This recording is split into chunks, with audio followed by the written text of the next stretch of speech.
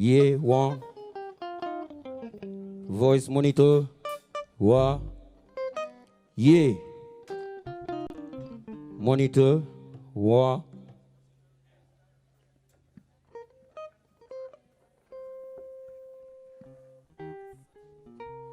Roll the music.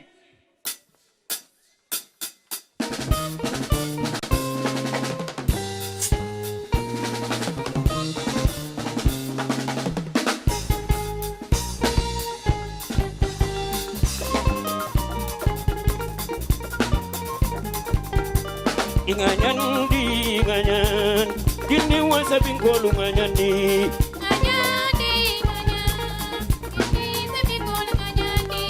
Manyima konde manyima, tatang konde nyina no la manyima la.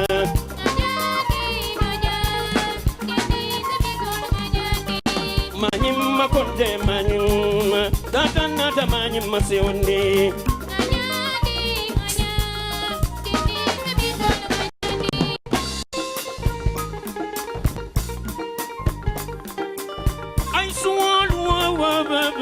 I swore baby konde no ma.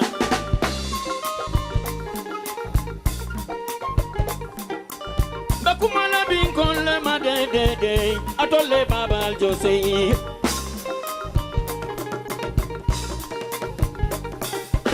ngam babalu jibe meje katam min ke manyon le lotanye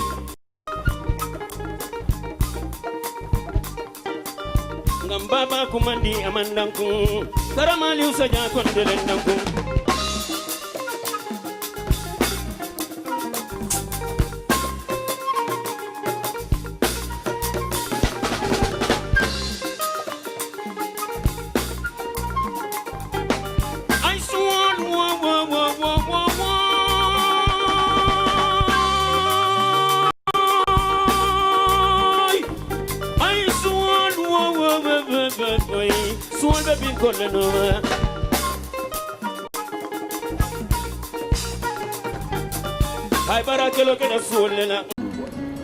Benga na kodo mu be doku boy ngaki na nyinkendi moy boy pura e bungulo nyi boro na bungo hani lento am futa je boy de jibe lu njumala ya fuñe koy babul lola ama me ila bungo jibe badane jara foyte lafta fula nyi mam balu kalam mu baluwo fo baluwo ko budlo ko fanan kele boy nyim bungo jala be nyamende abbe mu balu la do ko nyen kunna soniata ta www.baluwo.com anim baluwo isela bullora jorangol be sang anila kudula asatare mambata jorangol membuko sementol kenyo babarol nil peruol woninga nyon jamal tabaluo.com yin jorangol be sang ila dinkira bado adungite batala je anim baluo ifangole marate la kudula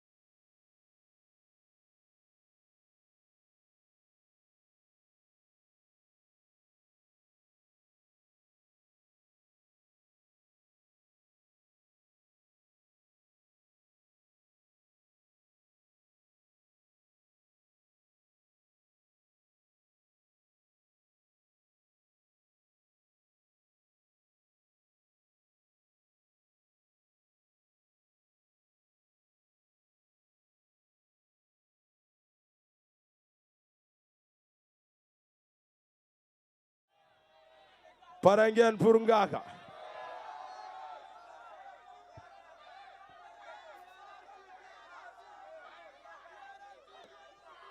dafa mel ni blende yam waxal waaw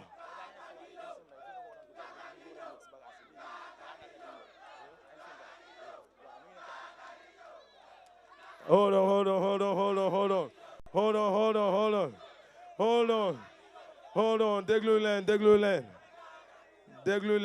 leen Ngaaka ñëw na ba pare non ñëw na ba pare mu ngi cool waaw dama leen bugg a dugalal benn bagage balaa Ngaaka di éeg benn bagage naa leen a dugalal balaa Ngaaka di ñëw xam ngeen mooy lan non pour cefe yi la nag cefe yi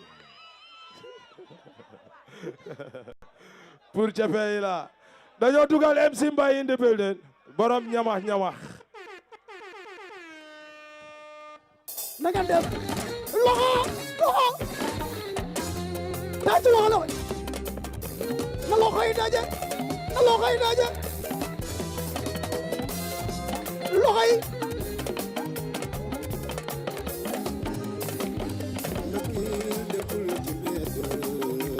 waaw xale yi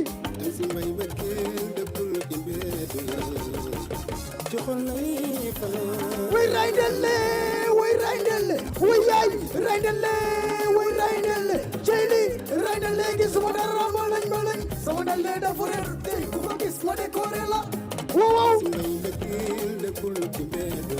Modou wayal di booti ala di booti Modou waxal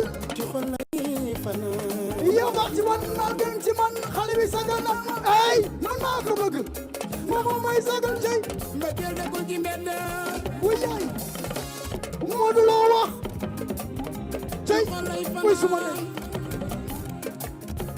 kay fanaan depuis dagg ci ñaar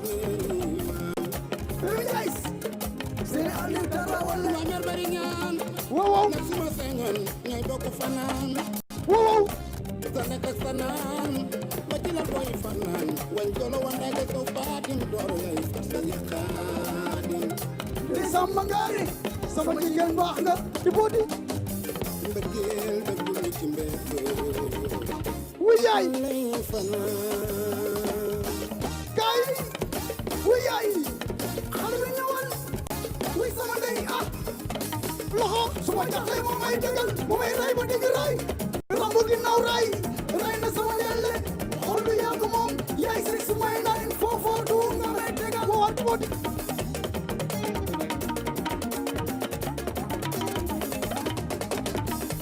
wuy mbëggeel dafa jooy wuy mbëggeel dafa jooy wuy mbëggeel dafa da copie original li jaman na ma ba tey may fi li suuso sama jigéen xam nga loolu yow amul maa ko Modou woy jafar ñu dem woy sama ndey lay daw de bari na doxal mooy boo sori na woy bay naa yaay woy sama ndey bay naa bay bay jox la caabi kër ñëwal teg si caabi moto kon xale lu ma la jaral woy sama ndey yoole leen ko li lu bees la xale Gambia feccal leen ko yoole leen ko yoole ñëw na yoole dafa xew soo mun a fecc ko yoole dafa xew te ànd ak taa doxal ñu dem way yaay fecc leen leen lama dafa xew te ànd ak taa way sama de sama lamar feccal lamar sama lamar léegi lamar li may lamar ay Gambia li may lamar ay yaa ko doon fecc may kontaan du ma doon li waat yaa ma doon lamar may kontaan tey nga doon li waat wuy sama de doxal wuy sama de wuy yey sama lambar sama lambar fa lambar sama lambar mara lambar sama lambar mu bay lambar wuy yey sama lambar wuy sama de yaa ko doon lambar may kontaan tey nga dellu waat Jërëjëf tàccu leen Big Faa one more time. Ngeen tàccu si Senghor ya. Jaa ngeen jëf. Boy, yow bandi nga. Hey, xam nga naka la? Kuy ñëw. Teel a seen bopp xam nga naka la? Ni ko dee teero am na benn. Okay. Tàccuma.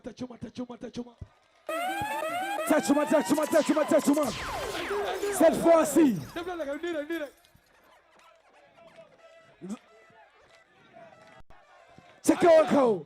Are you ready for Gaka Blender? Gambia! Hey! Are you Right ready? now, from Dakar, Sénégal, artiste de renommée, Supandanan, Gaka Blende, from Dakar, Sénégal, make some noise for Gaka Blende!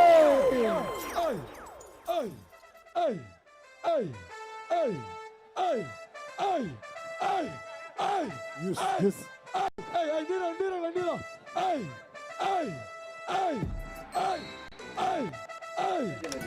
Bari kontaan ka baax. Man kontaan boy. Mu nekk. Boy nga nyim bata mbe taki tubabu du boy. Boy nga nakodo mbe doku boy. Nga kina nyinkendi moyo boy. Pura bungulo nyi. Boro na bungo hani lento amam futaji. Boy de jibe lu njumale afanyi koy babun lola. Ama me ila bungo jibe abadame. Jara. Foyte lafta fulanye man balu karam. Prayers. Almighty God, who in thy wisdom and goodness has appointed the offices of rulers and parliaments for the welfare of society and just government of men, we beseech thee to behold with thy abundant favor us thy servants whom thou hast been pleased to call to the performance of important trusts in this land. Let thy blessing descend upon us here in this house assembled. Grant us that we may treat and consider all matters that shall come under our deliberation in so just and faithful a manner, to promote thy honor and glory, to advance the peace, prosperity, and welfare of this country, and of those whose interests thou hast committed to our charge. Amen. Thank you. Good morning. Please be seated.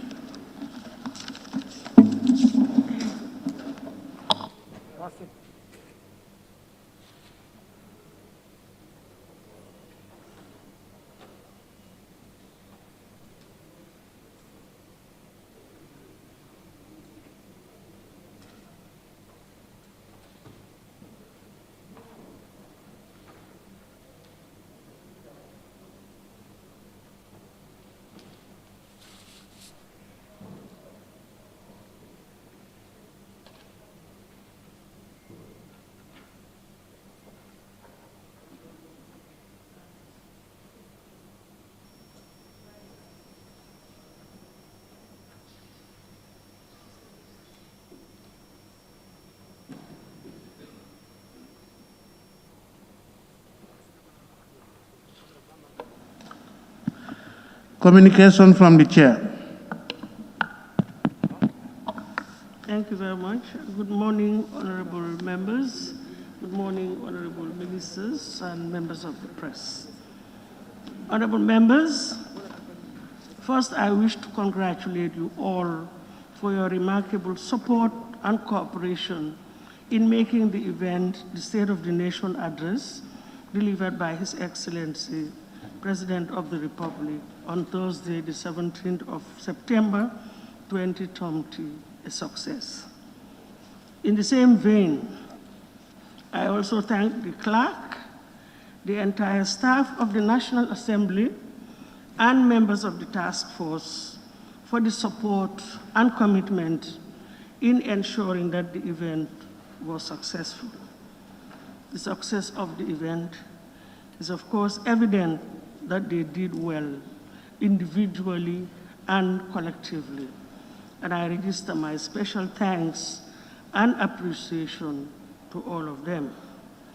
To the media and the public, as usual, we are always grateful. The support and partnership over the years have been very fruitful. Our sincere appreciation also goes to the media fraternity in particular for their continuous cooperation, which is crucial in reaching out to the masses whom we represent. Honorable members, before we commence the debate on the State of the Nation Address 2020 delivered by His Excellency, the President of the Republic, on Thursday, the 17th of September 2020, the Assembly will, as a matter of procedure provided for under Clause 14 of Clause 2 of the Standing Orders, first consider the third reading of this Women's Enterprises Fund Bill 2020, followed by a continuation of the second reading of the Constitution of the Republic of the Gambia. And on that note, thank you very much, Clerk. Can we proceed with the usual? Correction and approval of records of votes and proceedings of the National Assembly sitting of Wednesday, 16 September 2020. Thank you very much. Honorable members, the record of votes and proceedings of the National Assembly sitting of Wednesday, the 16th of September 2020 is before us for consideration and adoption. Can an honorable member please move that the said record of votes and proceedings be considered and adopted? Yeah, honorable member for Jara West. Thank you, Honorable Speaker. I rise to move the motion that the records of votes and proceedings of the National Assembly sittings of Wednesday, 16th September 2020 be corrected and adopted.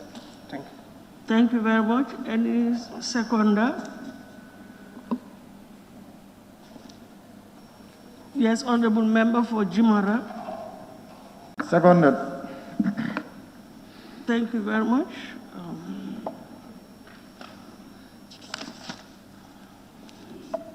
It has been moved and seconded that the record of votes and proceedings of the National Assembly sitting of Wednesday, the 16th of September 2020 be adopted. Any issues or observations, corrections from honorable members? Two records have been circulated, the one for the 16th and 17th. So we start with on page 1, 16th. Any correction? You don't have a copy? Just address the table office and they'll provide you with a copy. Thank you.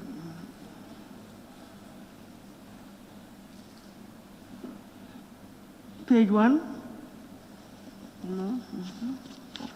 Page 2? The attendants can ensure that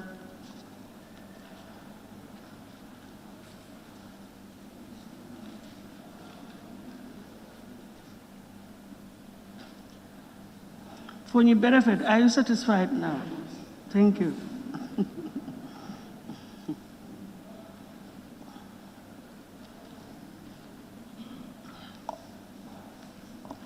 Okay, page 3. Yes, Fonyi Jarol. Thank you, Madam, for consistency purposes. My name Alhaj S. I don't use S as an initial, but the full Sankum, because S could mean any other name different from Sankum. So I would want them to maintain Sankum instead of writing S, please. Thank you. Thank you. Anything else on page 3?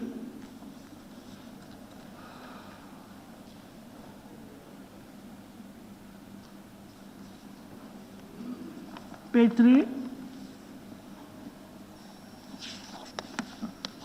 Page 4? Sorry, excuse me.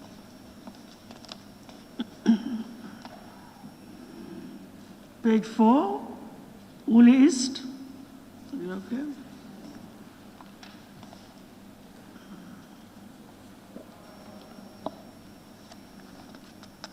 Page 5.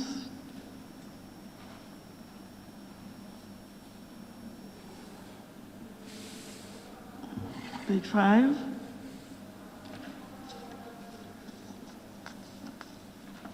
Lower Fuladu. Thank you.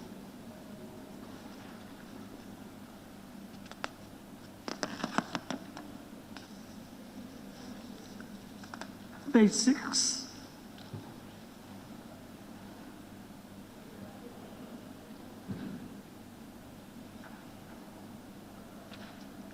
Seven. Yes, Woolist. Thank you. On the adjournment, first line, the assemblies do stand adjourned. We put an ED there. You seen it?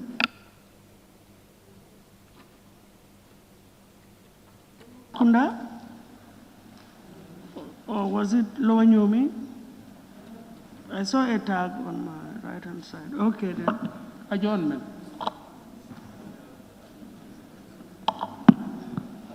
Anything more on 7? No? We're okay with 7. Page 8. Yes, Lower Fuladu. On 8. Yes, on page 8. Those in favor, please say aye. Those not in favor, please say no. So, the ayes or noes have it. Which one is correct?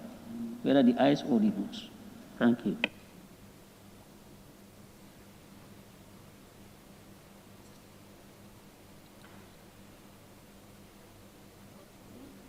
East, okay.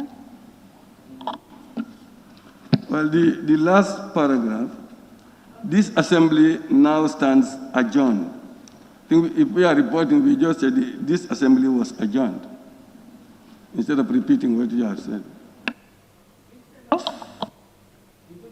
He's just repeating what you have said. It should be reporting. The assembly stands adjourned.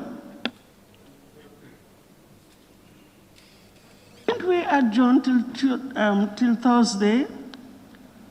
I thought we said the assembly stands adjourned till Thursday. No, he's saying now. The assembly now stands. You understand? The assembly now stands. You are saying that at that time, but today, the assembly just stood. You understand? Yes, it's I reporting. understand, but isn't it correct that we are reporting what happened on that day? Yes, you are reporting. We are reporting what happened. No, I'm just asking, isn't it also the fact that this is a record, a report of what transpired on that day? Yes, I know. You mentioned this assembly now stands adjourned. That's what you have said on that day. But when you are reporting now, you are not supposed to use now. You are mentioning today. This assembly was adjourned because it was done before, not now. You understand? Mm-hmm. Yes. There's no need using now.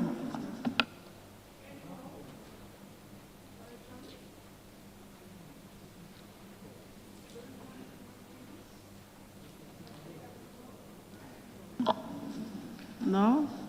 Okay.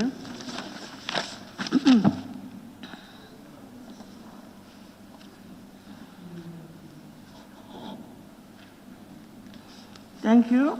It has been moved and seconded that the record of votes and proceedings of the National Assembly sitting of Wednesday, the 16th of September 2020, be adopted with amendments. Those in favor, please say aye. Those not in favor, please say no. The ayes have it. Thank you very much. Clerk, can we proceed with the next item? Records and correction of records of votes and proceedings of the National Assembly sitting of Thursday, 17 September 2020. Honorable members, the record of votes and proceedings of the National Assembly sitting of Thursday, the 17th of September 2020 is before us for consideration and adoption. Can an honorable member please move that the said record of votes and proceedings be considered and adopted? Yes, Jara Central, thank you. Thank you, Honorable Speaker. I rise to move that the correction and approval of record of votes and proceedings of the National Assembly sitting of Thursday, 17 September 2020 be corrected and approved. Thank you. Thank you. Any seconder? Yes, Foni Bondali. I ask to second the motion. Thank you very much.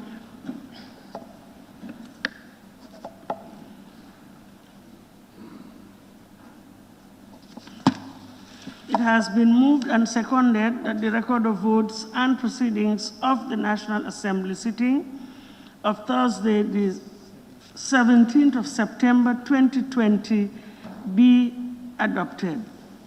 Now, any issues or observations from honorable members? Question. The records have also been circulated. Yes, honorable member for Woolly West. Honorable Speaker, the names of members, are they reading alphabetically or they are reading helter-skelter? Because my name keeps on floating between 9, 30-something, 20-something. What is that? I'm asking whether our names are written alphabetically or helter-skelter.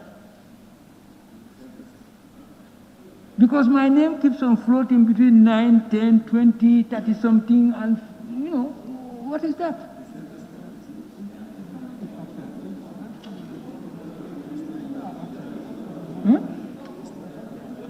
Well, they should.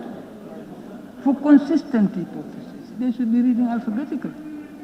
Consideration, but I am being informed by the table office that we cannot be consistent because at the moment, we'll look into it as I said, but that honorable members come in, not everybody gets in at the same time.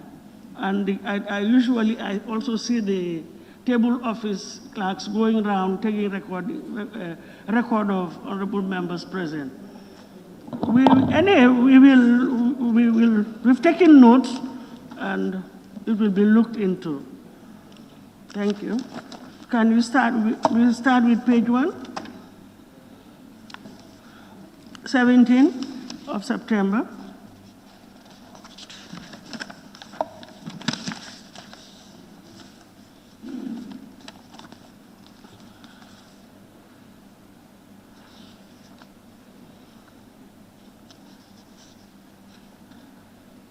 Page 2.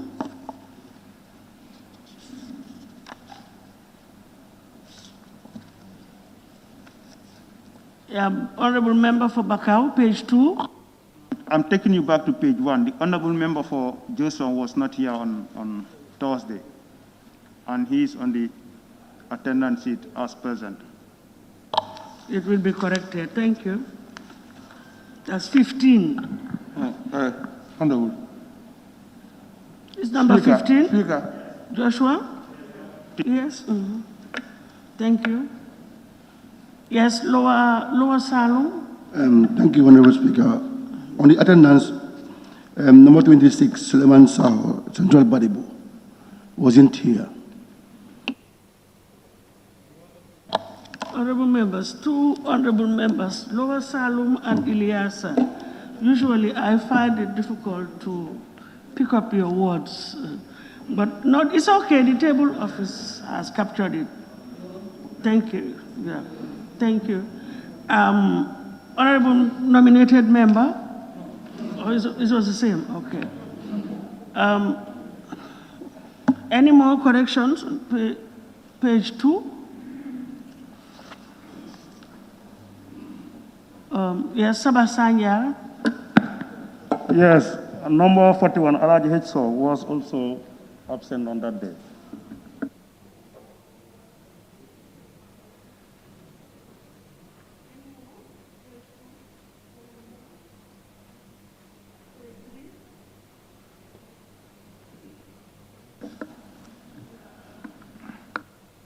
Lower Nyomi. Are you on page 3 or 2?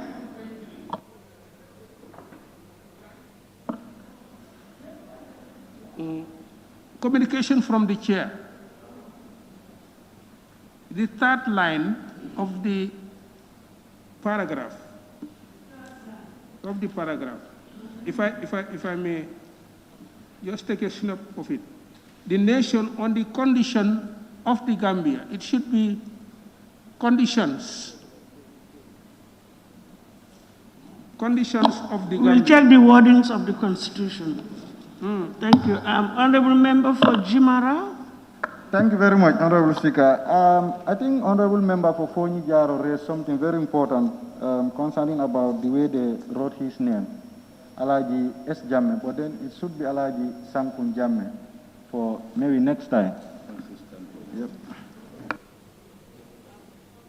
For Bakau.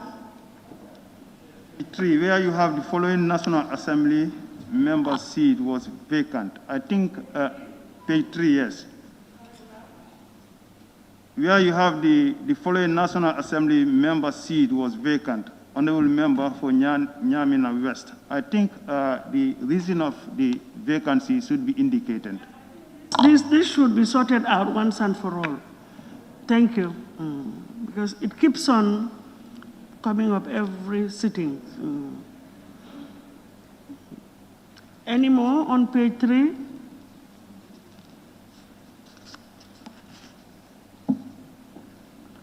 Page 4, can we? Page 4? No? Okay. Page 5, Woolly East. The first paragraph, second line, the will, Excellency will, should be changed to would. We are reporting.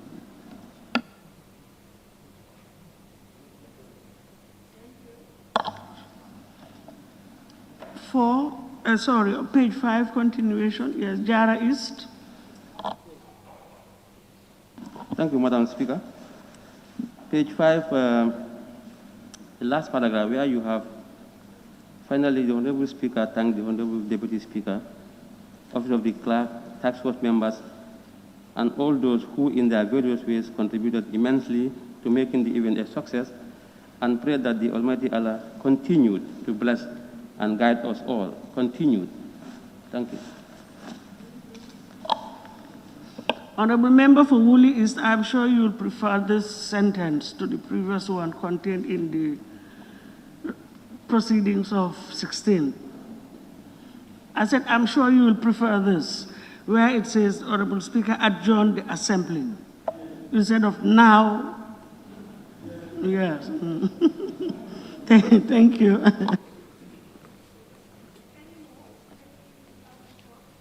Members, we've also taken note of the observations, and they will be addressed in due course. Yes.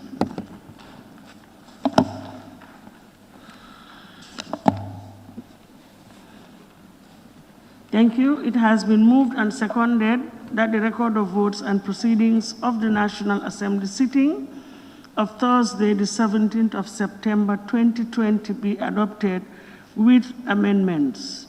Those in favor, please say aye. Those not in favor, please say no. So the ayes have it. Thank you very much, honorable members. Clerk, can we proceed? Bills, Standing Order 7220 and 75, third reading of the Gambia Women's Enterprise Fund Bill 2020 by the Honorable Minister for Women and Social Welfare.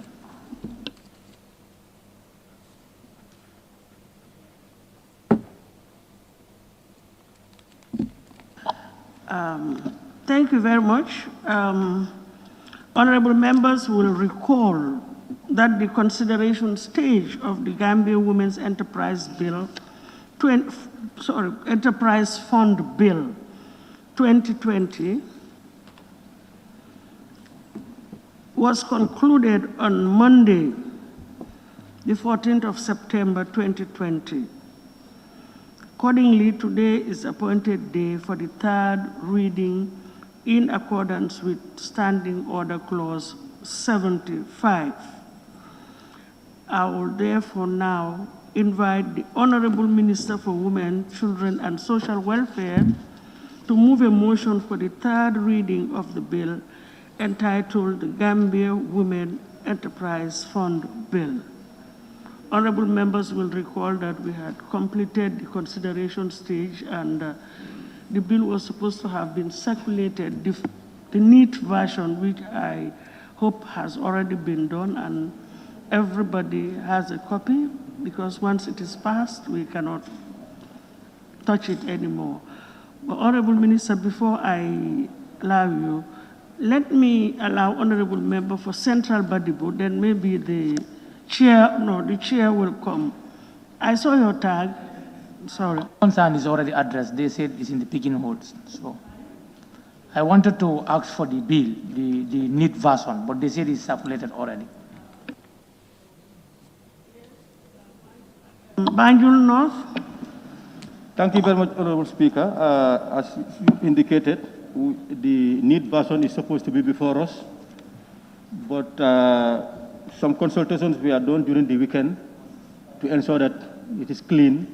It captures everything that was discussed and agreed by the whole House, Committee of the whole House. But I've still noticed some missing things, and I think it's important, as you've indicated, for us to do the corrections now before the Minister comes. If we go to page 7, and the advice also, when we have these things, it's important that they come and place it on our tables rather than pigeonholes, because I think that's the problem that most of them are having. Some of them are not of the habit of going to their pigeonholes when they come in the morning. So but we go to page 7. Honorable, what I have suggested to the table office, I'm sorry, the office of the clerk, that I think it is only fair that in future, after these amendments are done, at least we give 2 days to enable all the corrections or amendments to be adequately captured.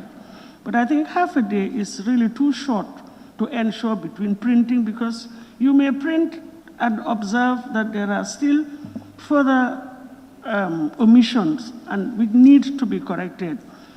So I don't know, under this present situation, whether it would not be better if we push this or adjourn it and allow everything to be tidied up, because in any event, you need a clean version as agreed between the ministry and the committees. That's just my proposal, because I didn't know. For me, I thought that everything was tidied up, you know. But we are being told that there are still some issues to be tidied, and we thought we had finished the committee stage. But there were some omissions not captured here, but discussed at the committee stage. Am I right? If I get you, Honorable Banjul North? No. Well, these are just, one can call them minor. The missing ones were, like I said, in our consultations, we are taken up and then factored in the final document. But these are just numberings and some wordings in terms of, yes, formatting is part of it. But I don't know whether other members of the committee would want us to defer it to tomorrow, or we proceed with it today. But for me, it's not a problem. I think we can proceed with it if they don't. Well, the committee members are here. You have the co-chair is saying that, is suggesting that we move it for tomorrow. Be guided by your observations or your advice. Yes, honorable member for. Yes. Thank you, Honorable Speaker. We are really operating according to Standing Order 72, paragraph 20, that when a bill has been amended at consideration stage, the whole text of the bill together with a revised memorandum of objects and reasons, amendment shall, if practicable, be printed. But if this is not practicable, the text of every clause or schedule amended and every new clause or new schedule added shall be printed, published, and circulated to members in advance of the final stage. So, Honorable Speaker, this is the final document that we are voting on, is the law. So it is prudent that we clean it up. It's the end. Before the end of the session is simply coming and voting on what we have already processed. So I would propose that we push it, postpone it, and allow that process to take place between the committee, the minister, and our staff, so that we clean it up and circulate the copy that we will finally consider to be the law. I think, Honorable Sala, that is exactly what I said, or I suggested. Am I right? Yeah, that was exactly what I said. And I said I will leave it with the committees. So in that case, we will suspend the deliberation on this bill, that is the third reading, until things are sorted out, because we need to get it printed, final and neat copy, printed, circulated to members well in advance. We still have time just to go to the third stage. So, Honorable Minister, I'm sure the committee and also the table office will get back to you so that you can get the bill finalized with printed and circulated well in advance to honorable members for them to ensure that everything has been adequately captured.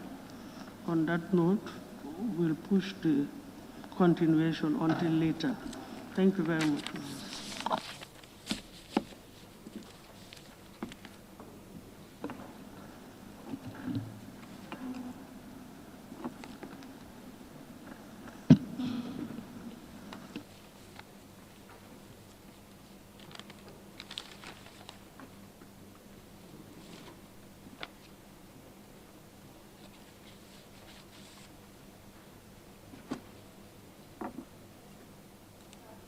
Yes, Clerk, can we continue then with the next item on the order paper?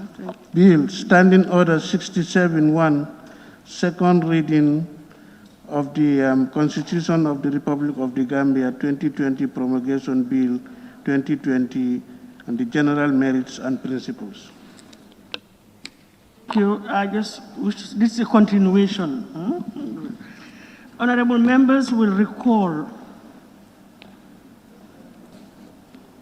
Yes.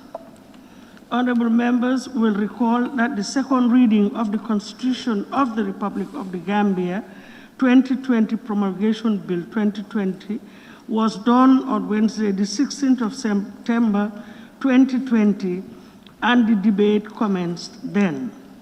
Today, we will continue with the debate on the general merits and principles of the said bill.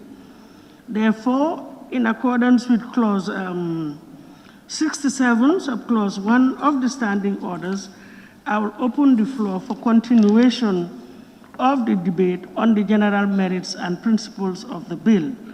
And any honorable member who wishes to take part and whose name was not recorded can raise his or her constituency tag, and I will do the recording accordingly.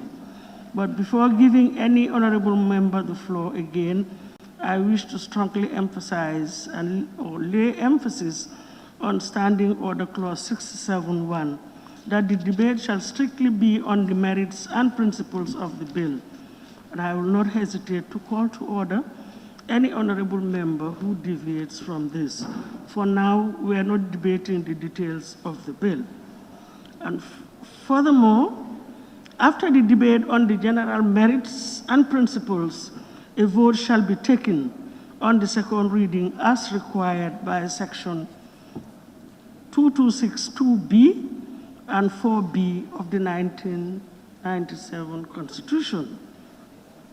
A vote of not less than 3/4 of all members is required before the bill can proceed to the next stage of the process.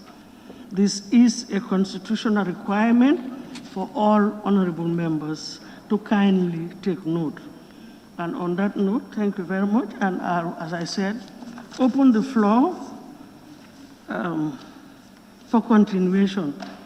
I already had a list, so I want to continue from where we stopped. Yes, I've noted Fonny Breford. I just want to confirm whether you were originally on the list.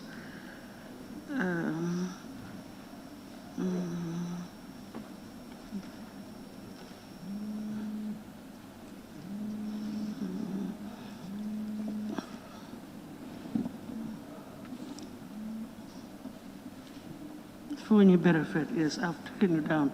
Honorable Member for Janjamburi. Thank you.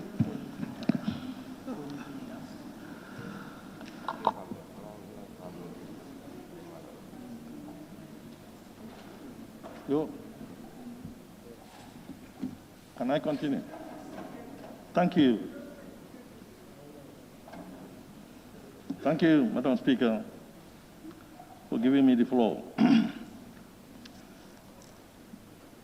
I just want to remind or can I remove the mic? The mask? Okay. I just want to remind myself and remind my fellow National Assembly members. One of the reasons why the entire Gambia decided to go in for a new constitution. First of all, if I stand here today and hold this constitution, I don't think I'm holding the right constitution, because these have been doctored more than 50 times. So this is not the right constitution. Secondly, Willie West has said it here, that in this constitution, the Gambia was not defined. So there are a lot of salient issues that are not in this. And at the time of when the act was coming to this parliament, I don't think there was anyone here who would have gone against this constitution. Madam Speaker, we are informed, according to the report, that the process they took, that we asked them to do, because the act was approved by us here. So in other words, we asked the CRC to prepare this document. And how did they do it? They informed us that they went according to the act, which was prepared by the executive and sent to us for approval. They informed us that they had 263 focus group discussions all throughout the Gambia, which involves more than almost 8,000 people individually. And a lot of processes that are all mentioned here.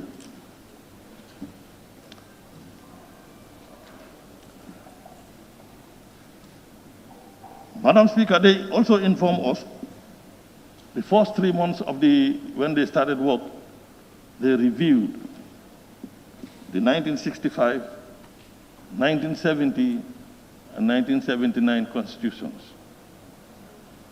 Unfortunately, I would agree with some of my honorable colleagues that I think the Kenyan one should have been included here, so that when you quote from it, it can be valid.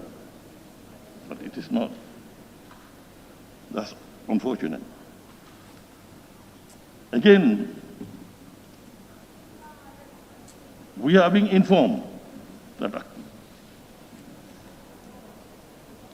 They have consulted. Position papers were given to them by 31 NGOs.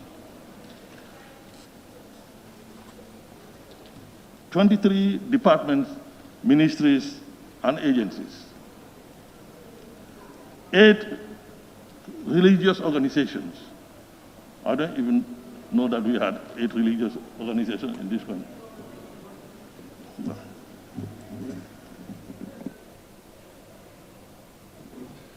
Okay, you want to observe? Yes, I want to make just clarification. I don't know whether you remember. Honorable Speaker, if you look at page 217 of the report, it mentions references. References. Page 217. And if you go to page 219, item 30 and 31, 32, 33, 34, you will see the Ghana Citizenship Act. With you, can you just refer me to the relevant? Yeah, I miss your pages. Is the report, okay. report of the Constitutional Review Commission. Okay. On the the one draft. that I have is the, I'm using the gazetted copy, that's why. Okay, no, not the copy itself, but the report. Yes, the report, page 217, has references. And if you go to page 219, it mentions many constitutions. 30, Ghana Citizenship Act, and 31 is Ghana Constitution. 32, Malawi Citizenship Act. 33, Malawi Constitution. 34, Kenya Constitution. Well, in academia, what you really do is make references. Anytime you have literature review, you will make references so that nobody can allege that you have plagiarized. Thank you. Thank you for the rectification.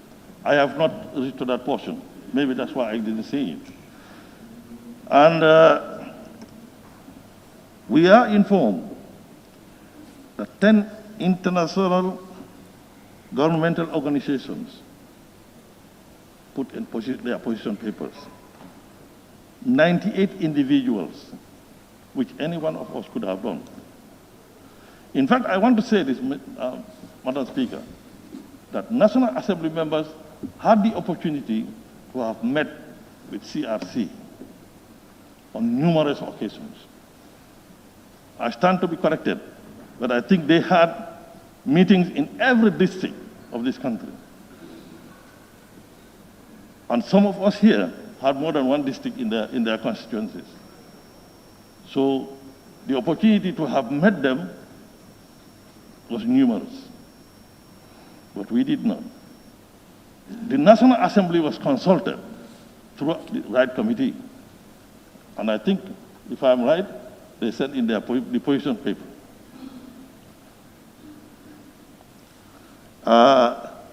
Four educational institutions sent in their position papers. 98 individuals. Again, we could have been among, any one of us could have written a position paper, and I'm sure some probably might have done that. And finally, 3 political parties. All this listing was done by Gambians, which really tells us that this constitution was very consultative and participatory. This does not the least mean that I don't also have my objections. Madam Speaker, if I want to enumerate what I also have comments on this, my number one thing would be the citizenship. I agree that Gambians should open up and allow other people to be registered as Gambians. But we are saying, we are not refuting it, but let it be in the right manner. Let it be in the right manner. Go and do the neutralization or whatever in the right manner. That's all. That's all we are asking for. So I think that portion of citizenship should have more elaborated. That's my feeling. And I think at one time, here it was either at committee level or at the plenary that we said the president at least should be coming here twice every year. Beginning of the year, to highlight what his government has planned. At the end of the year, to come and tell us what they have achieved, what they have not achieved, why they have not achieved.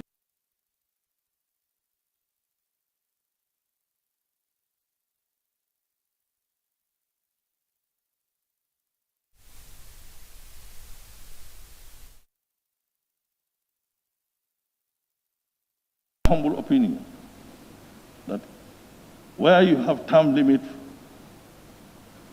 for president, for National Assembly, for councillors, the chieftaincy is left wide open. If you elect a 20-year-old as chief, and supposedly he is to live for 100 years, he will be chief for 80 years. And we have seen numerous times where chiefs are not functioning.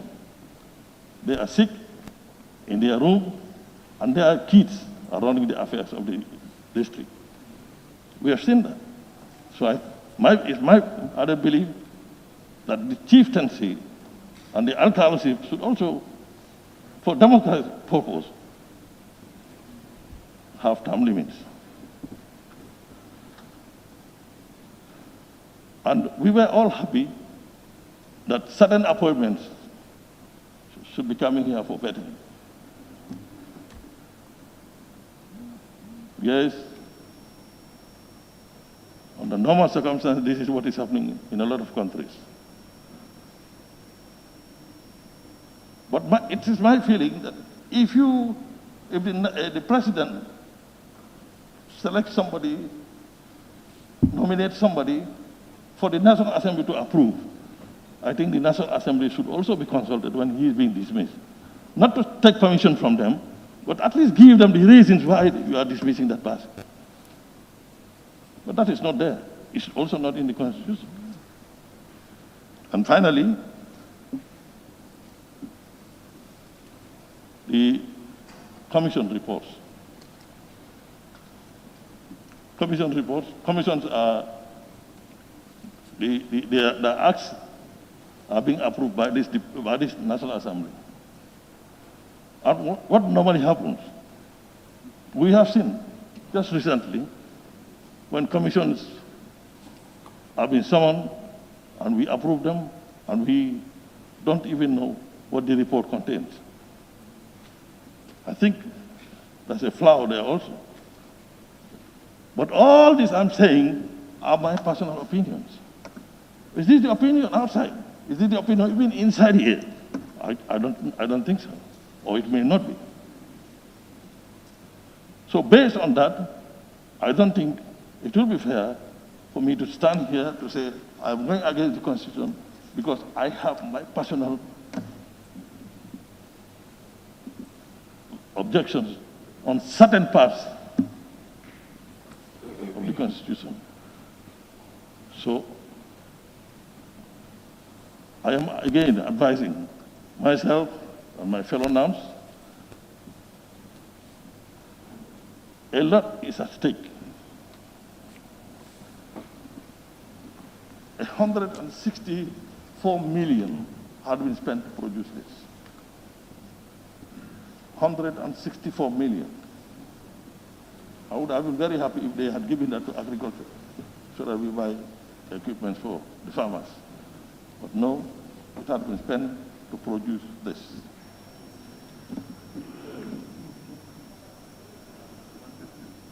115. No? 1.6. Okay, let it be 100 million. Let it be 100 million, not 116.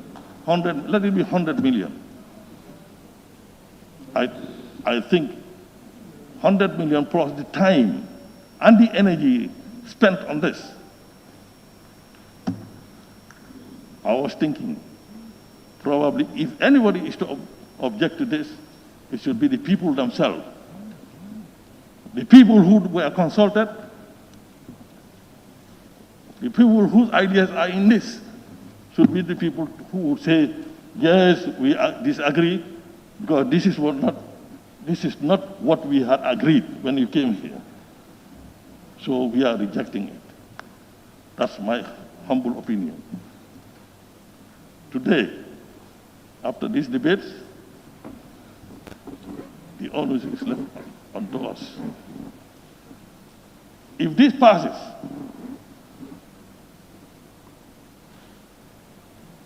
it's the Gambian people that will win.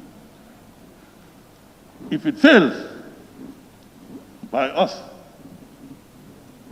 I think we will not be in the good books of the people. Because, Madam Speaker, these days, a lot has been said. A lot is going on since yesterday, after today, on this Constitution. So there is a definite need for us to rethink.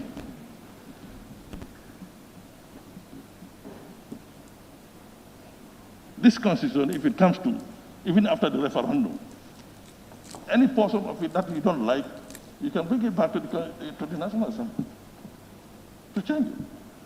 It's not a Bible, it's not a Quran that you can say you cannot touch it.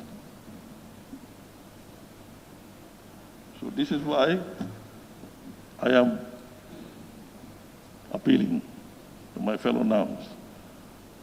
Let's reconsider our positions. Yes, there are one or two things that we may have objections on in this Constitution. But we must always remember that it is your personal opinion about it. And your personal opinion, if it does not coincide with what was told to the CRC when they went to the people, I don't think the CRC would do a good job by putting your personal opinion here and leaving out the opinion of the people.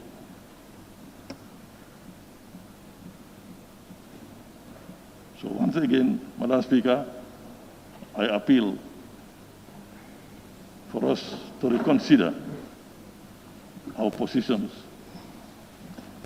and pass this Constitution. Thank you. Thank you very much, Honorable Member for Ileasa.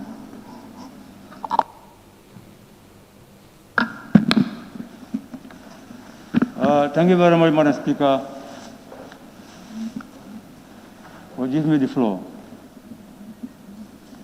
Before I'll go further, we have heard or you read and we hear so many opinions from CRC. So now what we should do now is to establish facts. That's what we should do. Madam Speaker, when I read this Constitution, I did draft. I was highly convinced that this is one of the best constitutions forever. And Madam Speaker, I was very disappointed to hear that most of the NAMs were saying that this is a common copy. Madam Speaker, let them I'll ask them. And also, I'll inform the National Assembly that there was only one original, which God had created, that's Adam. The rest were common copies. And I was even happy when I heard from you that You hardly understand my language. I was happy. But this is how my father speaks. So I was very much happy to hear from you. But now, even if I point out that among MPs saying that well, you are not a common copy of your father, how does that person feel it? Uncomfortable. The CRC, they did a wonderful job. Because if you could allow me, if I refer you the report, page 32 of the report, if you could allow me to read. 97. The CRC, they have contacted about 874 people, took part face to face. And out of that, 818 individuals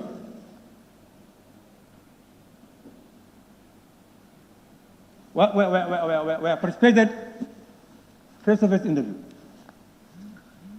Out of that,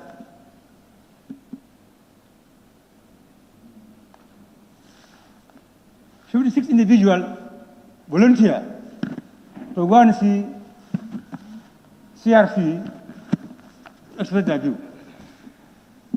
So, that being the case, Madam Speaker, to be quite honest, this constitution is not for witch hunting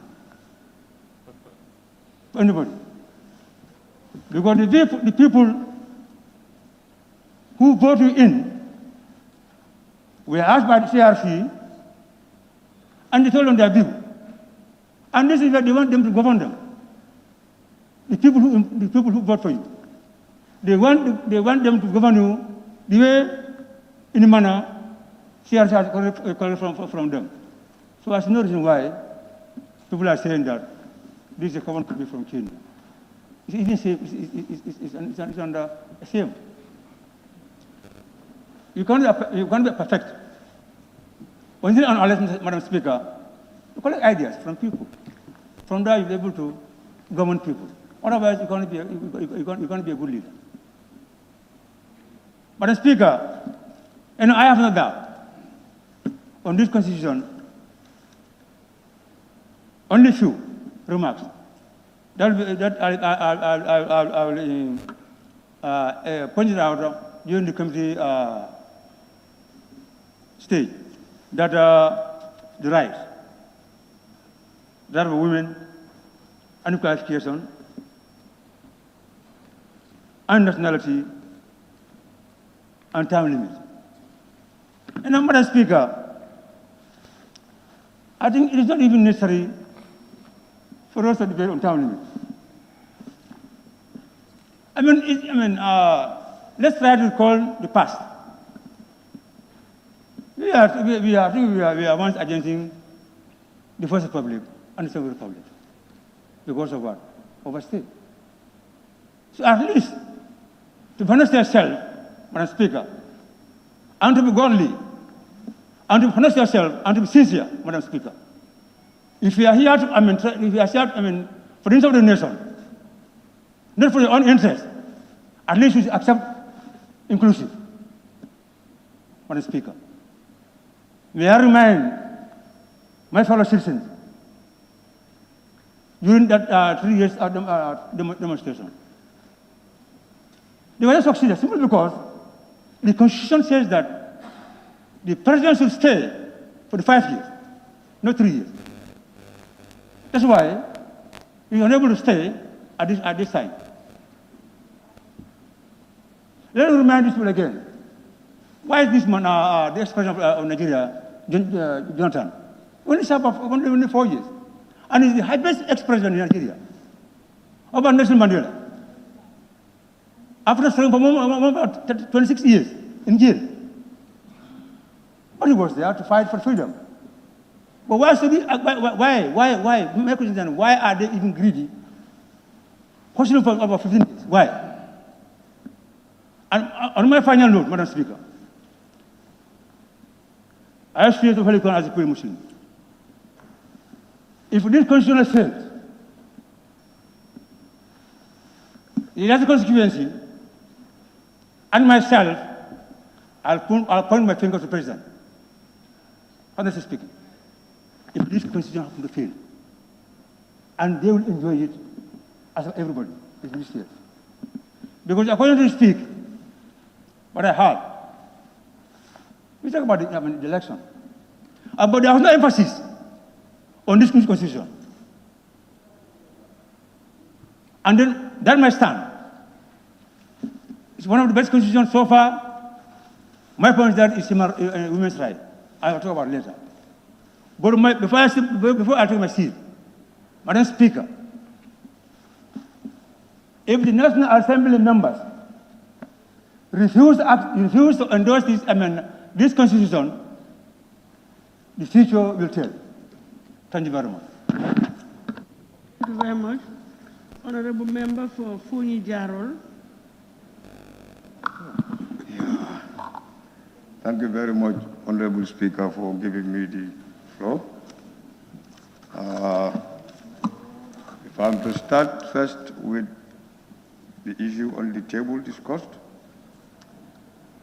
I would say that this is a conspiration against the 1997 Constitution, and which, may I assure you, that it will not work. Okay. Honorable Speaker, going through the document, with consultation with my people, who through them I am here as a National Assembly member. We went through the document, and what we came out with is that there are many irregularities, many loopholes that needs to be looked into for whatsoever. You know, we cannot be fooled twice as a country. I mean, we have to be very careful. It is this 1997 Constitution that has made you and I and the President to be what we are today. Because we were all sworn through. And up till date, it is that document that the government is still functioning on. So, while you repeat, we can make amendments, go through into some of the necessary or unnecessary things that we think are not fit to be there. We may change. Saying we have spent 116 million, I mean, that's nothing to me, because it's all about life. This is all about governance. This is why sometimes when you are taking up things, you have to be very careful and study it thoroughly. Don't just say because I am in power or I am over you, so I have to do whatsoever. Most of us here, we are opposing the coalition government. And you are the very people who came up with that coalition selection to get this man there, president. And now we are saying no, because of certain, weaknesses that are prevailing. So should we also allow, going through this document, the same thing to happen? I have my reasons, as I said. Now, by the way, if I may refer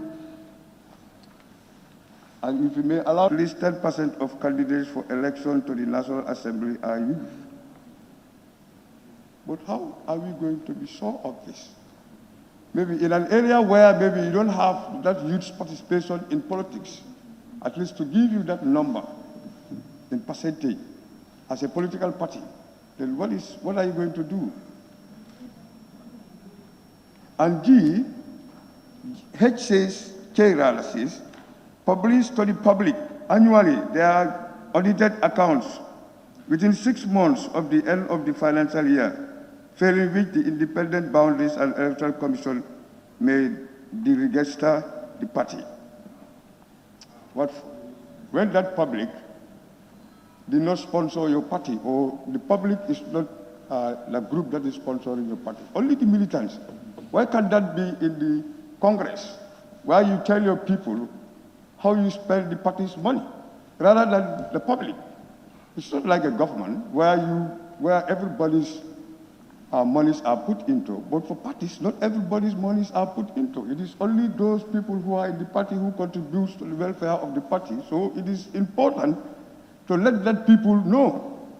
But the entire nation, meaning you are revealing your secrets. And every life needs secrecy. So to us, this will be very important if it is taken to the Congress.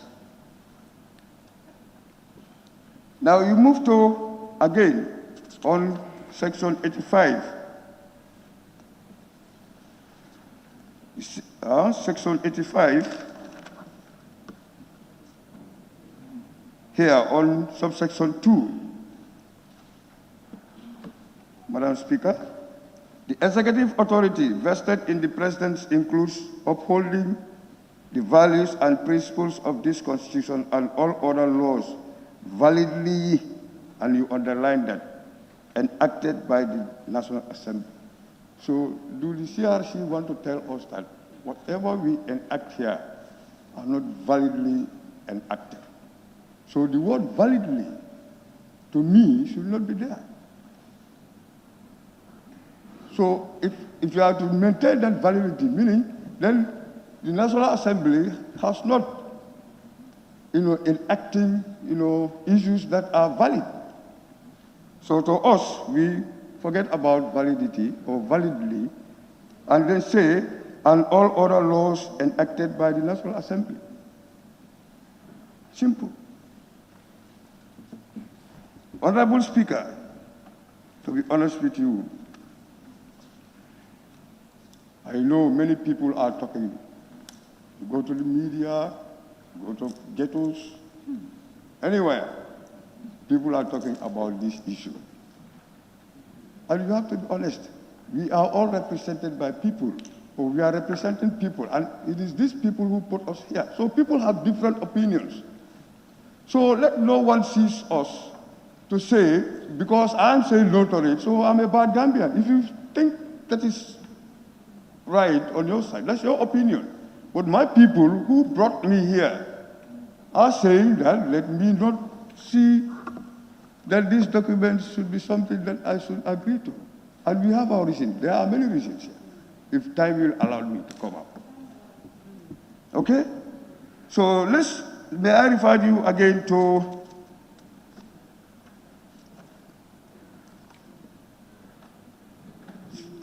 Section 89, subsection 2, which reads, the address by the President shall relate to matters concerning the state of the nation and may include previous, current, and future policies of the country. May. So it is not mandatory. He can say what has happened past or not. And we would want to know what the President has been doing in the past. Because that present situation, you are telling the people what you have done, what your achievements are or were. But now if you say may, that is not mandatory. He may, or he or she may, or may not. So, but if you should say shall include previous, which is very true, shall include previous. The President should tell us what achievements, his or her government had achieved. And then again, 97. If we can go to 97, Honorable Speaker. You avoid the details for the time being. Pardon? You can deal with the specific sections, but just the general principles of it. Let's try to avoid the details for the time being. Yeah, but the way I think, because I'm getting from the bill. So I think I'm on the right track. So, I said page 97. before 97, can we see 94? On page 42. Disqualification for election as president.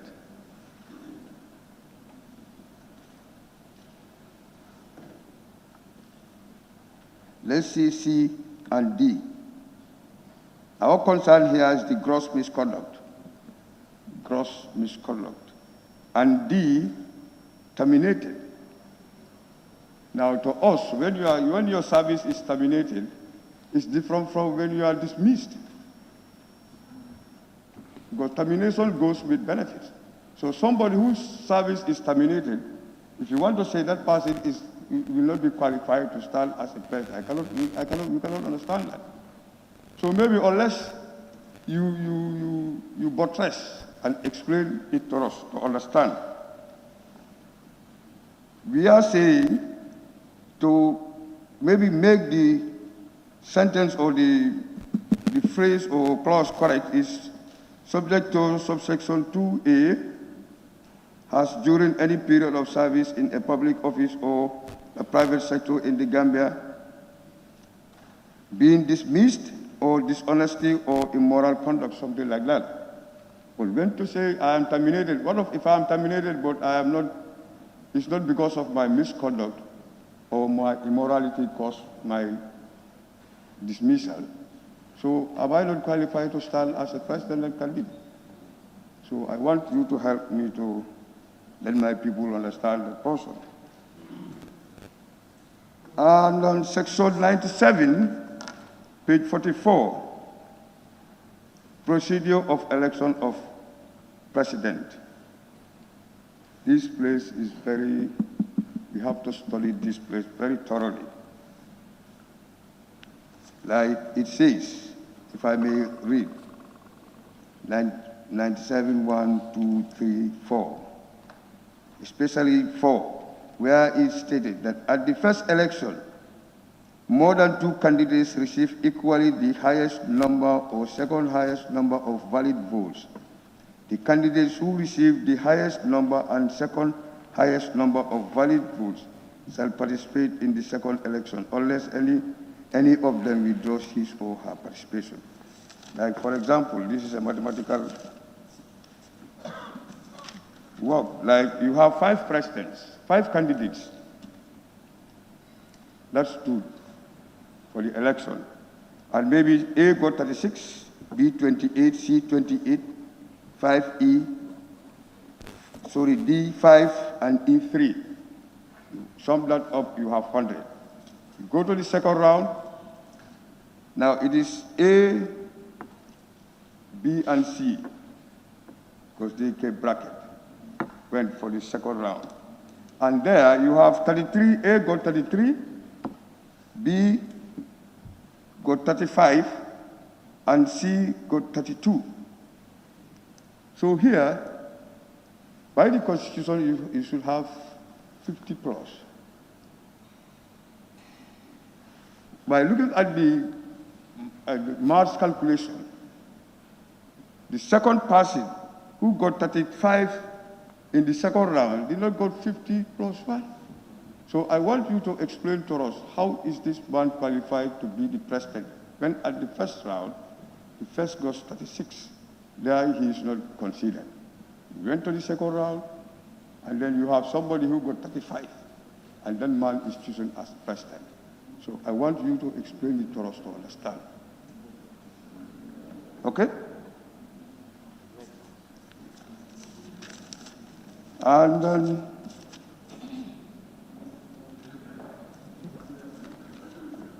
I don't like interrupting honorable members when they make their interventions. But as I said earlier on, can we just deal with the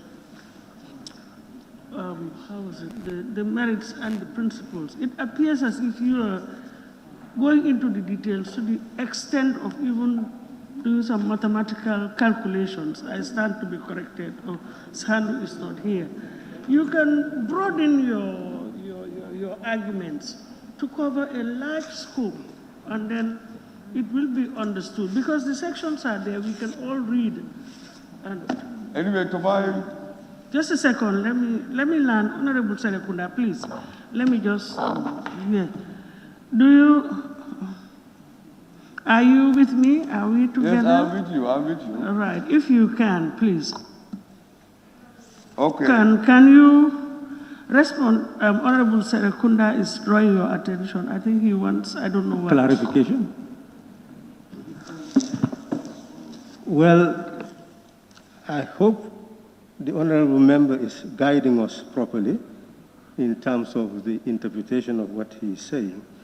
What this seems to be saying is that if you have the person 35 and the second position you have two people having 33, then you have a problem there. All three are there. One is first, the other two are second. So if the other two, one drops, you can still continue. Otherwise, all of them will have to participate. So I don't know, what are you guiding us? What is? No, what I'm trying to say said here is about the details for the time being.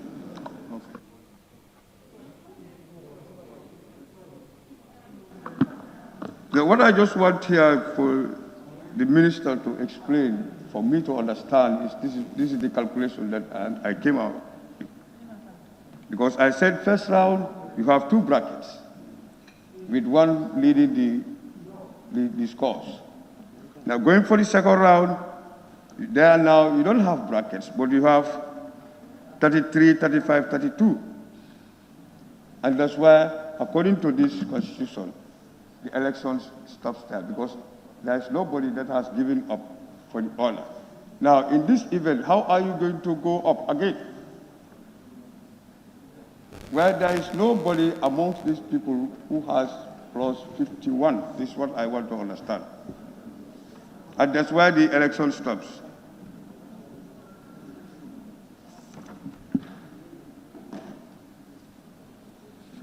Are you following me? Yes. Yes. No, the minister. I'm not talking to...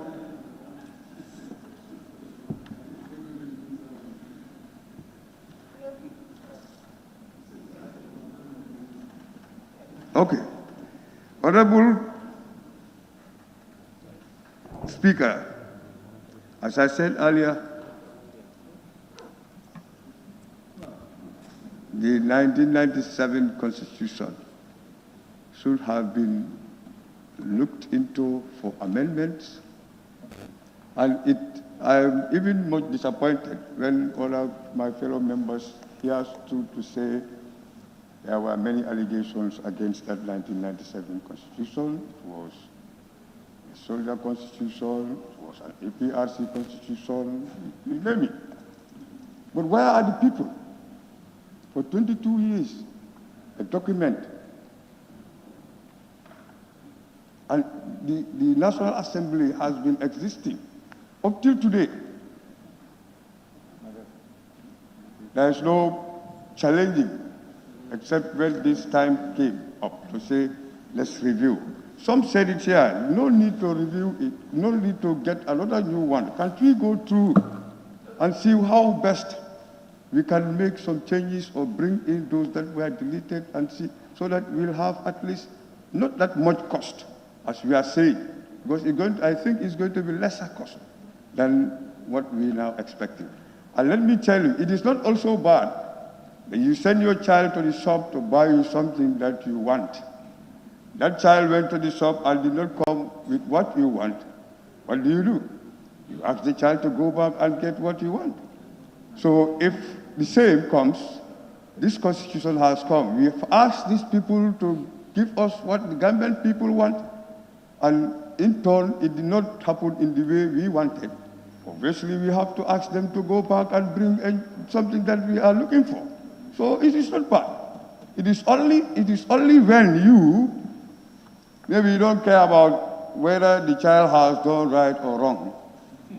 You don't care about it, so you will not worry. But for us, we've sent CRC to bring us or to give us as expected, and it is not done in that right way. So what do you want us to say? Go and redo it properly, or we continue on our 1997 Constitution. We amend it, see how best we can put things together, because it is for the whole Gambia. I mean, for 22 years, it's not 22 days, and we have seen what they have been doing. So if that Constitution, it is the people, in fact, what I sometimes say is it's the people who face the Constitution, not the Constitution that fails the people. Because we are the people who do the works or the instructions of the Constitution. So if we fail to do so, then it means we are failing our own selves. So this is what happened. And let people not fear. Because others would say, yes, if you retain the 1997 Constitution, Babil Mansa will come, and when that happens, many people will run away. Who is Babil Mansa? Who will make people to run away? Is he not a human being like you and I? So, let's see what benefits the Gambia and what can Madam Speaker, forward. the member is deviating. Making an observation. You have to be clear what you want. Yes, observation. Observation, Honorable Member for Fonyi Jaro M. Yes, No, Jaro. and in fact, he has even followed the rules. You are not allowing. No, I don't allow him. So, in short, madam, and if you go to the judiciary, and before there, the National Assembly Service Commission, if you look at it thoroughly, why inviting other people to come and interfere in our own, administration? Like, creating 3 people, something like that, if I can quote it rightly.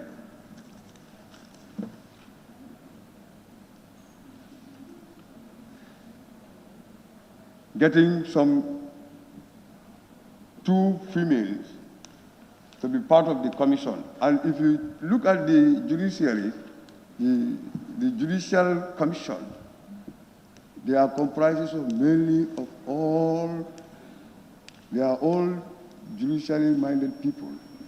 Are those not details? Consider, the details? No, madam, the number of. Not you have to be able to distinguish between generality and details. But this is what I'm trying to put to you. But then I'm only just, if you don't want me to give my consent, well, I mean, I don't know then what kind of a democratic system is this. Anyway, on a serious note, the parliament, we have to be very serious, because otherwise, the legacy that we want to come up will make us one of the worst parliament so far, since from the creation of parliament in the Gambia. So we have to be very careful and be very honest to our people. This is the opinion of my people, that this 2020 constitution is a conspiration. It's conspiracy constitution against the 1997 constitution. So it will not work. And you underline that it will not work. So I thank you. Honorable Member for Fonyi Berefet. Thank you, Madam Speaker. Berefet, you're quite right. Madam Speaker, thank you very much. To begin with, let me seize this opportunity to thank the CRC for doing a good job. I do appreciate what they did. However, it's my responsibility also to look at their work in detail as a representative of the people. And it's important also to reflect the minds, the ideas, and the ideology of the people I represent. Madam Speaker, a lot of issues that I want to raise have already been raised by my colleagues, and as a result, I don't want to take too much of time or to be able to repeat them. However, I want to pick on 2 issues, in addition to ones that are already raised, to bring that to the light of this General Assembly. That's the issue of the judiciary. I think the issue of the judiciary, that doesn't mean to say that I am downplaying their importance. Of course, they're equally very, very important, like any other institution. But my observation has indicated that there's kind of preference being given to the judiciary, and I will tell you why. That's the first thing is their retirement benefits. And if I just quote from what I've summarized, a retired Superior Court's pension increases as the salary of a serving Superior Court equally of the same level increases. If this is applicable to all other institutions, I am okay. But if it's not, to me, it's judiciary bias. And this also displaces economic burden on already a fragile economy. The second issue, Madam Speaker, is judiciary budget. And let me go point of order, please. Yeah. Upper Flodu. Sorry, quote the relevant. Yes, unless I am not. Point of order. Which okay, authority? point of order is okay. Just quote your relevant section 23. and go ahead and Clause point 23 it of out. the standing orders. Madam Speaker, no, unless I am not understanding, members are going into clauses of the Constitution and trying to lay their concerns. If that is the case, we cannot stop anybody from going into the Constitution. Observation, Madam Speaker. And I am on a point of order. Point of observation. No. Honorable members, Point of observation, Madam Speaker. Could he refer us to the relevant point, please? No. What is the relevant provision or Honorable clause? members, please, I can assure you that I will try to conduct only one session. Honorable Speaker, we're asking for the... No, I'm not going to entertain. We are not going to have two sessions. Neither are we going to have dialogue. Honorable members have the right to intervene, but let us do it procedurally. We cannot be shouting from one side of the assembly to the other, talking at the same time. And we, in fact, it's not even permissible. Exactly. We cannot do that. So I just want... So let us exercise decorum. Anybody who wants to raise an objection, a point of order is entirely at liberty to do so. No, just cite the relevant provision. We will see if it is applicable or not. I have cited Alternatively, if it is an observation, if the honorable member who is on the floor allows you, fine, we will proceed accordingly. But what we should all avoid as responsible and matured honorable members, let us not be interrupting each other. Thank you. We can all listen and see if we are on course. If we are not on course, we just raise an objection. Exactly. It's as simple as that. Thank you. But before you proceed, can you just...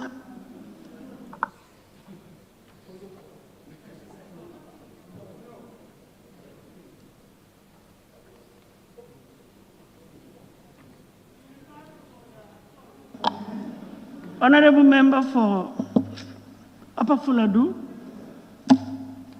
Thank you, Madam You Speaker. refer to which clause? I just want, it's nothing to do with what he's saying. I just want to know, come on, guys, don't be silly, man. I have referred to the clause, no, section 23 of the standing orders. Yeah? I have. Listen, guys, have decorum.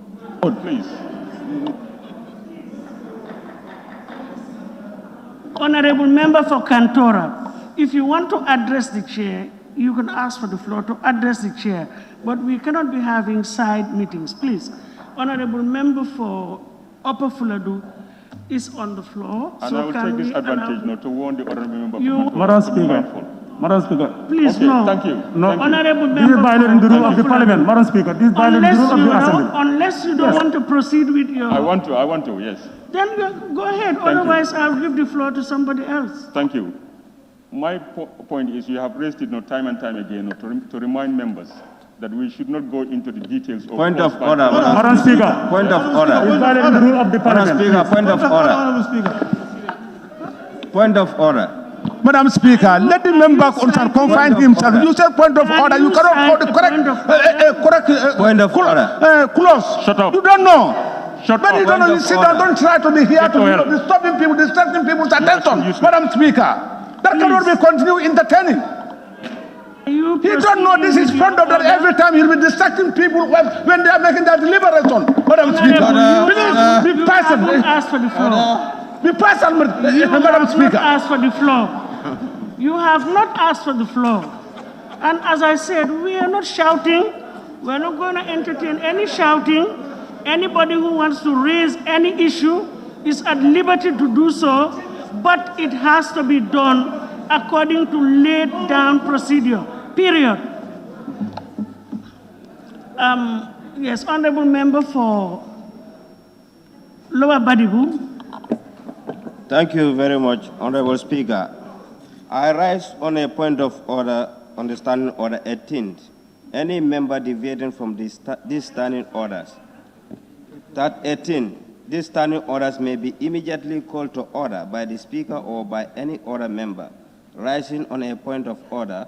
A member rising on a point of order in accordance with Standing Order 32(1)A, permissible interruption, shall direct attention to the point he or she desires to bring to notice and submit the same to the Speaker for decision. My point of order here is, the Honorable Member for Upper Fladu raised a point of order without directing to the Assembly to the point of order he is talking about, to give us the benefit of the doubt. Which point of order It's taken as abandoned, period. It's taken as abandoned. So we are proceeding.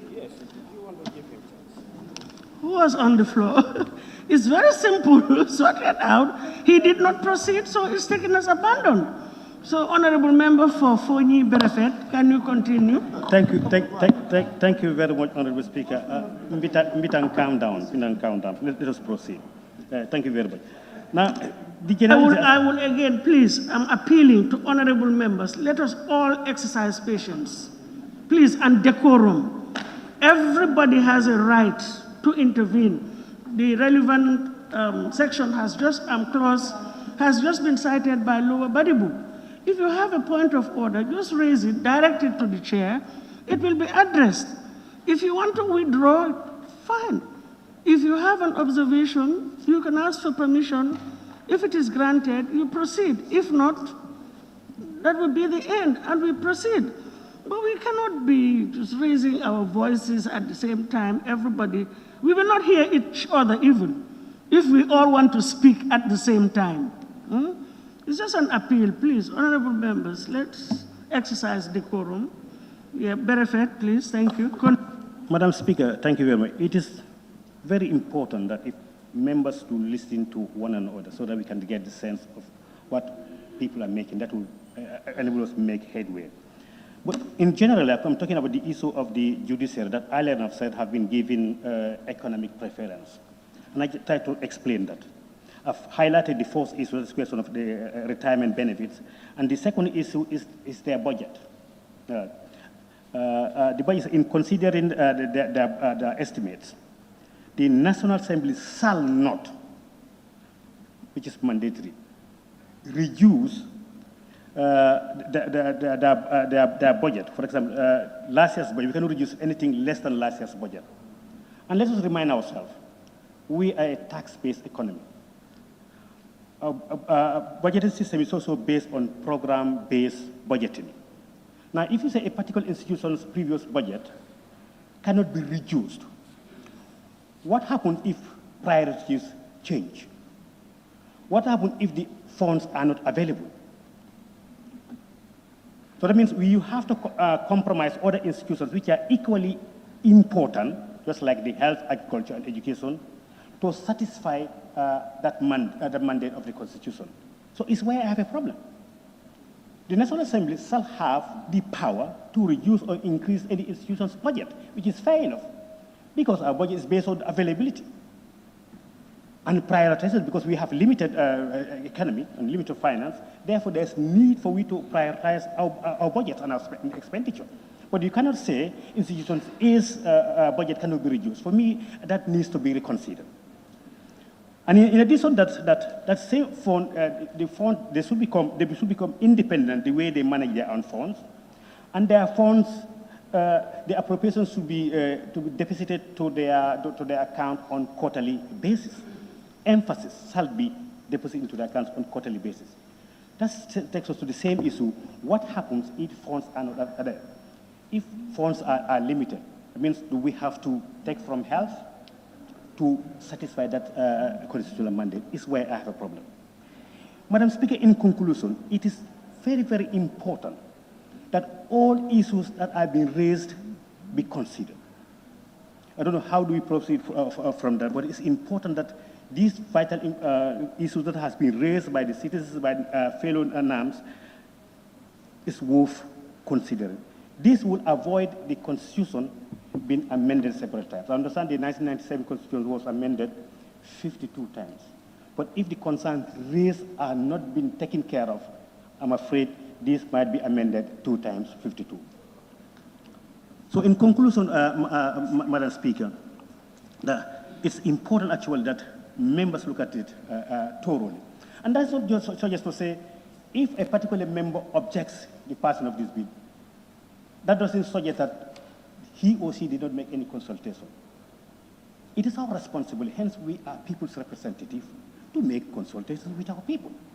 And for me, I'm not quite sure whether all have done it, but for me, in passing, I have done exhaustive consultation with my people. And they have come up with certain issues. I don't want to proceed because some of those issues have been highlighted by previous speakers, so I don't want to prolong the discussion and take much of the Assembly's house. The issue of constitution has been mentioned over and over by members. That also needs to be thoroughly looked into to avoid what had happened in other countries. I think history has indicated that in Ivory Coast previously, there was a problem like that. So it's a very, very sensitive issue that we need to look at critically. And to sum it up, Madam Speaker, as I said, actually, it is important, finally, that let us take note of all these issues raised. And also let us respect each other's opinions. Now, signing the follow-up with the national to say, I found a group of members who are trying to advocate to fail the draft constitution, let not pass second stage. It is your responsibility to convince. Because as a National Assembly, what you could do is to convince others. But you can't avoid people from speaking their minds. Perhaps some people are not very well informed. If you approach them and try to speak, you may convince them. But failing to do that by speaking aggressively will yield no results. So it's important we respect each other's opinion. If you want to make a headway, Madam Speaker, I want to thank you very much. I beg to take my hand. Thank you very much. Honorable Member for Jimara. Thank you very much, Honorable Speaker. I think mine will be the shortest. I will also join my colleague to thank the CRRC for a job well done. Honorable Speaker, as at now, I didn't make any decision whether to vote yes or no. I want to make it very clear. I didn't make any decision to vote yes or no until my concerns are answered by the Honorable Minister. And those concerns are, Honorable Speaker, the CRRC make a consultation in most of the regions and constituencies, including political parties. But then I have gone through the final draft constitution. Most of the issues raised by the people and the political parties are not put in the draft constitution. And my question is, will it be possible, Honorable Minister, to put those issues which was raised before we adopt it in the National Assembly? Honorable Speaker, I think those are the things that I have. Thank you very much. Thank you very much. Honorable Member for Sabah Sanjal. Great. Thank you very much, Honorable Speaker.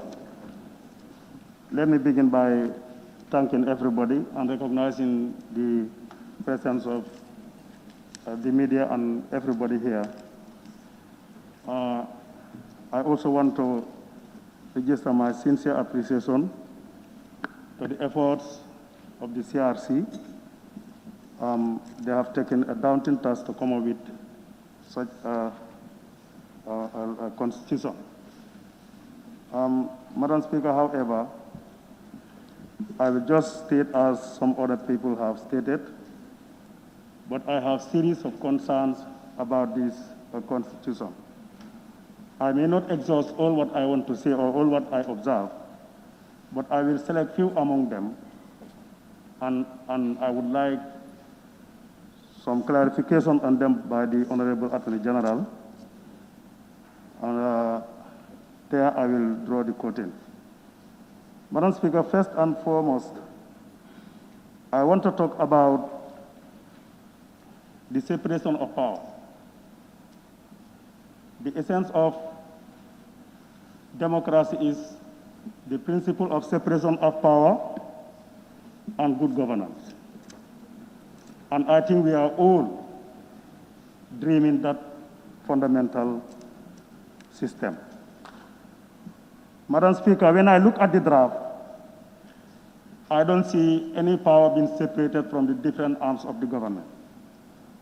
I can even say there is one arm of the government which is more powerful than the rest of the others. Madam Speaker, to me, this is not justice, and it will not give us good governance. I will specifically mention the National Assembly, being the legislature, has been given tremendous powers, which I think is going far beyond their boundaries. Madam Speaker, for the sake of separation of powers again, Parliament have the mandate to enact laws, perform oversight, and many other things. Now, looking at the draft, the Parliament is mandated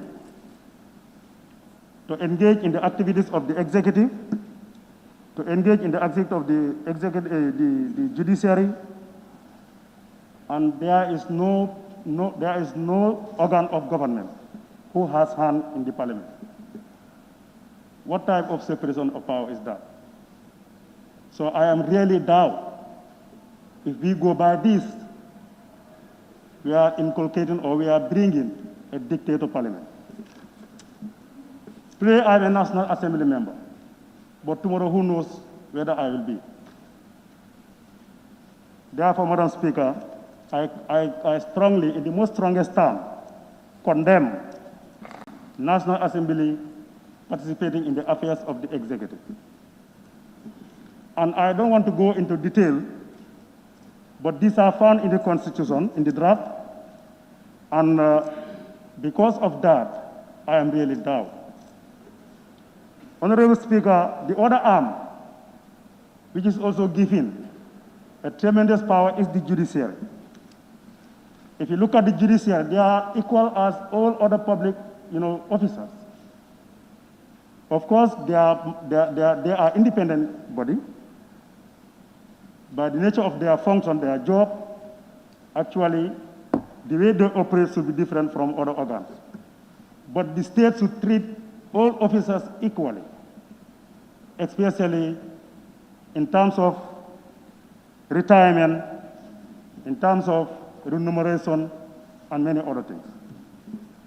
So, Madam Speaker, what I saw, or what I see in the draft, the judiciary is given a power or given, I don't know how would I even describe this. Because looking at their retirement benefits, you see that as a judge of a superior court or a high court judge, upon retirement, will be paid the salary that he retired continuously, plus his gratuity and other benefits.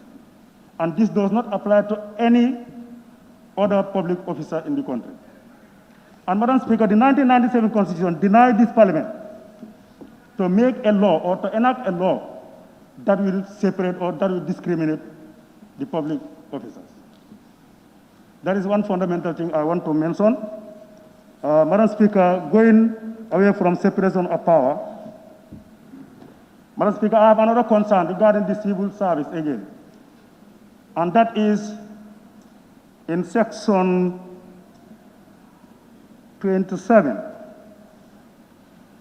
Section 27 of the draft. Madam Speaker, no public officer should engage into any gainful employment if you are employed by the state. Madam Speaker, that law, I cannot subscribe to that. I have to make that clear. Because if you look at the Gambia, even the University of the Gambia,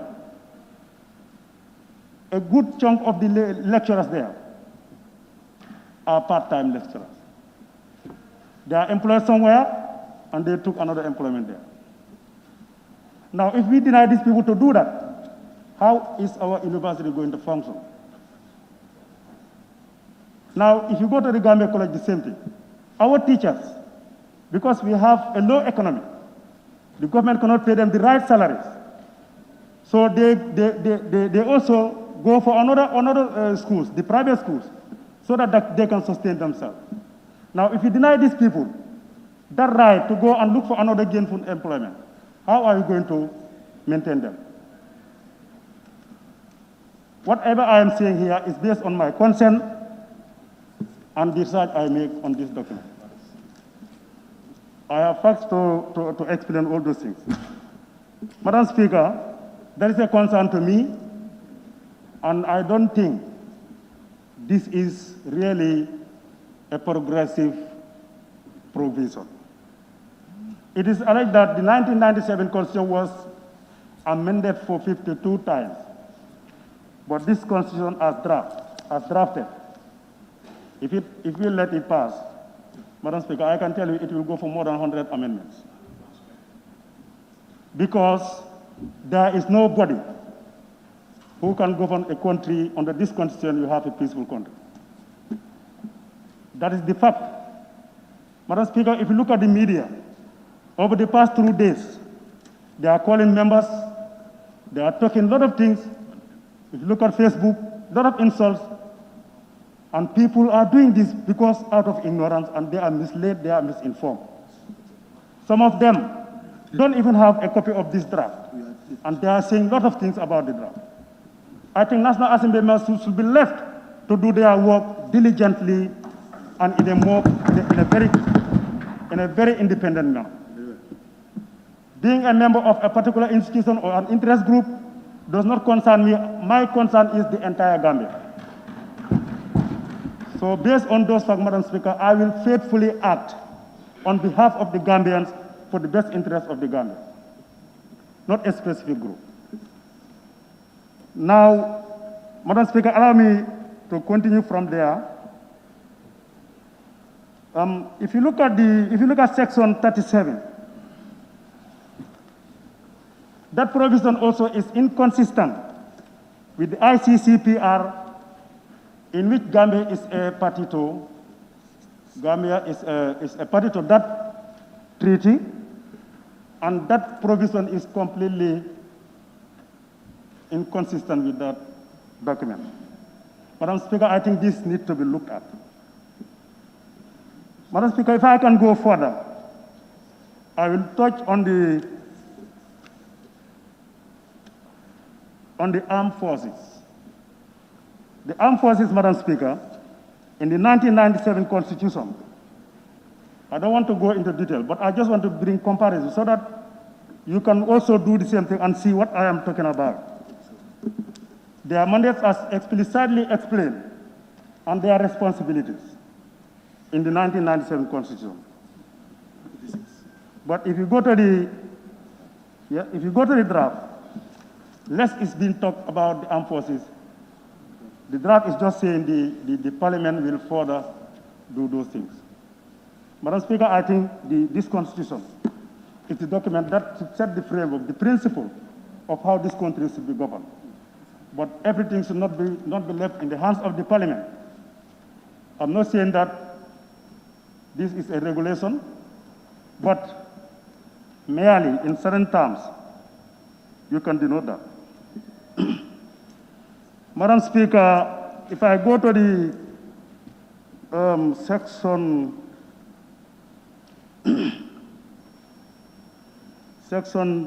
10, section what? In the draft constitution, section 10, where the loss of the Gambia is not enshrined. And in the 1997 Constitution, we have those laws protected so that you cannot affect them, you cannot touch them unless and until it goes to referendum. It's not entering, yes.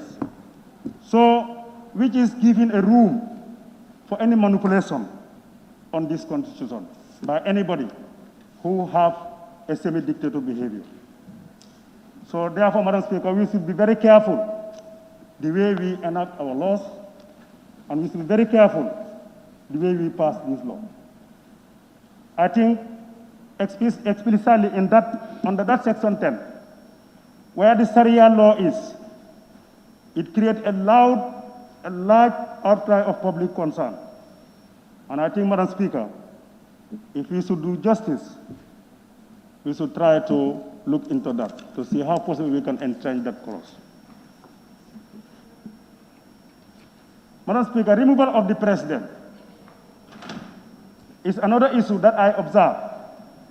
To me, there are two stages, but I think the first stage should have carried more magnitude or more powers than the rest of the stages.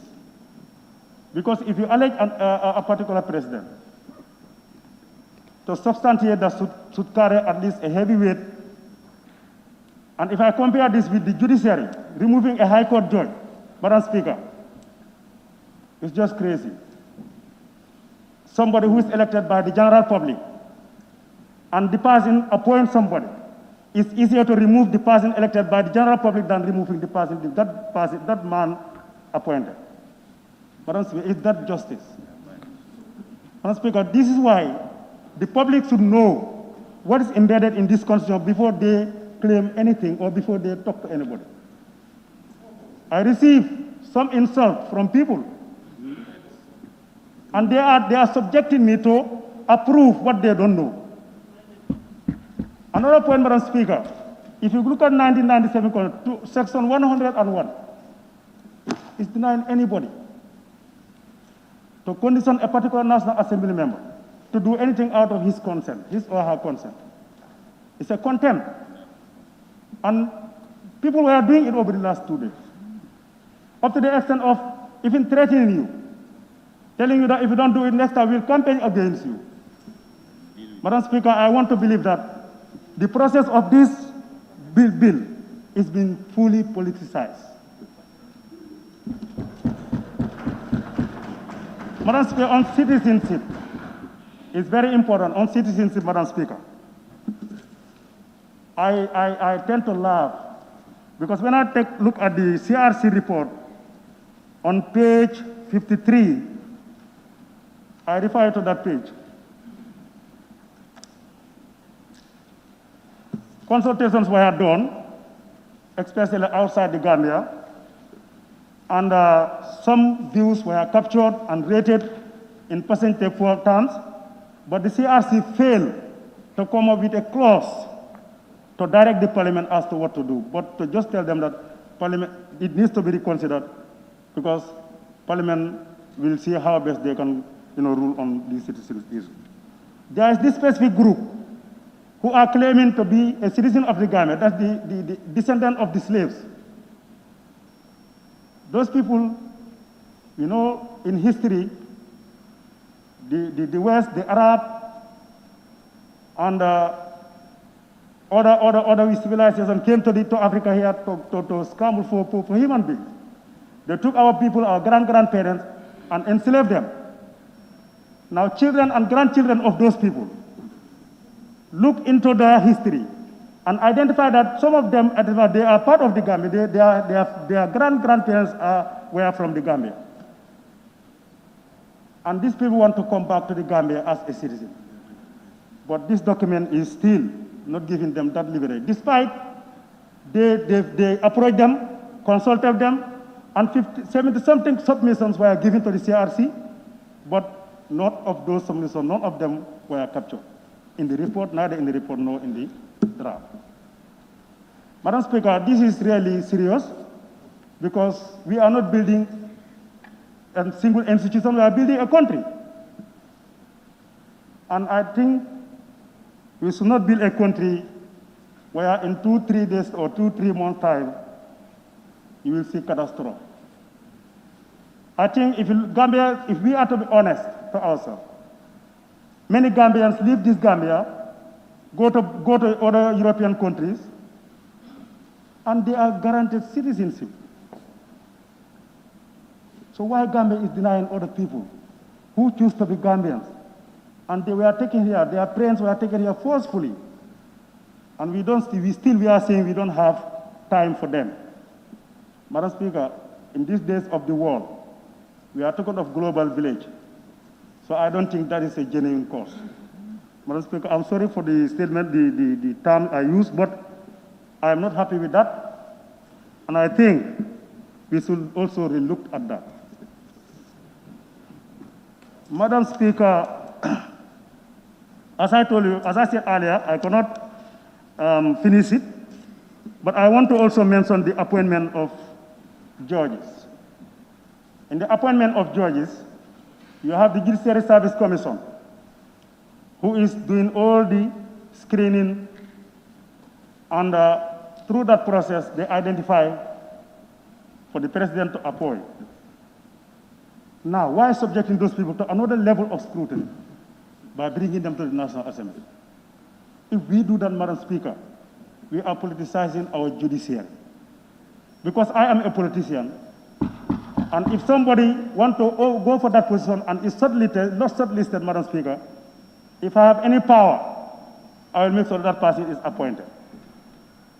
So those are the dangers in Parliament interfering into such things. So, Madam Speaker, I think let us advise ourselves very well. Although we want to have a third republic, it's not a constitution, because when I came to this Parliament,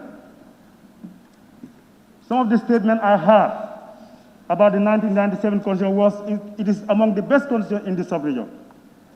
But it was amended for this number of times to suit somebody's interest.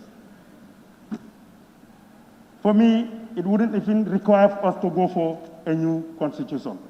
But at that time, we are so ambiguous to have to usher to a third republic. That is the main factor, that is the main objective. That's why we go for, a new constitution. But I was not expecting a constitution that will bring discrimination among its citizens, that will bring chaos in the governance of the country, that will bring even ungovernable situation.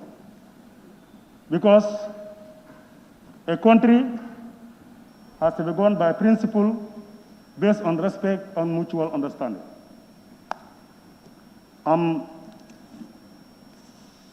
In my conclusion, Madam Speaker, I want to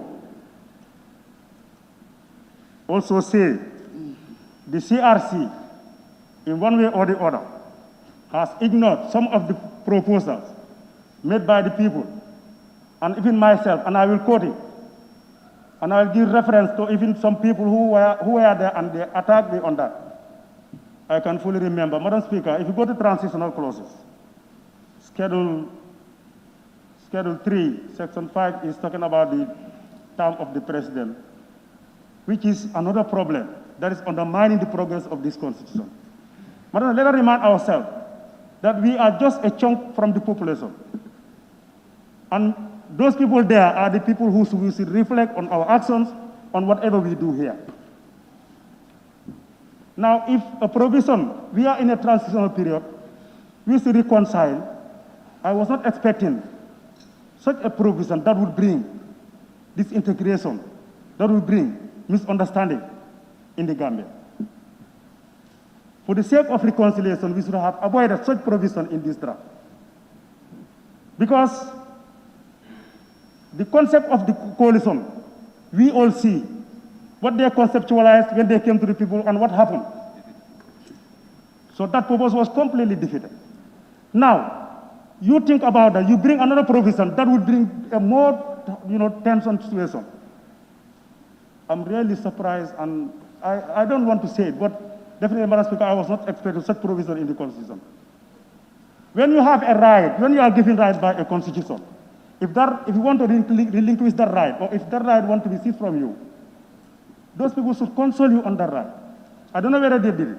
If they consult the president on that, I don't see it in the report and I don't see it in the draft. And I believe, as people who respect fundamental human rights, they should consult the president about that and know his position. If he is ready to sacrifice That's well and good. We'll have peaceful and smooth transition.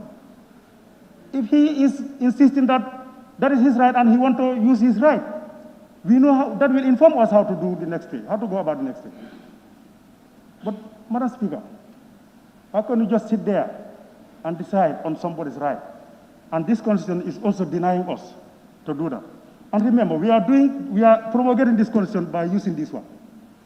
And I took oath when I came here in the first day that I will defend this constitution without fear or favor. So I cannot denounce my oath. I cannot go against what I oath, but I took oath. So that is another fundamental thing, Madam Speaker, that I wanted to highlight. Madam Speaker, still now,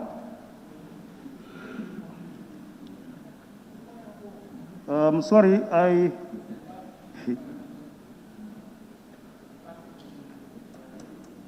okay, let me just say this. My position on what I said earlier about this provision, I don't see it in the transitional clause because the Constitution is advocating for general election where the National Assembly and presidential election will be held on the same day. Madam Speaker, when this proposal came from the IEC, some of us, I specifically, I said, I have no problem in that, but you have to tell me my rights, how will I get them? Now, in doing that, my time will be sort of 4 months. And what will you do about that 4 months? I also give them scenario. If that is difficult, why not you extend the presidential term for 4 months? And I said, if you extend the presidential term for 4 months, will you not pay the president for 4 months? Will you not pay the president that 4 months? And the Constitution gives us that mandate. They can do that. They could have done that. So, and the response was, this term, when we do that, this term will be seen to be as a full term. It will be, understand, we serve 2 terms. But I further ask, my remuneration, that is my salary, my allowances, and other benefits, how would I get that? And that is not responded to. And when I say that, I don't want to, I'm not, I will quote him. Mr. Gayso and our Caesar Sabali told me, why are you so interested to get that? So those are some of the comments I can still remember. But I said, it is my right. And if you want to take my right, I think I should be consulted on that, and you take my consent on my rights. So, fundamentally, Madam Speaker, we give the CRC the mandate, the mandate to do in the CRC Act, Section 6. This Parliament enacted the CRC, and give them all the mandates that they're supposed to do, and they did it. But in the process, Madam Speaker, some people or some rights are not, respected. And that is why we are having this problem about this constitution.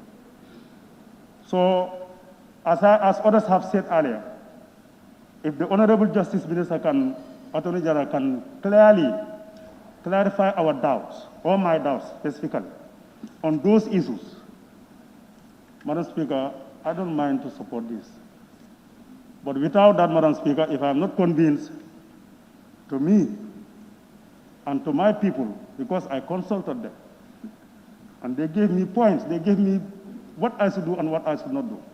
However, among the people I consulted in my constituency, I can count three views that are not in the order that are different, 3 different views. But the rest of the views are speaking the same language. And as they send me here, they are listening to me. Whatever I say and whatever I do, I should reflect on them. So, Madam Speaker, I respectfully submit that. Let us rethink and look at this document carefully, and let us not be very ambiguous especially in a political way. This is not about politics, it is about our country, and we want to have a document that will serve, that will test the period of time. We don't want to have a constitution where in the next 2 years it will be subjected to a lot of amendments. Madam Speaker, this is a concern, and with those submissions, I respectfully take my seat. Thank you. Thank you very much. Honorable Member for Sami. Sami. Honorable Member for Sami. Oh, he's already spoken. Unless if you want me to speak. Sorry, I I can duplicated him. Then it's Nyani. I'm sorry, I must have duplicated the list.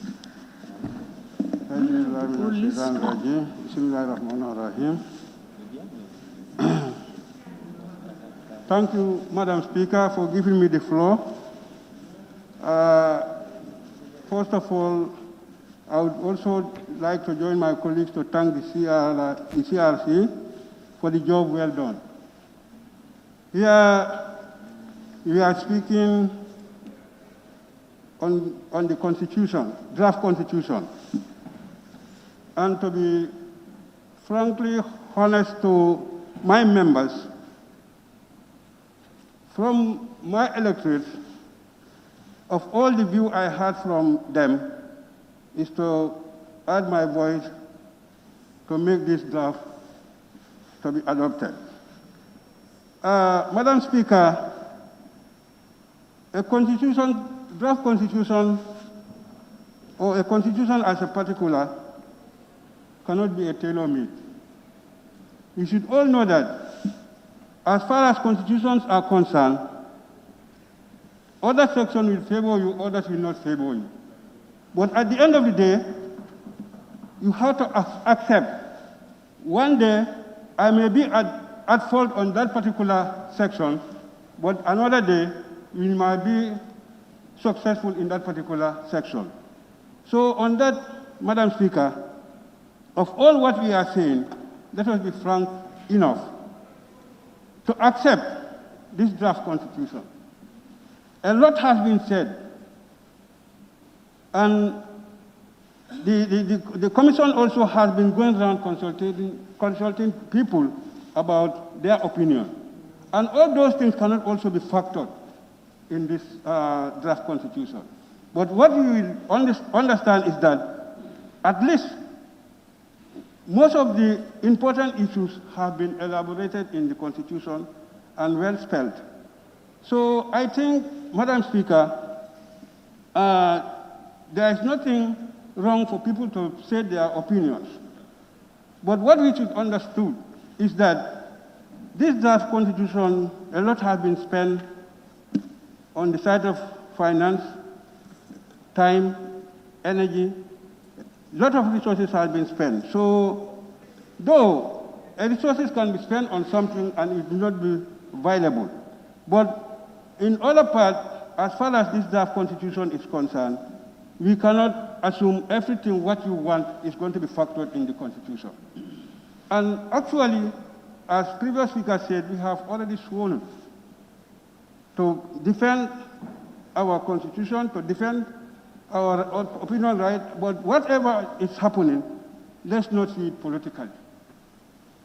We all know as a calf, if you leave him, it will go to the mother. But whatever is happening, let us not see each other as that. Because me, anytime I stood here, I always try to give my advice and always try to see what is the reality. It's true, Madam Speaker, people have to say their opinion, which it was not spelled in the Constitution.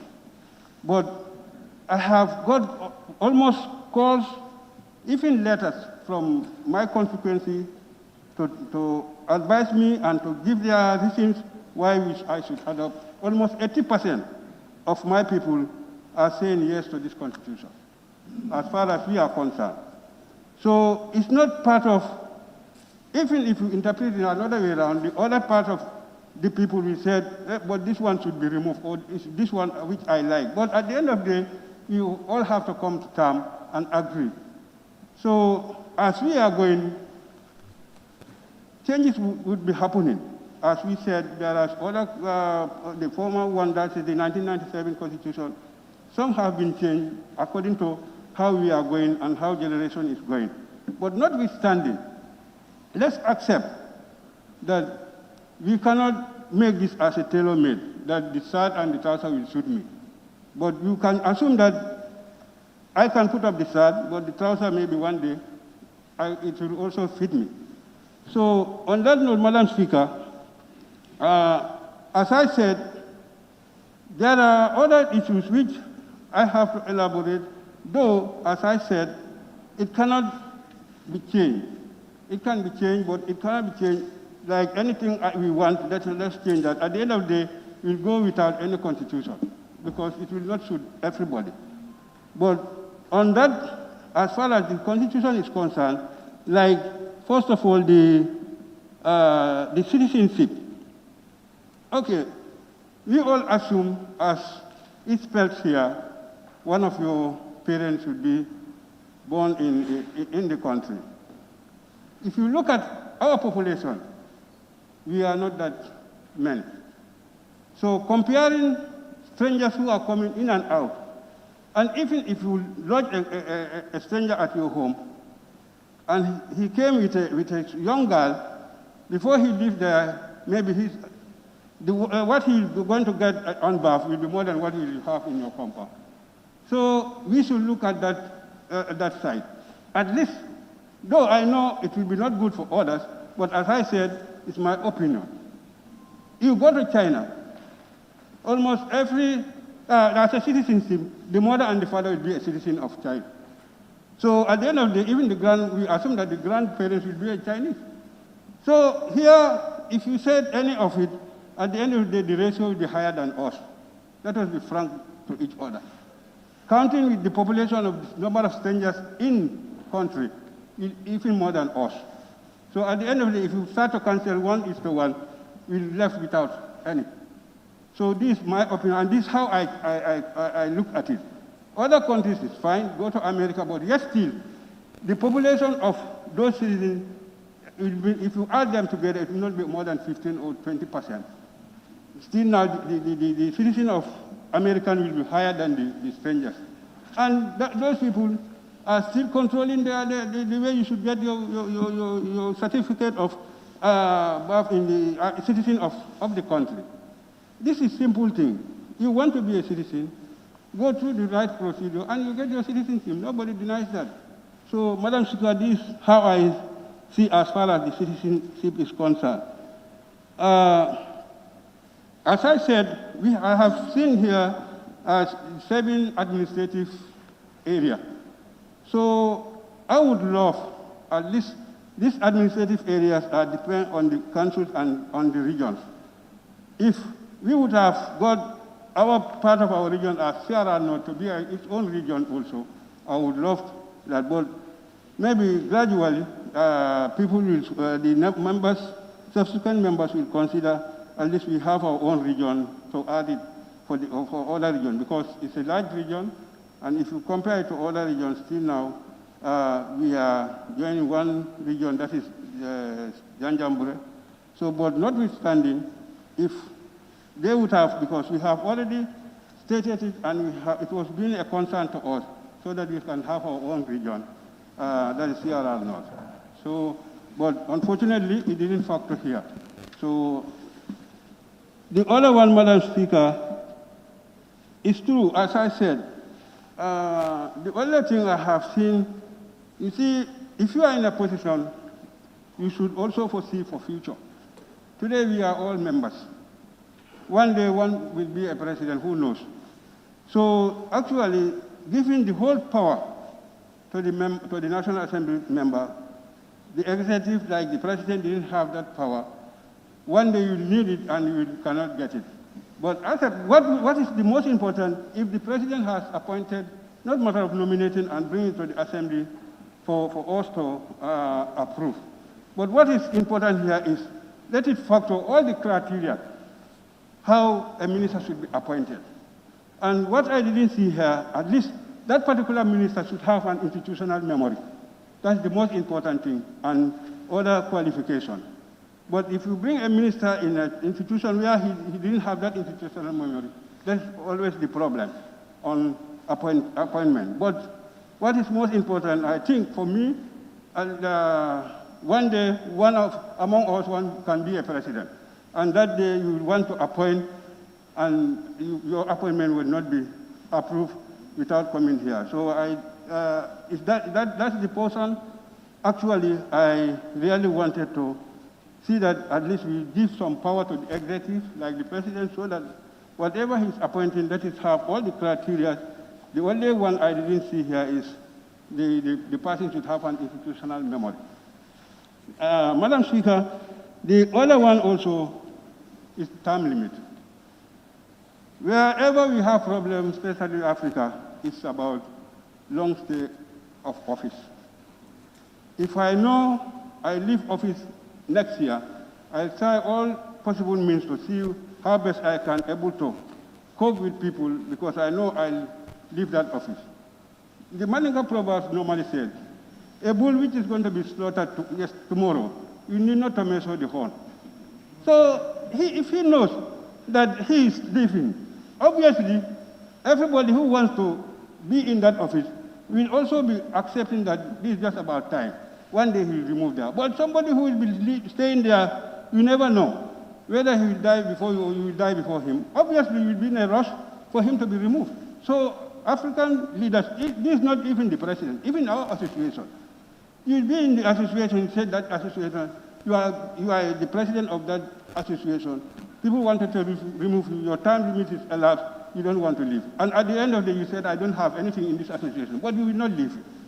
So these are problems. So we try to make sure that this time limit at least is good in the draft constitution, because at the end of the day, everybody will know that 5 years, after 5 years, the next 10 years, it's not short if you are healthy. 10 years is not that long if you are healthy. So I think we should bear with that. And the second term, we left by yourself. The first time, people will vote for you, but the second one is just like us. All what we are saying, our electors are hearing from us, and they send us here as a representative. They know what we are saying, and on that note, they will see how they will be voted for me for the next 5 years.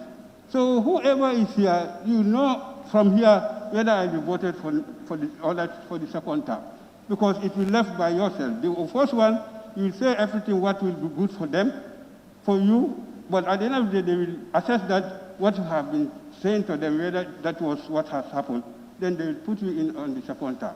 So for that second term, at the end of it, you also will know that that's my end of the position.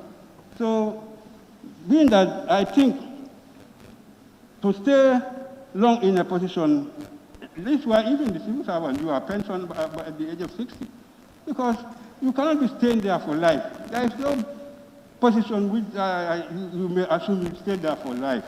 So, Madam Speaker, that's my concern on the term limit. This is the problem in most African presidents. We will take for a period and say, let's renew it, or let's change the constitution.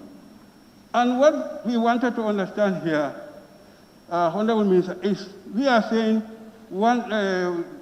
10 years or 2 terms. All what we know and all our electors know is 10 years in a position. Already he stood for 5 years and he's looking for another 5 years. That's the way most of the electors are seeing it. And I think that's Order, or are you referring to him? Just you clarification. You want clearance from him? Yes, that's what I'm saying. Can I? Yes. Honorable Speaker, the time limit, we have to be really careful in personalizing it. If you look at Schedule 4, it is saying effective date means the date of the coming into force of this Constitution, which shall be the date after the day this Constitution is adopted at a national referendum. That is the effective date.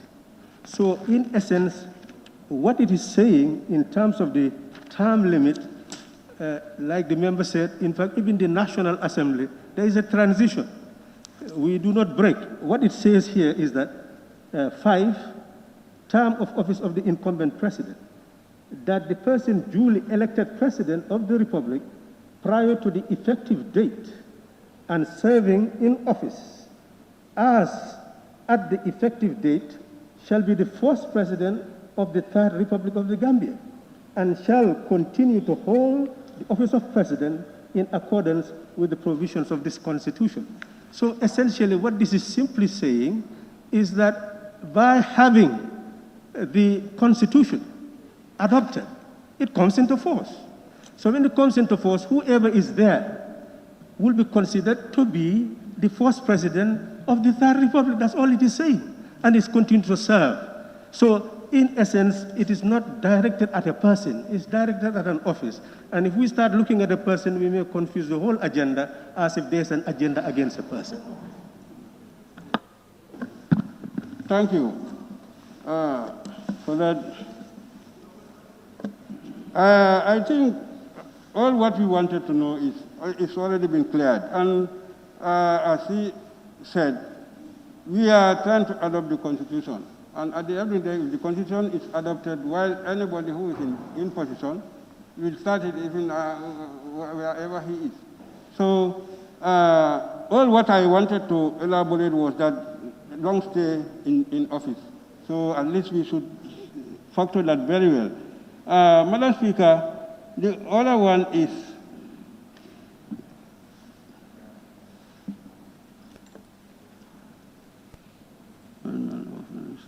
I think Honorable, you see, that is why it is very important to know the scope of the debate, that we are dealing with the principles. But once you start going into the details, there may be a tendency, to slide.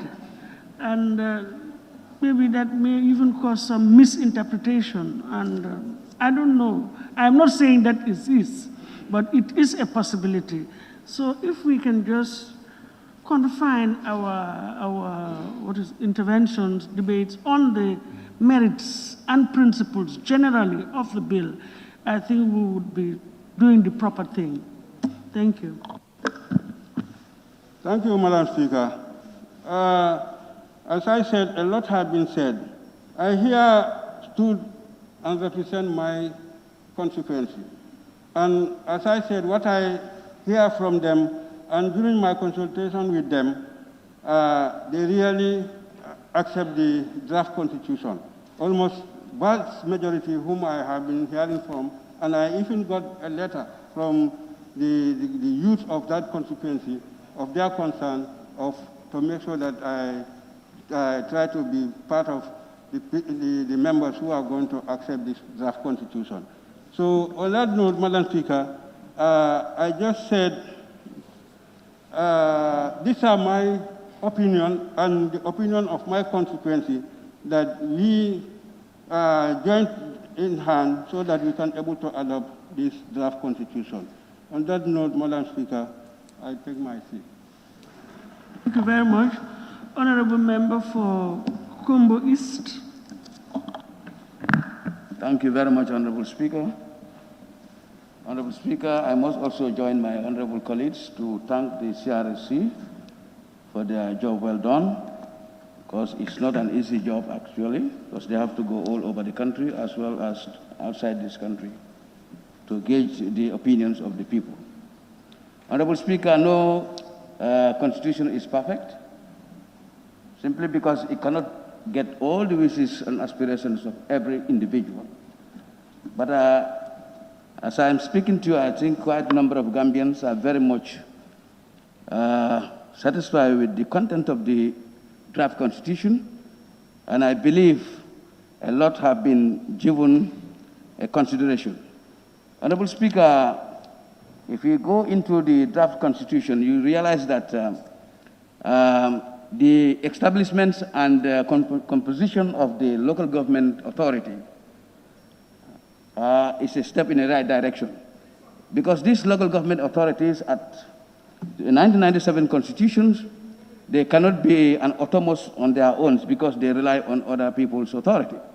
But this time around, they are really relying on their own authority because this will have a positive impact on the life and livelihood of the people within their localities. Therefore, it is good to go. I 100% support this bill, and I believe, this draft bills rather, and I believe I am speaking from my conscience and the people I am representing, because every individual, whosoever is here, is representing people. Therefore, it is quite cognizant of the fact that one has to speak for the people that they are representing. Honorable Speaker, if you go into the detail, in fact, if you just go to the draft constitution, you realize that there are so many provisions that have been captured that has some conformity with the international standard. With the nomination of the cabinet ministers, confirmation by the National Assembly is in confirmation, and it is in conformity with the international standard. So I don't think there is any problem in that. Honorable Speaker, if you go, you will realize that there are cultural rights, rights to labor practices, and the right to clean environment, economic and social rights, and rights to elderly. These are our social norms and values. So I think it is going to go for us to actually support this very important bill, and I believe there is not more to be done about this, and I don't think I have to go the Assembly with a lot of discussion on this issue. Definitely support the bill, and I'm urging all honorable members to support this very important bill. And on that note, Honorable Speaker, I thank you very much. Thank you very much. Honorable Member for Olyundum.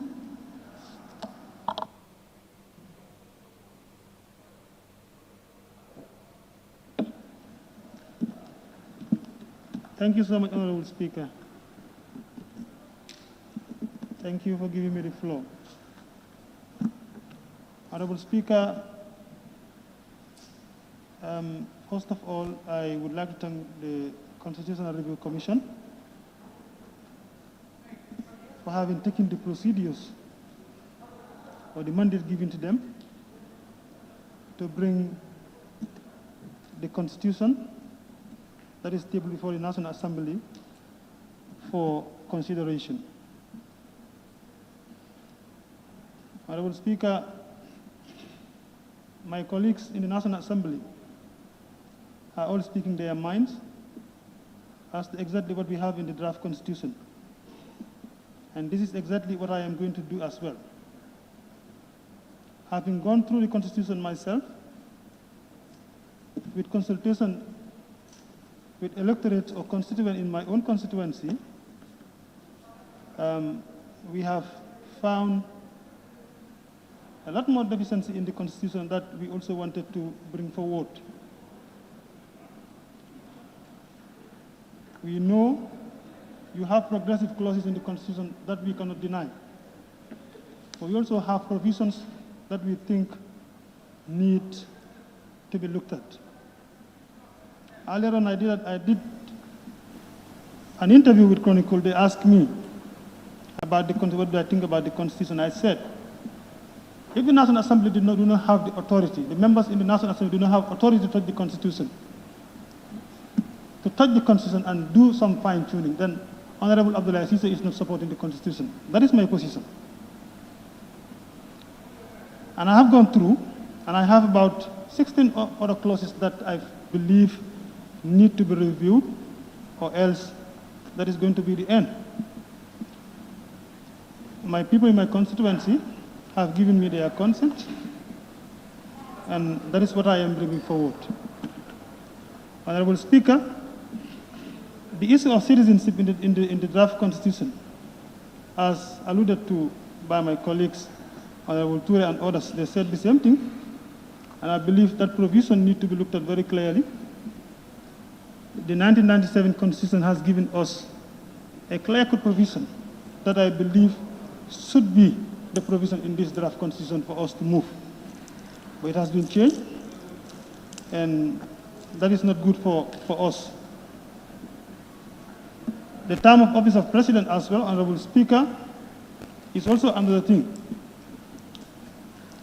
If you say the Constitution, when it comes into force, the two-term limit of the president would start from this transitional year, that is the 5 years, meaning you are reverting the law back. I think that is another thing that we also need to look at, Honorable Speaker. From consultation, people have not agreed on this particular provision, and as a representative, I must bring it forward for people to hear. Honorable Speaker, going forward, on the appointment of ministers as well, my colleagues have said it here. I am just going to repeat them because just to make them constructive so that people will know, these are issues that are bothering us, and I think we need to check them. For the confirmation of ministers in the National Assembly, which can always be political, we have our personal reservations to that. The revocation of appointment by the president to revoke the appointment of the vice president or any other minister as well. That is another thing that we also need to look at, Honorable Speaker. Another section on Section 195, that is the preferential treatment of the judges as well. We have it in the Constitution, and we are not talking anything about that. You cannot have judges that are accorded privilege better than the doctors, the soldiers, and the teachers in this country. Any privilege that is given to a judge must also be given to the other side of the service sector. That is, you have the doctors, you have the teachers, you have the soldiers. They are not benefiting from this particular provision. So for me, I think that is not fair, and we should not have such provision in the Constitution. We need to look at that as well. As well as Section 195(2), that is another provision that is not giving equal opportunity to all the citizens as well. That is only concentrating more on the judiciary. So I think when the state is giving out, it has to be an equal opportunity base. Those that are representing the state in various institutions need to benefit from that. Honorable Speaker, as well as the leaders in the National Assembly, the election of Speaker in the National Assembly is also not clear. The provision is there, but we don't know how that will work. These are some of the things that are kept embedded in the Constitution, and I think they need to look at them critically. My position is this Constitution must be reviewed, and if the law is saying that we cannot touch it, Honorable is not supporting the Constitution, Honorable Speaker. On that note, I thank you.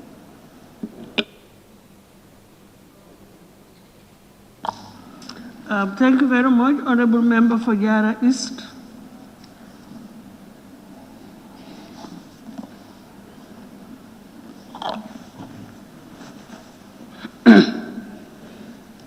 Honorable Speaker,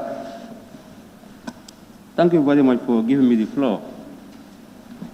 Honorable Speaker, first and foremost, I rise to drum of support for this important piece of legislation. Honorable Speaker, grant me leave to whet our appetite historically. Honorable Speaker, at the eve of independence, that was 17th February 1965, at the eve of independence, 17th February 1965, this country of ours was gripped by what I will call independence fever. There was much hype and jubilation that as a country we are at the threshold of being commanders of our own destiny. Honorable Speaker, there came 18th February 1965 as the D-Day when the Gambia gained her independence from the British.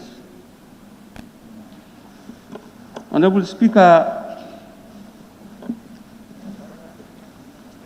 the moment the Gambia was declared an independent state, the Union Jack was lowered and the Gambian flag was hoisted. Honorable Speaker, I don't know whether I'm hard because we are trying to adapt to the new normal. My mouth is gagged. Honorable Speaker, that shows that a lot of things have gone down the bridge. A lot of water have passed down the bridge. Honorable Speaker, independence of a country is very significant.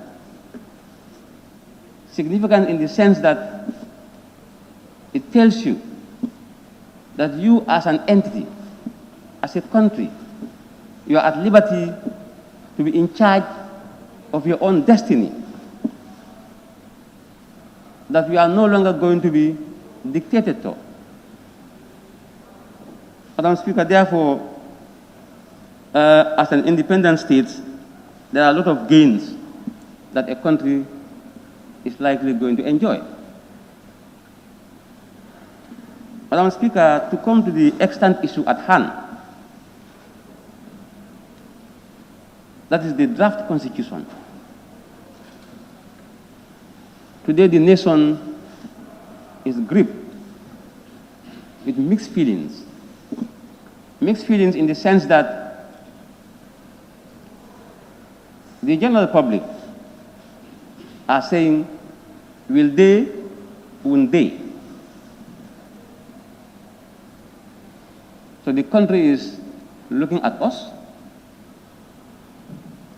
And Madam Speaker, I think we will do the right thing. This August Assembly will do the needful. And the needful is to give thumbs up. Is to give thumbs up to this draft constitution. Because this draft constitution, Madam Speaker, must be seen as an embodiment of the interests, wishes, and aspirations of the totality of Gambians. That's the long and short of it, Madam Speaker. Honorable Speaker, this draft constitution, as I stand to dilate on its general principles and merits, I will not dissect into the provisions enshrined unless and until it is time for Committee of the Whole House. That's the time I will dissect, study it thoroughly. Honorable Speaker, the Gambian masses are not oblivious of the fact that a lot of things happen in this country. We had the Constitutional Conference, the pre-independent talks, and the post-independent talks. And at this juncture, allow me to pay homage to our founding fathers in the passing of His Excellency, late President Sir Dawda Kairaba Jawara, and his lieutenants, who were deemed as the forerunners of our independence. Honorable Speaker, the independence was fought not by only men, but also by women. Women of substance, women of dignity, and men who could be described as gentlemen of the finest African tradition. I therefore want to recognize their mammoth contribution on our road to getting the Gambia enjoy internal self-government. Honorable Speaker, for this debate, we are confronted with what I will call a national conversation. And this national conversation is on the lips of every Tom, Dicky, and Harry. As a result, owing to its importance, it can be called a common refrain. It's on everybody's lips. Honorable Speaker, what is expected of us in this critical turning point of our history is to make decisions. Honorable Speaker, in making decisions, we must be guided by certain fundamental elements. That is, in as much as we are willing to make decisions, our decisions must be preceded by good judgment. Our actions must also be preceded by reasons and not emotions or sentiments. Because in this exercise, Madam Speaker, it's about nation building. And the Gambian nation is bigger than all of us. Honorable Speaker, the Gambia is the main set.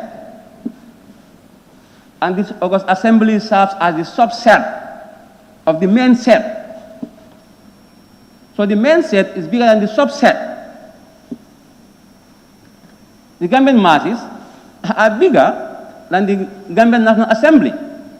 Yes, we are at liberty by way of arrangement to have a say of this important national discourse. But that doesn't mean, Madam Speaker, that we can trample on the wishes and aspirations of the totality of Gambians. Honorable Speaker, unless we forget, we are engaged in epoch-making journey. We are making history. And Madam Speaker, we must be guided by the fact that history is more than the path left by the past, for it influences our present and it has the potency to define our future as well. It has the potency to shape our future as well. So, Madam Speaker, in our quest to make that landmark history, we must all work assiduously so as to be recorded. Honorables, I'm sorry to interrupt you. We are all guided by our standing orders as far as procedure is concerned. And I think we should all try to adhere to that. I think it's good to talk about history, historical development of everything, but I would rather you paraphrase it and then we go straight into the merits and principles of the bill. Because you've been dealing with sort of, I would term it, historical background, how we arrived at where we are today. But probably it could have been paraphrased, summarized, and then you go straight to the principles of the bill. If you can just align it, your arguments towards that angle of discourse. Thank you. Honorable Speaker, I'm humble as it pleases your good office. Thank you. Honorable Speaker, time is not our best ally. I'm compelled to put my submission in a nutshell. And I thank you for guiding me. I'm humble. Honorable Speaker, why Constitution? Why do we have Constitution? And what is the meaning of Constitution? And what a Constitution is capable of doing for a country? Honorable Speaker, I think these things are very important. It goes without saying, Honorable Speaker, that the Constitution serves as the supreme law of the country. And as a result, it goes to serve as the lifeblood of any given country. Honorable Speaker, the merits of having a constitution cannot be overemphasized. Honorable Speaker, one of them, it serves to enhance good governance. It serves to enhance the rule of law. Honorable Speaker, Constitution is incompatible with dictatorship. It is in a Constitution the rights and responsibilities of the citizens are enshrined and clearly spelled out.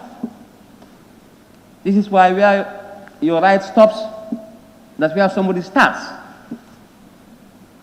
We are able to have these rights or enjoy these rights because of a constitutional instrument. Honorable Speaker, this Constitution must enjoy a yes vote. You may ask me why. Because it is an embodiment of the interests, wishes, and aspirations of the totality of Gambians. So it must enjoy a yes vote. A lot of money. If my memory can serve me, 116 million. Honorable Speaker, that's a colossal sum by all standards. And I don't think this August Assembly would like to be recorded on the wrong side of history. Because history is going to judge us. And there is no way that we can escape the long arms of justice, neither can we escape the long arms of history. So therefore, in making history, let us work towards being recorded on the positive side, so that tomorrow, our children and our children's children will have a better Gambia. Honorable Speaker, yesterday I received a lot of calls from concerned Gambians, both home and abroad. And I can tell you, for the fact that they have been, calling, they are very much concerned about the Gambian situation. This is why they keep calling to make sure that we help move the Gambia. Honorable Speaker, when it comes to nation building, there is not like Party A or Party B. All of us share a common denominator, and that is we are all Gambians. We all have the same ID cards, and that's why we are discussing Gambian matter. This is a Gambian matter. It must be seen within that lens. It must be approached in a non-partisan manner. We must be impartial in our deliberations, and above all, to be guided by Section 112 of the 1997 Constitution. That is, whatever we are doing, whether within or outside the confines of this Parliament, we must be guided by national interest and consent. That is the only thing. So, throwing this draft constitution under the bus, may God forbid, it means we are throwing the wishes and aspirations of our fellow compatriots. And that will not go well. That will not go well for us. And we should talk less of the money that has been invested. But we must be here to strengthen the voices of our people. Because the long and short of representation, Madam Speaker, is to transform the fantasies of our people into realities. And if this draft constitution gets a yes vote, it means we have transformed, in no small measure, the wishes and aspirations of our electorate. Honorable Speaker, I have some honorable members talking about being asked not to give a stamp of approval to this important draft constitution. Honorable Speaker, we are politicians, and I want to use my skills here to convince them to give a yes vote to this constitution. Honorable Speaker, I am not oblivious of the fact that You can take a horse to the pond, but you can never force the horse to drink. But this time I'm ready to force you to drink. It's not poison. Drink. It's not poison. Drink it. If you trust me. I have taken mine. But I need to take yours as well. I have no qualms with our divergent opinions. It is normal. But lest we forget, Madam Speaker, this draft constitution contains a multiplicity of opinions. The CRC have toured the length and breadth of this country. They have sounded the opinions of every Tom, Dick, and Harry, principally for them to have, a very good opinion, an opinion that could be described as undiluted, unblemished, and Gambian for that matter. And I think, Madam Speaker, for us to reject this draft constitution, that will tantamount to an abomination. May God forbid. You should make history, but make sure you make good history. Honorable Speaker, I think by dint of this small politicking, I have convinced the leftists to be called the right wings now. I think they are now convinced, and I believe fervently, all of them will give a thumbs up to this constitution. This draft constitution needs only one thing, and that is a clean bill of health for it to navigate smoothly without any let or hindrance. And I could see in the eyes of my honorable colleagues that they are all patriotic sons and daughters of this great country. And if there is any motivation, I can tell you, it has to do with your patriotic sentiments. That's the only driving force. You are not forced to accept something that could be called an alien constitution. But this is Gambian constitution. Honorable Speaker, when I was in the primary school, I was told that democracy means by the people, for the people, and of the people. And I can tell you, so is this constitution. It's by the people, for the people, and of the people. So please, let us have country at the forefront. Let the interest of the country supersede whatever parochial interest we might have. It is about the Gambia. And all of us are part of that set. That's why we are considered as the subset. So the Gambian people are the main set. So let us make sure that we accept this draft constitution. Because remember, Gambians are the architects. They will be the architects of this draft constitution by way of referendum. And I have no doubt in my mind, the amount of money, human capital that has been injected into this constitutional building will not go in vain. It will not go in vain. Honorable Speaker, I think honorable members have got me, and they have heard me very clearly, that the Constitution is our own Constitution. It's not something that is alien.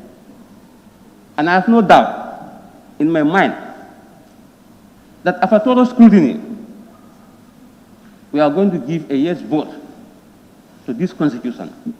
Because remember, the Gambian people are very much concerned. They are not concerned about the money that has been invested, but they are concerned about ousting their wishes and aspirations into the dustbin of history. And I don't think we'll do that, Madam Speaker. I want to be counted for having voted for this draft constitution. And I want you to be counted as well. I am ready. Are you ready? Thank you. Thank you. Thank you very much. Honorable Member for Sandu. Thank you very much, Honorable Speaker, for giving me the floor to also take part in these debates. Honorable Speaker, First of all, I want to register my sincere gratitude to the chairman or chairperson of CRC, and also to the Ministry of Justice for coming up with this document. Honorable Speaker, we've argued here that CRC has cited, reference, or quote from other constitutions. But I'm sure those arguments, if they have a base, is very little. Because in academia, it's not illegal to cite, reference, or quote from someone. Because all knowledge, whatever you want to come up, if you want to come with a new knowledge, Honorable Speaker, you must use the existing knowledge. And those existing knowledge, how can you come up with a new knowledge? Is through research. And if you are researching, you must use somebody's document. So if you go to academia, you want to write your thesis or your project, you do not come with knowledge. You have to make that research. And the research is you have to go through somebody's work so that you can also get an idea how to come with a new idea. So I don't think there is a base where we can subject these two until we come with a conclusion that we are going to reject this draft constitution. There are other salient points in this constitution if you base your argument on those. Honorable Speaker, and also the constitution, the draft before us here, is not for an individual. We are coming in with this document to strengthen our institutions. So if you talk about National Assembly has been given power, it's not the members, but the institution that has been empowered to do their work. Because when Mahanera is an MP today, but tomorrow somebody also can come. So it's not that to safeguard Mahanera alone in that seat, because the seat does not belong to Mahanera, it belongs to the people of Sandu. And the people of Sandu also have their thought in this constitution, or this draft constitution. So it's only, if you look at, you make research, the most reluctant people on earth, I can say, is with the Africans, because we are always reluctant to change. And if you don't change, we cannot progress. You cannot just be sitting at one place and you be talking that the world is moving, but we are still behind. Why? Because we are reluctant to change. Like me now, it will cost me any means to make sure that I stay on this seat. This seat does not belong to me, it belongs to the people of Sandu. So why are you reluctant? You have to work for people if you don't want to be subjected to removal. So the constitution definitely is not for an individual, it's for the offices, and our aim is to make sure that our institutions are strengthened, the efficacy that we are looking for is achieved. Honorable Speaker, with those remarks, so I will now look to the importance of this constitution to our institutions. Honorable Speaker, why I have some objection to this constitution is that if you live for a purpose. And as a Muslim, I have gone through this constitution. There are certain terms in this constitution that I'm definitely not happy with. Because we all have been talking about secularism, that it has to be in this, some says it's supposed not to be in the constitution, but some say it should be in the constitution for protection. But we can see that again in a way where secularism is embedded in this constitution. And for me as a Muslim, I'm not going to support that. If you go to section 49, that allow me to quote, every person has the right to freedom of conscience, religious thought, belief, and opinion. 2, every person has the right, either individual or in communities, with others in public or private, to manifest and practice any religious or belief without any interference by the state. The secularism, I think, was talking about this in the 1997 Constitution. And it continues 3 up to 4. Honorable Speaker, if you also go to right to marry and found a family, in 1997 Constitution, the way it was framed there is different in this Constitution as well. And for me as a Muslim, definitely I prefer next world than this world. So there will nothing that will lead me to do something that tomorrow, when I'm to be accounted for, there's nobody who will be there, either president or minister or whatever, to guarantee you that you will not be accountable for and you will be accountable for. that is, a man and a woman of full age and capacity have the right to marry and found a family, and such marriage shall be based on the free and full consent of the man and the woman. So now, if you say a man, that is a set. If you say a woman, it's a set. So it means, unless maybe the Honorable Minister can definitely go and make this person clear to me that a man and a woman, fine. A man and a woman, they say a man and a woman. So these two sets now means two people from that set can marry, or two people from this other set also can marry. So which means still now, the gay marriage that we were talking about, to me, is still in this constitution. Unless otherwise, the minister is able to justify that, to make me believe that it does not mean that the legal interpretation of this clause. Yes, Honorable, can go ahead.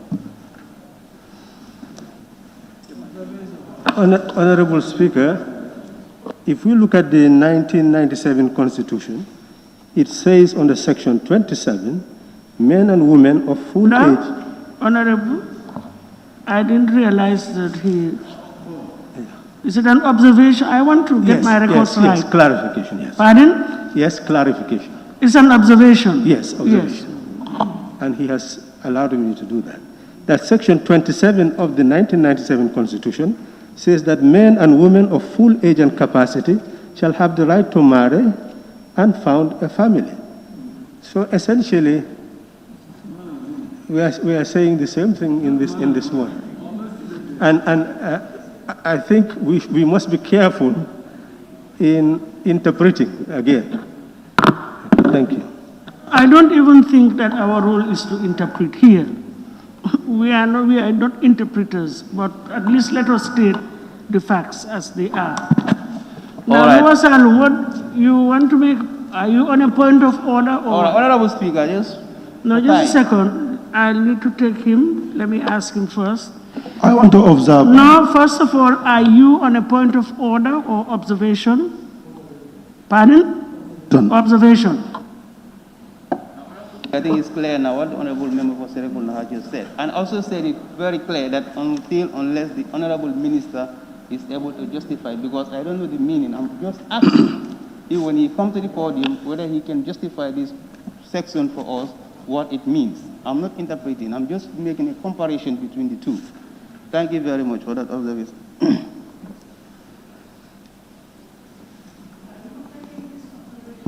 No, let me just continue. Okay. All right, good, Honorable Speaker. Thank you very much. Thank you, Honorable Member for Serekunda. You can see it now, like what I was saying, nobody is born with knowledge. You must get knowledge from other people.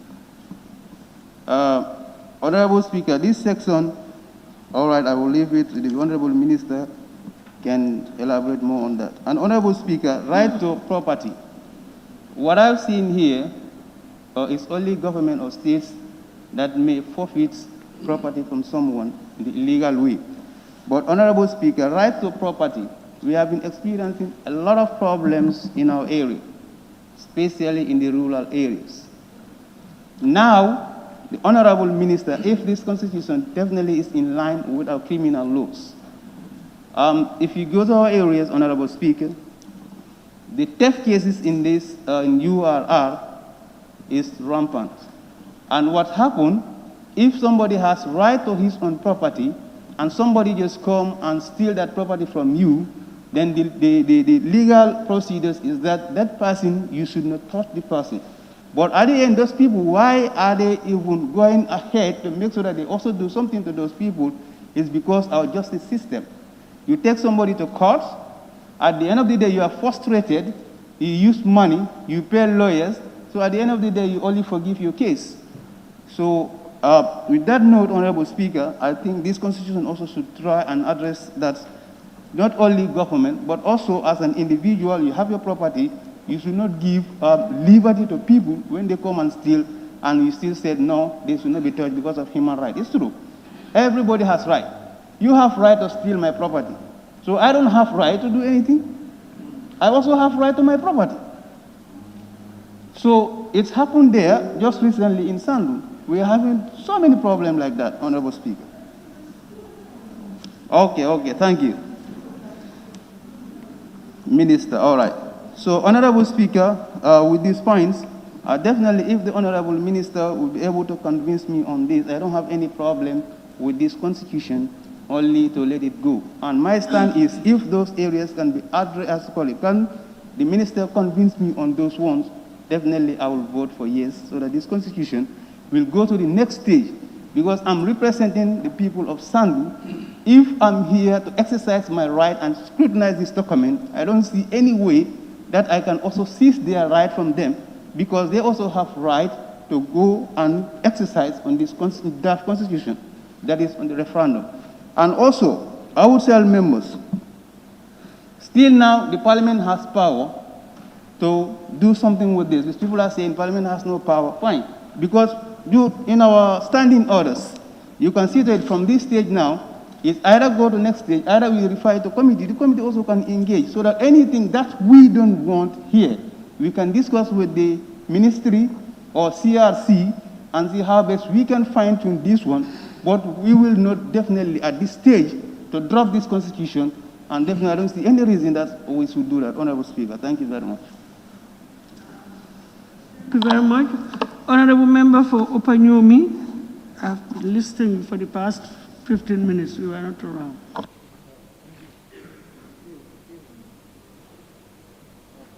Thank you very much, Madam Speaker, for giving me the opportunity to say my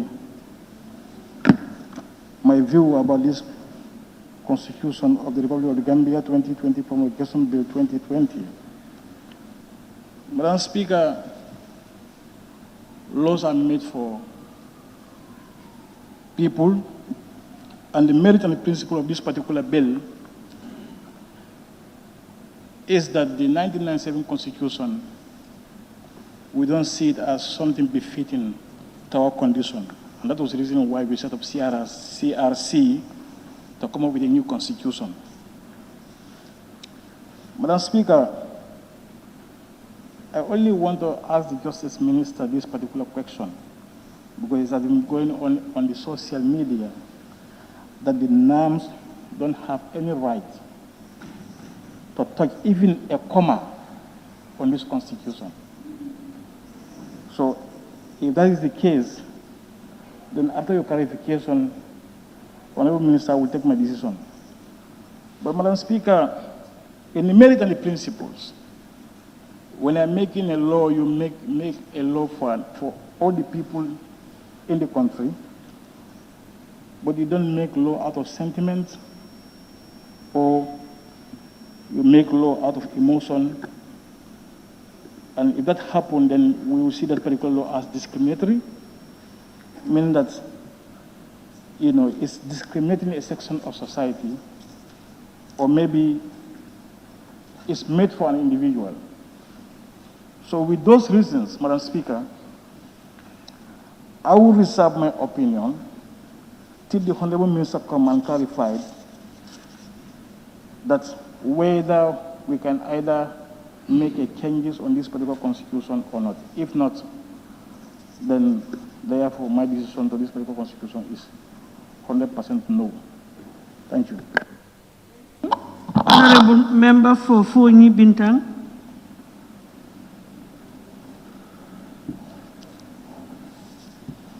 Thank you very much, Madam Speaker. Madam Speaker, most of the issues I want to highlight here are taken care of by my colleagues, but nevertheless, I'll be very brief and go straight to the point. Let me first go to the President's nomination of ministers. Madam Speaker, I believe that you have the three terms of government. That's the executive, the legislature, and the judiciary. And we are all advocating that they should be independent. So this is why I have the belief that the president should nominate his ministers without coming to the parliament for approval. But more so also, you have to know that if you are saying that all these organs should be independent, the president also should not have a hand in selecting National Assembly members. because he also he has also nominated members here. So if you are saying that we should not involve in his appointment of minister, he should also not have any hand in nominating National Assembly members. So that is my stand. So, Madam Speaker, let me go to the judiciary. Most of the members has touched Section 195 is talking about the renewal and retirement of the judges. Madam Speaker, it says that any judge who is retired will retire with your salary. And it further went to say that when you retire, when a sitting judge salary increases, the retiree also salary, his retirement benefit will be increasing. I think we should look at that very, very carefully. And I said, I want to be guided by the minister. If that is so, why is this specially for the judiciary, the judges? Why not the legislative? Why not the executive? And why not other public servants or civil servants? So I want to be guided by the minister. And went further to their budget even. They said their budget, when they bring their budget this year, the next year is not touched on their budget. Madam Speaker, they may bring this year the budget and they included buildings and even buying of cars or so many things. And the next year they don't need that. Why would you leave that there? Is that not misplacement of priorities? So I don't know why they put it there, but I'm totally not in support because we have to realize that our economy, we have a tax-based economy here. And we see the problems we have here. Even the National Assembly itself, we don't have what we want. Every year we don't have what we want. So why you are saying that we should not touch the budget of the judiciary? Madam Speaker, the other thing is the qualification of judges, Section 191. So really, we need to Gambia. We want to have to Gambianize our judiciary system, right? But for me, I think we need also to consider, we need to open a room, a small room, for other countries to be participating in our judiciary system, especially the Commonwealth countries. Because if some of our also Gambians are practicing in Commonwealth countries, if they also close their room, what will happen to our people? And also, look, the sample, why I say this, because I can remember the office of the DPP, still now, they are advertising the position, I think, for almost a year now. They cannot be a Gambian.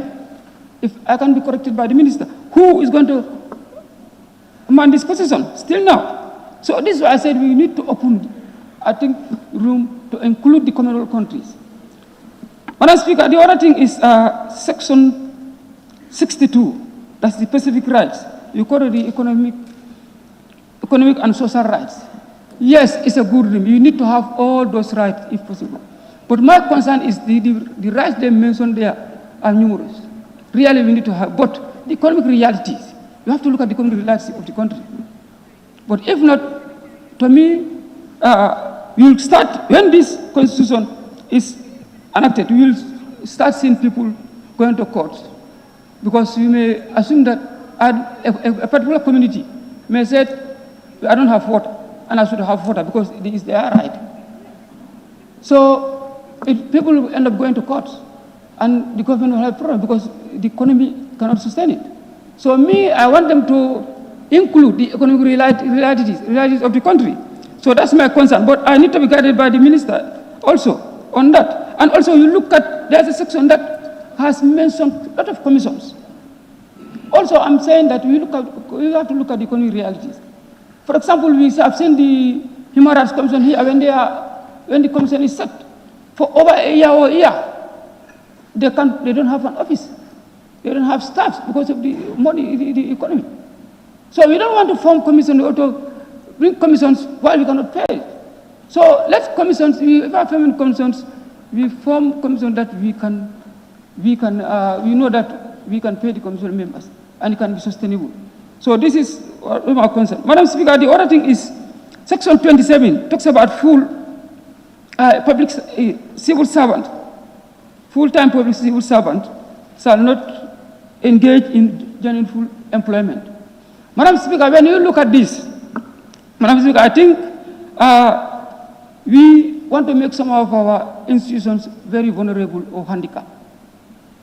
A member has mentioned here, you go to university, most of the lecturers, especially the law schools, are lawyers and are working somewhere else. You go to the clinics, most of the doctors and nurses are working in private clinics or pharmacies. And we know that the African men are in. So if you want to bring that, most of these people will leave the public service and go to private service. And also, that will hamper the clinics or some of the institutions. So, Madam Speaker, I think, okay, and also Section 147, the Speaker. They said the Speaker should be selected from outside. But my concern is, how can it be selected by outside? No process. Are you going to the street and bring somebody to take as the Speaker? Or are you going to nominate? Or are you going to shortlist? Who's going to shortlist? How is the process? We need the process. We don't worry, but we need the process. We have to be guided by the process. Madam Speaker, the other concern is the chieftaincy. Because when you are elected, once elected, you are there for life. Madam Speaker, I think you are all talking here that when you overstay, you become a dictator. So my concern here is, if somebody is elected and is there for life, he will do whatever he wants, because you know that nobody will challenge me on my position. So I need to be guided. And I want, if possible, let them be elected as national assembly, as the president and other people. Every 5 years, let your people gauge you and know whether you want you to lead them or not. So that also. And Madam Speaker, clause 7.3, the supremacy of the court. Let me read that one. That any law that is inconsistent with the Constitution is void to the extent of, Section 3. The validity or legality of this Constitution is not subject to challenges by or before any court or other organ of the state. To my understanding, it is saying that when this draft Constitution became the Constitution of the Republic of Gambia, nobody should have right, whatever is here, should have right to challenge it in the courts. And we are talking of many rights here. So to me, I want to be guided by the minister also, please. We are very sorry, although you usually come, the starting of the process, we are not there, but anyway, this is the law. This is the procedures. We have to. Okay, and the other thing, Madam Speaker, we have to. Why I want to be clear on this issue is, we have to know that after all this process, this draft Constitution is going to a body, and that body will be responsible for interpretation and enforcement of this Constitution. So this is why I want everything that is here be clear, so that everything should be clear to everybody. Because I don't want, when this goes to that body, every time people will go in to the courts for interpretation. So, Madam Speaker, one thing I want to advise members and myself is that when we are voting for this Constitution, let's vote on the basis of the merit and progressive nature of the contents of this draft. Not that the 1997 Constitution is bad. It's not bad. And the campaign strategy, Madam Speaker, people are using can hamper the progress of this draft. Because some of them are using 1970s as kind of attaching it to a political party, which I think when it is done, this can sway the electorate to vote on political lines. And that is not our intention. This is a national document. This is not a political document. It doesn't belong to any political party. It belongs to the Gambian people. What we want is the progress of the Gambia. What is good for the Gambia. So I'm advising, because why I say this is, somebody called me yesterday and said, Honorable, I don't know him. He started talking about this Constitution. I told me that this constitution, you know, and a party is doing that. I tell them that you are convincing a wrong person then. You want to convince him, then you are convincing a wrong person. He said, why? I think it's Honorable Kamara. I said, yes. Honorable Kamara of a party. He said, no, you know, you are reasonable. I said, you said I'm foolish, and you said I'm reasonable again. So you see, this is why I said we should vote not on political lines. We should not campaign not on political lines. Let us campaign on the merits and the progressive nature of this text. Thank you very much. Thank you. Point of order, Madam Speaker. Sorry. Point of order. Honorable Woolley West, please. Woolley East, please. Can we have one Point meeting? of order, Madam Speaker. No, please, Woolley East. No, I'm not giving you the floor. Thank you. It's my right, Honorable Speaker. You cannot be, how do you call it, Honorable Woolley East. No, what I'm saying, it's a point of order. Honorable Woolley East. Point of order, Madam Speaker. He has to listen to the chair. Please, both of you, you have to listen to the chair. Honorable Woolley East. Okay.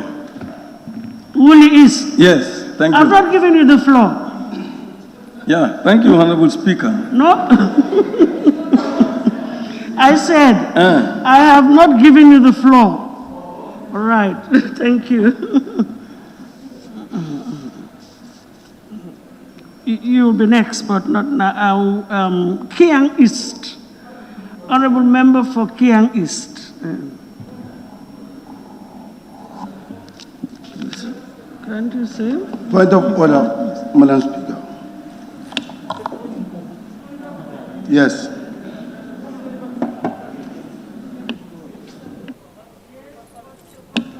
Thank you, Madam Speaker, for giving me the floor, because I wanted to observe the member for Serekunda, my mentor. Yes, clause 34. Clause 34. Yes, clause 34 of the standing order. 34(1) of the standing order.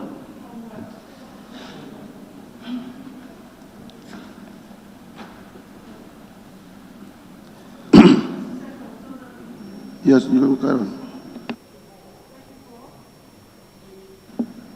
Page 17. And the closure of the debate. Yes. 1. After the discussion on the motion, the mover of which has the right to reply has been proposed any member, any rising in his or her place, and moved that the mover be now called upon to reply, unless the speaker is of the opinion that such motions is abuse of ruling of the National Assembly, of the Assembly, or sorry, I cannot pronounce it very well, of the right of a member. The questions that move be now called upon the reply shall be put forthwith and decide without amendment or debate if the agreed to. The mover may immediately reply to the debate as soon as the mover has concluded, or immediate if the mover does not wish to reply. The speaker shall put the question on the motion. What I'm saying here, Madam Speaker, here is, I wanted to observe the member for Serekunda that when people put question to the minister. I'm not saying you are right or wrong, but that ought to have been raised at the time. Because I requested, I requested the floor. Just a second, at the time, but you're reading closure of debate. No debate has closed yet. Here, so I will overrule that, please. The member for Serekunda is not the move. Point of order. Point of order. There is no need to prolong this because it's not an issue. We're not together. We're not on the same wavelength. This is closure of debate. What he has referred to is closure of debate. No debate has closed yet. Point of order. For a mover to be called upon to respond. So, honorable member for Lower Salum, you are overruled. Who was on the floor? Where's my list? Honorable Speaker. Combo is, can I please allow, no, it's Kiang. It's Kiang. Sorry. All right. Honorable Speaker, somebody is raising point of order. Can you give him the opportunity, please?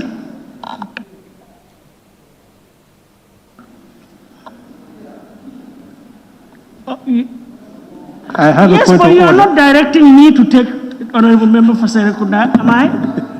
No, No, you are if not. he wants to raise a point, everybody has been given a chance. Yes, Honorable. Nobody has ever been denied a chance. No, Am I right or wrong? you are right. Yes, so if he wants to raise a point, he can raise his tag and then refer us to the relevant section and we proceed.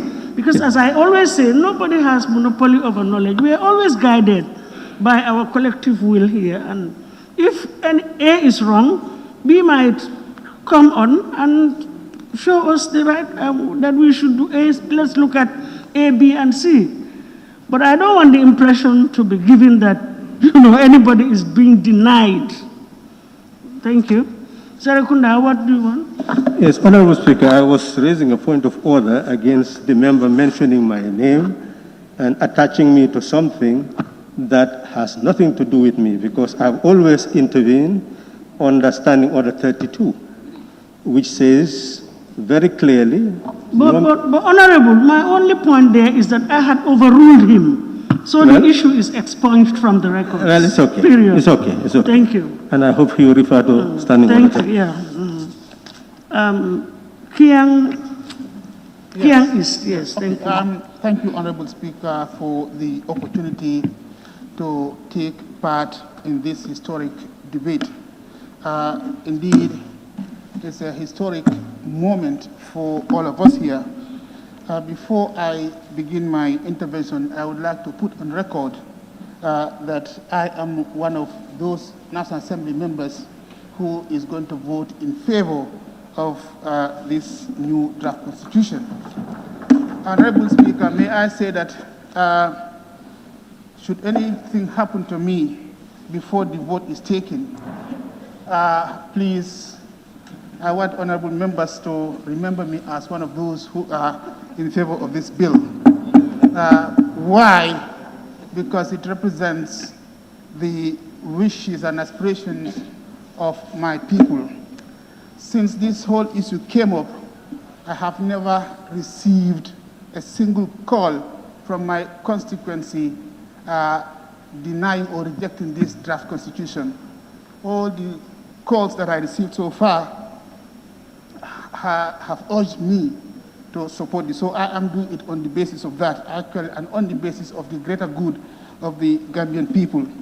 Having said that, Honorable Speaker, let me begin by appreciating all the efforts invested into this constitution by the CRC. Lest we forget, it is this very National Assembly who in December 2017 passed the CRC Act to have the 1997 Constitution reviewed. Now, why did we want to review the 1997 Constitution in the first place? It is because it was found to be defective. There were a lot of defects in that Constitution.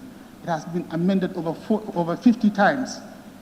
And when this new government, of course, and the National Assembly came into existence, one of the fundamental changes that we wanted to do was to change the 1997 Constitution. And for me, honestly, I find it quite intriguing that the same National Assembly members who spoke in favor of reviewing the Constitution are now turning around and trying to condemn the National Assembly Constitution, the new draft Constitution. I definitely find that intriguing. Honorable Speaker, this whole exercise has been a very, very expensive one. A lot of material resources was invested in it. A lot of human resources was invested in it. And a lot of financial resources was invested in it to a tune of over $116 million. Now, rejecting this constitution is like, sending all that money into the drain. this is something that we need to look at properly. One of the aims of the Constitution, if I may read from my notes, is that the CRC stated clearly in their executive summary that the constitutional review was meant to uphold and respect for the rule of law and fundamental human rights, ensure democratic participation in national affairs, provide a solid foundation for good governance, and establish governance institutions.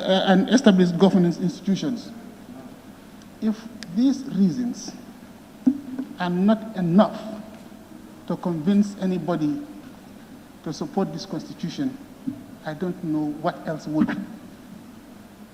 Because what I've just read are actually some of the fundamental errors or some fundamental flaws that the 1997 Constitution did not address. So we constituted the ISACRC to address those issues. And now we are turning around and saying, no, this is not good enough. This is something I just cannot understand. Honorable Speaker, when the CRC set out to work on this draft constitution, they consulted extensively in the Gambia and outside of the Gambia. And every single Gambian who cared to contribute any idea was given the opportunity, including this very National Assembly members. We have been engaged. We were given opportunities to contribute. And today, what is happening? None of us here would say that the consultation process was discriminatory. I don't think, because all the communities were visited in the Gambia and further afield. The consultation was extensive. And nobody would say, well, we are going to reject this constitution based on the fact that, you know, the ideas of Gambians who cared to contribute anything was not considered. Nobody would say that. And now today, we are here talking as if nothing happened before, as everything was imposed on us. This is not fair. We cannot trivialize all the efforts of these great men and women of the Gambia who drafted this constitution, who contributed everything to make sure that they provide us with a constitution that is better than the previous one. How can we trivialize their efforts? I was listening to the debates yesterday, and I was disappointed at some of the statements that were uttered here. One of which is that the Constitution was plagiarized. Those who spoke about plagiarism may not necessarily mention the word plagiarism, but when you say you cut and paste, that essentially is plagiarism. That this constitution is a plagiarized constitution from the Ghanaian constitution. And in academia, lest they don't know, plagiarism means taking somebody's work or somebody's idea and pass it on as your own. But when you use somebody else's ideas or somebody else's work and you acknowledge it, that's not plagiarism. I think they need to educate themselves about plagiarism. So it's not a plagiarized constitution. And there is nothing wrong to borrow ideas from other ideas. We always adopt and adapt to suit our own situation. That is what they have done. That's not plagiarism, in case they don't know.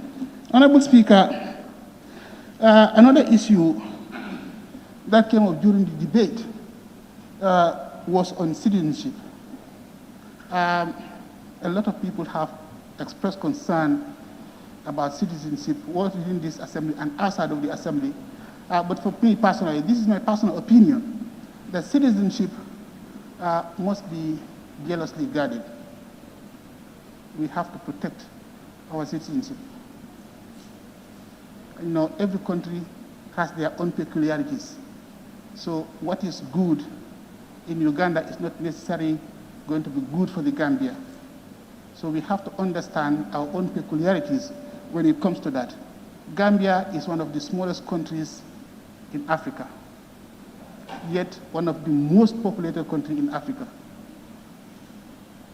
So we cannot allow our citizenship, we cannot just open the floodgates for everybody to come and become a citizen, automatically through birthright. Of course, the Constitution is clear, and nobody is barring anybody from acquiring Gambian citizens, and that's clearly stated. There are channels, there are legal ways of doing it through either registration or naturalization. So I don't see anything wrong with that, Honorable Speaker.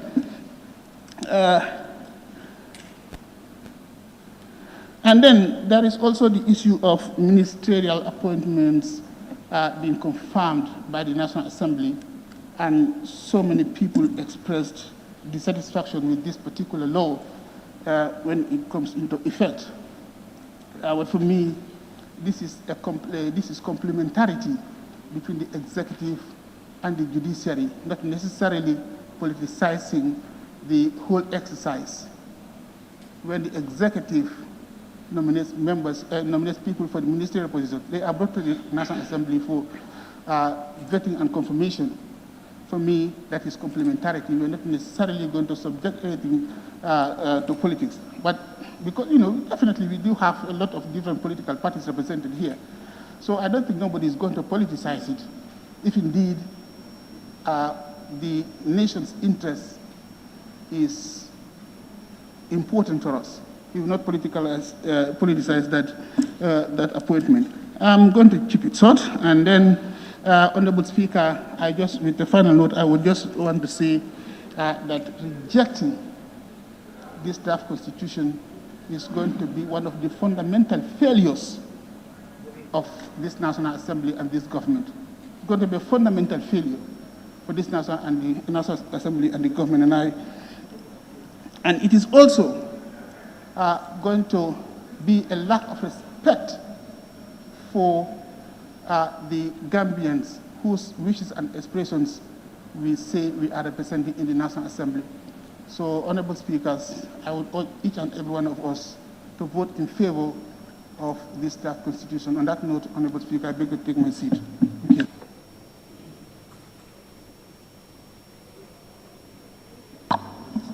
Honorable Member for Tumana.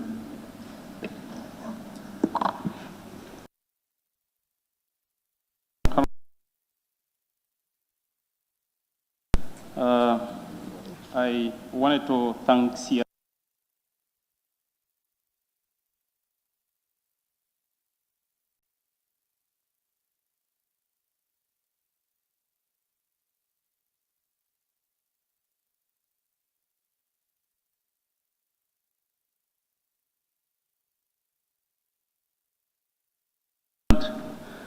To usher in the Third Republic. And again, thank my fellow National Assembly members for the entire process too, because it was in a fateful day or in a fateful month of December in 2017, the National Assembly of the Gambia established a Constitutional Review Commission to draft the country's third constitution.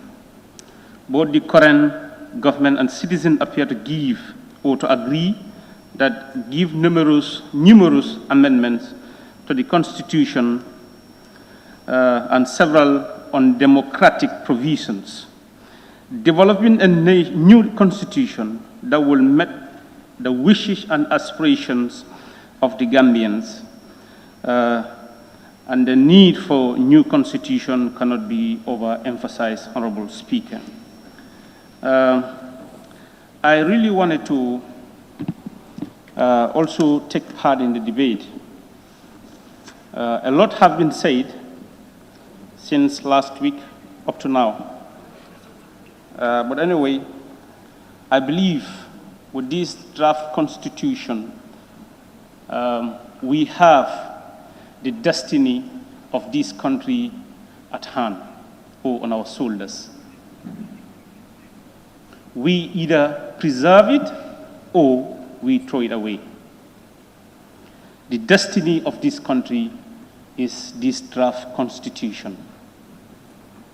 And I believe, as the member of parliament, or members of parliament, and people representatives, we should really support this draft constitution. On my behalf, and on behalf of the people of Tumana constituency, I am in support of this draft constitution. Honorable Speaker, the reason is this constitution is not my constitution. It's not the constitution of this parliament. It's not the president's constitution, neither the entire executive constitution, but this is the constitution of the people of the Republic of the Gambia. Because looking at the report, what the CRC told us here, the way and the manner, or the procedures that they followed to draft this constitution, that's the public consultations. That was very key, and we are all aware what has happened in this country. The CRC went around this country, the length and breadth of this country. You talk about the consultations in the Gambia, the face-to-face stakeholders consultations, focus groups discussions, face-to-face interviews, household surveys, public participation platforms. What else do we need? What else are we asking for as the people representative? If this is not enough, what else are we asking for as people representative? Please, honorable colleagues, the world is moving and the Gambia is not really moving. One of the reasons why we are not moving is because of the law that we have. It does not test, it does not serve the interests of the people of this country. And for us to build a better Gambia, we have to have a constitution that is going to serve for the supreme interests of this country, and that's the people.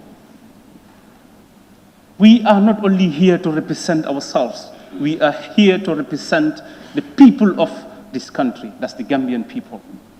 I believe that this document is in the supreme interest of the people of this country. If I have one or two things in the Constitution that did not favor us, and in fact, I have them in this Constitution. I have some of the clauses that did not favor me as an individual. But that does not necessarily mean that I should go against this entire Constitution. If I do that, means I am nothing but a disappointment to the entire nation. As a young man and as a young representative, I am seeing what is happening, the realities in other countries, even in our neighboring country here, Senegal. If the people, the long-serving parliamentarians in this parliament, did not give us the genesis of what has transpired in this country, I would not even know. The 1997 Constitution, then I was 7 years old. But we have all seen what has transpired in this country, the processes that it follows, and the processes that we want this one to follow. It's like the East and the West, Honorable Speaker. Honorable Speaker, like many people talked about the term of the president. I think this is very simple. The president, the current president of the Republic of the Gambia, unless if he did not want to stick to his words. He said he don't know anything about the affairs of government. He only wanted to serve the people of this country just for 3 years. But he is now given 5 years.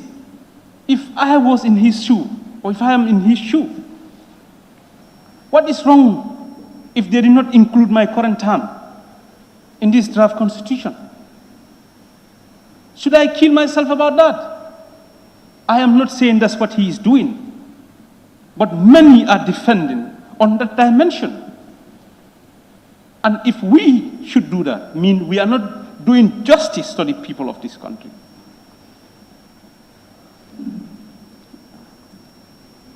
Today, a lot of people are following political parties.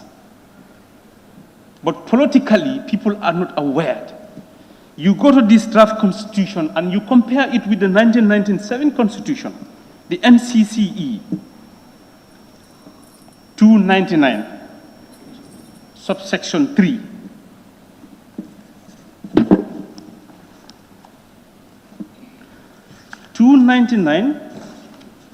Madam Speaker,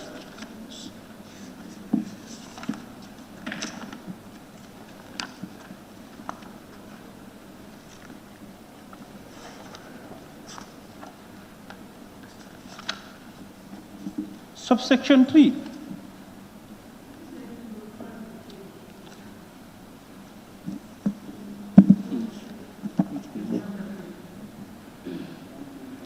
Yeah, it's 138. You read about subsection 1, you read about subsection 2, you read about subsection 3, and you compare it to the 1997 constitution. I believe the people of this country are not, majority are not politically aware. But this constitution wanted to make it, or wanted to give the people the opportunity to be politically aware, to know what is really happening. Even with this draft constitution, people know, many majority of people don't even know what we are doing. But you compare this to the 1997 constitution. Honorable Speaker, you go to the section 296, the National Youth Development. I am a young man, a youth for that matter. This constitution has catered for me, different from the 1997 constitution. I should not only just follow the ambience of politics. I should not just only be clapping. I should not also just only be singing and dancing. But I am catered for in this draft constitution. You go to the political representation. The 10% of the youth has to be, for every political party, should have 10% representative in this National Assembly. I think this is something that has given the opportunity to young people of this country to come and represent themselves and tell the people the way and the manner they want to be ruled. You talk about women representation. This is a very good constitution, Honorable Speaker. And I believe the people, the honorable members of this House will really support this constitution to get to the people. Either they accept it or not, that's left to them. But we have to pass this constitution to the people. Honorable Speaker, the amount of money spent in drafting this constitution is huge. The constituency, without a health center, 116 million can build first-class health center in my constituency. We want that money to go in vain like that. That should not be. Please, honorable members, I believe you are going to support this. I am with the conviction, I am really optimistic that you people are going to support this, honorable members. Please, let us support this draft constitution. It is the constitution of the people. Please, every Gambian is watching. Every Gambian is watching, and they want to know what we are going to do here today. Please, honorable members, let us support this draft constitution, because it is the constitution of the people.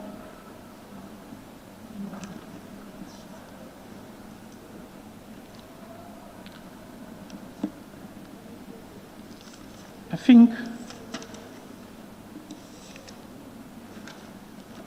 Honorable Speaker, I wanted to buttress on certain points, but I think there is no need because majority of the members have spoke on those areas. So for that being the case, okay, the section 157. I think this is very important. I am here representing the people of my constituents, who are Fulas, Mandinkas, Wolof, Sarahules, and any other tribe. But they really want to know what I am saying in this parliament. So to introduce a local language or national language in the parliament, to speak to them in the language that they understand, they know what I am saying. This constitution has catered for that. This is why I said this is the people's constitution, Honorable Speaker. Looking at the 1997 constitution, if anyone want to defend 1997 constitution as your legacy, I am telling you, you are defending a very bad legacy. There are a lot of things in that 1997 constitution that did not coupled with our current realities as a nation. On that note, Honorable Speaker, I want to thank you. Honorable members, we still have some more interventions, and it's almost getting to 2:30. So I'm just thinking of suspending this session for a short break so that we can stretch our legs. And if you agree, we come back at 3:30. Any suggestions? It's a proposal. Let's have 2 more interventions. Yes? Okay, so thank you very much. In that case, I will suspend the sittings and we'll resume at 3:30 to continue with the debate. We still have some couple of honorable members to make their interventions. Thank you. We suspend.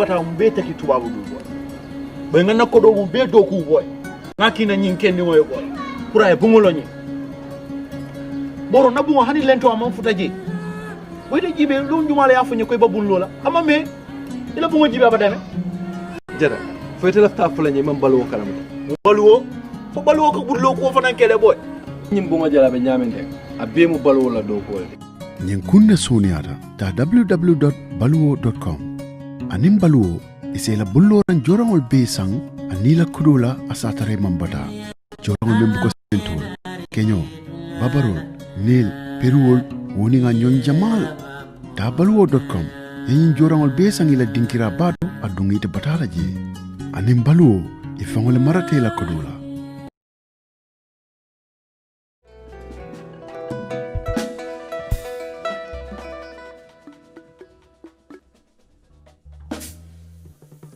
Yeah, yeah. Yo le le le le le le le le le le. Yo le le le le. Na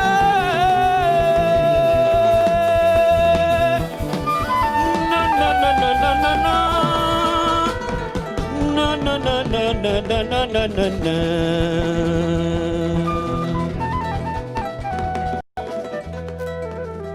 Yo le le le le le le le le. Yo le le le le le le. Yo le le le le le le. Oh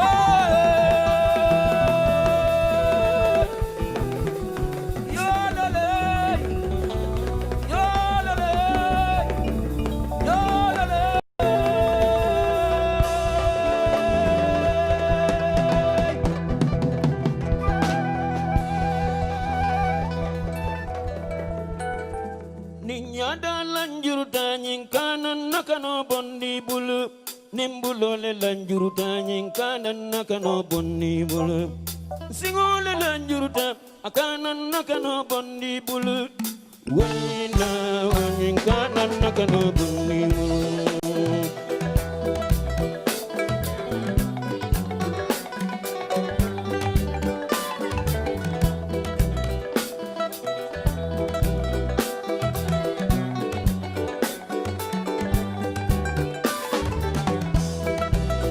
Ninyana lanjuruta nyinkana nakano bondi bulu nimbulole lanjuruta nyinkana nakano bondi bulu singole lanjuruta akana nakano bondi bulu waina nyinkana nakano bondi bulu kano nyinkana bondi bulu kano nyinkana nakano bondi bulu kano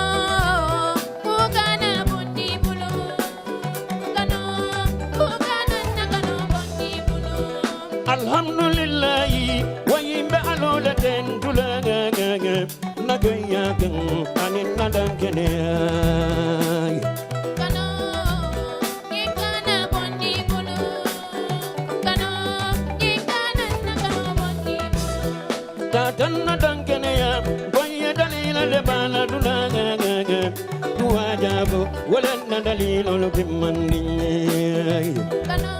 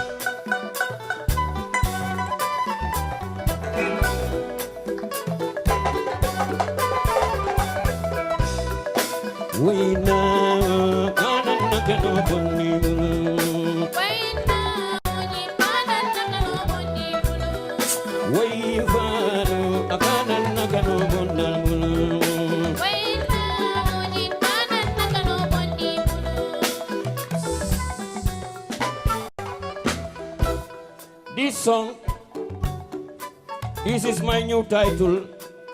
This song is my new identity.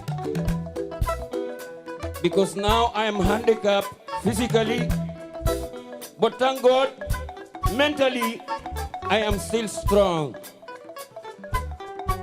Still, I can be able to compose and perform my work. I thank God. I thank all the Gambian people who pray for me and all my friends in the world.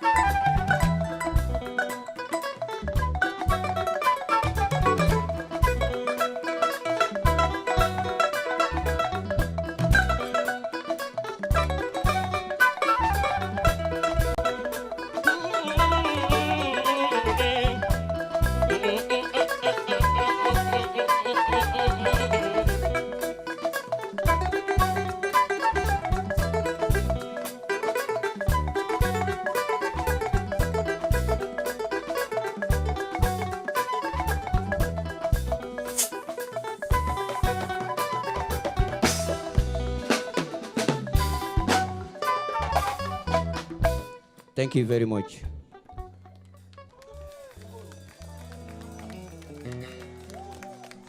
Binkolu. Voice on the monitor. Yeah, one. Voice monitor. Wa. Yeah. Monitor. Wa.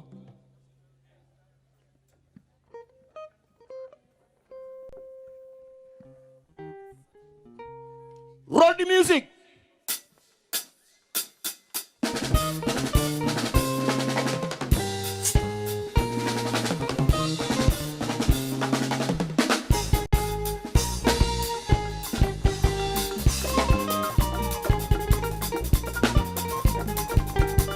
Inganyan di inganyan, kini wasa bingkolu nganyan di.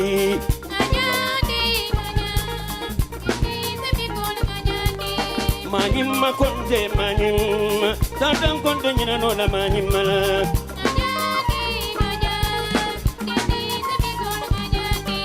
Manyima konde manyima, tatang nata manyima seondi.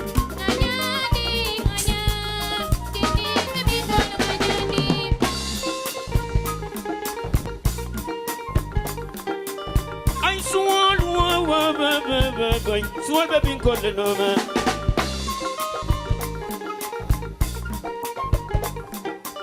Bakumala being called the mother day. I told the Baba Jose.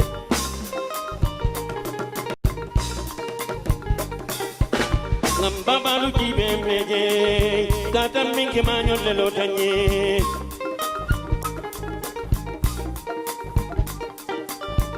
Baba kumandi amandanku karamali usaja kondelendanku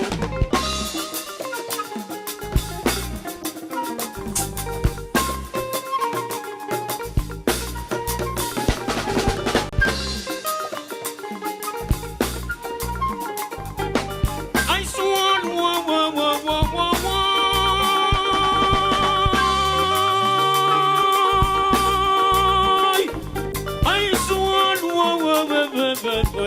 Swal baby koleno.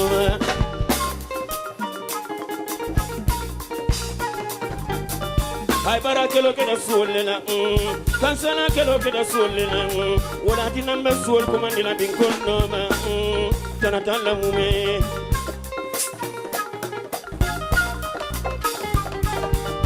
Moti kuya de wonin bintu. Tatana da bin kon se woni.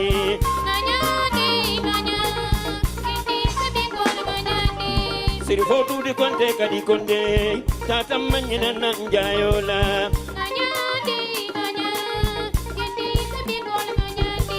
Watu pacar awa jebate mafanda jebate adole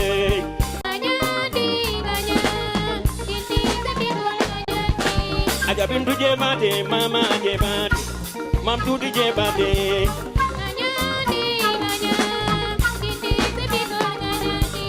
Papi jebate jena jebat woni dalla kuyate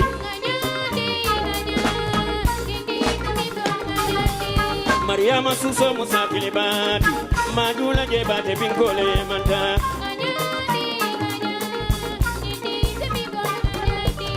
Jali kuna adama suso kebama ajana kalole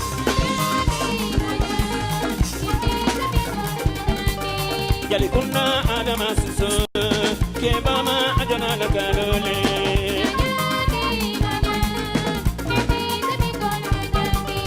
Jali kuna adama suso kebama ajana kalole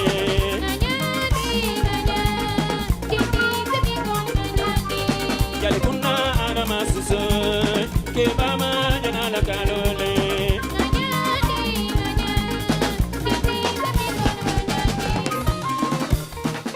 Yeah. Thank you. Thank you.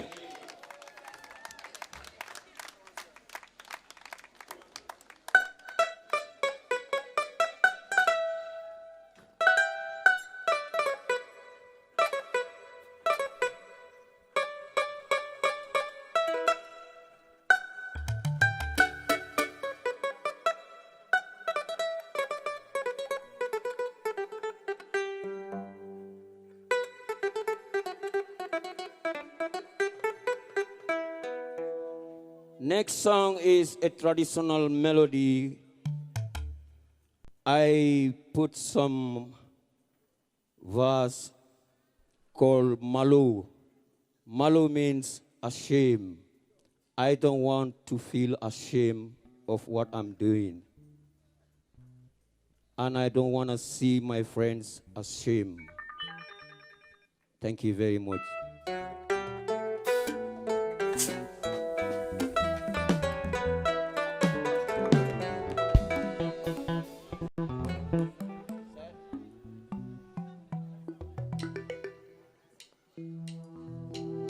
Malu mandingeng, malu mandingeng, malu mandingeng, oh mana dengola malu manding.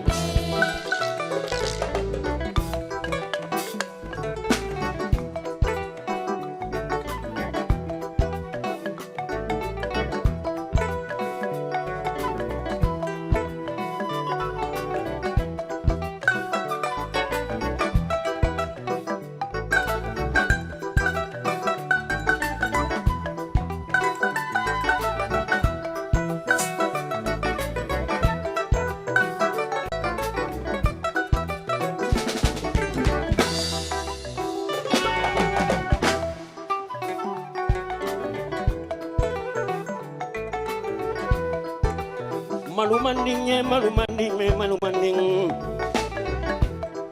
Foro fula dingola malu manding. Tanyo malu manding me, badi malu manding me, deri malu manding. Futu nyo malu manding me. Alamanalu tangala malu le kuleaga. Malu manding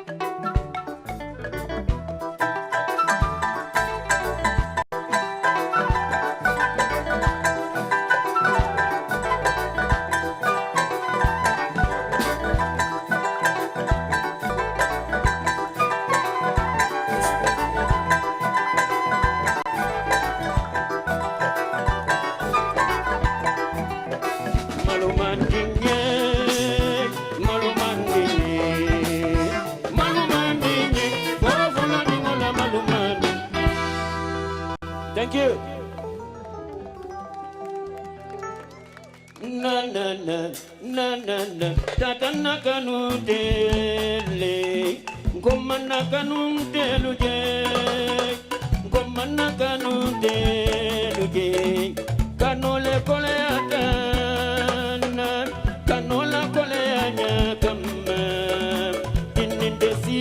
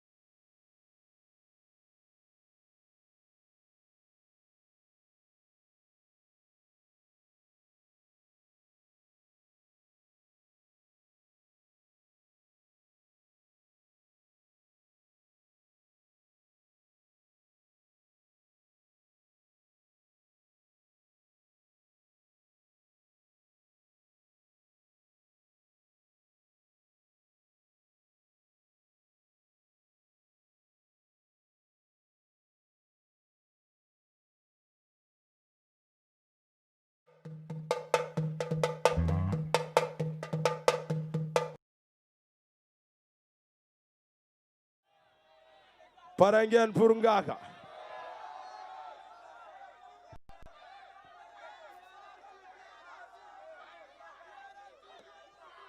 dafa mel ni blende yam waxal waaw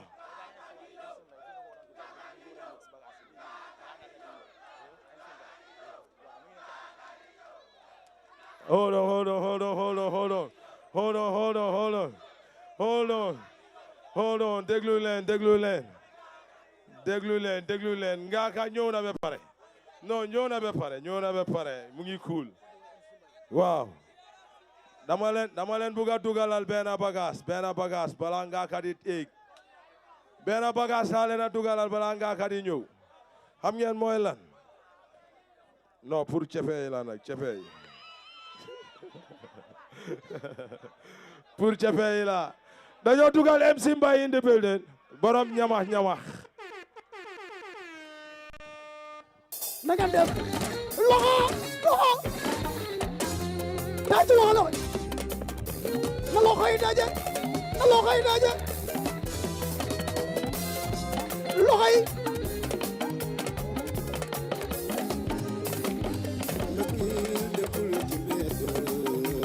waaw xale yi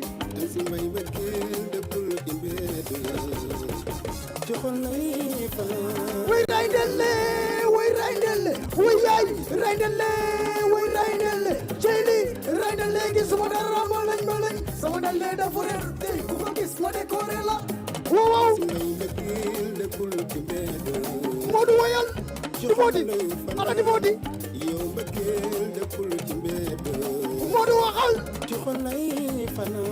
yow baax ci man maa gën ci man xale bi sagal na ay man maa ko bëgg moom mooy sagal cey mbëggeel nekkul ci mbedd wu yaay Modou loo wax cey muy suma ne kay fanaan ba fi dagg ci ñaar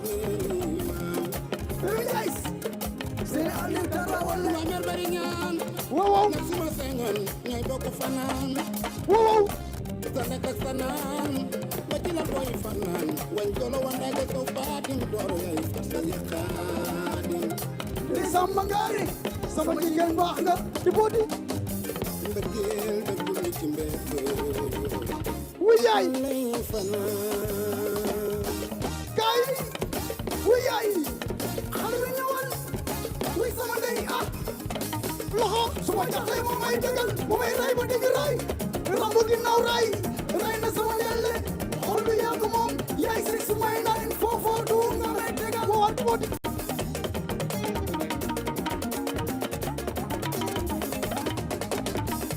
wuy mbëggeel dafa jooy wuy mbëggeel dafa jooy wuy mbëggeel dafa da copie original li jaman na ma ba tey may fi li suusoo sama jigéen xam nga loolu yow amul naa ko Modou way defal ñu dem way sama ndey la yow de bari na doxal way boo sori na way bay naa yaay way sama ndey bay naa bay bay jox la caabi kër ñëwal teg si caabi moto kon xale lu ma la jaral way sama ndey yoole leen ko li lu bees la xale Gambia feccal leen ko yoole leen ko yoole ñëw na yoole dafa xew soo mën a fecc ko yoole dafa xew te ànd ak taa doxal ñu dem way yaay fecc leen leen lëma dafa xew te ànd ak taa way sama dey sama lamar feccal lamar sama lamar léegi lamar sama lamar li may lamar ay Gambia li may lamar ay yaa ko doon fecc may kontaan du ma doon li waat yaa ma doon lamar may kontaan tey nga doon li waat way sama dey doxal way sama dey way yey sama lambar sama lambar fa lambar sama lambar mara lambar sama lambar sama boy lambar wuy sama lambar wuy sama dey yaa ko doon lambar may kontaan tey nga dellu waat jërëjëf tàccu leen Big Faa one more time ngeen tàccu si sangaar ya jangeen jëf boy yow bandiga hey xam nga naka la kuy ñëw teel a seen boppa xam nga naka la li ko dee teero am na benn ok tàccuma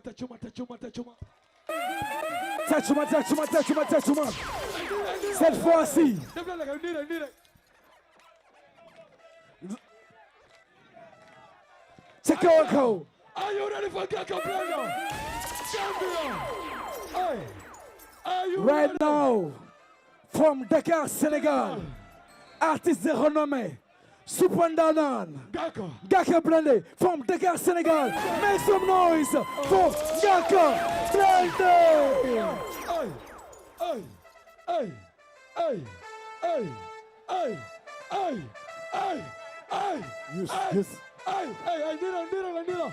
Hey, hey, hey, hey, hey, hey, hey, hey, hey.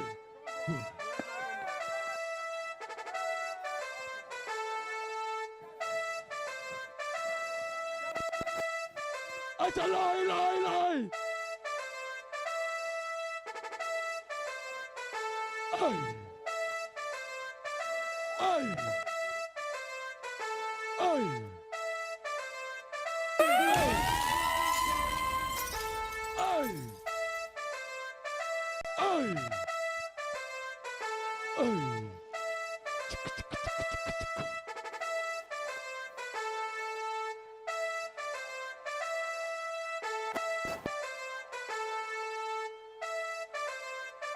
Feber Daka yow la gero bi yow nii koñ bi yow la Texas listi xaar na yoon yi yóbbu ko ba Texas dox wëri ndam fu mu ne nga indi ko denk nañ la xam-xam aji reer bi gindi ko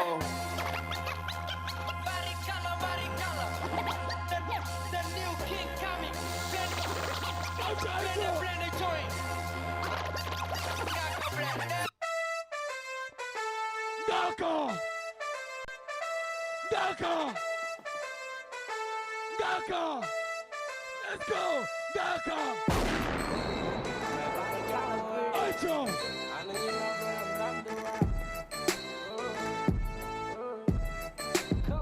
Okay, santat God bani yak si fini ñepp taxaw teeru dana sel ci new mind defar taru am buzz don't stop barika diñu geru ben geewal jarul kenn ñew di ceeru ñun dara musta tok ne mukk diñu lek waxtan xala wañ wala bok fi ngeen tok ñu waxtan gol faali ma ngi char fo len nek am na jamm way ren gaay naka wa ala ñuy wax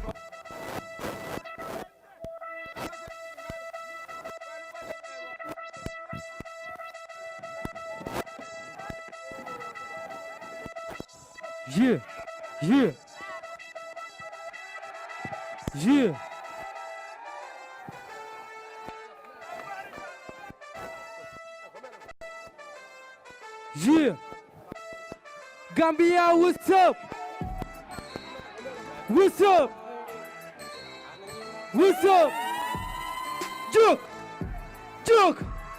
Jog, leñu bu joga jog compagnie yexu fi ñepp taxaw teeru renaissance du boy defar lepp ba mu taaru am post dosta mbari kala day beru duñu geru ben kewon jaru jow ñew di ceeru ñun dara musta tok ne mukk dinu lek waxtaan xala weg wala fop tege na tok ñu waxtaan gol faali ma ngi xia fo leen nek am leen jamu way yeneen gaay naka wa dara di wax borom dam du way mo noppi way man kuma gaay jox ma na bay li ma soppi way ci raw ba dege ñoo ngi tok di way xam ko mo la fiisu bok iblis fi lu wari dafa diri bëgg ñiri siisu wala ñu tudduñu bëgg ñu yow futuñu dañuy rab daw raba ku ñu ba léegi dégg mënuñu xidinu dindiñu ku ñu bëgg ku yàlla déglu ñu ku ñu bëgg la ku ñu bëgg ñu da jóg ca kaw man bëgg naa leen jee ha jóg da jóg ca kaw You got me there, what's up? Daru khawliru am banopi. Yeah. Hey, Gambia, what's up? Gambia, what's up? DJ no kontare. Melel ko jamu ay. Jog ca kaw. Ari wax borom dam du ay. Man bëgg naa leen boy. Bokk iblis. Fiiru waay dafa ngiri bëgg ñiri siisu. Jog ca kaw. Melel ko jamu ay. Ca kaw. Ari wax borom dam du ay. Man bëgg naa leen boy. Bokk iblis. Fiiru waay dafa ngiri bëgg ñiri siisu. Daru xawli lu am ba noppi. Gëm li ñu mën. Léegi am nañu waar. Dafa di ko këpp sëm. Wax suñu rëb. jox na nu jëm jox nu peace love fun léegi fere la ñu jëm wàcce cruise ka sek cruise defar lépp muy rafet yëngal mu bi wetti groupe war a jug sa am defet ha mu baa ngi teg buru baa ngi teg anda bi laaw traw sa kaw mel ni kuy baari kàlla na waaw léegi du man ak booyu hoomi gray lay rawnal peri ak meri booyu mori lay sawnal oh sista pawnal borom pawnal dora ci man tane ma fi bàyyi wad rawnal xamoo si man taw sa xaw si el bi naan tanga nga ko plus play egal barikalla nandi nga mag nga nu jóg ca kaw ca kaw ko ca kaw ko man bëgg naa leen yoon ho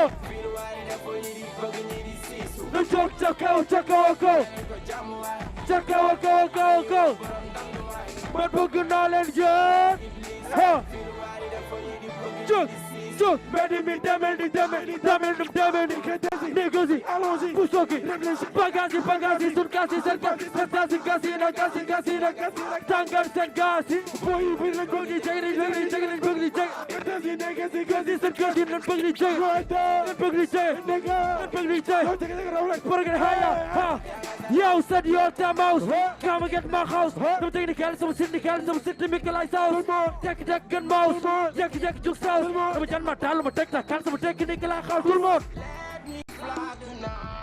I want this joke let me fly tonight joke I want this car though let me fly tonight I want this car though joke let me fly tonight really fly tonight joke really fly tonight let me fly tonight let me fly tonight Go, Belen ko jamu waay Ani wa borom dam du waay Yo Gambia wa show Fuck iblis Feel waay dafa ngiri bëgg ñiri siisu No jo go Belen ko jamu waay Ani wa borom dam du waay Man bëgg naa leen be Fuck iblis Feel waay dafa ngiri Tout le monde Let me fly tonight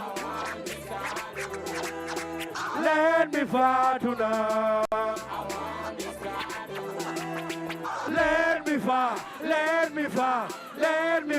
tonight. Let me fly tonight.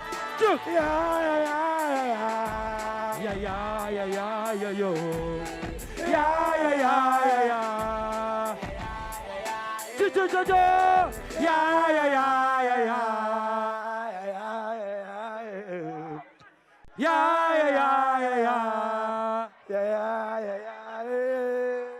Gambia est ça va?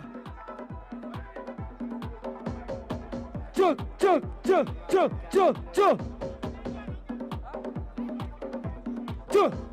New York, Brooklyn, hey, G-Way, hey, real nigga from Barricalo, how my niggas? Live over the little job and rob in the hood. Yakuza Jude, hey, my rubber with a better dark juke, hey, Satchel whoop, hey, Yakuza Jude, you was a poop, huh? Eating any Paco bitch, more sound in my poop.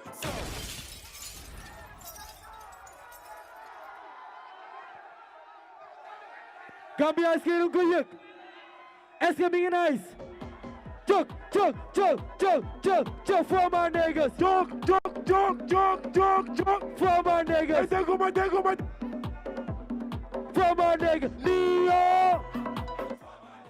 Hey, Brooklyn. Hey, G-Way.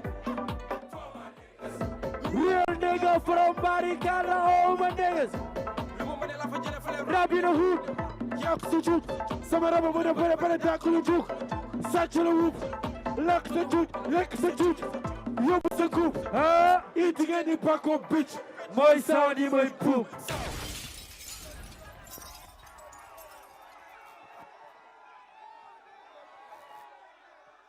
Yes.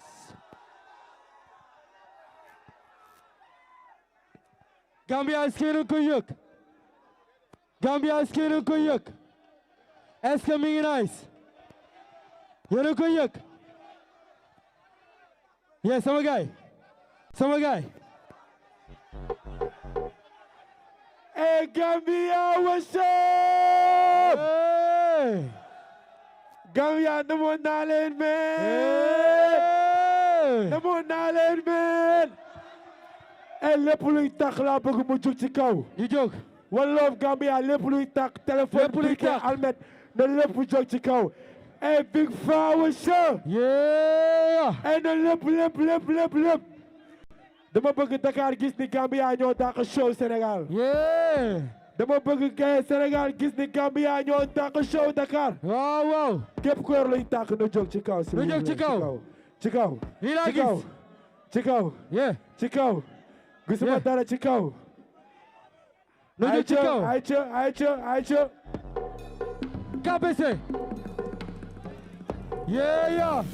doole ju bëri ku ànd ak yàlla ànd ak doole ju bëri tout le monde. doole ju bëri ku ànd ak yàlla ànd ak doole ju bëri. dégguma doole ju bëri ku ànd ak Gambi ànd ak doole ju bëri. tout le monde. doole ju bëri ku ànd ak yàlla ànd ak doole ju bëri. assez doole ju bëri ku ànd ak yàlla ànd ak doole ju bëri. tout le monde. doole ju bëri ku ànd ak yàlla ànd ak doole ju bëri. yow àdduna daal lépp kumpa la kenn xamul ku juddu tey li muy doon suba gàncax gi saxoon ma nar a meññ ba léegi dërëg bi doonu gooñ danga yàlla amal ni yàlla deñ kenn xamul ni suba dina ko fekk nit juddu ci torox ba teel a dem kenn xamul ni kii ci torox teg suñu xam-xam a bëriwul wala walaay suñu ko jama sariwul tax ni yàlla bind si suñu jëm ba léegi doomu aadama gi liiragul fi mu ko dëggee dema lépp leer kenn du la defal la guddi ne mam ne ma guddi dafa am ba rom boo ci deful nak dige jombi de tax nit ñi baax ñi ñooy teel a dafa am li yàlla nam mu ci ñoom ay xale yu ju dëgg ci koy rafet daa am li yàlla nam mu ci ñoom tax àdduna bi kenn du wóolu kenn boo gëmul yàlla doo gëm sa bopp boo gisul sa bopp si bopp kenn boo gis sa kenn si di gis sa bopp di gis sa bopp doo mës a gëstu nit di gis sa bopp co di gis sa bopp doo mës a gëstu nit di gis sa bopp doole ju bari day wàññi xel xalaat bu bëri day tax a doof yow xalaat bu bëri day tax a doof xalaat bu bëri day tax a doof dof yëpp àjjana lañ bëgg a dem dof yëpp àjjana lañ bëgg a dem te ba léegi xamuñu nu mu mel te ba léegi yow àdduna daal lépp kumpa la kuy gis-gis bu gàtt rek kumba la gis-gisam gàtt rek kumba la ndax kumba yaa ngi gisu ñëwagul fils kumba yaa ngi gisu ñëwagul dundu leen ni axiru zaman ñëwagul dundu leen ni axiru zaman ñëwagul yàlla dina rey lépp luy dund ci suuf même suuf si sax yàlla dina ko rey adduna ci di nekk sax dina deemeen ngeen xamul kale yàlla ji di ko rey ci di rey doomu aadama yi bëgg am bari looloo tax xale yi di teel a dee accident yi di tegloo te duñu xam ci la yaa ngi kontaan di ko célébrer Gambia di ko célébrer jinne yaa ngi kontaan di ko célébrer reyante bi bëri na suñu biir ma dégg di ko célébrer ay dégguma jinne yaa ngi kontaan di ko célébrer ay gërante bëri na suñu biir te ma dégg di ko célébrer Gambia wacc jinne yaa ngi kontaan di ko célébrer boo yaa ngi ci kaso bi suñu biir te ma dégg di ko célébrer jinne yaa ngi kontaan di ko célébrer doole ju bëri ku ànd ak yàlla ànd ak doole ju bëri tout le monde doole ju bëri ku ànd ak yàlla ànd ak doole ju bëri matal doole ju bëri ku ànd ak Bamba ànd ak doole ju bëri tout le monde doole ju bëri ku ànd ak Bamba ànd ak doole ju bëri Tijaani doole ju bëri ku ànd ak Maodo ànd ak doole ju bëri tout le monde doole ju bëri ku ànd ak Maodo ànd ak doole ju bëri doole ju bëri ku ànd ak Bañes ànd ak doole ju bëri tout le monde doole ju bëri ku ànd ak Bañes ànd ak doole ju bëri assez jël doole ju bëri day wàññi xel xalaat bu bëri day tax a dof dof yëpp àjjana lañ bëgg a dem te ba léegi xamuñu nu mu mel yee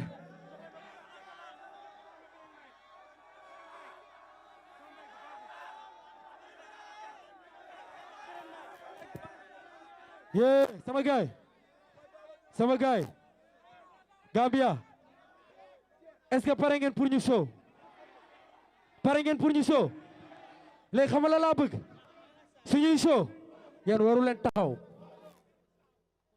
nangu ngeen loolu pare ngeen pour show yéen ñi ñàkkul yéen ñëpp laa bëgg ngeen ñàkk yaa may dégg ñu dem pare ngeen yee lii la booy bi nee na ma ngaa ko freestyle waaw man xam nga ni loolu matériel yenn saa dama ci taal yor benn Don Simon ngaa ko dafa con ci bon rii mu dàq bonbon comme limon yàgg naa ko def dafay dàq pinton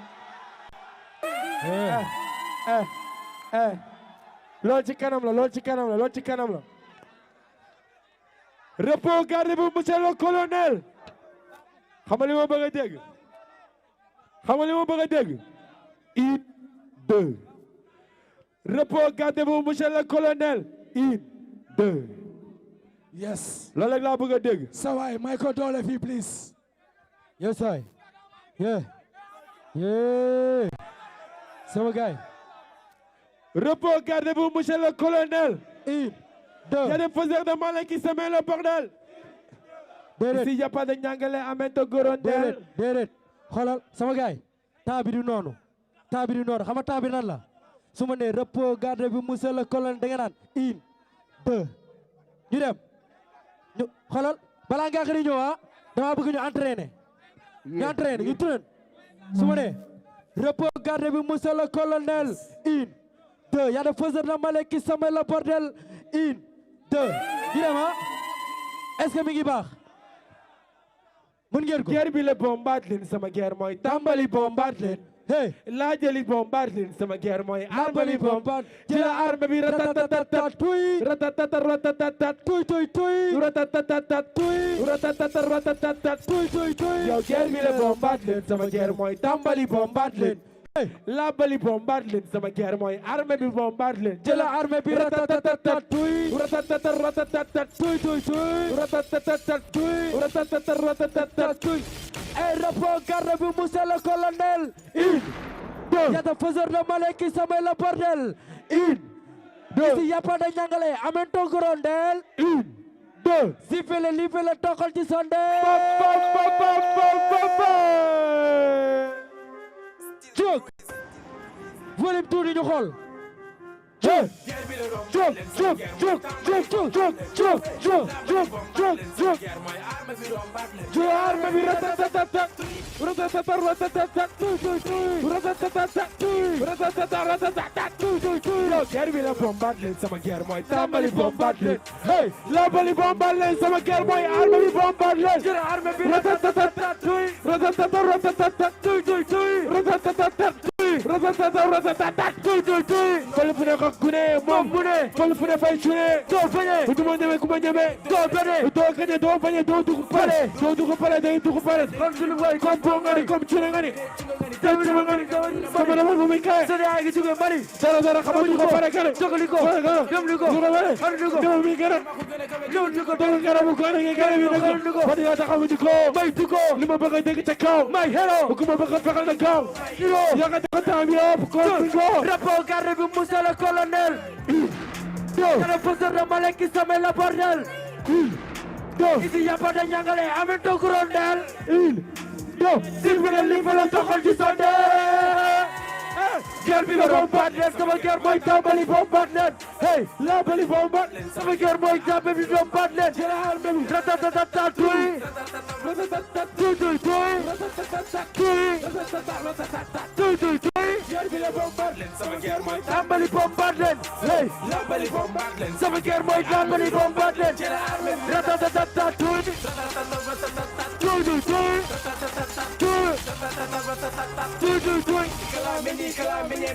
mentay jëlul la neex ni nga may fay may vie 5 pam jet may fay ñu la na par ñu tok dina saf tay ginaar gi saf na neena kokoriko ñak tak sa boy kak gore wo sara ba xey bi miskit fam kale wo ñu la pare ne kak gore wo male sut be ci taxi mangé fepp lay dugg mel taxi manlé ma man ñi man ñe ma xam ñi ñaa ñe ma ni nga kange fal na di mele leen ci fu ñu dajawé dëgg naan bi bandi bandi ma man ñi ma xam ñi ñaa ñe ma ni nga repos gardez-vous monsieur le colonel Y'a des faiseurs de malin qui sèment le bordel ici y a pas de ñangale amento gorondel siffle livre tokal ci sondel guerre bi la bombarde sama guerre mooy tàmbali bombarde hey la bali bombarde leen sama guerre mooy arme bi bombarde leen jël arme bi ratatata tuy tuy tuy tuy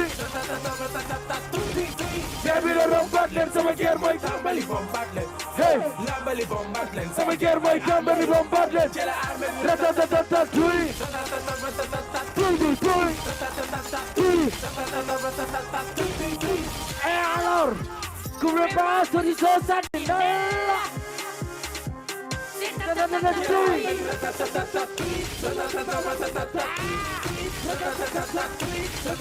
Fra la H47, lacrymo, suprême neutralité. Alors, tirez, bombardez. Et la guerre n'a fait que commencer. Voilà. Est-ce que mi ngi cool? Ba léegi yéen a koy nangu. Gambia ñu ne yoon ba ban heure? Ba ban heure? Ba 7 heures. Ah. Ok. Léegi gaay. Ngaaka. Gambia nee na ba 7 heures. Ba 10 heures. Ok. Léegi sama gaay. Ba léegi ci public bi maa ngi gis ñu ñaqagul. Léegi xamal la laa bëgg. Yéen ñëpp ñu show ak man. Yéen ñëpp ñu show ak man. Aleyo, you my lover. Bébé yo, namuna la. Aleyo, you my lover. Bëgg naa ñu gisee, bëgg naa la tàkk def la sox su ma ñibbisee. Dëggu naa si yow de fi mu ne li ma bëgg fi ne mooy baby yow rek fi ne man sonn naa si man daal xalaat naa man weet naa est-ce que sax duma dof man namu naa daal di la foofu man say reetaan say waxtaan moom maa ngi doon foofu man jël naa sama xol jox la all time sama xel mi ngi ci yow duma la nëbbu lu ma xam wax la sama gel si yow de dina law choco comme choco yaa ma dàqal pain au lait bu am choco dàqal ma cakri buñ sucré saw loko yow laa nopp xam nga ko maa ngi all time baby sotan bébé yo namu naa la are yo you my lover bébé yo namu naa la Hareyo, tout le monde. Tachuma, fechal. Tachuma, fechal. Tachuma, fechal.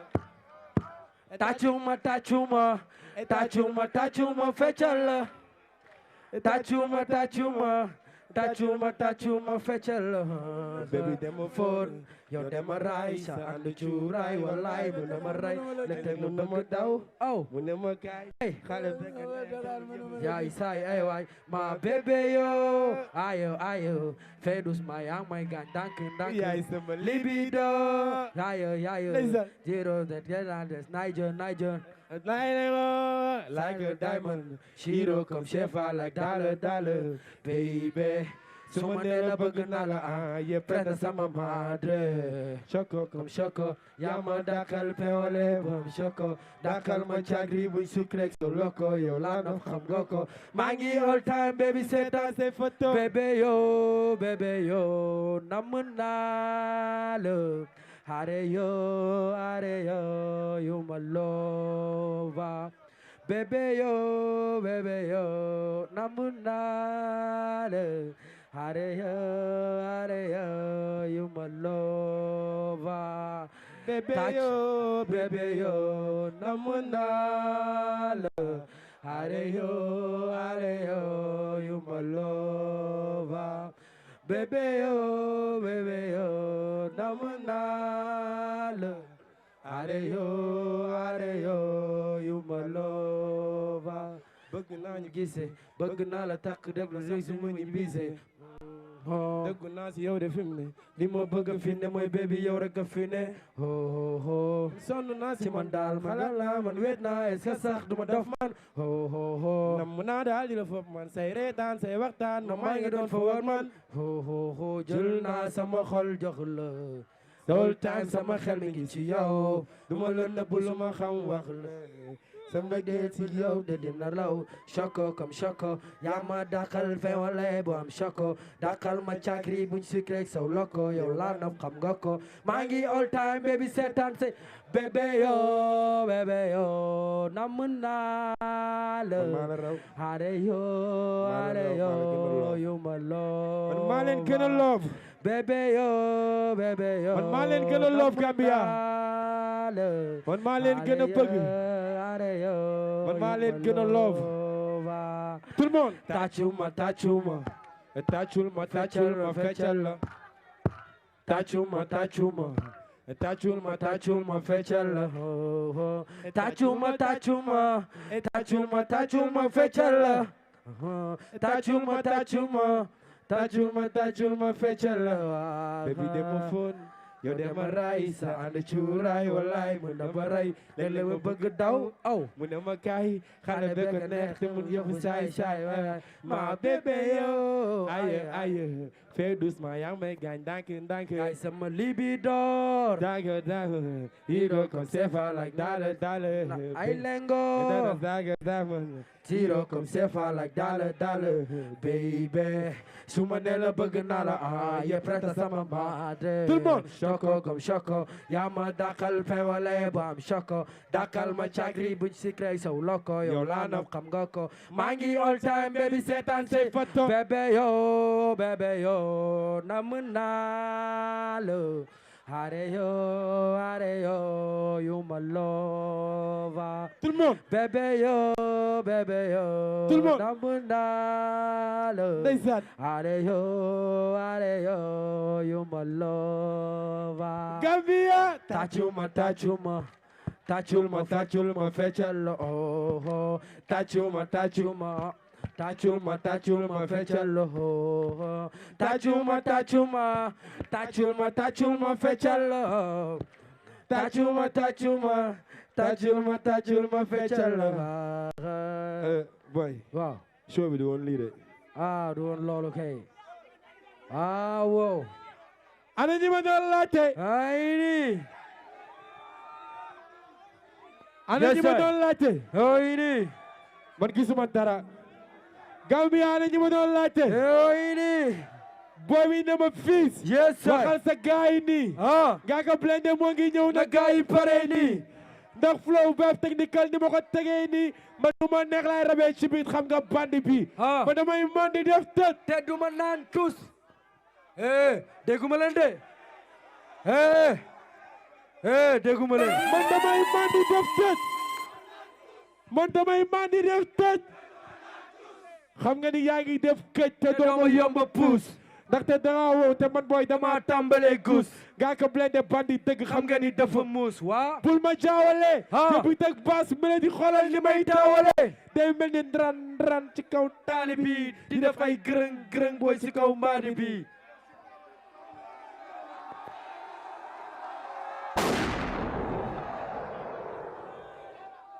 sim nga boy na bandi woon na ma boy maytu Ngaaka Blindé freestyle daf ko def saytu dama ko def ay at ba noppi gën ko saytu loolu mooy réel rap ba pare c'est tout soo ma bëggul ma fakka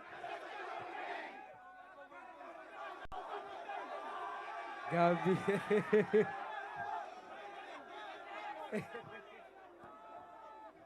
soo ma bëggul ma fakka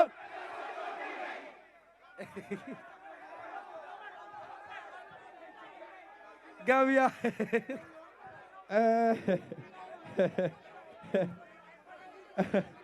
Big Faa waaw man Big Faa waxoo ma woon lii de waaw Gambi yéen Gambia da ngeen di saaga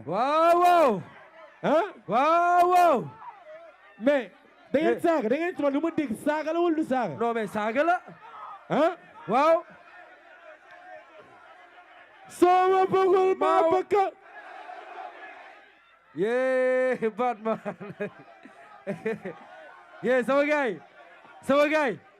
gaay Gambia bëgguma waa Dakar waa Sénégal di leen gën a garaaw comprendre man origine Gambia la man Gambia la far yaa may dégg dama bëgg ku saaga bu garaaw nice waaw sama gaay waaw man ay affaire saaga yooyu affaire boy yu réew yooyu noonu man yooyu nekk non bañ leen non expliqué man Gambia man ñi saaga xame naa leen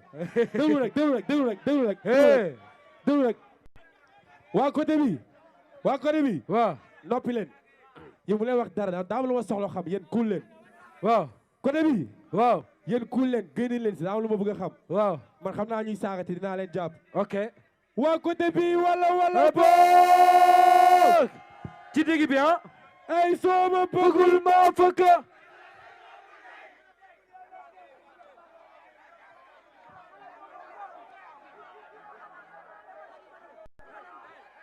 ok léegi leer na pour wax ji bañ a bëri.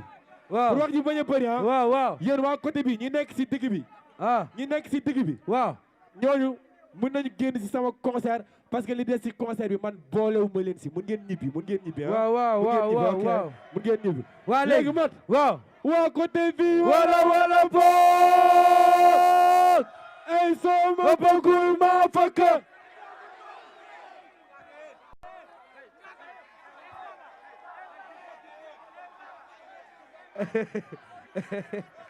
sama gars yi yéen laa bëgg. jaajëf yéen boo leen di dem sama gars yi mun ngeen si ànd mun ngeen ñibbiwaale parce que li des sama conseil yéen tamit nice mun ngeen dem nekk si lu leen neex. waaw. ay côté bi wala boog. ay soo ma bëggul ma fakk.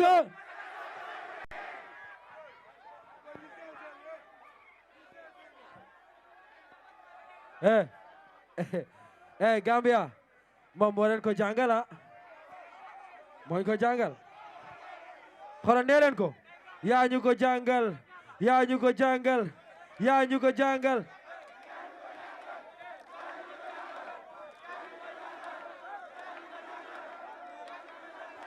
ok léegi Big Faa maa ngi lay jaajëfal sa invitation bi nga ma invite fii Gambia. waaw di jaajëfal aussi sécurité bi policeman bi di jaajëfal gars yi comme que damaa doon ñëw pour concert fekk booy di saaga. waaw léegi man comme que aw ma ñu ma concertal damay mujjee ñibbi. non ama te seetuma dara si non garaawul xola waa côté bi ñii ñëpp dañuy saaga mais am na ñu nekk au fond. non ñeeruñ saaga quoi. ok gisuma leen woon. wala boog. heureusement dinaa mën a continuer concert bi ndax ñële. waaw sama gars yéen yi wan ngeen ñibbi sama gars yi. wala boog. ay sama bëggul ma fakk.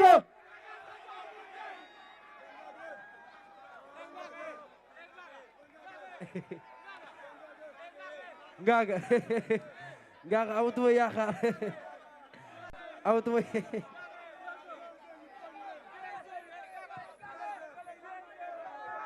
voilà fi amul dara waaw mat waaw xanaa xamoo concert bi mën naa ko continuer si 4 gel yi nii man am naa fit loolu man am naa fit wan ñii ginnaaw continuer concert bi si 4 gel yi non ñi est-ce que duñ saaga yan doo leen saaga duñ saaga dana saaga duñ saaga de ey gel yi wala boy ey sama bëggul ma fakk ok merci thank you Mart waaw bay ma fayu waa léegi ma fayu waaw fayul man ma fayu waaw fayul man Gambia indi naa leen ay saaga yu bees tak léegi jox leen ko léegi damay ma fayu non man duma fayu waaw dinaa son bi damay bëgg muy jóg ci kaw waaw sama gars yi waaw xam nga lu tax duma fayu waaw parce que man fièrement ma maman carrément elle m'a dit Ngaka pas d'indiscipline budul woon loolu dañ koy dawal ci télévision budul woon loolu dañ koy dawal ci télévision tout le monde di GG gauche DJ drop, kon dañuy zézé di toj neew zézé what up.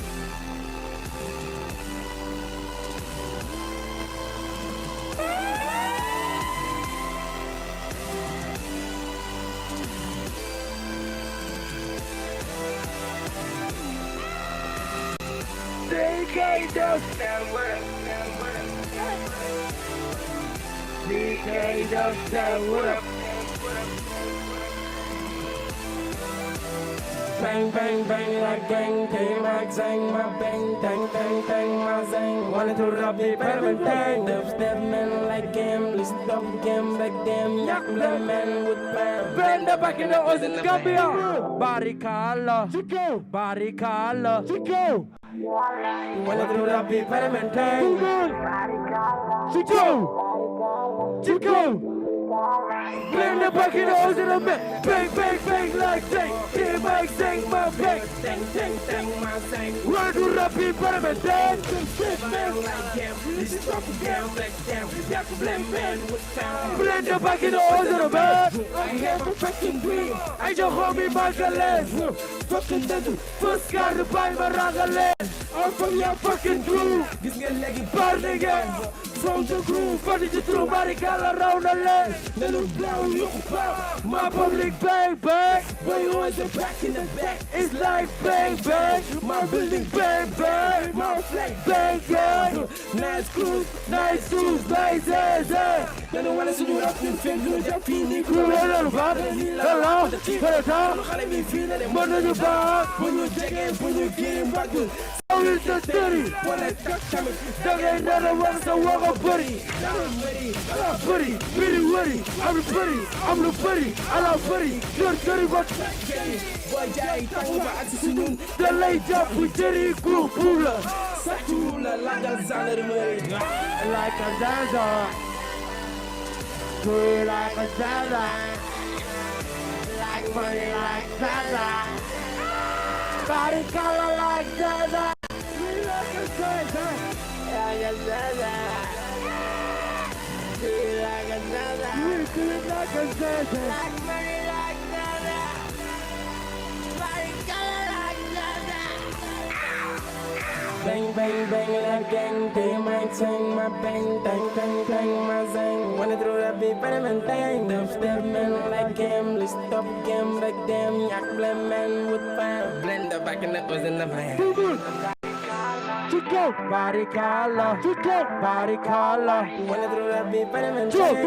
Barikala, Chico, Barikala, Chico, Barikala. Blend the back in the Ozen and my bang, bang, bang, like gang. K-Max, zang, my bang, tang, tang, tang, my zang. Wanna throw that big peppermint tang. Dubstep man like gang, list up again, break them, yak, black man with fire. Blend the back in the Ozen and man. Let me change my action movie. Let me free all of y'all. That's what I'm in your pujo. APA, Imperial, Albany West. Get your wife, Canada. Don't you be passing, but I get up and come and tell ma. Put everybody down, they come and pull my sister. Get a jail, ma. Bascom, fear, ma. Mama, Karama, Elma, Gaza. Parade is split, ho. Buru that get down, she tell me, Buru that get down, she tell me. This is goes. This is a drop. I can insist and put. This is a wood.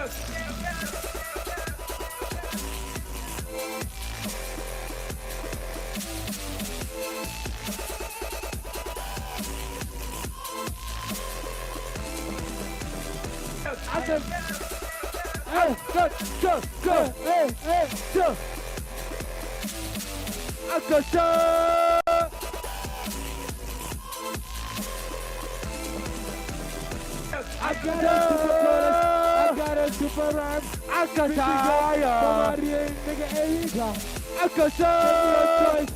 the rest of town.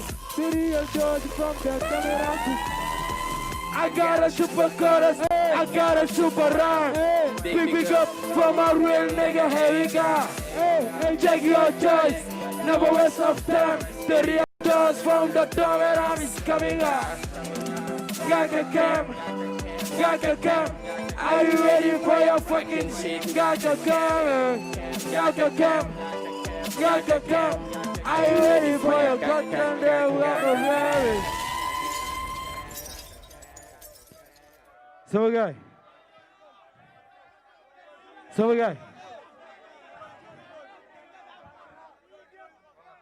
Woy ma ba léegi yéen a ngi koy yëg mi ngi nice mi lan ngeen di waxee mi ngi dee cool ah mi ngi cool yee ok léegi xam nga la laa bëgg ñu gën a show ban bii game ngeen bëgg mu def wala ban lan ci ñu demaat ba ci kanam bii game waaw bii game mi ngi ñëw yesaay boy mënu ma sëgg baleen ñuy génne par 10 fay génne benn man ku ñam pasi te ñam dayu bëy xam ne du benn man sa gaale bi stop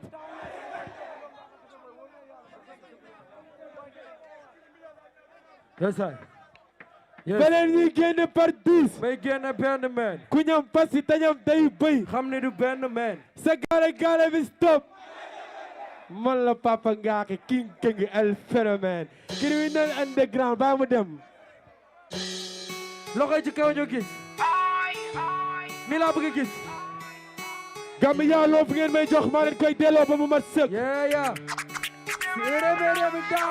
Gambia bëggeel bi ngeen may jox maa leen koy delloo ba mu mat sëkk Gambia bëgg naa leen meen Gambia yóbbu naa leen meen Gambia yëg naa leen meen Ngaaka it's time to move yow to brain groove na ñëpp ak suuf fane d'accord king bi yëkkati na fay lampi defar sàppi moom la jaww jéeg déer gi doon xaar king bi yëkkati na bas teg ñi fi ne di tees su ma tee microphone ñaari baar ak ana bi tiitati na maa tax ñuy sap tax ñuy rap ku rap te waxoo si man rek day mel ni sarap isati na may bëndal dal bi yëpp tax ñu bëgg ma lose dégg naa mag yu ñàkk fay day ma préféré cool Wild King indil couronne mënuñu rap saaga nañ ñu ñoom ñu rap ndax ñuy suul mënuñ si man dul my king tekku nekk bi dama dëkku man fii ba tubaab di tekki waat di rap man damay tegu man aca dëggul man wéy fëggul man seen gépp bi naroon loxo ci kaw ñu gis maa ko dekkul I don't worry one day bitch me dina flabo ñoo ci kaw asamaan yàlla pour bi leeral yoonam musal ko ci noonam sàmm ko ci barke Cheikh Rafal I don't worry one day bitch me dina flabo ñoo ci kaw asamaan yàlla pour bi leeral yoonam musal ko ci noonam sàmm ko ci barke Cheikh Rafal dama yëgal sound bi yëpp te amul trace nigga ku déglu sound booy yu bees yi xamal la ñuy classe nigga mais France nigga seen bët ci sama place nigga bokkuñu school bokkuñu cour ngir yàlla bokkuñu place nigga gëna nee na ma gérit mene nee na ma mérit tere joxe ma sérit kaw ak suuf waruñ ci man dra ay clan seen musiba maa ngi fla wéet xam sa fucking père xañ ci nit ñi bla ku xam fu ma jaar ba fii dama xuus nigga bëri ko ci mbàttal maa ngi nii ñëwal puus nigga man dama mën li may def wallaay aatanuma sama baat ci kaw man benn label aatanuma du maak ñoom ku wiri wari ne du maak ñoom gis nga maak ñoom bu ci nala dugg dem lay du maak ñoom jox maak ñoom bi du bëri dama maak ñoom ku ma ci jàpp bàyyi nga teel tëri ni sama maak I don't worry one day picture me dina flabo ñoo ci kaw asamaan yàlla buur bi leeral yoonam musal ko ci noonam sàmm ko ci barke Cheikh Rafal I don't worry one day picture me dina flabo ñoo ci kaw asamaan yàlla buur bi leeral yoonam musal ko ci noonam sàmm ko ci barke Cheikh Rafal baleen ñuy génne par 10 may génne benn man ku ñoom pasi te ñoom dayu bëy sa gaale bi ci topp may regal dem man la Papa Ngaaka king keng el phénomène criminel underground sa 18 sound xal sama benn sound dox fay ko bu dee yaa gën a tàng ci game bi man la sapeur bu dee yuuxu rek wala ngay taasu man la rappeur foog DP na góore ndax man dama bi ngay lu de pare di wut sa dee man fa laa bi ngay tel di dem bay faal man fa laa king nee na bul ko ñooti sax ndax da laa gome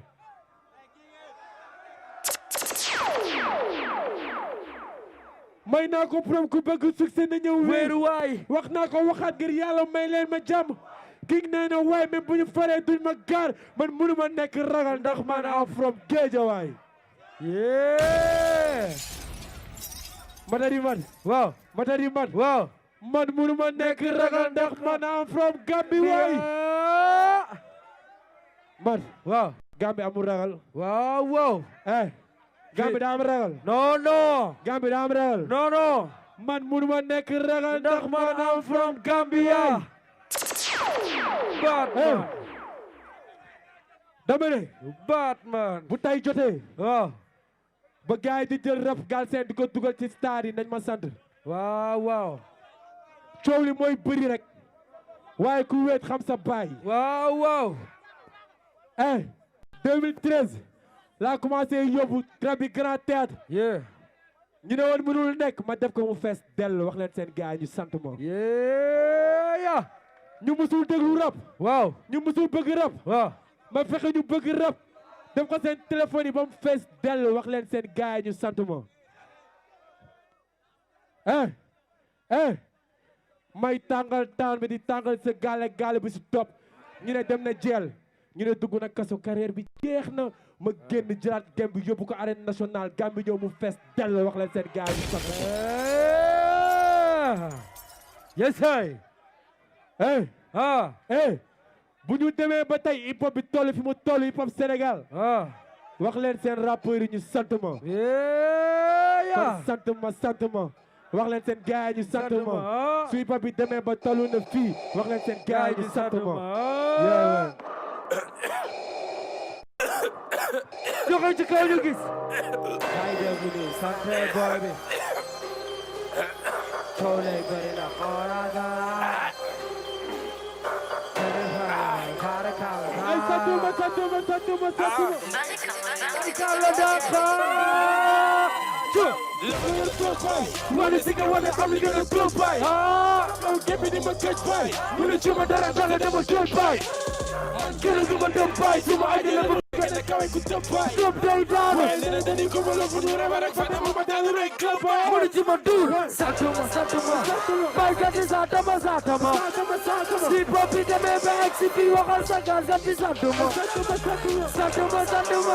Wakal sababi mo satuma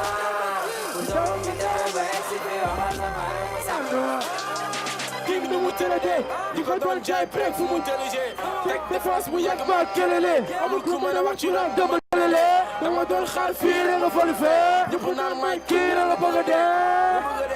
Jolly, big down like young feet. And with the jazz, you get a you want to be. Some of them double clean, you will put away. So I think that you bring me to put away. And I don't believe you can put away. Will I do that to my bed? Put away. Fuck that shit, you never tool by. Cool, I never know my right, never tool by. No one doesn't have doesn't walk by. Nigga, you will not get a fuck that. Not a bit of woman, that's a good woman. That's a good woman, very love a good woman. Not a happy woman. Some motherfucker LCD engineer. Good woman, right there. Nigga like that. Fake me like a now fake. Get me, get us about that. Detect. Boy, buddy. Satuma. My bitch is Satuma. Hip hop in the level, XP, Wakal Sakal, Zaki Satuma. Wakal Sakal, Satuma. You don't be the level, XP, Wakal Sakal, Satuma. Come on. Yaman, I can be. Okay. My dad for my dad.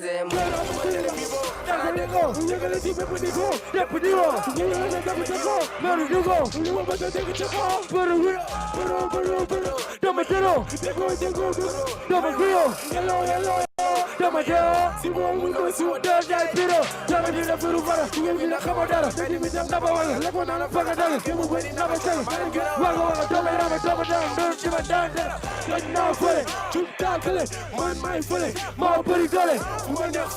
Do my next say, Papa, go my God, and some of you come as a yes. My bitch, don't be there, SCP, or Masaya, come on,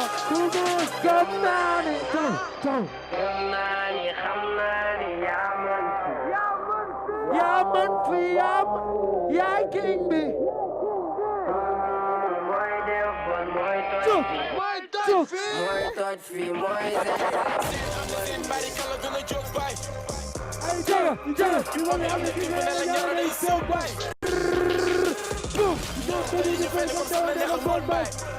pour góor seen kaw lay jël mel ni ak si mon baay kay tegul ni sante boobi coow day bëri ndax on la zone ndax la ñoo xam boobi ku may tuur joobi santuma may fekk santama si papi demee ba egg si biir waxal sa gaase li santuma waxal sa baay mu santuma doomi demee ba egg si biir waxal sa baay mu santuma gaa yi déglu ñi sante booy bi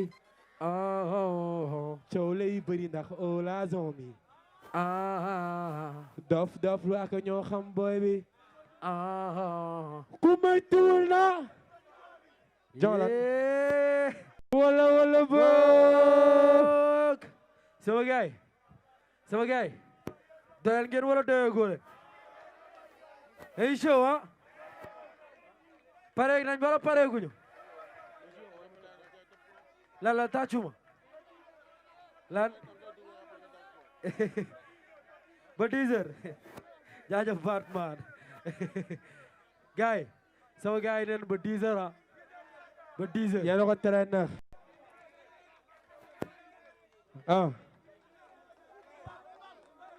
mi ngi ñëw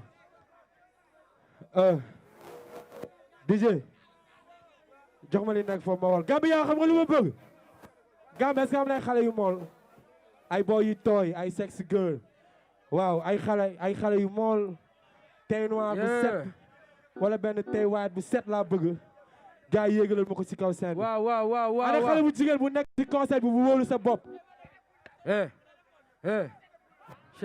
Big Fa Big Fa ana xale bu jigéen bu mool bu wóolu boppam waaw bu ma mën a fekk ci sur scène xool fii gaa yi neeneen geneen Gambia amul xale bu rafet su Gambia amul xale bu rafet ñu bàyyi ko de wala su Gambia amul xale bu rafet ñu bàyyi ko Gambia amul xale bu rafet man gisuma dara xale bu rafet laa bëgg bu rafet benn bu moo la ngi nii di ñëw may ko mu yéeg may ko mu yéeg yow xale bu rafet wala bo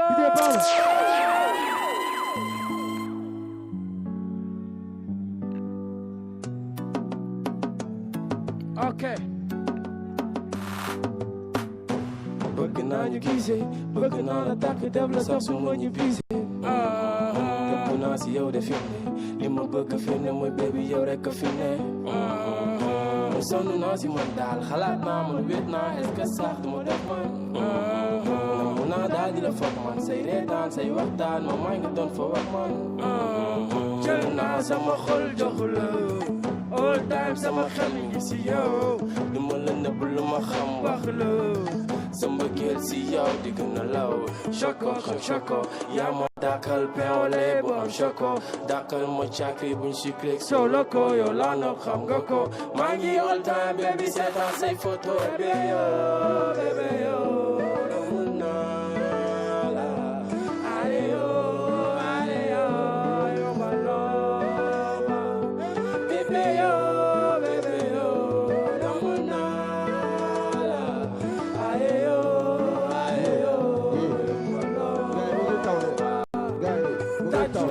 taw ndox so yi ndox baa ngi ñëw te du dem ak bagage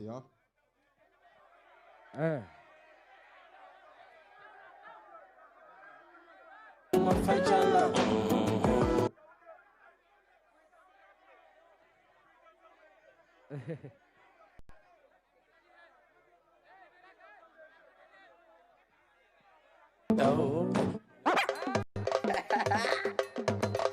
Kabek Seck doole ju bari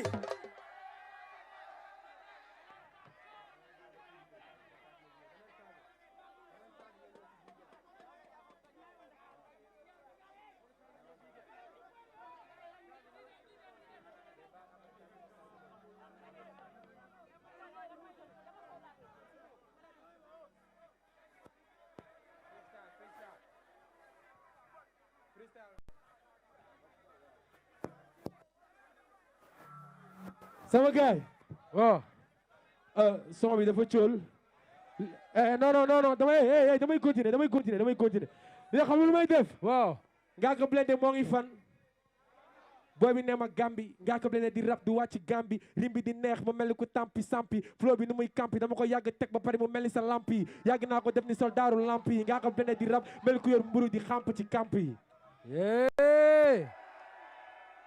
defal naag Ngaaka ak lan waaw ak lan li la dal li la booy bi jox na ma benn dal Ngaaka Blindé ci kaw lay jóge di dal rimi ànd ak al ma mel ni soldaaru Cheikh Rafal ci dal mel ni maçon bu yëg ci dal Ngaaka di kal rimi daa ko yàgg di kal di ko si kal ba pare nekk ci bal ma koy football mel ni ku yor bal di tal Ngaaka Blindé di la ji tal rimi mel ni lampe di la ñi tal bii rim ci dal maa nëgg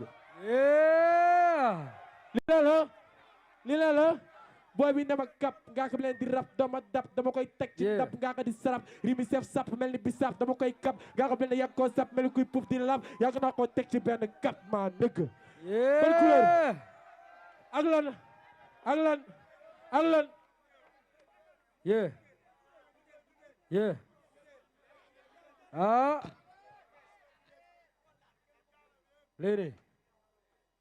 lii bling bling la wala chaîne ngeen xam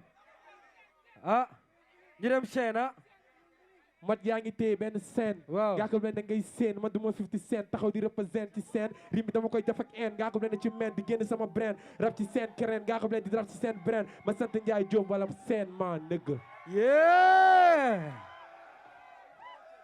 lii lan la almet booy bi dama almet met Ngaaka Blindé da lay jàpp di mbéj rimi may teg di génn sama teg du koket doket dama ko yàgg def muy rafet jox ko si almet Ngaaka Blindé ngay get ma nëgg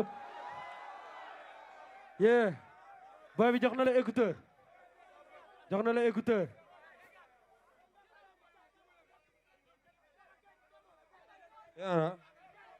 li ñaata dalasi ñaata seef moom laata seefaa ngay lijjanti seefa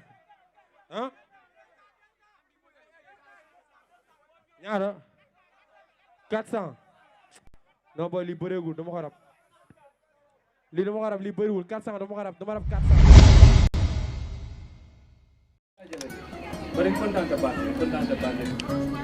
mon kontaan bo mu nekk boy nga ñim bata mu be taki tubabu du boy nga nakko do mu be doku boy ngaki na nyin kenni moy boy pour ay bungulo ñi boro na bungo hani lento am futa ji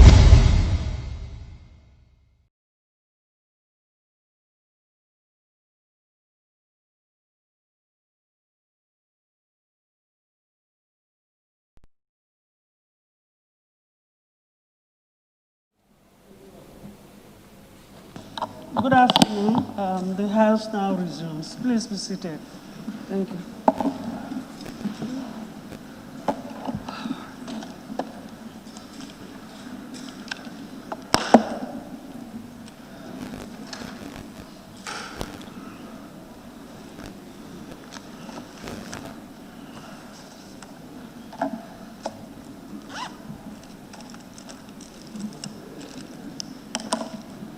We'll continue with the debate. I'll call on the Honorable Member for Central Badibu. Thank you, Madam Speaker, for giving me the floor. Madam Speaker, I would like to acknowledge CRC for the wonderful job done. And I also want to thank National Assembly members for coming up with such an important act. Honorable Speaker, I want to thank Gambian people for the cooperation shown during the entire process, those at home and those abroad. Honorable Speaker, before coming to my points or the reasons why I will give my blessing to these important bills, I would like to quote from the preamble of the Constitution, which says that as a sovereign independent state, having had the opportunity to express our views and aspirations on how we wish to be governed, affirm that this Constitution is the embodiment of our will and resolve for democracy, good governance, separation of powers, sustainable environment, and equitable distribution and use of resources. the rule of law, equality, and observance of principles of fundamental human rights and freedoms. Being committed to freedom, justice, accountable government, and overall respect for the rule of law, recognize and affirm the principle that all power vests in and emanate only from the sovereign will of the people, which shall be respected at all times. Recognizing the value of enshrined fundamental human rights and freedom in this Constitution, undertake to ensure the observance of those rights and freedoms, recognizing and appreciating our values as a people of diversity, collectively declare and affirm our duties and responsibilities as citizens of the Gambia and our love and commitment to each other to foster and promote national unity, cohesion, and peace.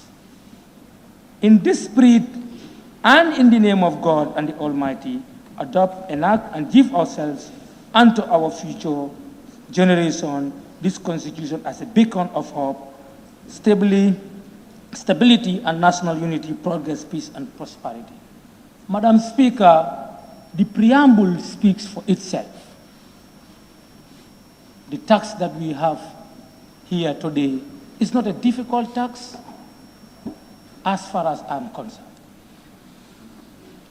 Our role is well clear in our standing order. We have created a body, we gave them all the necessary powers, we equipped them, and they have done what we expected from them. Honorable Speaker, it should be borne in mind that in writing a constitution, you have your reference points.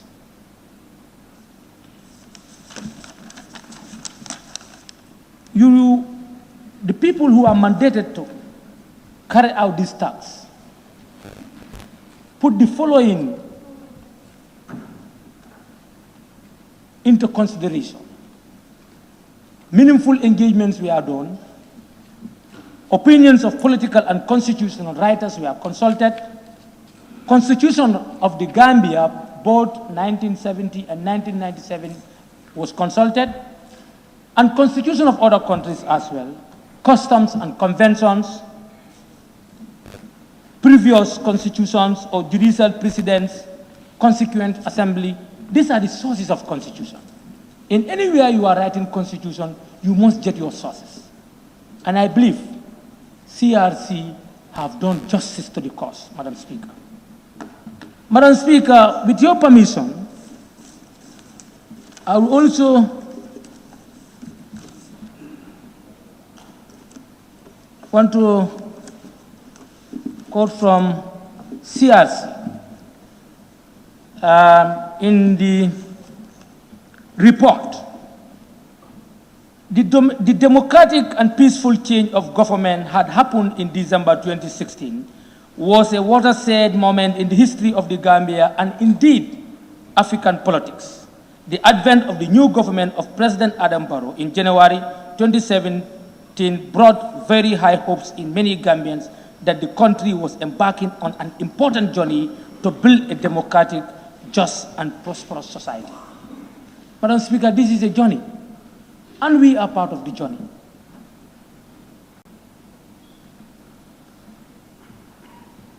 This should be a collective responsibility. It's not a battle between 1997 Constitution and 2020 draft. It's a battle for development. It's a battle for progress. And I have high regard for all the honorable members who made contributions, expressing their opinions. But at the end of the day, your opinions should not shatter the hopes and aspirations of Gambian people. We all might have our observations, but the history must not be arrested here. The development must not be arrested. As progressive people, I think we can come to consensus and follow the procedures that are stipulated in our standing orders. If you go to standing order 70, made it categorically clear. We need to debate on the object And when we reach to the committee stage, we can propose amendments. If majority said we amend A or B, then we can do so. Then at the end of the day, the citizens has to decide. But to make an attempt to do an abortion here is going to be catastrophic. Please, honorable members, let us not attempt to do abortion.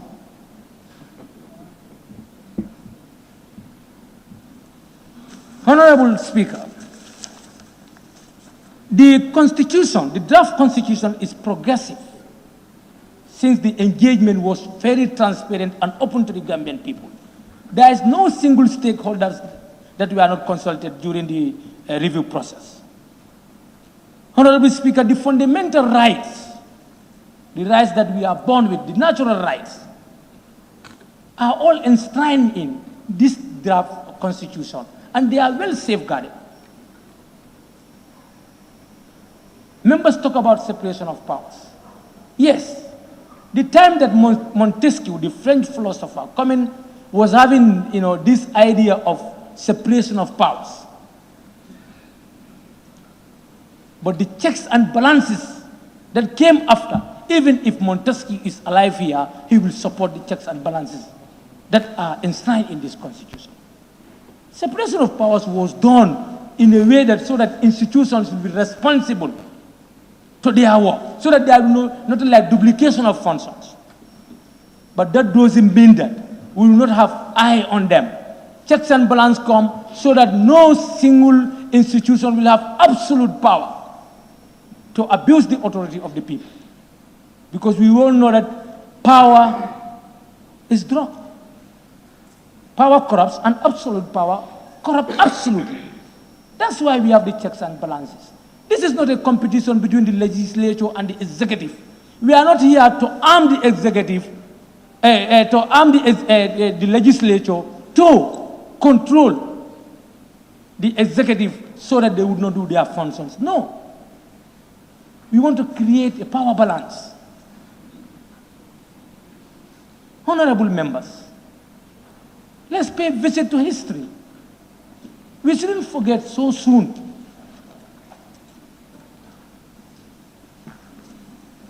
Honorable Speaker, the powers of the presidents, we are well articulated. In clause 88, if you go there, all the powers are there that the president can use to develop a country. What powers are you now talking about?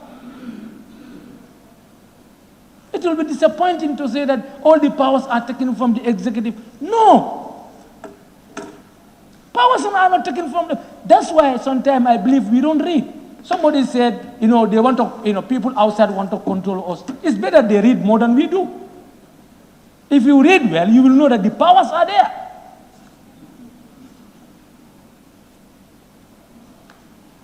The reason why we are called honorable men and women, sometimes some of the members, they don't want to be called honorable. Yes, I can see the reason. If the decision is not honorable, the ideas are not honorable, then you will not like to be called honorable. Honorable Speaker, if you go to the Constitution, the term limit is well specified. And in 2015, there was a meeting, ECOWAS meeting, AU meeting, Gambia was represented. Gambia and Togo refused this term limit. So if we abort this Constitution, it means that National Assembly members are not also supporting term limit. This is the same message that we are telling Gambian people and the world at large. And it should be borne in mind that Gambia is not an island. We are moving, and we must move as a country. Honorable Speaker, the Constitution is religious friendly. There is no single religion that is given the power to abuse other religion. If you look at section 3 of the draft,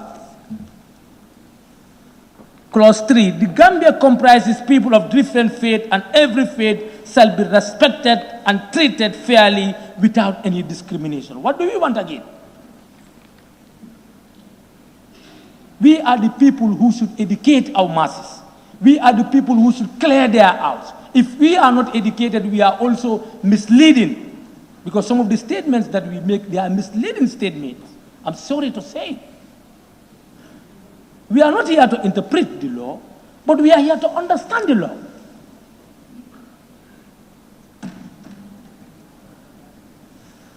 Honorable Speaker, political parties, in the new draft, we can see to it that accountability and transparency is enshrined in. So the political party, we will know their source of funding. Who is going against that? If the political parties serve as the alternative government or the government in waiting, they are not transparent, nobody knows how they are getting their funds. If those people come to power, what will they do to us?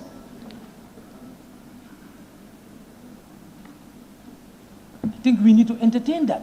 These are the new elements that are not found in 1997 Constitution.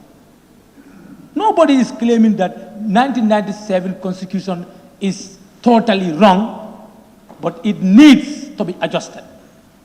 Of recent, a private member bill came here. Why did we bring up that private member bill? Because we felt that there's lacuna in the local government. And a lot of bills came here. So that shows that we all agree as parliament to have CRC. I could vividly remember only few who proposed that we can do piecemeal amendment. But we all said no. Let us have the entire review. So today, if we shall, or we should come here and say A should be removed, B should, at the end of the day, one of the honorable members said, what we might remove here might not be the wish of the people. So that also has a lot of implications that we need to look at. But this constitution, this is the Gambian people constitution. Let's give them that opportunity to design. And there is, I can test that. No MP did a political opinion poll on your people. Maybe you, if 10 people call you from your constituency, is that a proper representation? Support or not support? No. So quoting saying that my people call me, no. Please, let us be sincere to ourselves. They might call you, but they are not the true representative of the constituency. You should do real opinion collection and see if majority say this, you say that. Honorable Speaker, principle of decentralization is also captured in devolution of powers. We want to equip our local government authorities. And the new constitution has given us that opportunity. So that we will have proper decentralization. So that development will be coordinated at the grassroots. So that everybody will have a sense of belonging. The 1997 Constitution also have it. It talks about decentralization. So you can see there are a lot of things borrowed from 1997 Constitution. That's why I'm saying unless we are not reading. Unless we are not reading. But if we are reading, we can see a lot of similarities. Honorable Speaker, the Constitution is youth-friendly, as one of the honorable members said. We talk about youths are the cream of the society. They are the today's and future generation, future leaders. And the youths are captured in the Constitution. So who are we to say no to the Constitution? When the cream of society, are really factored in, how they will be, oriented, how they will be supported, how they will be educated, how they will be self-reliant. Honorable Speaker, coming to the culture, the customs are all factored in the Constitution, as well as 1997 Constitution. 1997 Constitution gives us the mandate to promote our culture, which is there to foster unity. And it's the same. That has been replicated in.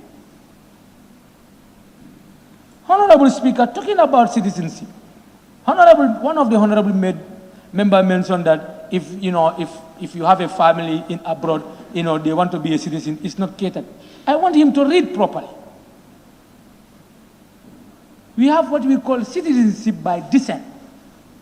If your grandparents originated from Gambia, you can claim citizenship. The procedure is very clear. There are a lot of steps that if you want to be a citizen of a country that you can be. You can be. It's there. By naturalization, by birth. So what do you want? Do we need more schooling on the Constitution? If we need more, let's request for that. Honorable Speaker, the specific rights, we have a lot of rights in the 1997 Constitution, but the new element that I have seen in is elderly people, and these people need to be supported. We all know that aging is obvious. It must come. Some of us, one day, the strength that we talk in this parliament will be out. So we need support. So if we don't cater the old ages, social protection in the Constitution, where will our society be? Honorable Speaker, coming to National Security Council is properly enshrined in the Constitution. And we are all witness to security reform that has failed in this country. It failed because there was no proper sense of direction. Now we have a constitution that can guide us, that can save us, that can protect this nation.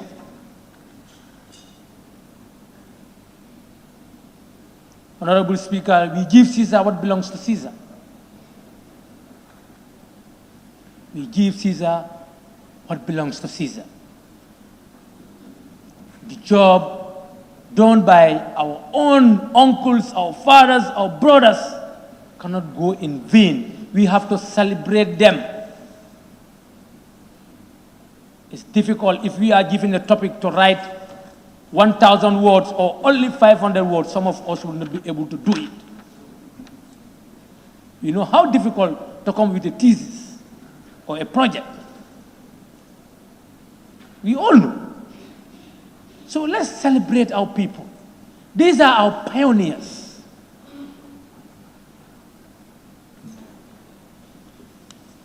Honorable Speaker, coming to the numerous commissions that we have seen in Human Rights Commission, the Teachers Commission. For years, since independent teachers, we are suffering in this country. We don't talk of health workers. Time has come for them to be emancipated and to be in charge of their own problems. Let's give them the opportunity. Let's give them trial. There is nothing impossible. Yes, we might have financial constraints, but the only difficult thing that I can think of now, if you want to change Suleiman Sao to a woman, maybe that will be difficult. But even with scientists, if you give them the opportunity, they can make trial. So let us not have this mind that we can't. Yes, we can. We can. The university has been here for so long. We have to thank the former government for that initiation. How many young graduates do we have now? So why are we taking us backward? We need to move. Honorable Speaker, principle of executive authority, 85, is there. So when I hear members, executive don't have the authority, they have more authority than you do. We must promote scrutiny, and that's why National Assembly should be empowered to play that oversight function, to ensure that scrutiny is done, so that we have the right people in the right position. If you are sure of yourself, why should you scared to come before the parliament for scrutiny? If your credentials are okay, if your background is okay, your history is good, why should you be scared of that? Honorable Speaker, having parliamentary election and presidential election on the same day, this is not new in the history of the Gambia. By then we were young, but we could remember fully. It was happening. I remember the people of Central Badibu, some will vote for Dr. Sao when it comes to parliamentary, presidential, it's SM Diba. I could remember it. It was happening. And, you know, there are a lot of good things attached to it. The advantage supersedes the disadvantage. Why not we go for it? And within the sub-region, this is what is happening. So it's not something new. And this will make the incumbent not to use his influence on the electorate as well. Because everybody now will be busy fighting your own battle.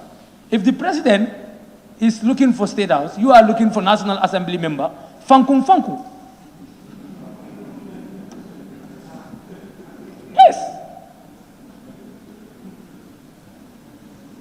Honorable Speaker, 50 plus 1. The government that we have today is not a majority. It's not a majority government in terms of representation. Honorable Speaker, if you look at the percentage, what APRC got, GDC, you add up all, and the percentage that the coalition government got, we can see the majority is not represented. So we want to make sure that we have majority representation. Minority cannot rule over minority. That's not democratic. It's not democratic. We have reached to a point that we must tell the truth. We must accept what happened in the past and forge ahead. Once we are not ready for that, then we are not ready for development. And the laws that we are making, we are not making for ourselves. It's the generation unborn.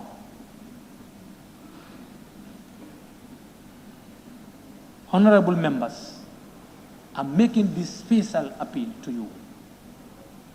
Let's give the bill a chance to move to the other stage. We have our concerns. No constitution is 100% good on earth, but you must give chance.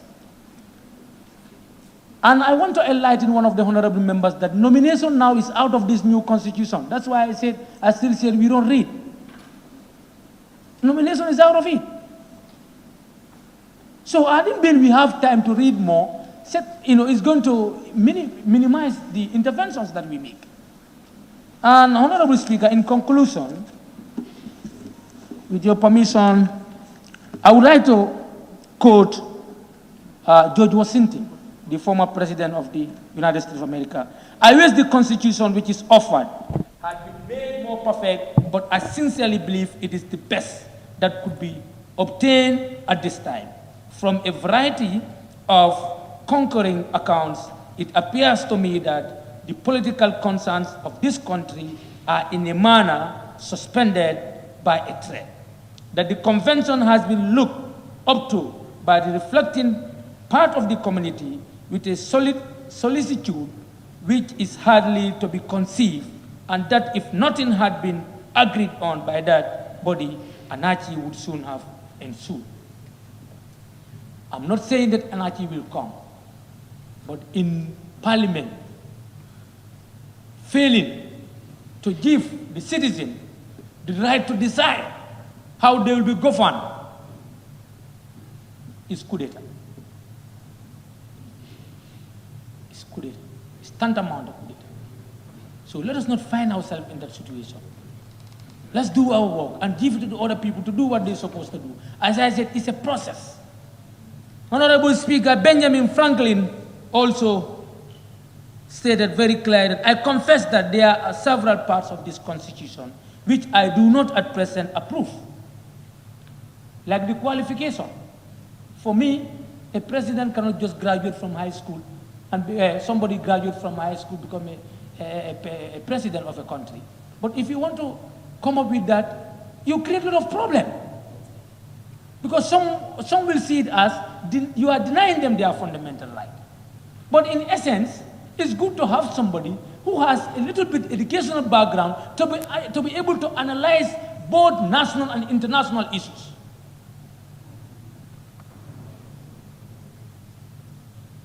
But no, if you talk about this, warasak harjew. Honorable Speaker,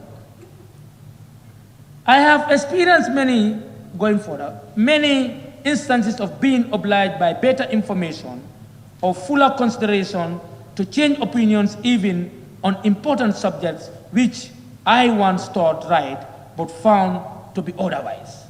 I agree to this constitution with all its faults. For me, I agree. For when you assemble a number of men to have the advantage of their joint wisdom, you inevitably assemble with those men. All their prejudice, their passions, their errors of opinion, their local interests, and their selfish views from such an assembly can a perfect production be expected. Thus I consent, sir, to this constitution because I expect no better and because I am not sure that it is not the best. The opinions I have heard of its errors I sacrifice to the public good.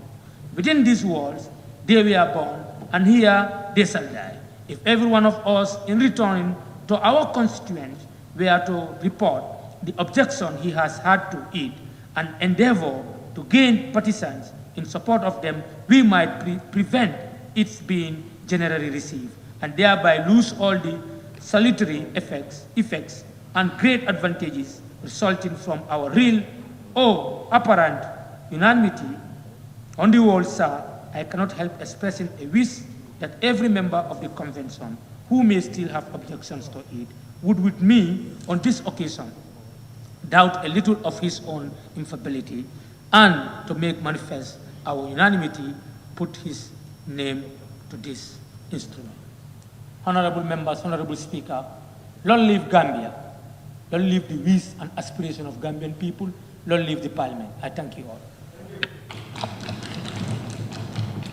Thank you. Thank you, Honorable. Honorable nominated member, Jaite.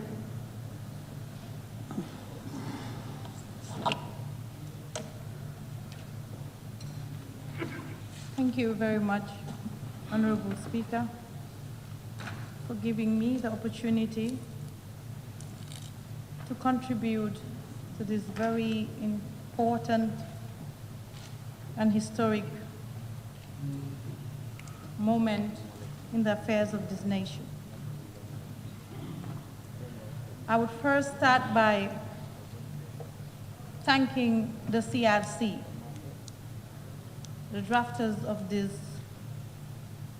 constitution, the new draft bill before us. These are people I have great respect for. Two of the members of this commission actually taught me and imparted knowledge in me. One of them trained me to be the lawyer I have become. And when I was illegally removed from this assembly, I went right back to the office. He gave me back my job and told me, you are only here temporarily. And that was what happened. So I thank them very much for serving their nation. This is indeed great service to nation, for dedicating their time, because all of them are very busy people. They made the sacrifice to dedicate their time to draft a new architecture for our governance. I thank you all very much. Then I come to why we as a nation, particularly the National Assembly, decided that we are going to give the CRC the power to draft this new constitution for us and remind ourselves why we are here today discussing this issue. Because this has a lot to do with our history and where we came from. And this reminds me, today I see the Attorney General before me, and I remember when I was nominated as a National Assembly member, then I applied for the Chevening Scholarship and went through all the stages and was shortlisted. I approached him in person. This was at the University of the Gambia. I know he wouldn't remember. And I asked his opinion. I said, what do you think? Should I withdraw or should I continue? Because I really want to serve. He said, it's best you withdraw at this point to give someone else a chance. And I went home and sat down and think really hard about this. Do I go to UK to continue my studies or do I serve my country? And I wrote, I have this on my iPad. I wrote this in May, 12 May to be exact, 2017. I said, Day Chivening, I'm withdrawing my application for scholarship because I was nominated to serve as a member of the National Assembly by the President of the Gambia. This opportunity to serve my country in such a capacity at such an important time in our country's history is an honorable task, a task which needs my undivided attention at the moment. And I went forward and said, as a transition government, the National Assembly is the most important player towards achieving an effective transition. As a legal mind, my presence and participation in the National Assembly, particularly in creating a democratic legal framework for the Gambia, is indispensable. This is how I felt really at the moment, that this is quite an honorable task. And I said I would like to take this opportunity to thank Chivening and the British government for such a wonderful opportunity. I enjoyed every part of this process, and I will apply in the next few years. Because in my mind, we are going to take few years to transition, because the decision was we are a transition government of 3 years. We are going to transition within these 3 years, and after we set the democratic legal framework of this country, then I would be free and go my way to continue my studies. This is my intention. And today I am here grateful that I am part of this process, because this is the most important process in our democratic history. And we need to always remember that. What are the principles of this new draft? We came from a 22-year dictatorship. We wanted a new governance system. We are trying to change the 1997 Constitution because we feel one of the main principles of this why we changed the 1997 Constitution is that too much power going through this Constitution is vested in the executive. And we wanted a balance of powers, separations, checks and balances. We said we had to change. Another principle is that given what we've gone through the 22 years, the various amendments that affected really our democracy, because one of them is the power that was given to the president to dissolve the assembly at any time. Who would think that is democratic? This is an excessive power given to the president. He can, with this constitution, he can dissolve, call for elections at any time. On this basis, giving the so many amendments, there is a stigma attached to this 1997 Constitution. We are not saying it's a totally bad Constitution, but there's a mark of shame attached to this 1997 Constitution because of the various amendments it has gone through, unfair amendments, I would say. So we decided as a country, Gambia decided, let us all remember 2016, that we were going to usher a new democratic dispensation. That to continue to mold this newfound democracy, we were going to change our constitution, issue a new constitution and start a third republic to set a proper governance structure of our country. And this is what the draft constitution has done. They have gone through extensive consultations and came back and gave us the draft, and it is up to us, Parliament, to pass this through to the voters, to the general public to have their say. This is what we should do.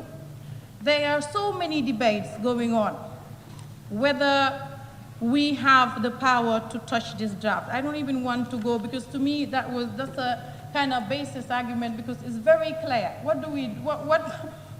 would happen if we do not have the power? Then we are the lawmakers. We are the supreme authority when it comes to legislation.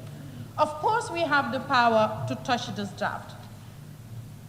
But why, under what circumstances did we need to touch this draft? We delegated our responsibility and told the commissioners, CRC, draft the constitution. There is nothing wrong for us to touch the draft where it is necessary. For example, I'll give you one example that I raised the concern with the CRC, the issue of the speaker in this new draft. How does the speaker come into being? It's just say the speaker should be elected ex officio member without a vote. But the process of how this ex officio member would come into being is not said. This is some place where we can touch it. To me, I feel touching this draft, whatever we do is to add to it, not to subtract it. And I would say right now, register my support for the new draft. I'm wholeheartedly supporting this, apart from a little things that we can fine-tune during consideration stage. Thus, I am begging us members of this House to give a chance to this draft. to give a chance to the people of the Gambia to have their say on how they want to be governed. Because if we end this here, right now, that would mean as a country, we haven't transitioned. We are not going to have a third republic. We are not going to transition, and this whole idea of a transition government would be baseless, really, because I don't see what would we achieve during this 5 years transition if we do not have a new constitution setting the framework and the architect of the new governance we want as a country, particularly the young people. There are so many things in this draft that are worth celebrating. For example, the affirmative action for women to increase our representation. How many of us are here now? It's only 6 of us women in this, but this draft is saying if I come into being, every region would have 2 women representatives elected in parliament. That is worth celebrating as a woman. That's the affirmative action we need to take moving forward as a country. Another principle of the draft, I think these things should be, some parts of this draft should be called the Kumba sections. You go to section 143 of this draft, very interesting, and it had a lot to do with the history of this parliament and the case. It says wherever there is a dispute on whether a seat is vacant or not in this assembly, the Supreme Court has to decide within 3 months. If you hear this, what comes to your mind? The Yakumba Jaita case. The draft constitution touches a lot on our history and what we've been through, and that is why we have certain provisions included. You go to local governance, what has it done? The draft has removed governors from it to make sure that local government can do what they want to do, and elected local government representatives can do what they want to do in their different regions. So there are a lot of things to celebrate in this draft, and a lot of consideration has gone into this. And as members of the National Assembly, I would really encourage us to look into this properly and vote this draft at this stage to give the Gambian people a chance to have their say. Another thing I really want to touch on is the issue of leadership and integrity, the principle of leadership and integrity. When it comes to the draft, it has limited the term of the presidency to 2 terms. And I know this is the most controversial issue, but we can't shy away from it. We have to discuss this issue because it is very important. And the main issue why it is controversial is the draft has gone further under the schedule to say that the term of the current president is included in his 2 terms. And supporters of the president seem to have an issue with this, but this is very funny to me. This is a president that came into being as a transitional president for 3 years. He is now serving 5 years, and he is the president that initiated the draft constitution. He is now serving his 5-year term. He is the president looking to limit the terms of the future presidents to 2 years. But he doesn't want to limit his own term to 2 years. And they say it is discriminatory to him. Is it not discriminatory to someone or the other future presidents?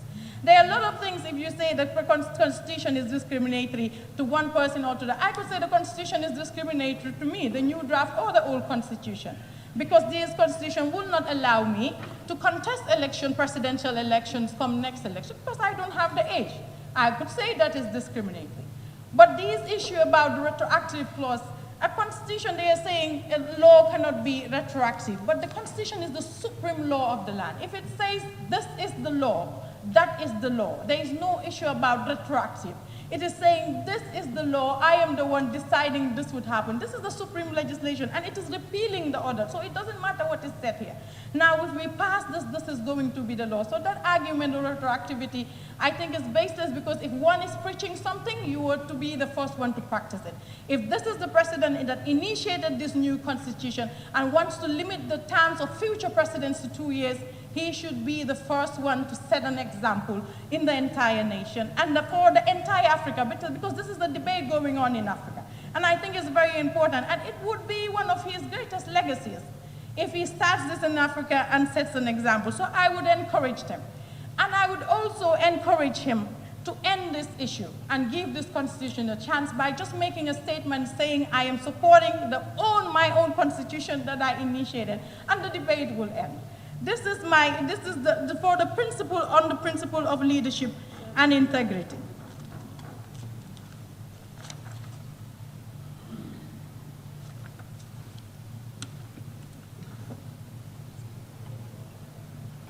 Now it comes to the powers given to the National Assembly. Just because in the 1997 Constitution, like I said before, so much power is vested in the executive.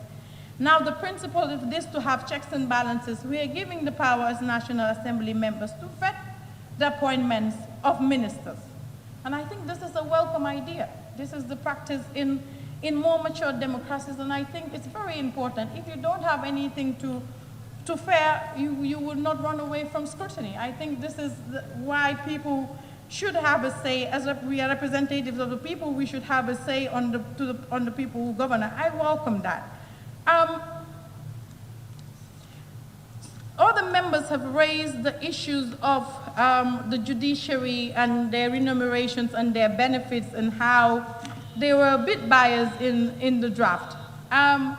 That also, I would like to remind people of the history of this country and the judiciary. There's a reason why I don't want to be seen as supporting it, but I see the rationale behind those provisions. Our judiciary, during the Jammeh period, we have seen how the executive had a hand in the judiciary. And it is very important to guarantee the independence of members of the judiciary so that no other forces outside can influence their decisions, because they are the last point of hope. When the executive and the National Assembly are pulling hands, example, in my case, the judiciary was the hope of the people. And we see how people registered their hope in the judiciary during that case, and how people were happy with that decision, that the judiciary is finally independent. This is the reason I believe they inserted this provision, to make sure that no one would have influence on members of the judiciary, and their independence will be guaranteed during their time of service. So these are things that we can discuss if we give this bill a chance to go to the next stage and reach a compromise on these issues.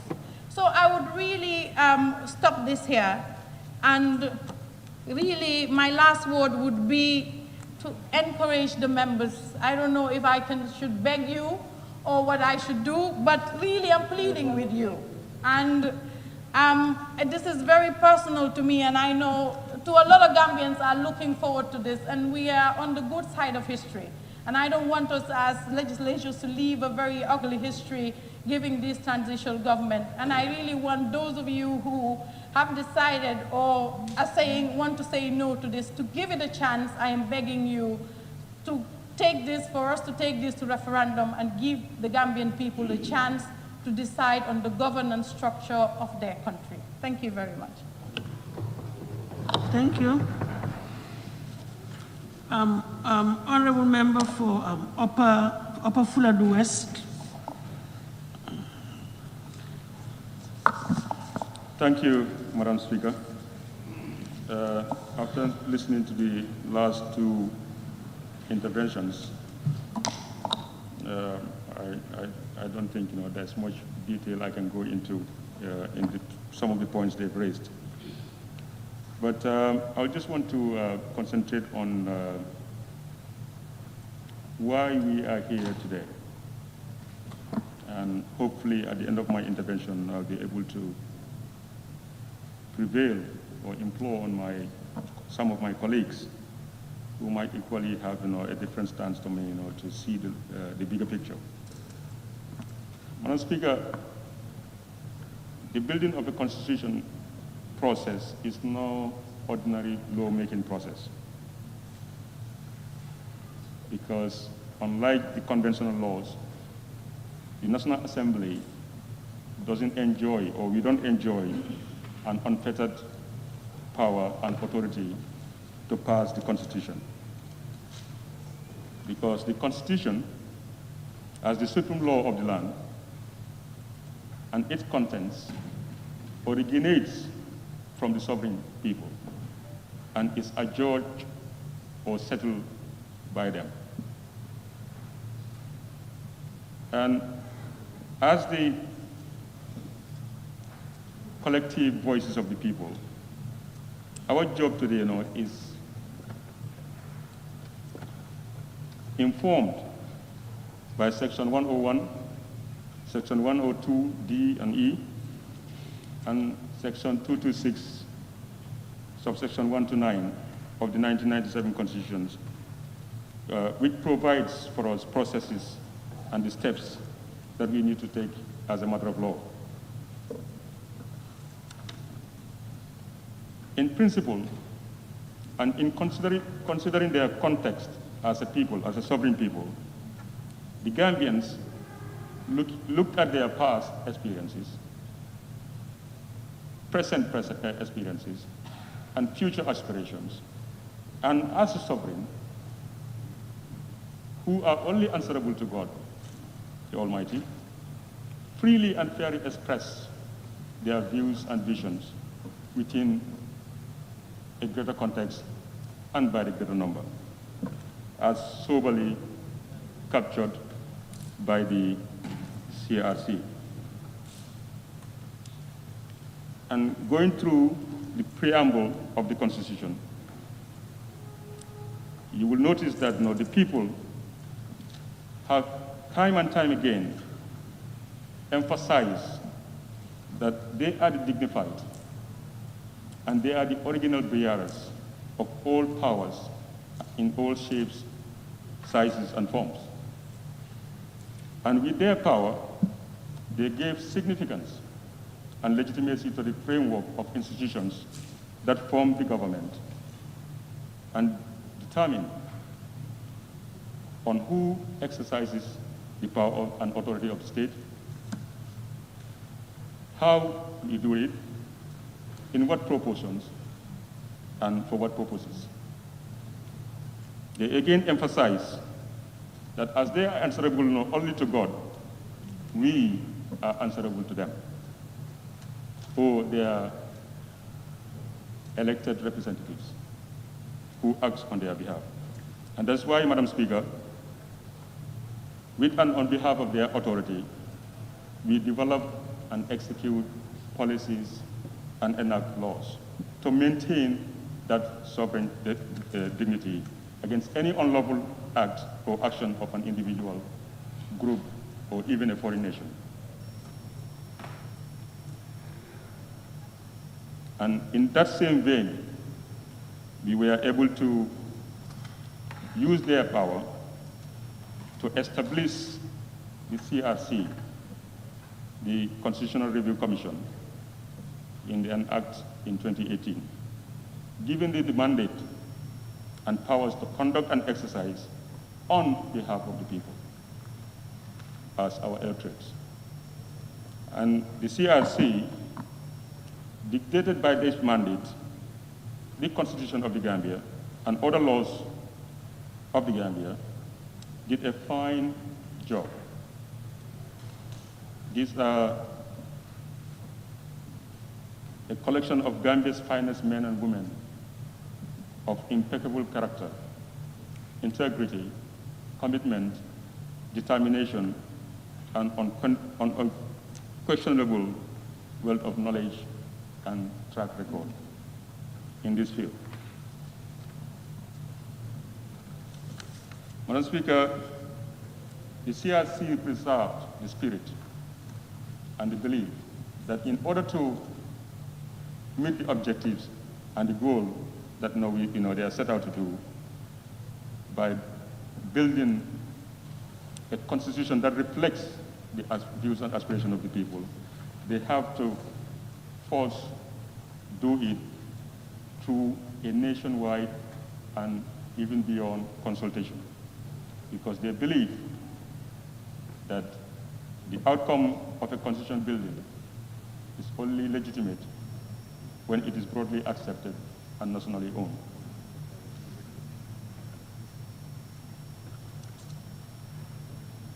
Madam Speaker, they understand that In order to do this, they have to use that determination that they have to go across all zones, all over the world, anywhere that they can get to reach every Gambian that they could and consult them on how they wish to be governed.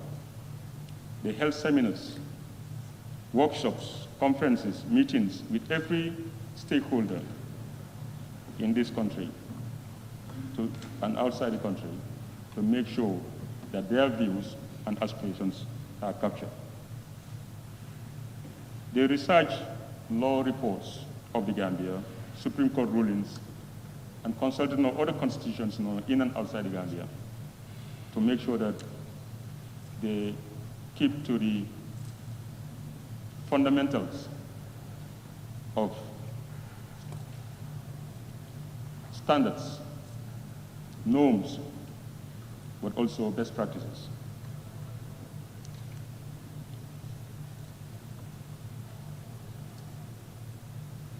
The draft constitution that is before us now, Madam Speaker, is, the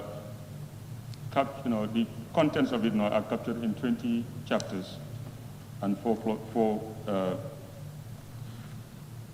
other schedules, which was presented to the President on the 30th of March, 2020, and published accordingly. Their goal was not to produce a constitution that is one size fits all. They understand that is not achievable. But what they did is to reflect the greater aspirations and views of the Gambian people. And Madam Speaker, I don't think we are here today to try to reinvent that will.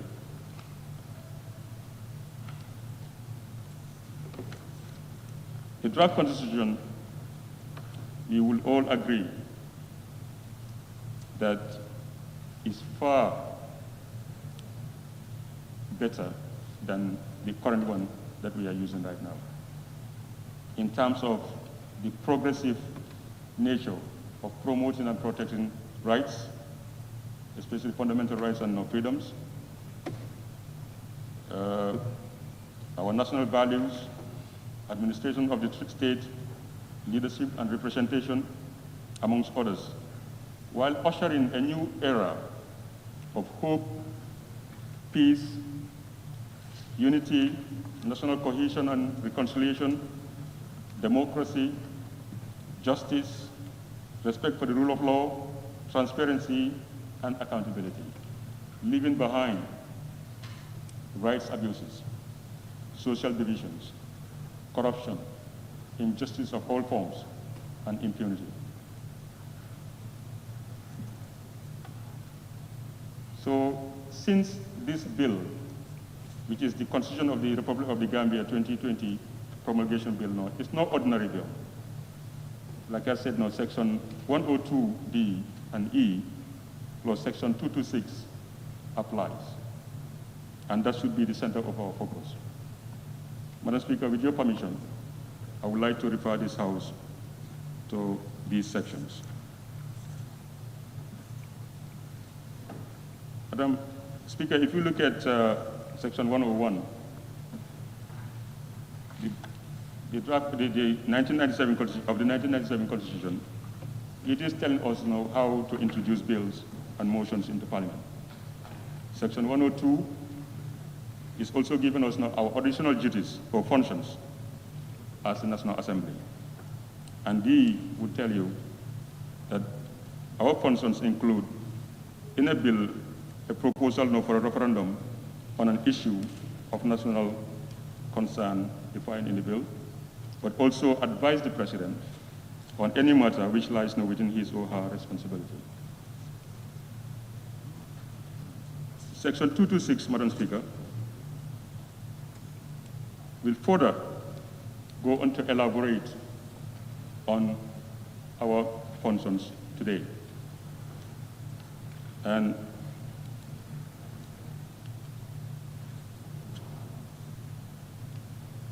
it would clearly state, if you allow me, subsection 1 would tell us that subject to the provisions of this section, an act of the National Assembly may alter this constitution.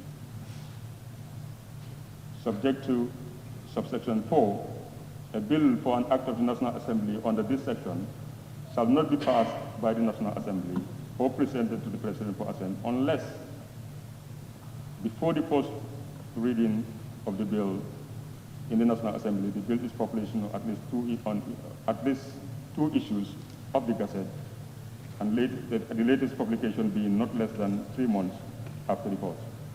And the bill is not introduced into the National Assembly not earlier than 10 days after the latest publication.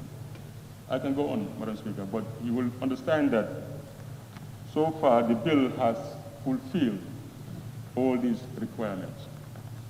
But the point I want to raise here now is in section 4, section 226, subsection 4, where it says that a bill for an act of the National Assembly altering any provisions referred to section 7, which is mainly dealing with unchanged clauses, shall not be passed by the National Assembly or presented to the President unless, for assent, unless the bill is published and introduced in the manner required by paragraph A of subsection 2. So basically, any alteration that we do here, either at the consideration stage, it means the whole process has to start all over again. And considering the time frame of the proposed timetable now from the IEC, is that what we want to do? Because the 2021 elections is fast approaching. And that is also saying that the bill is supported on the second and third reading, as stated earlier.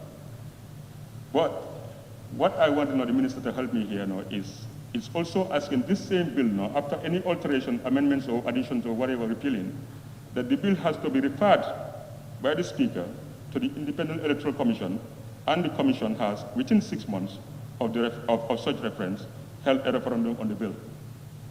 So it means, if I understand, I'm not a legal person, that any alteration that we do to this draft, it means it has to go back for the consultation with the people. Because we have changed what the CRC has now viewed as their views and aspirations. So, yes, we have powers to do those alterations. No, there's no question about that. But what we have to ask ourselves is, do we want to actually go back and restart all this process again, not knowing what might come out to be the outcome of it?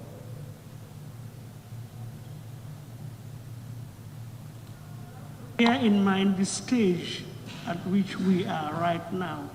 I understand. We are at the second stage, dealing with the principles. I understand. Yeah. So, as we are debating, Madam Speaker, the question here is, many members have raised concerns, and I have concerns too, with this draft constitution.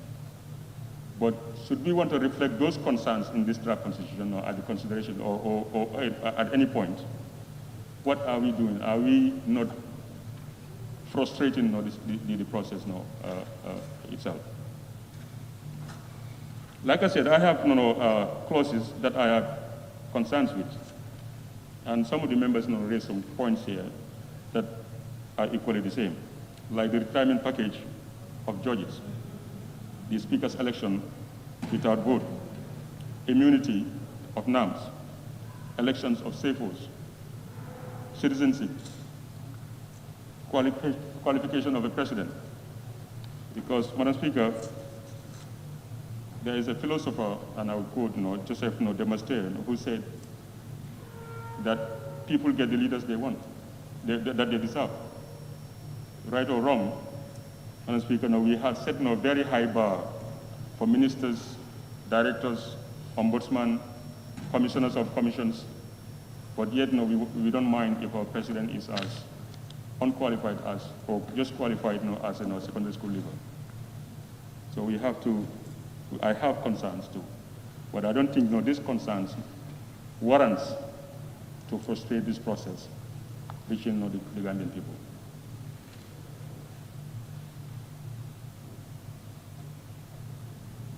I have also had concerns from some members who went as far as raising the point that the CRC have basically stole some other people's work, like plagiarization,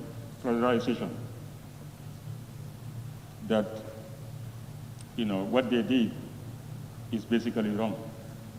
Madam Speaker, now looking at this report, especially the last 2 pages, would show you time and time again all the references that the TCRC has mentioned of where they are taking their sources from, both within the Gambia and outside the Gambia, be it Malawi, Togo, Nigeria, Liberia, Sierra Leone, Kenya, wherever. They have given us references. And besides, who can claim monopoly over what is right? Nobody. What is right is right. If it reflects our national values, if it reflects our self-determination, if it reflects our form of governance that we want to create, there's nothing wrong with that. So I think that is a little bit too low under the belt. So, Madam Speaker, just to wrap up, we also have to consider this. Coming into government, this administration had made so many grand plans and promises, some of which security sector reform processes that was planned, a national reconciliation which, through the TRRC, certain financial and institutional reforms like the Janney commissions and all that. So the efforts of the CRC, in my view, would only add to some of the failures that we have registered on those areas. And I don't think we want to actually be able to do that. So therefore, I implore on each and every member of this legislature that we are the conscience of the nation. We are the voices of the people. And for me personally, I am really humbled and honored to play a part, more part than I can even ever have asked for. And the least we should do is to overlook any differences of positions or issues we have with our constitution, and together deliver this to the people, for them to decide. It is their fate. If because we think this is not the best law for the Gambian people, let them be the decider of that. But at least we will have chance to come back and change what we think should change in conventional type lawmaking. And Madam Speaker, I want to remind myself and everybody in and outside these chambers, particularly the media, the CSOs, the civil society organizations, rights activists, political parties, pressure groups, better for women, youths, disabled people, and other minorities. And of course, ourselves as NAMs, being the representative of the people, that constitutions alone do not guarantee peace. They do not guarantee our political, social, and economic welfares and advancements. We have to be vigilant. We all have to play our part and ask for every position that is agreed in this draft constitution. Because without which, it can be a futile exercise. On that note, Madam Speaker, I want to thank you for your time. Thank you very much. Honorable members, we're coming to the tail end of the debate. I have few honorable members on my list, so I just want to ensure that final call, can I take those who want to still take the floor?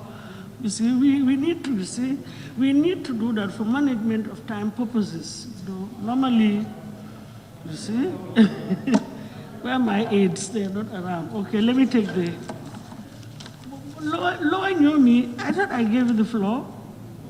Yes, oh yes, I remember vividly. Serekunda, yes, Serekunda West. Yeah, you did. I'll check my list, but I know you did. You congratulated somebody for, I remember very well. Yes, Lower Fuladu. Jara West, yes. You see? Sumbala. No, you will be next. Sumbala, Lower Badibu. Any more on this side for Ibondali? No. Okay, Talindi. Madam, I heard mine.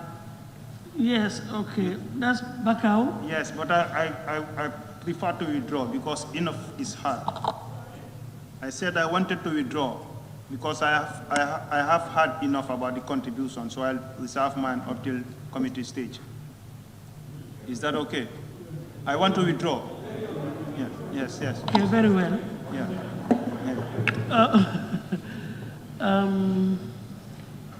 Yes, that's the list. I want to draw the curtains there. Am I safe in doing that? Jokadu? Okay. I'll call the honorable member for Woolly East.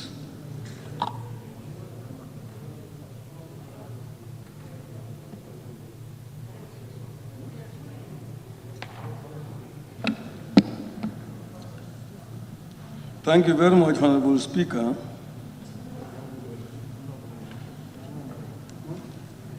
I rise to also contribute to this very important debate regarding the future supreme law of this country. Honorable Speaker, I also want to thank the Ministry, the CRC, and this National Assembly for getting us to this stage. I want to thank the CRC for fulfilling their mandate to review and deliver this draft to the country successfully. Honorable Speaker, we all know the challenges that awaited the CRC at the early phase leading to their undertaking to review this draft.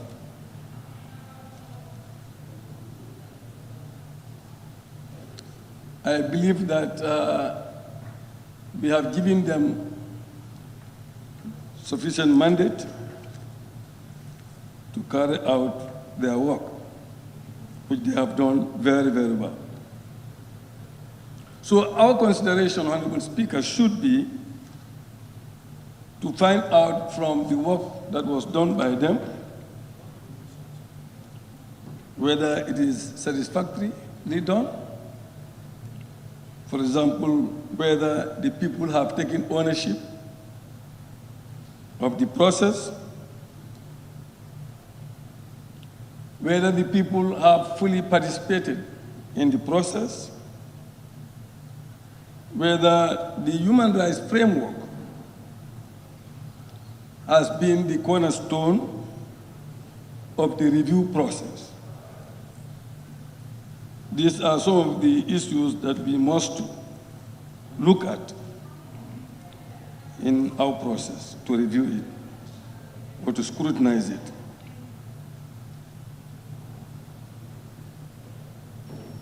Also, Honorable Speaker,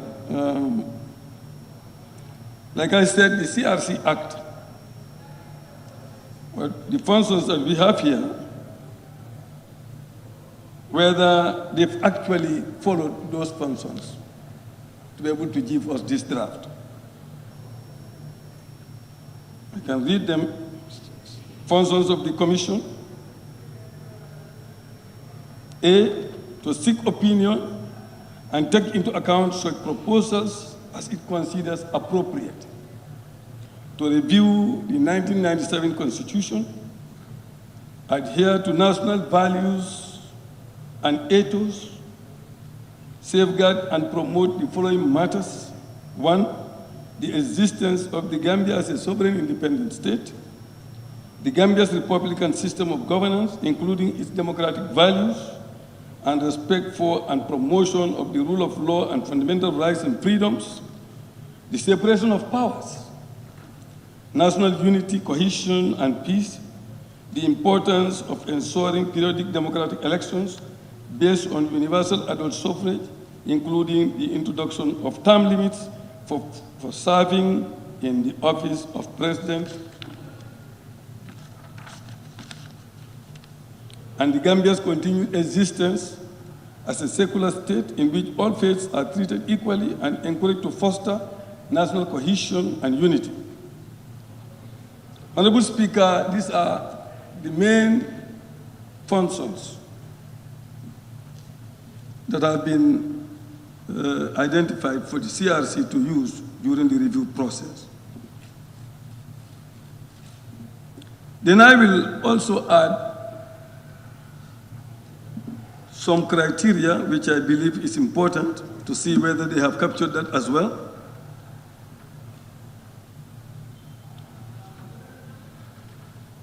Whether the review process has been monopolized by political elites. Is it only political elites that contributed to this? Or by any sector of society?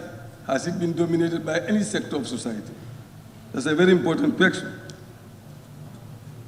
Whether any external organization or even a patronizing state had tried to dominate the process.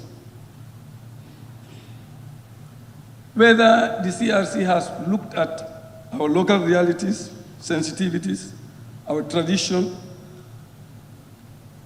and other needs, whether those are properly taken care of.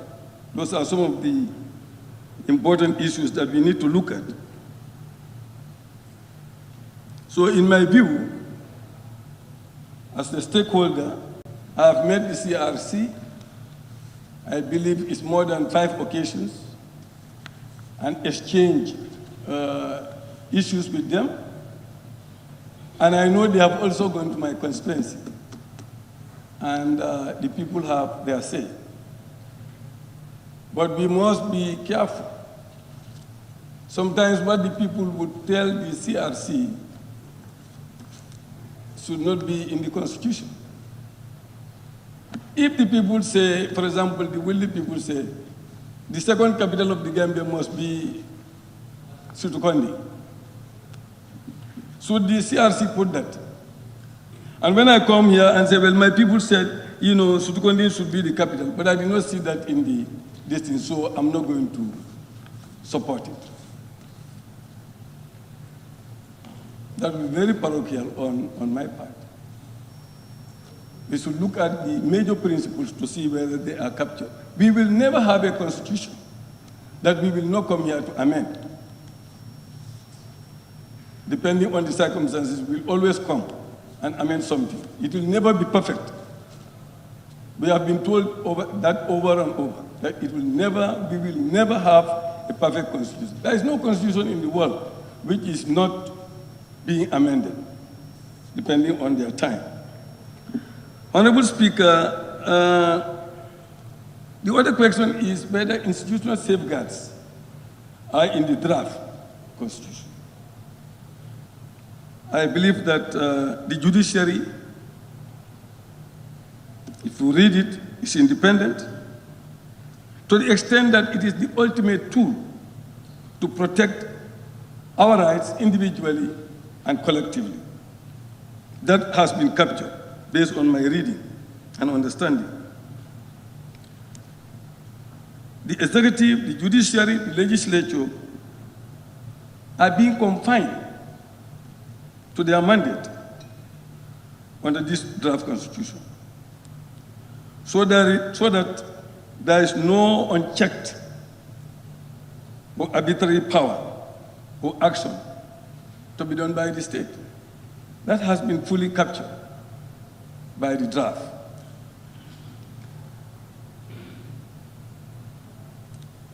Honorable Speaker, also, do we reasonably equip the three arms of state with competence, real competence, to ensure that they carry out their mandate, to ensure that they are autonomous and prevent the concentration of power in one side? I believe the draft constitution I have read has actually done justice to that. So, as far as I'm concerned, Honorable Speaker, the CRC has done justice to their function. They have captured one major thing, or few major things that we have said, that is the term limit is captured, separation of powers is adequately captured, local realities and sensitivities are also taken care of, and there is no undue interference from any external power to dominate the process of review. I've not got any evidence. In fact, the evidence I got is that the CRC has refused even donation from external sources during the time of review, even though they have been offered. I got that evidence.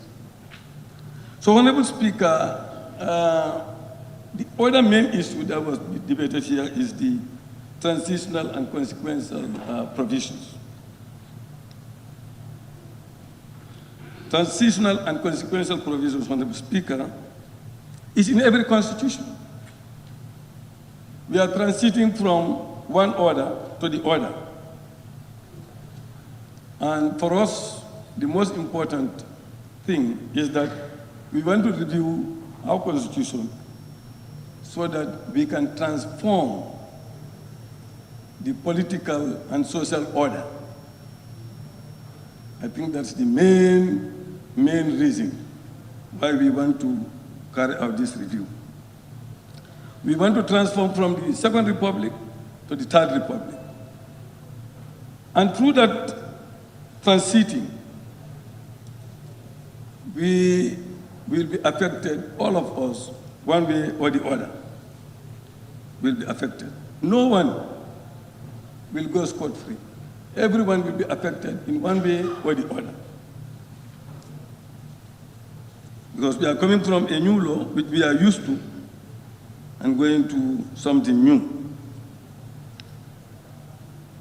Honorable Speaker, the National Assembly is affected. Our term of tenure of office is limited by this draft. Even if it is going to be 3 months, but it's going to be limited, 3 or 4 months. But we are not killing ourselves because of that. Because we know the work we are doing is more important than our personal endeavors.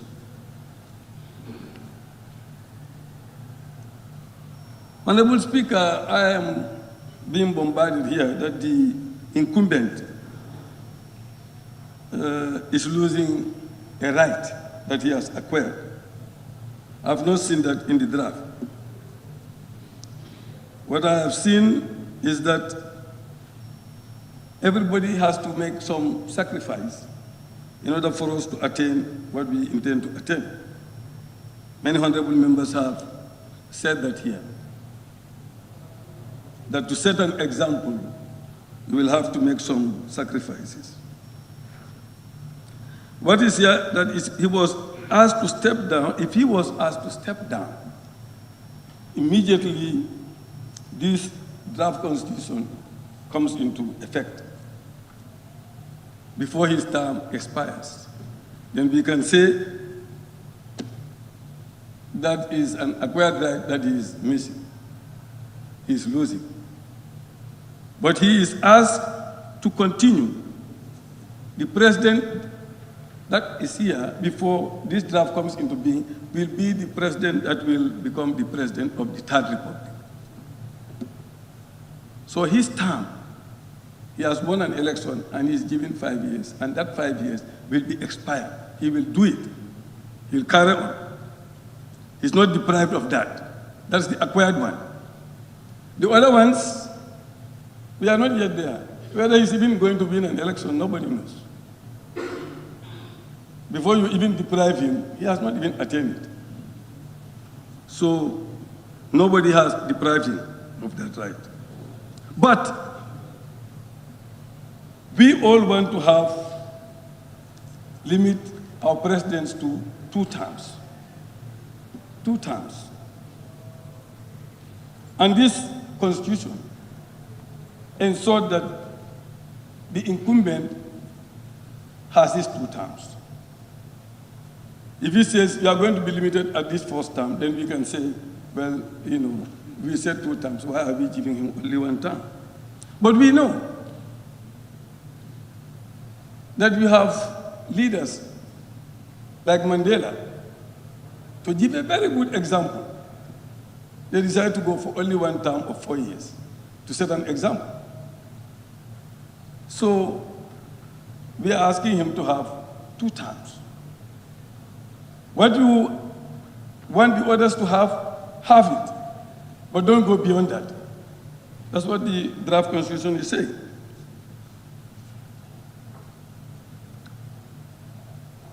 Also, I don't know how we can come here and fight for the independent, the right of the president when we know that his representative is here. I believe the representative of the president will tell us whether the president is opposed to this. I have not heard any pronouncement from the incumbent that he is opposed to what is in the draft. Somebody said the CRC should ask him whether he wants this or not. If the CRC should come to ask me whether, you know, I want to be deprived of my 3 months term of office. If they want to ask everybody whether you want this or you don't want this, then we will not have a constitution. The CRC cannot go to everybody and all those who are affected to ask whether you want to be affected by this or to be affected by this. They are looking at national interests and the aspirations and wishes of our people. Honorable Speaker, the issue of supremacy of the Constitution has also been an issue. And I'm very surprised that colleagues are questioning whether or not the Constitution should become the supreme law of our land. That it is copied from Kenya, and that its legality and validity should not be challenged by or before any court. That should not be the case. Honorable Speaker, my interpretation is that you have many laws in the country, including religious laws and private agreements, and so on and so forth. But we are looking for a law, a supreme law, that all other laws will be consistent with. And that's why we go into a referendum, so that the majority of Gambian people will vote and decide that that becomes the case. So you can go to any Bantaba and oppose the legality and validity of the Constitution, but you cannot do it before the court. You cannot go to court and say this Constitution is not a Constitution. This Constitution is not important. You cannot say that in court. That's what it is saying.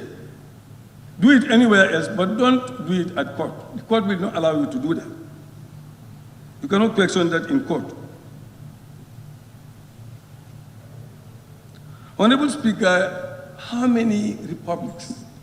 We are talking about a republic, not a monarchy. In a republic, the Constitution must be the supreme law of the land.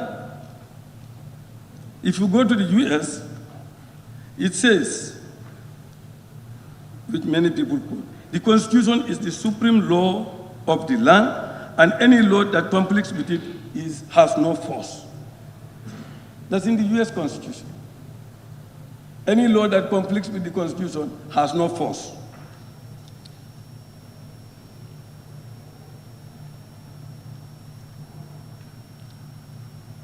In this Constitution, 1997 Constitution, it says,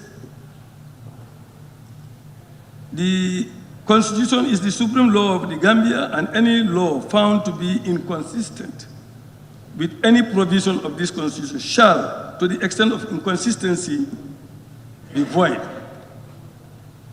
That's this one. Our own.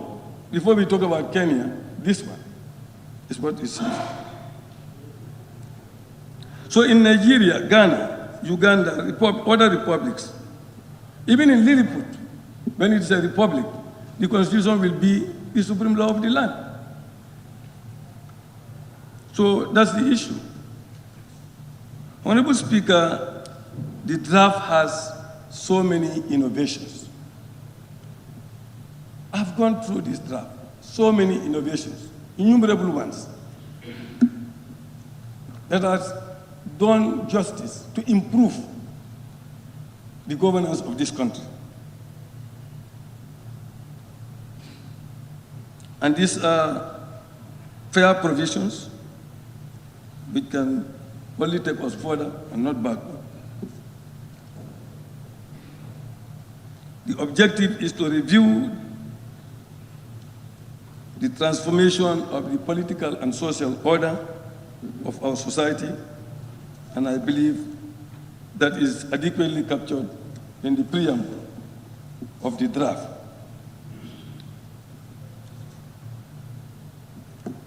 If we look at section 132 of the draft,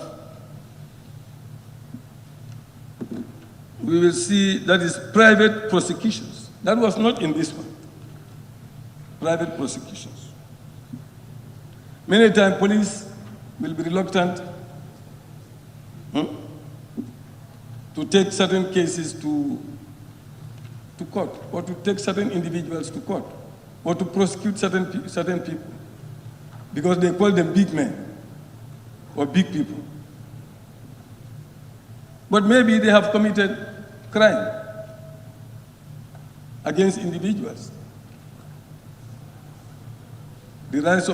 Trample on the rights of other individuals.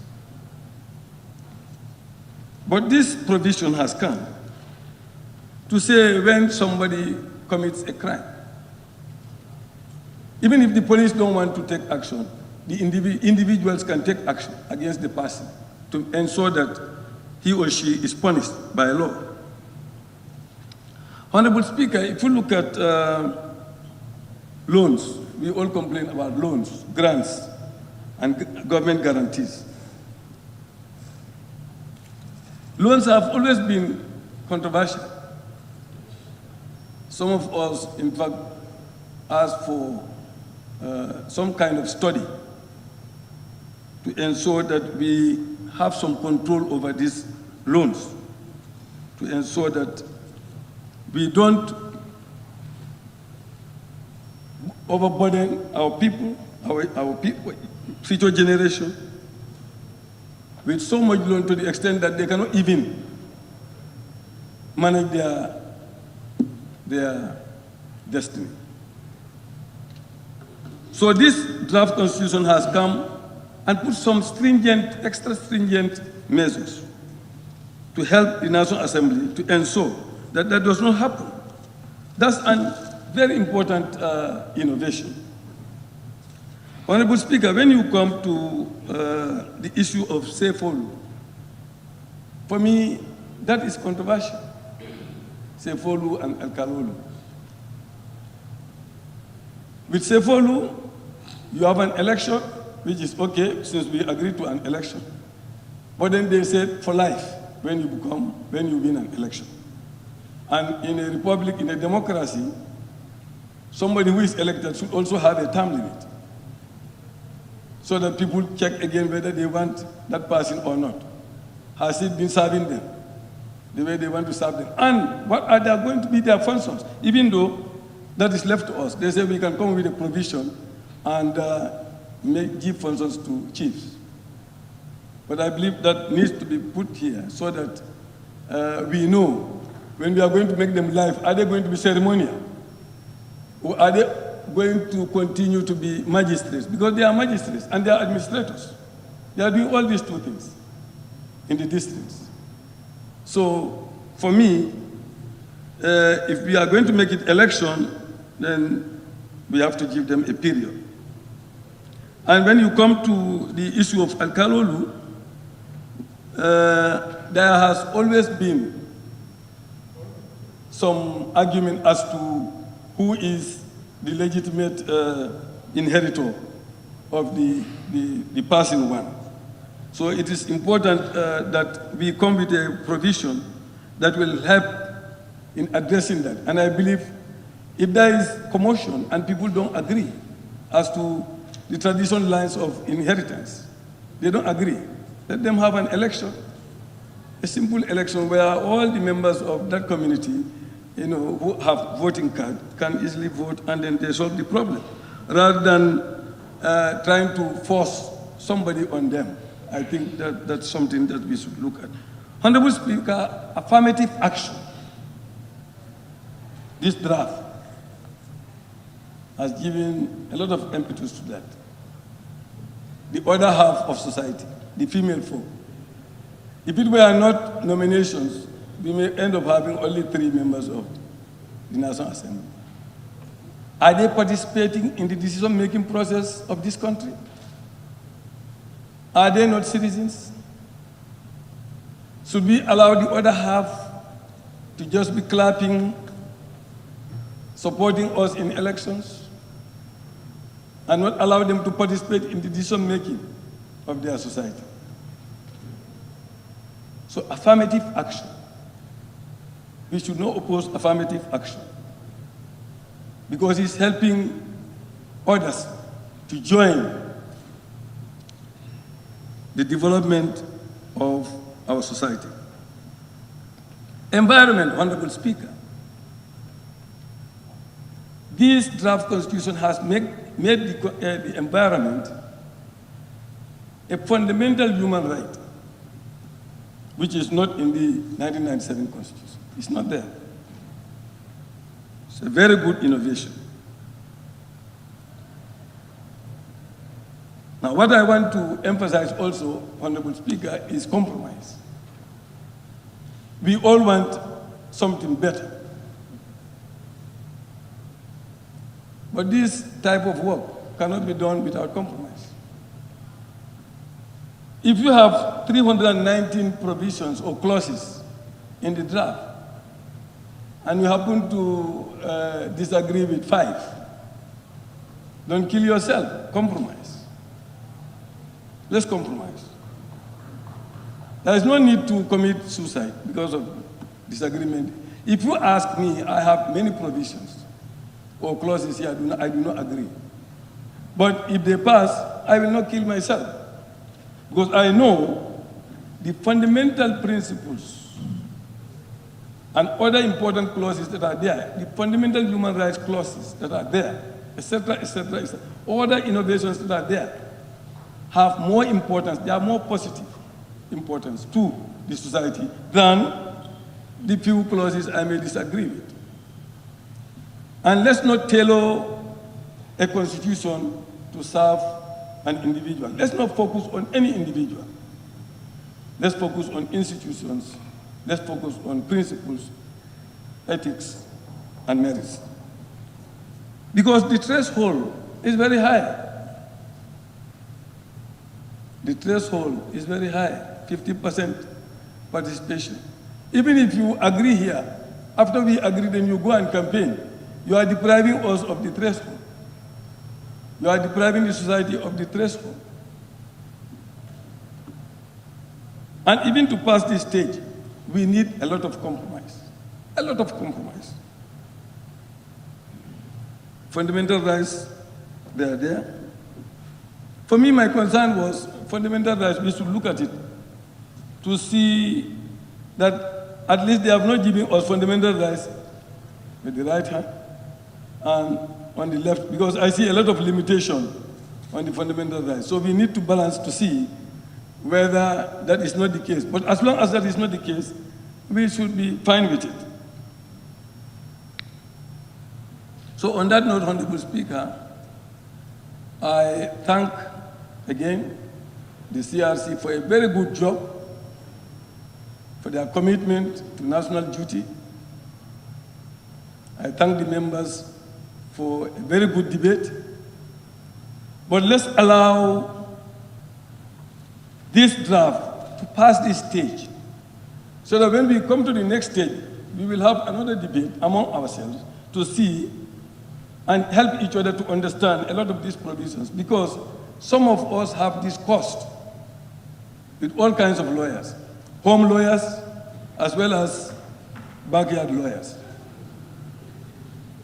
Don't think that somebody who is a lawyer understands Constitution. Constitution also is a different field. So let's give ourselves time at our committee stages, because we have 16 weeks to really look at this draft. But if we become a little bit careless until we throw this into dustbin, then we are not doing justice to our people. On that note, Honorable Speaker, thank you very much. Thank you. Kantora is not here. Then Busumbala. Thank you very much, Madam Speaker. I thank you for the opportunity also to add my voice on the very most important document of the Gambia, and also to thank the history that I'm partaking in the debate of the most important document of the Gambia, which history will tell. Madam Speaker, before going further or doing anything, I want to thank the government of the day for fulfilling and adhering to the promises of reforms that they want to do, which CRC and the review the Constitution is also part of their promises that they gave, and they have adhered to that. Madam Speaker, by extension, I also want to thank CRC for adhering to all the provisions given to them in the acts that establish them, to follow all the procedures and submit the draft Constitution on time. Madam Speaker, the work is now the question. Before I go further, I want to clear myself, because that will dictate where would I be. When the draft Constitution was published, so many people take it as theirs to give analysis about the draft, the function of the National Assembly, the right of the people in the country. I want the minister to answer this question, because that will depend on the way I am going to vote at the end of the debate. I know as a National Assembly member, because this is not my first time to go through debates on bills, that as a member I have right to adjust and amend bills that have been brought to us here by ministers. So as been portrayed in the society, that the National Assembly doesn't have any right to touch, neither to put a comma or a full stop on this draft. If that what stands, then I fear that it will be very difficult for the draft constitution to pass this stage. But I'm with the conviction, because I am okay with my job, that yes, the National Assembly have the power and the mandate to amend some of the irregularities that we feel by compromising to have the best document to give to Gambian people to do referendum on. Madam Speaker, the draft constitution, when you compare, is a very good book in relation to the realities or to present generation's issues that are going. Because if you look at their references, they've done research, try to get best practices of others. But the question will be, do all those best practices are applicable in the situation, practical situation of the Gambia at this time? That is the question we need to ask ourselves from this good job. Madam Speaker, I want to put this to the whole general population, that no document is ever right in the front of the National Assembly, in the front of the National Assembly. So no matter what type of quality of people we have in the CRC, when they bring the document here, our job is to scrutinize. So going through the document doesn't mean that we are trying to devalue or underrate the good job that CRC does. I'm trying to do my job. To go through this draft constitution, to see what I feel, not only me, but put it to the members, that I think this needs to be adjusted. No, these things should not be there based on realities, by justifications. Members agree or disagree. But if it is going to be drawn at a conclusion that I will only talk, I cannot touch, I cannot change, it's going to be very difficult. Madam Speaker, if you look at it, after all the goodies of the book, there are issues, there are some provisions that I think I need clarity why those ones have been deducted from the 1997 Constitution, or Ghanaian or Kenyan, and brought to the draft for it to become a law in the Gambia. What is their justification, and what is the reality implication that they have that it will work for the best interest of the people? That's how these issues I have. But if you look at it, you're looking at it, they've gone round. I have engagements with them in my constituency. If they look at the people that comes, the greater percentage are women and youth.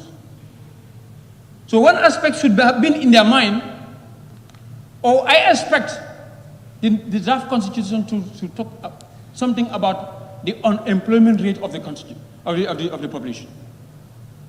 There has to be something that will force the government that it is not by will or if I want to do it or not, but it's incumbent as we used to say, it is the job of the government to provide job for the people, but our people are there without jobs. What is this draft constitution is working towards that? Madam Speaker, the salary scale of the people, poverty rate is too high in this country. I was expecting, and I want to put this thing to the question to the minister. What has this draft constitution talks about to alleviate the rate of poverty on Gambian people in the side of the salaries?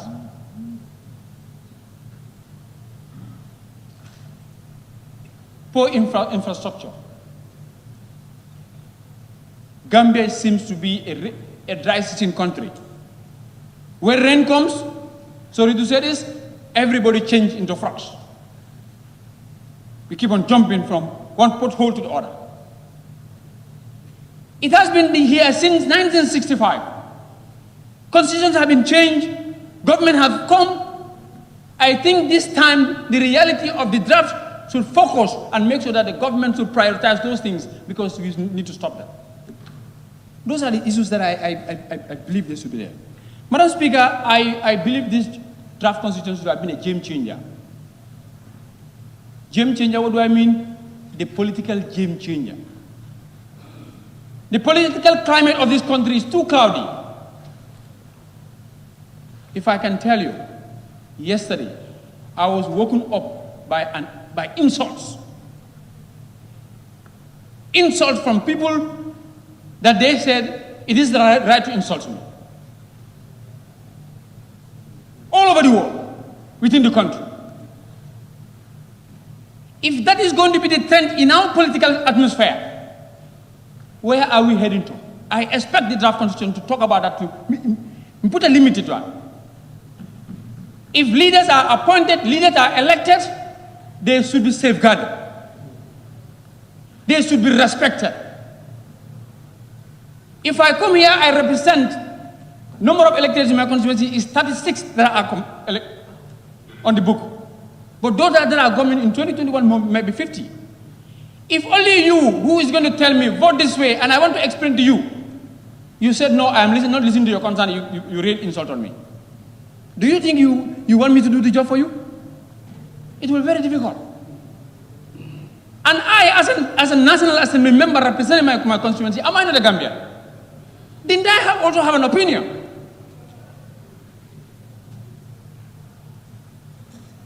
We have consent. That's why we say we vote on consent. We take consultation from outside. You come and vote on your consent. Anything that anyone does or anything anybody says here, wallahi, if you ask, he says and does in the best interest of the people. How is it best will depend on the practical in the society. So nobody should be blamed, nobody should be insulted of what we are doing. Madam Speaker, I present myself to my constituency as an independent without no political, I don't believe in any political ideology. Because how it defines, and I see myself, this title of myself as independent, I present myself to my constituents as independent. I did random selection of all, unless those who want to even see me surviving. But I've made to approach people about their consent. What others told me, if I want to come and do that one here, not only insult will rain on me, but I believe bullets will come on me. But it's left to my conscience to see what might that constituents tell me about this draft. That's the reality, or whether he understands. It's my job now to talk to him. And I talked to some people. So we'll say 1997 is their legacy, they don't want it to go. But if you say it's my legacy, I will explain to you that no, you are misunderstanding. 1997 is not yours. But how do they build that sense of personality in 1997 is the word, the title that politicians use. 1997 is a soldier constituency or constitution. 1997 is APRC constitution. 1997 is Yahya Jammeh's constitution. If you do, those that support Yahya Jammeh will take it as theirs. If you do, those that are soldiers will take it as theirs. And then national documents shouldn't be personalized. So if you get your nose on that you want to take it as yours and you don't want it to go, I use my position and my experience to talk to you that it was wrong. From anybody that you take that. Madam Speaker, I expect the draft constitution to talk about our Islamic sect of the people. You see, in the constitution is the right of every Gambian right to education. But it doesn't specify which type of education. We know that we have some people in the society that go in for informal education. We have some people in the society that goes for Arabic education. And we have some people that goes to English for formal education. But what future do we target for all these categories of people that desire to acquire knowledge in this aspect? Those that are going for the informal, does the government have, or the draft constitution is going to dictate the government to have something that those people will not see themselves as destitute, as burden on the society. The Arabic, those that struggle, go all over the world to acquire knowledge. When they come, what do they end? Being an imam or a preacher. Future is cloudy for them. From the consultation I did, those ones also have a concern that their issue is not being catered. Madam Speaker, religious rights. So many rights have been said, which I really concur to all of them. Because as a human being, you need to have your right. Religious rights have been mentioned, cultural independence and the like. Madam Speaker, but I expect a thorough and a clear explanation. When the first draft was out, there was a serious outcry in the public about secularism. We cannot just keep quiet because many of the people in the society are not comfortable still with what the draft constitution is telling us about secularism. So we expect those ones to be clear. So that those sectors of the society that have doubt in that could be cleared from here, so that when we give them the draft for the referendum, they can decide what way to vote. Madam Speaker, I want to raise this question, and a constituent called me, and I think it's a concern, that cultural rights have been given. Those female circumcision been now still illegal or is open for people to do it.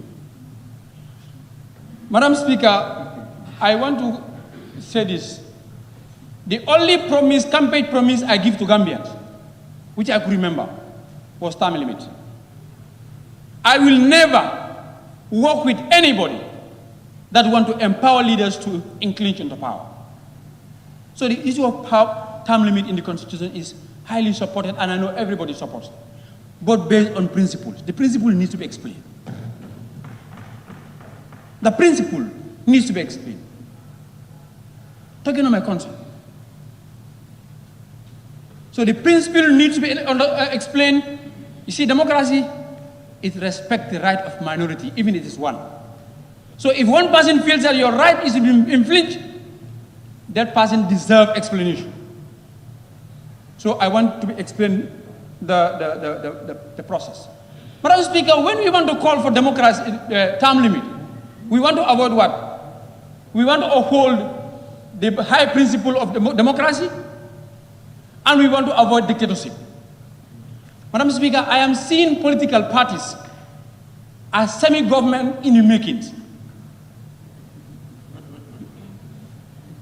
So why would it be also, if it's going to be a law to have term limits in the draft constitution, why wouldn't we have it in the electoral law that political parties, no person should also contest more than twice in an election? If you lose, you give chance to others. To avoid what? One, to avoid democracy. Two, to avoid monopoly of a political party. Because it's very unfortunate here in Gambia. If you call for a political party, they think of one person. All mind goes to one person. All political parties I'm talking about. So to avoid that, to have political parties as institutions of democracy, why can't we have it also in the political law that no person should contest twice in elections? If you win, you go. If you don't win, you give chance to others to come. This is a suggestion that is coming from me. I think it is in the best interest of democracy. Madam Speaker, somebody talks about dual citizenship. I think this is a problem we need to. We see how the country was.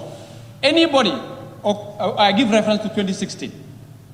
We give credit to diasporas. They contributed anyhow to make sure that we had changes. When changes come, condition arouse me or force me to get a status in another country. Not disowning my country, but because of condition, we have all struggled to change. Now you are telling me that when it comes to post of National Assembly and Presidency, you cannot because you are a holder of dual citizenship. Madam Speaker, I think we need to consider that issue of dual citizenship. Madam Speaker, I want to ask this question, please. I don't want to be interrupted. With all due respect, if it is not order. Honorable, I see a tag. So I just want to make sure. Somebody raised the tag. What is it for? Thank you, Basse? Madam Speaker. Is related to the standing order, clause 11. So I don't know whether we're going to sit beyond 6 o'clock, or would you continue, or are you going to stop at 6 o'clock? The standing order, the time frame on the standing order is from 10 o'clock to 6 o'clock, and it's coming to 6 o'clock. What are you going to decide? Are you going to stop at 6 o'clock, or are you going to sit beyond 6 o'clock?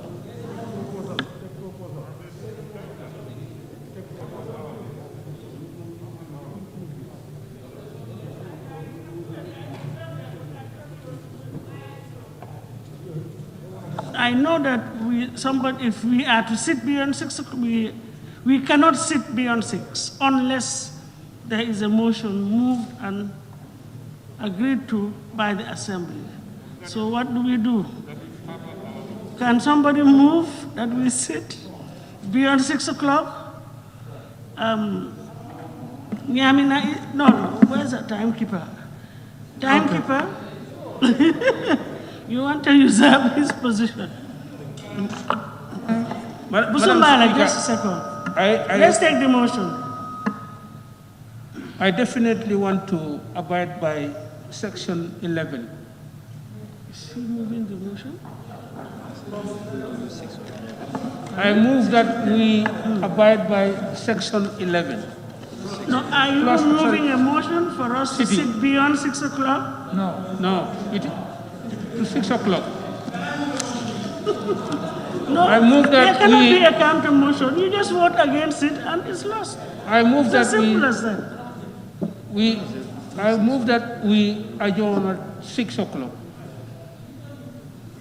No, but if you read that section, we stop at 6. Honorable, if you read the clause, what it says is subject to the authority of the ABC to determine. Read it, to determine the time for commencement.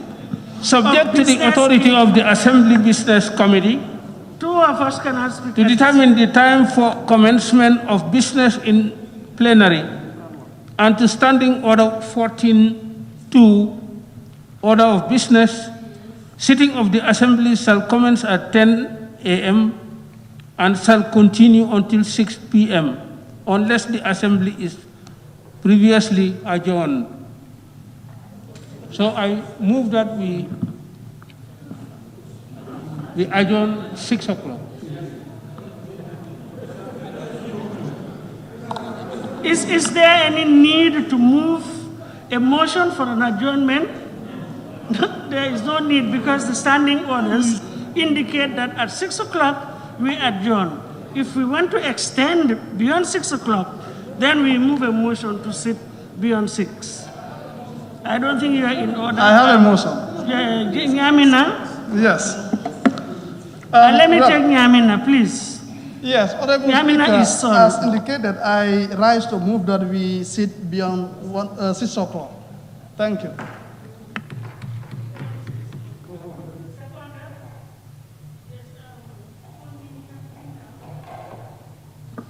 Madam Speaker, I rise to second the motion. Sorry, it has been moved and seconded that the Assembly sits beyond 6 o'clock. Those in favor, please say aye. Aye. Those not in favor, please say no. No. So the ayes have it. It cannot be disputed unless you want to vote by show of hands. No, but the voice was very clear as far as, yes, Woolly West, sorry. My problem is, if we say we sit beyond 6, up to what time? Because I'm not prepared to sit here up to 12 o'clock. I'm not prepared to be here up to even 7 o'clock. So,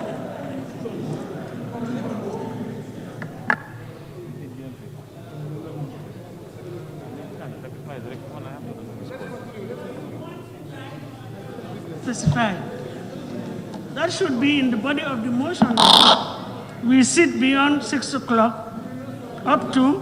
As the motion is decided, I think now it's decided to conclude the issue at hand. That's the motion.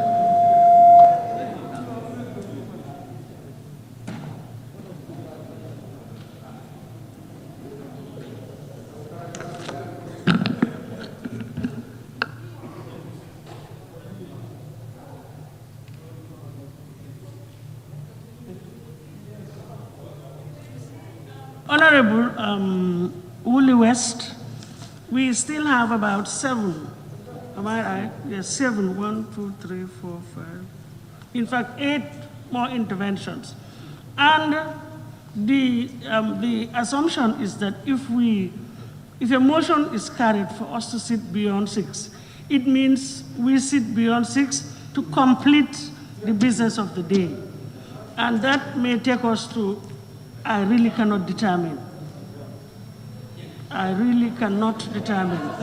No, please, Honorable, can we take it one by one? We cannot just be jumping like that. This is what I have been saying. If we want the floor, we can ask for it and it will be given so that we will arrive at some consensus. But we cannot be talking at the same time. Madam Speaker. My concern, Honorable, is that it has been moved and seconded and a vote has already been taken, which is carried. So it means that it's a decision of the Assembly. So I'm afraid we just have to proceed. Thank you. What is it? Busumbata.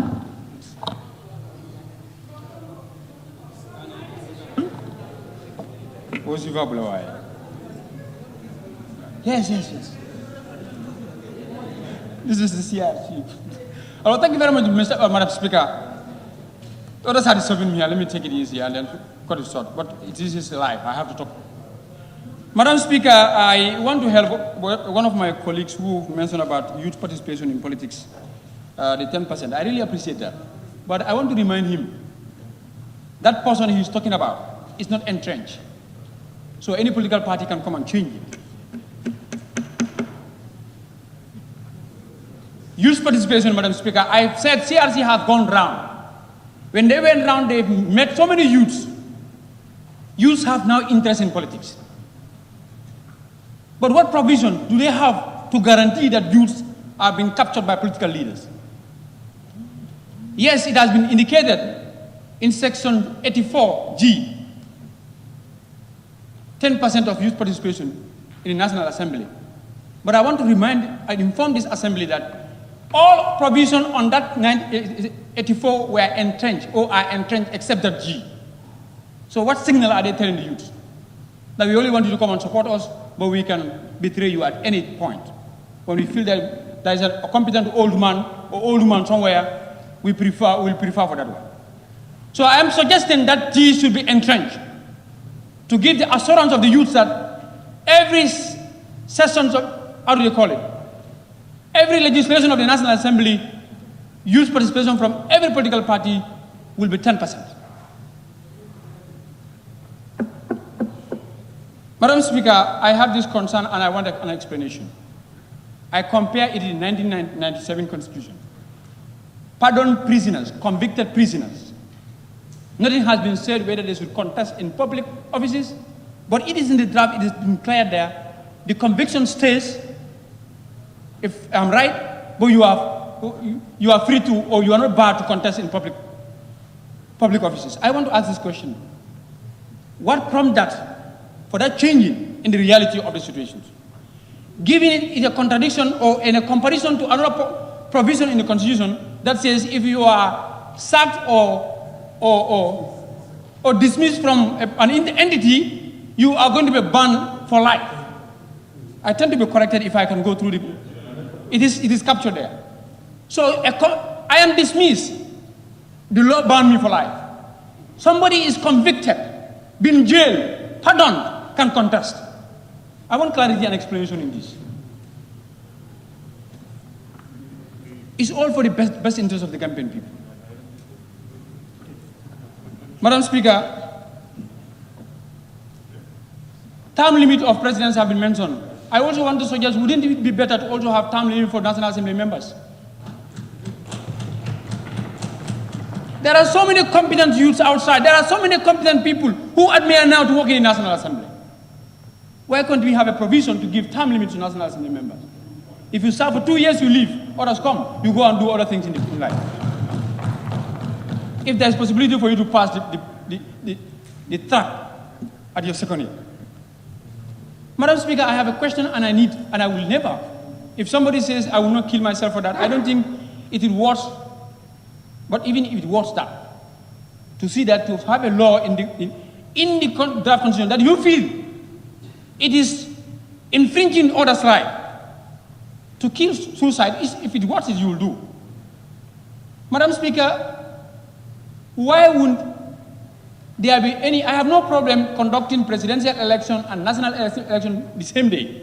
I have no problem with that. But no provision has been set of the transition of my tenure, our tenure here. If, for example, it's going to be done in 2021 as President pronounced, the corona will not deter the election in 2021.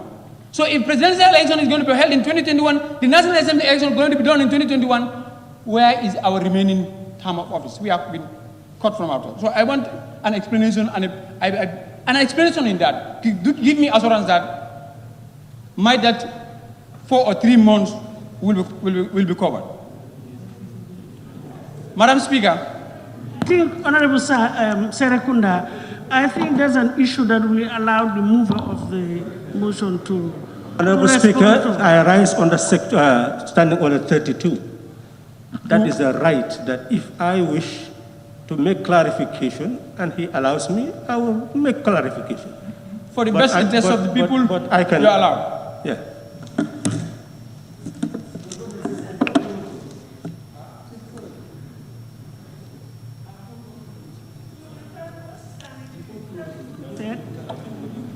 Did you refer to 32? Yes.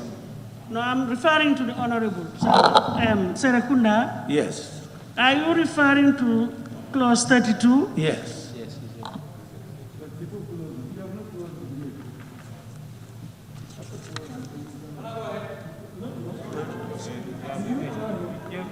Anybody's right. Yes. It's but if we have 2 people at the same time talking, I mean, I will not be able to get what is required or what is being requested.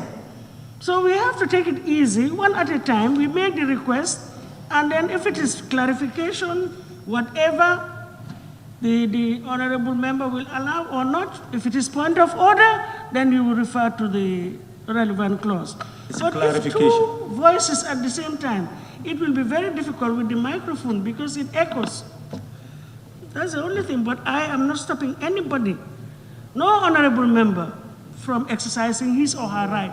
I want that to be absolutely clear. Thank you. Yes, allow me, in terms of our tenure, you will see it in Schedule 4, yes, of the draft, and it says the National Assembly, it's page 153. 153. He said the existing National Assembly shall, from the effective date, continue to be National Assembly of the Gambia for the purposes of this Constitution. And it goes to say on the 3,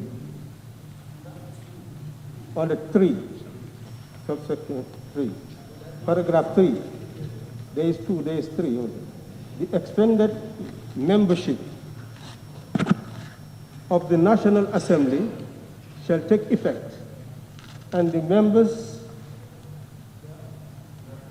thereof shall only be voted for at the next general election after the expiry of the term of the existing National Assembly.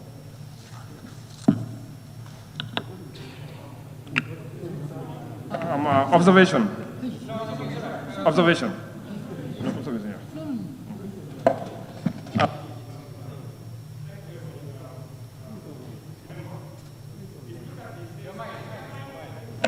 If you look at, thank you very much, Honorable Member. If you look at the same schedule on page 154, if you look at term and language of the National Assembly, number 8.1, notwithstanding section 140, relating to the term of the National Assembly, the term of the existing National Assembly shall A, come to an end at the same time as that of the existing President, and according to the existing National Assembly, shall stand dissolved on the day immediately before a general election of the members following dissolution, and B, be deemed to be a full term upon the dissolution. So even if it ends in December, that means you still have your full term, according to this, my understanding. Madam Speaker, sorry. It's understood. But let me tell you this. Madam Speaker, are we together? No, he has to listen to me. And all the other members that are talking, to also to listen to me. Madam Speaker, let us just avoid replying to issues raised. We can clarify, because for issues raised to be responded to, I think is the prerogative of the mover. But of course, honorable members can seek for clarification. Thank you. But I think it's also best practice in procedures to clarify issues. So I have no problem with that. I refer to clarification. Yes, clarification. I have no issues with that. But let me tell you, Madam Speaker, if you look at my draft, this side, there is nothing. And all what they are reading on that. So I have a blank paper here. Okay? So that means what I said, I'm on the right track because I'm not being informed by the draft constitution given to me. That's a printing error from them. Madam Speaker, I was talking about internal democracy in political parties. Because I'm seeing political parties as demi-governments in the making. Every political party wants to come up. So we need to extend our tentacles of democracy into political parties to see the activities, how they're doing. I gave a little research from independents. Which political party did a change of leadership in terms of contesting? From my research, they told me it's only DOI that did. And I think that's a very good principle of democracy. Because in contesting, you sell two things. You sell the ideology of the political party, and you sell the individual as a figure. All political parties have a very good ideology to develop the country. But why are they not winning? Probably it depends on the individual. So to have that, why can they change? I want to applaud for us to have that internal democracy in political parties. Madam Speaker, I gave an example of a provision here, section 29.3, which says that consequences of contravention, if a person has been dismissed or otherwise, he shall, section 23, if I can refer, is banned for life. To me, that one is harsh. And again, it is in contradiction of allowing a convict to contest. Madam Speaker, age limit. I want to clear it here. I think age limit of presidency, you see, Gambia is a young generation. It has been indicated in section 27 that a retired, no, this is section 39, a retired civil servant cannot, who has been receiving pensions, cannot receive another thing. That's left to the draft. So that means to me, they are trying to get away with old ones to give chance to the young ones. So if we want to transform the civil service, why can't we also transform the highest office of the nation? Let there be age limit, upper age limit, because it says from 35. Let there be upper age limit for presidential candidate. Freedom of religion, page section 49. I think I have to go to that one.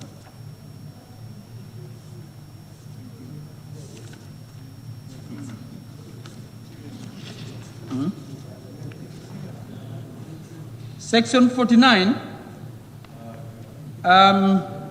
subsection 3. It says a person shall, so the person may not be denied access to any institution, employment, or facility, or the employment of any right because of the person's belief or religion. Madam Speaker, enjoyment. What are you trying to do? Enjoyment, okay. Madam Speaker, to me, that may, conditional may, shouldn't be there, it should be shall. Let the minister help me. But I think that one should be a condition that it should be compulsory. No person shall be denied access to any institution, employment, or facility, or the enjoyment of any right because of the person's belief or religion. Not to make it an if conditional, but let it be a force that no person shall be denied.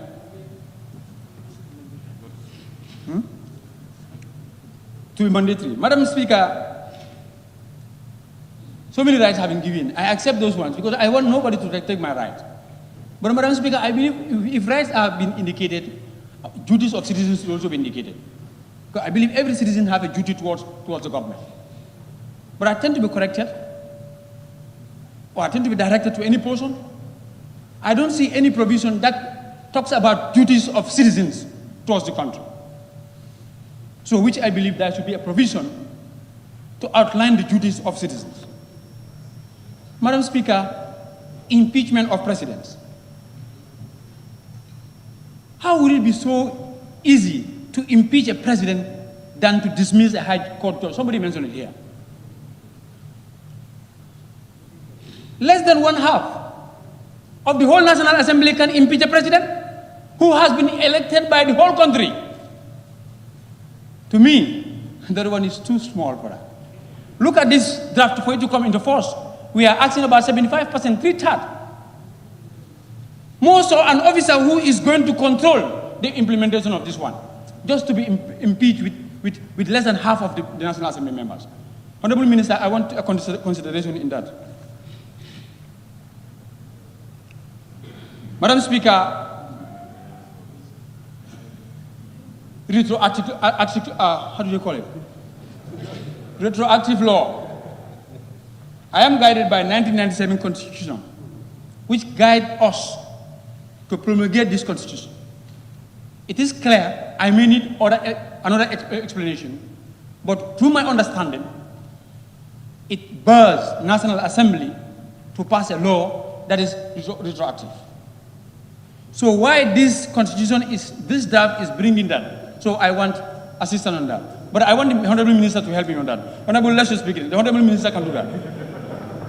Point of order, Honorable Speaker. Yes, point of order. Where's your authority, please? But listen to me. Honorable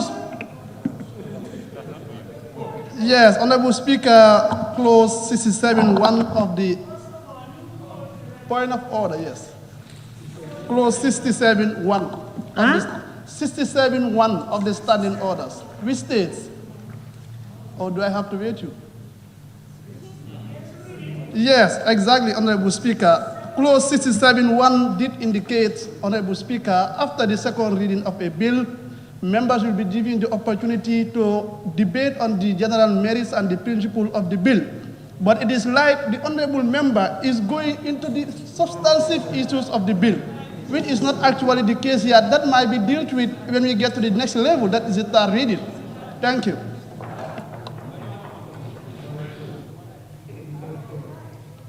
Thank you. Honorable, can you just adapt to so that you can confine your interventions? I believe that's a procedural. Let me finish the sentence. Thank you. Yes, thank you. This clause is very clear. At this stage, we are dealing with the general merits, the principles and merits of the bill. So if we can just confine our interventions to that. Thank you. I had, in fact, indicated that earlier on one or two occasions, but it appears as if sometimes we get derailed and we are carried by. Thank you. You can proceed. Madam Speaker, I'm not carried. This is the way I planned, and then I think there was a procedural defect somewhere. Some do it, some, but no problem. It happens to be me that to be put through, I accept it. Madam Speaker, elections of, I could remember CRC, this was my contribution to them. It was also part of my contribution that speakers should be elected from outside. That was for me as a layman, suggestion to them. So if they feel like, yes, speakers should be elected from outside, the procedure should be indicated to me. Because I believe that's the mandate given to them. So to me, when I read section 145(2), the election of the speaker, there is a vacuum there. I need clarity in that. Section 135. Oh, you say let me not go by section to section. Madam Speaker, okay. Recall of the MPs. In the same reference I gave to the president. If the president is elected by the whole country, and an MP is also elected by the whole constituency. And mark you, when you are elected, you come here, you took oath, you're representing the whole constituency across all political lines you have in your constituency. So to have 1/3 of your electorate to sign a petition to recall an MP, I think we need to safeguard. To also contest in these positions is not easy. You stake your personal integrity in this position. So don't only see me that I'm a servant of the people, so I could be slapped anyhow, front and back, as the case is now, insulting people. I know if you go to social media, they're insulted, but I made it very clear in the morning, my conscience is leading me here. So, Madam Speaker, I think that one needs to be adjusted.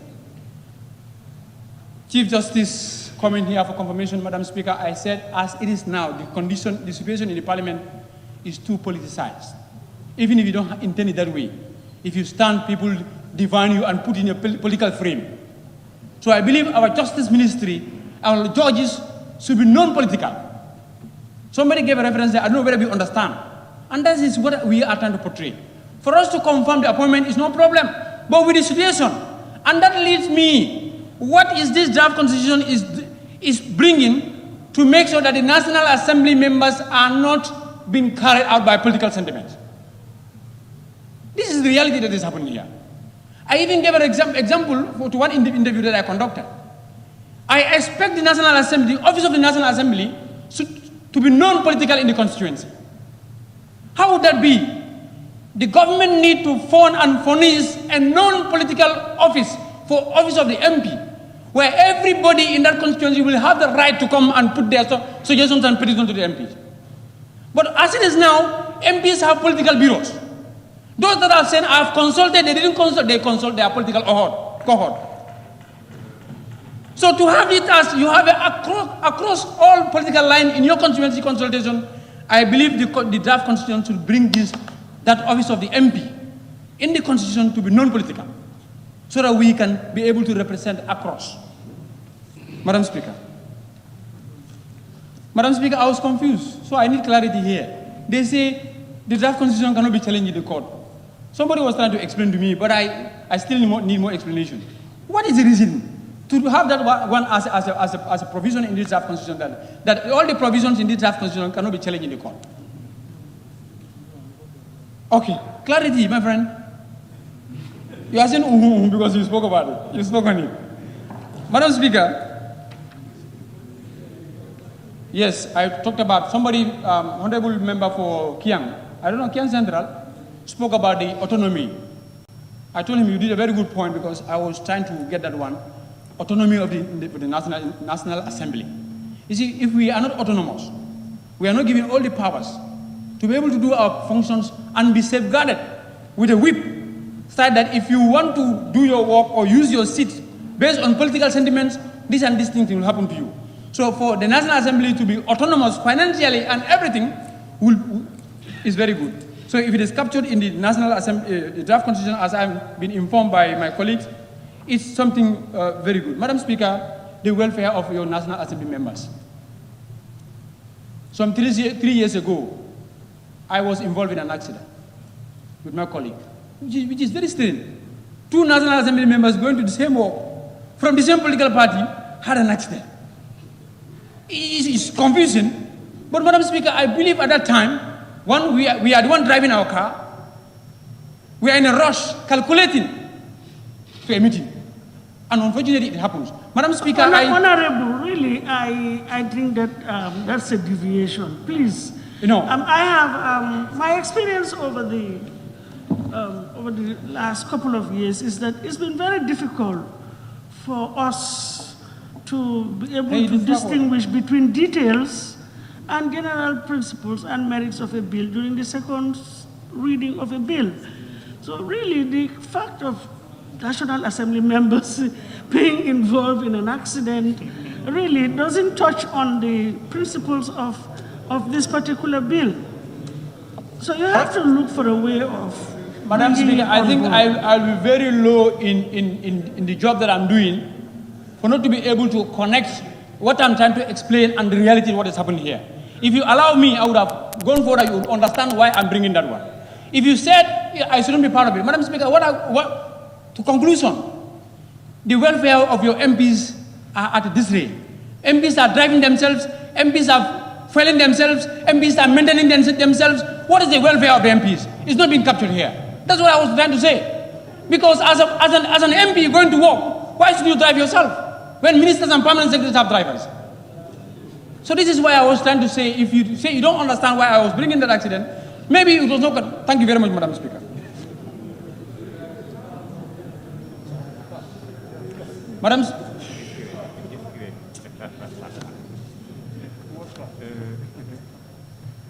Madam Speaker, somebody talks about ministerial, or the draft constitution talks about ministerial appointment here. Madam Speaker, I differ, and strongly differ, with the situation that is happening in this National Assembly, and ministers are political appointees that are appointed to help the government or the president, who has been elected by the people to execute a function in the country, for those people, ministers who come here for confirmation. It is fine, based on the realities that there is no political interference in our activities. So, Madam Speaker, at this point in time, that's why I was saying, at this point in time, I don't expect that provision to be, and again, we used to say here, don't be a judge and a jury. If I can favor a minister to come so stop there. Madam Speaker, I want to talk about SAFOs. Somebody mentioned about SAFOs here.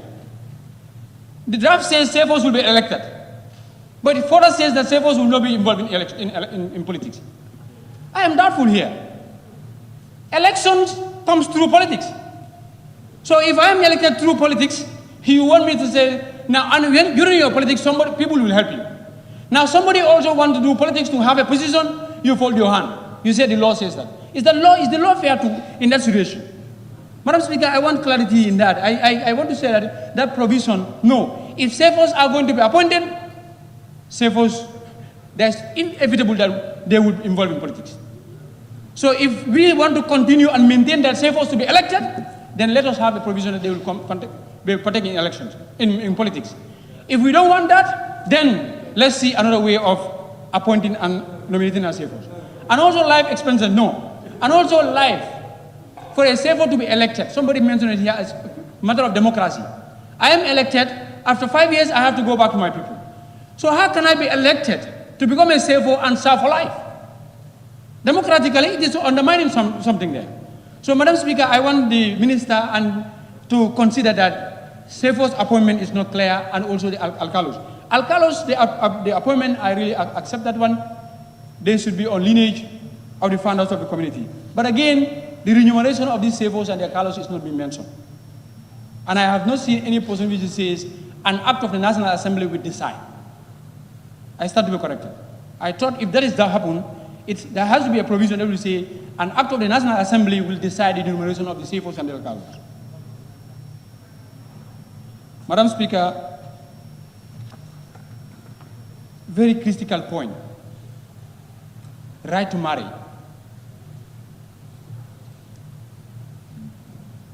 Section 54. This one, you will allow me, Madam Speaker, let me talk about that, because I cannot talk what I want to say if I don't go to the right to marry. 54. Yeah, 54. It's been done before. Thank you. Madam Speaker, I read, with your permission. Right to marry and found a family. It's ambiguous and I don't understand. From my consultation, I have a conclusion and I want to be clear.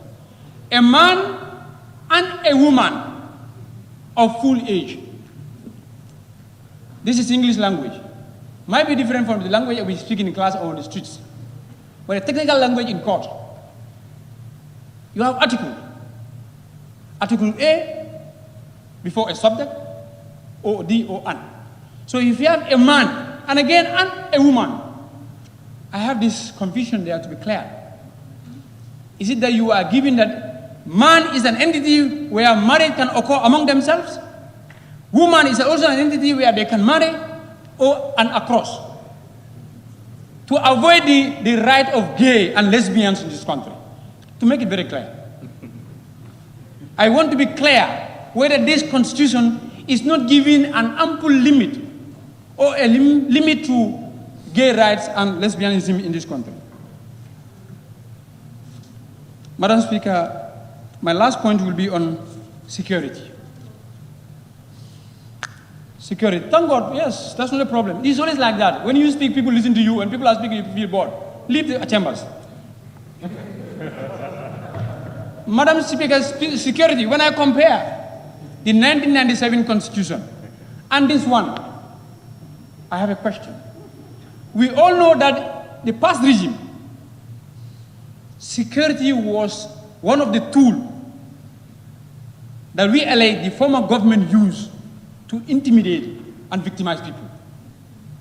So if we want to avoid what had happened not to happen, the right functions, definition of all the security offices of institutions should be well spelled out.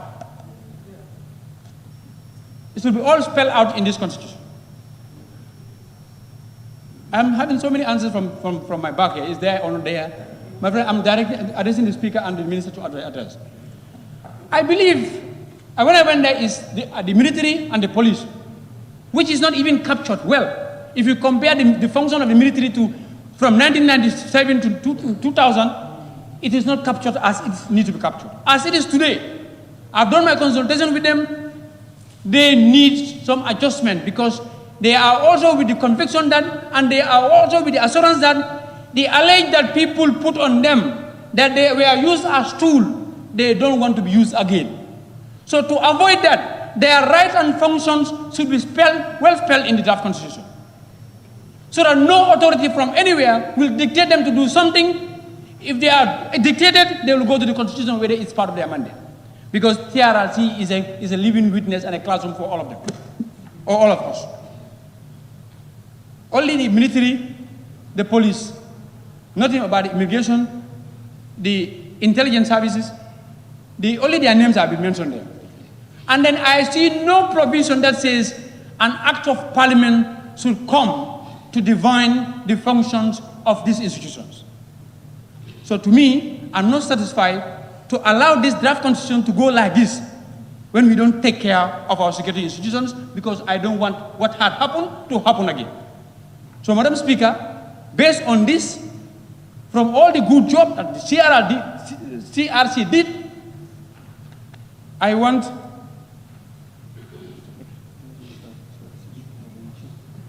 very good. Thank you for reminding me. This is the beauty of the debate. The last one is now. Madam Speaker, I want to say that all this talk and all this insult that were even happening shouldn't have happened. If we see this document as a shareholder thing, that I do my job, you don't just hold it and say, okay, now my job is finished, it's the National Assembly. And I want to question the office of the clerk, if he's here, if he can answer, the clerk can answer. Huh? He has no authority, but through because that's what I was looking for. When I was given this one, I went to the clerk. Are we going to have a retreat as we used to have on the budget? Because I was expecting for CRRC, after submitting this to the executive, to the president, they know CRC. Very good. And I was also trying to rectify somebody on CRRC here. CRC, I was with the belief that when because now as it is now, I'm seeing it as the document from the minister, from the executive. But when it was sent to the executive, it was CRRC document. So I was with this contention and believed that CRRC would have engaged the National Assembly to have a second thought on all issues. There are this talk and this insult that people think that we are against the draft constitution, who will be avoided. Because so many issues have been raised here. Nobody, I want to make it very clear, nobody is against to have a progressive development and progressive laws of this country. But we want procedures to be followed. We want consents to be clear. We want doubts to be dealt with. So if that is done, my friend, I see myself as a citizen of this country, and I will never work in any group that will jeopardize this country. So everybody has a clean heart, based on consent and based on proper procedure. Madam Speaker, on that note, I thank you very much. Thank you very much, Honorable Member for Talinding.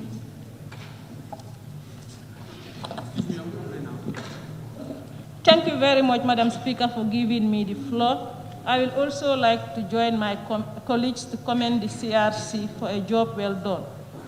Madam Speaker, I will begin my intervention by asking whether this document, this draft constitution is qualified to go for a referendum. And I have my reasons spelled out in section 308, subsection B. The bill is submitted by, this subsection B, at least 50% of the person entitled to vote voted at the referendum.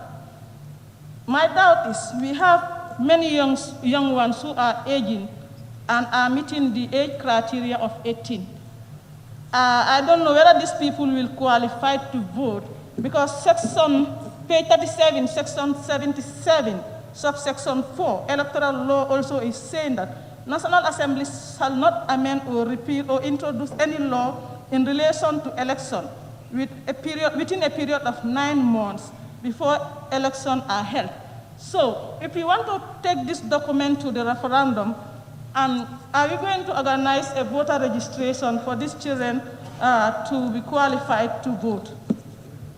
Madam Speaker, I know CRC has consulted many groups during the drafting, but I don't think this really sounds the general opinion of every Gambian, because we received a complaint from the Gambian National Army that their inputs are not captured in the draft constitution, and they make several follow-up, but they cannot come to term.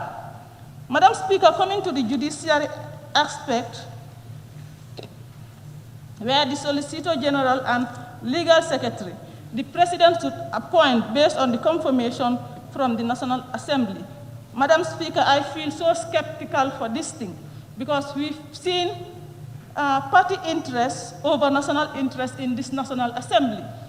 People wanted to support a bill so that elected members of local government can lose their position. So I believe that thing, we need to revisit it and check for another thing that will suit the appointment. Appointments also were thrown out here out of hatred and jealousy, because we've seen eminent personalities whose appointments has came here and they were rejected. Madam Speaker, going to political parties, section 82, subsection 3B, they said no political party shall engage in or encourage violence by intimidating members, party members, or encourage intimidating of its member, supporters, opponent, or any other party. We've seen people outside the country sitting in their comfort zone, as earlier alluded to by my colleague, who are intimidating innocent people, assassinating their character, but the Constitution didn't say anything about that. They only say self. So I think there should be a restriction or a law that will stop them, anybody found wanted, to face the full force of the law.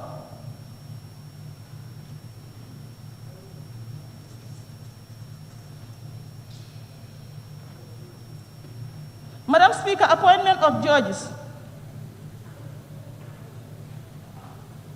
I think this. Appointment of Supreme Court judges, that it should be a number of 4 or not less than 4 or not more than 12. I believe this one also, and one need to be a specialist in Sharia.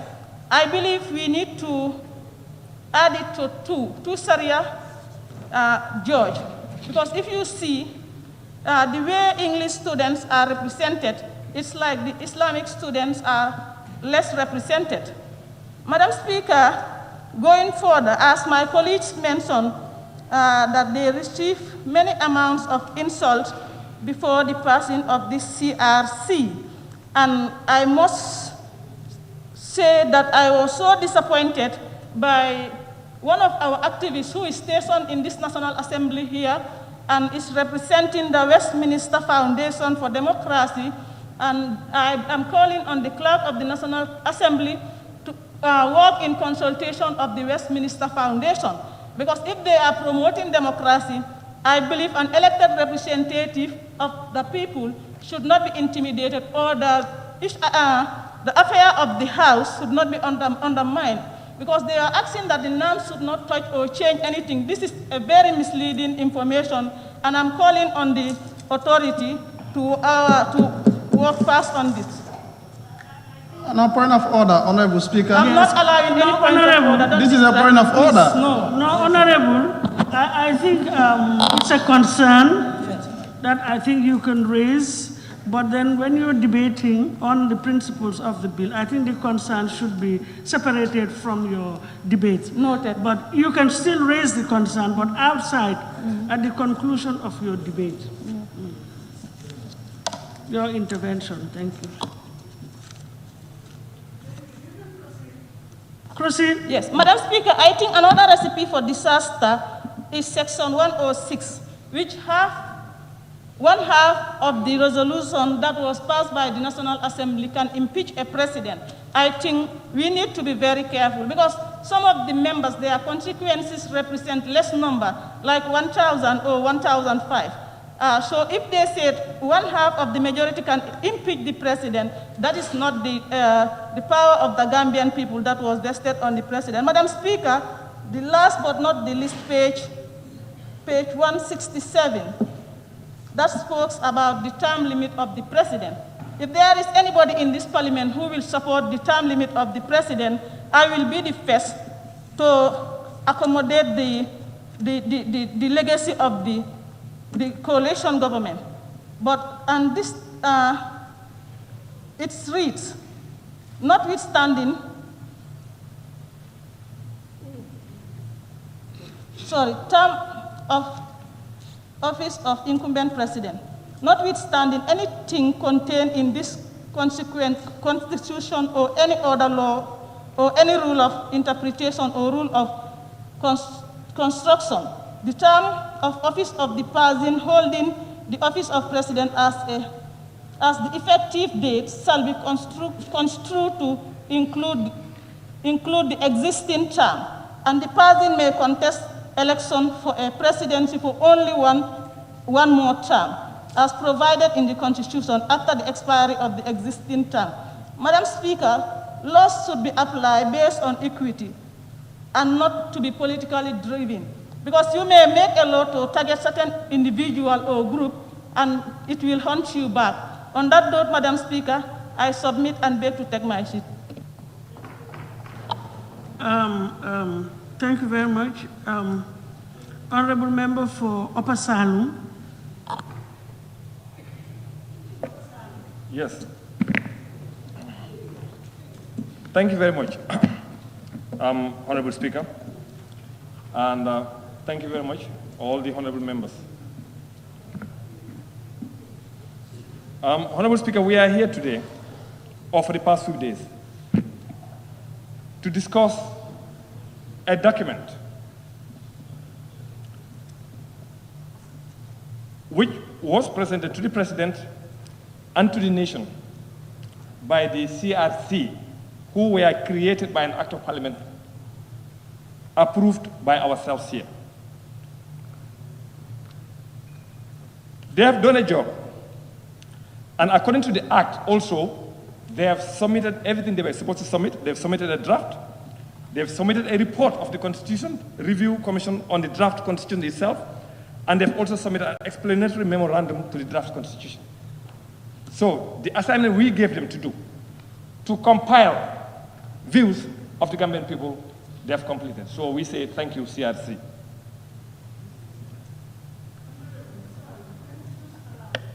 To correct my records, Jara, just a second.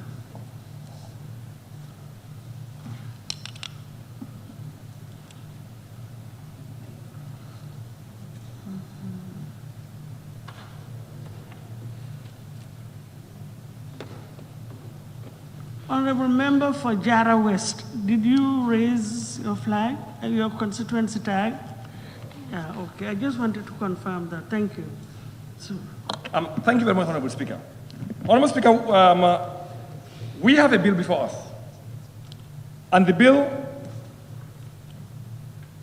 is the Constitution of the Republic of Gambia 2020 Promulgation Bill 2020. That's what we have here. And it's following procedures that are clearly indicated in our Constitution. It is a bill, and the only difference with other bills that we have seen here, because the Constitution specifically tells us exactly how to deal with it. That is the only difference, but otherwise, the National Assembly, being the only legislative body in this country, has the right to amend anything they want because it's just a regular bill, and the Constitution gives us the permission or the power to be able to do that. So for those that are actually sending misleading information to the public, telling that a comma or a full stop cannot be changed, you are sending the wrong message. You have no idea about what you are talking about. These plastic intellectuals, I may call them, sit within the four corners of their houses, start sending messages to people of this country with wrong information, because they depend solely on Professor Google. Here, what we deal with is the Constitution of the Republic of Gambia and our standing orders. That's what we deal with here. So if you're going to say anything dealing with what we do here, you quote the law, quote the standing order, or quote the Constitution of the Republic of Gambia. Do not mislead people. Tell the people the truth. If you have an opinion, it's an opinion, but we must be able to differentiate an opinion and a fact. What you are telling me is just your own opinion, it's not a fact. We need to differentiate that. Please help to educate the population. Do not mislead them. Honorable Speaker, the task I said earlier was completed by the CRC. And the Minister for Justice actually came with a bill that we are actually reviewing. And may I say, I have not seen yet a constitution in this world that's actually perfect.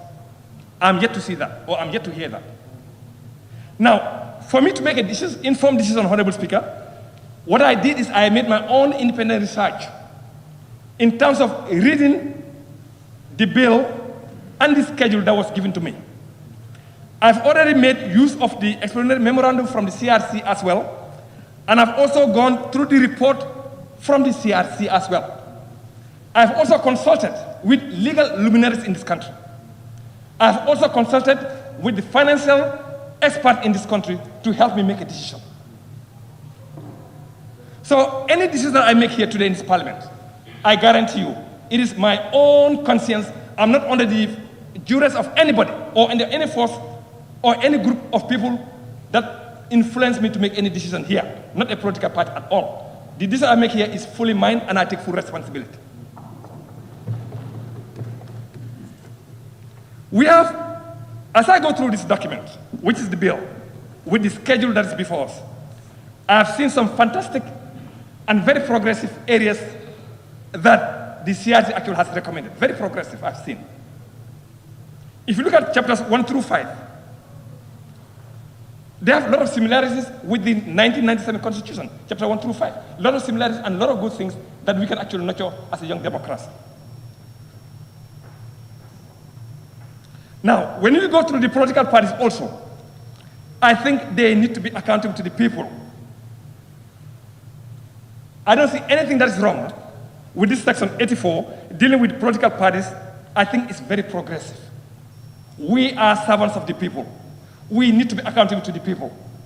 We need to let people know exactly how we manage our political parties. We need to let people know where are the finances coming from. We need to let them know. They need to understand. It cannot be a one-man show where I will decide everything in a political party. It cannot be that. We need to live beyond that.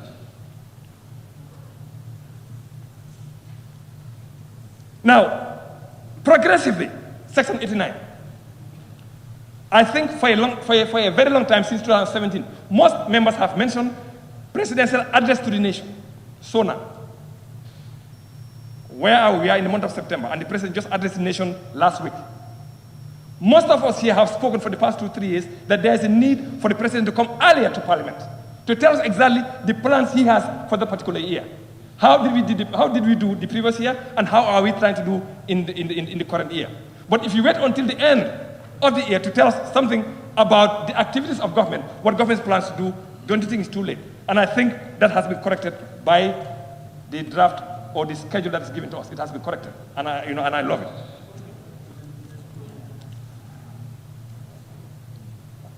Now, if you go to section 94 also of the schedule that is before us here, that is the disqualification of a president. When you want to contest, there are a lot of requirements that you have to actually undergo, and one of it is your financial information that needs to be submitted to the anti-corruption, and the anti-corruption will vet that whether what you've submitted is the true reflection of your finances. I think that is progress. However, the section was short, because if you submit your financial information to the Anti-Corruption Commission, and they do their research and realize that you actually underdeclared or there was some falsification, it has not said anything next. For me, I believe if any presidential aspirant has not declared your finances properly, and the Anti-Corruption Commission was able to capture that you've underdeclared, I think you should be disqualified immediately. Because you have been the head of state. The head of state must act in a manner where your ethical behaviors should be exemplary. So that they fall short on that particular section. If you underdeclare or you've shown something that's incorrect, I think you should be disqualified automatically. Honorable Speaker, moving right along.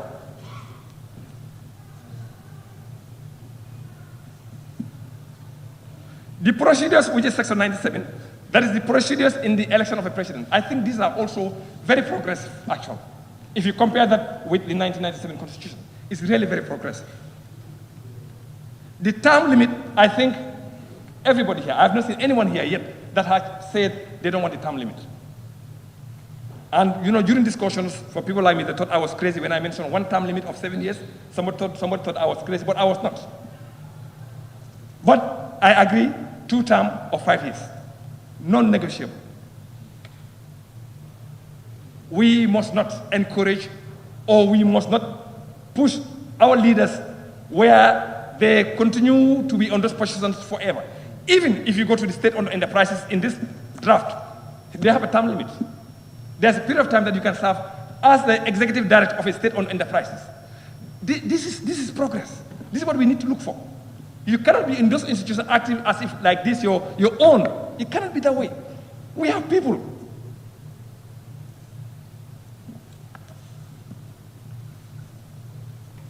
Now, if you also see the most interesting, which is section 131 of the draft, which is the director of public prosecution.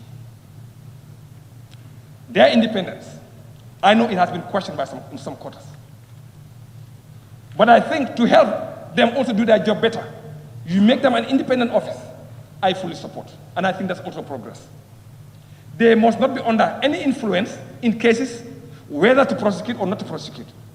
In case of they want to withdraw a case, they must be on their own without the influence of anybody. They must be independent. And I totally support that.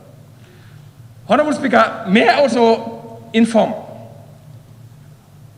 the people actually that are listening, the number of people that actually have called me asking me to say yes, and the number of people that are also asking me to say no.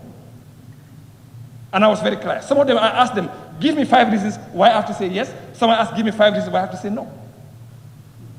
But during that conversation, Honorable Speaker, I was able to realize that they, in fact, have not even gone through this draft. So you cannot push me to the corner. I am not somebody that can be intimidated easily. And I cannot be pushed from my perch, because what I believe is what I believe. But I have to listen to the people. I am a servant of the people. I have to listen to their aspiration, what they want. I have to listen. But at the end of the day, I'm the one that will make the decision here. And my conscience will be very clear. I'll make a decision and go home and sleep. So most of them, I asked them to wait till today, then they will know exactly where I stand. In some situations, it's very progressive, but I also have some concerns, and I'm sorry that the Attorney General, actually, I have to put it on you, because the CRC cannot be here to answer those questions, so I'm going to have to put it on you. So I want to apologize in advance. Now, Honorable Speaker, let me talk a little bit about finance. If you look at Section 144, which is talking about development fund. Honorable Speaker, if I may read, Section 44, subsection 1. There is established a development fund into which shall be paid at least 5% of all revenues collected by the government each year, calculated on the basis of the most recent audited accounts of revenues received as approved by the National Assembly. Then 2, the government shall use the development fund only to provide basic services, including water, roads, health facilities, electricity, to marginalized groups. These are etc., etc., etc. I think this is novel. This is really novel. The only issue I have with that particular section, the only issue, I think the idea is excellent. It's very progressive. If you tell me the 5% of all revenues collected by the government, please listen to me well. In our current situation, in the budget, we have the recurring budget and we have development budget. And I did some math a little bit in my research. What I realized, Honorable Speaker, is this. If I take 5 ministries, like the Minister of Works, the Minister of Agriculture, the Minister of Health, the Minister of Higher Education, the Environment, their total development budget is about 1.1 billion. They're combined. Now, if I have to take what has been mentioned here, 5% of what government collected is like 50% of that amount. Is that really what we want to do? Do we really want to reduce the development budget? Or we want to increase it? So my question here is, there needs to be a mechanism to change the way those monies for the development budget actually are collected. 5% is on the low side, if you do the math. Just go back to your approved budget and look at it, the development budget for only 5 ministries, 5 only. You realize that it's twice the 5% that the draft is actually asking for. Then I ask myself, what was the rationale from the CRC? What kind of figures or what kind of calculations actually have they used to arrive at that 5%? I do not know. Because currently, the approved budget for the 5 ministries, the development budget itself is over 1 billion. But this is way below it. Last year, if I remember right, I think the total collection of GRA was about 11 billion. And if you take 5% of that, you are talking about almost 5.5, which is half of what we actually approved for the budget. So we got to look at that one. The funding mechanism got to change because it's on the low side. Now, I continue right along. Section 248, which is the limit on borrowing, somebody actually has this mentioned. I think this is also a very good thing. We cannot let our debt situation continue to rise, and there is no limit. We must put a ceiling. We must put a ceiling, and in the event that ceiling needs to be busted, then this will come back to Parliament for us to approve. But I think the debt ceiling area in this draft, I think, is a welcome idea, and I think I will fully support that particular one. Honorable Speaker,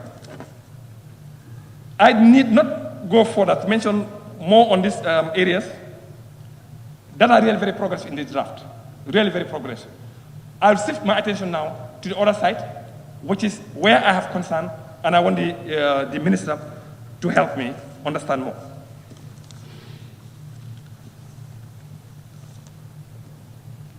Now, Honorable Speaker, if you look at Section 39, that is the protection of liberty, of the schedule that is before me, which is Section 49, freedom of religion and conscience. Subsection 4, sorry, I'm referring to Section 39. Sorry about that, Honorable Speaker, which is protection of liberty. Subsection 4, which an arrested person has the right to, and if you go to F, it says, to be brought before a court as soon as reasonably practicable, safe as otherwise provided in an act of the National Assembly, not later than 48 hours after being arrested. Or, if the 48 hours ends outside ordinary court hours, or the day that is not an ordinary court day, the next day. Honorable Speaker, I think 48 hours is too short. It's too short. We have transborder crimes, sorry. We have people that will be in this country and then commit a crime, and investigation needs to go to the other country, to the other side of the border. How can you do that reasonably 48 hours to do your investigation and the charge? We must let the police give them enough time, and I will go with what the 97 said, about 3 days, which is about 72 hours. I think that's enough. 48 hours, I think, is just too short. So I think that's one area that we need to talk about, Honorable Speaker, and then when we get to the floor, then we can see what we can do. Now, Section 27 of the draft, again, let me make a reference to that one as well. A restriction on the activities of public officers. I think some people did mention it. Honorable Speaker, this is an actual issue, and I'll give myself as an example. I'm serving the population here in the National Assembly, and I'm also working full-time. But what I do at my office has nothing to do here. And I think most people here would agree with me that to some extent I have been effective, and the work that I do actually has not affected what I do in this parliament here. Honorable Speaker, we have seen doctors, we have seen nurses in this country that will finish their office work at the Ministry of Health. From there, they go do part-time or full-time in another institution, private. We want to deny them that right. Let's think about that properly. Even though I understand, this section is actually also saying there may be exceptions. But why can't you just let it open? If you have the interest of your own institution, I mean, there are guidelines. Your work is from 8 to 4 or from 3 to 11, whatever it is. But to restrict people from being able to take up another job somewhere in this country, I think, Honorable, that is backward. We need to let people be able to take any other job, like at the University of the Gambia. I did lecture there part-time, so that means my current situation, I will not be able to do that anymore. We have seen people doing that. The nurses, the doctors, even the teachers themselves. Some of them, you are here. You go, you finish your first shift, and your second shift, you go to a private school and then continue your work. Why should we deny people that? Honorable Speaker, continuing right along.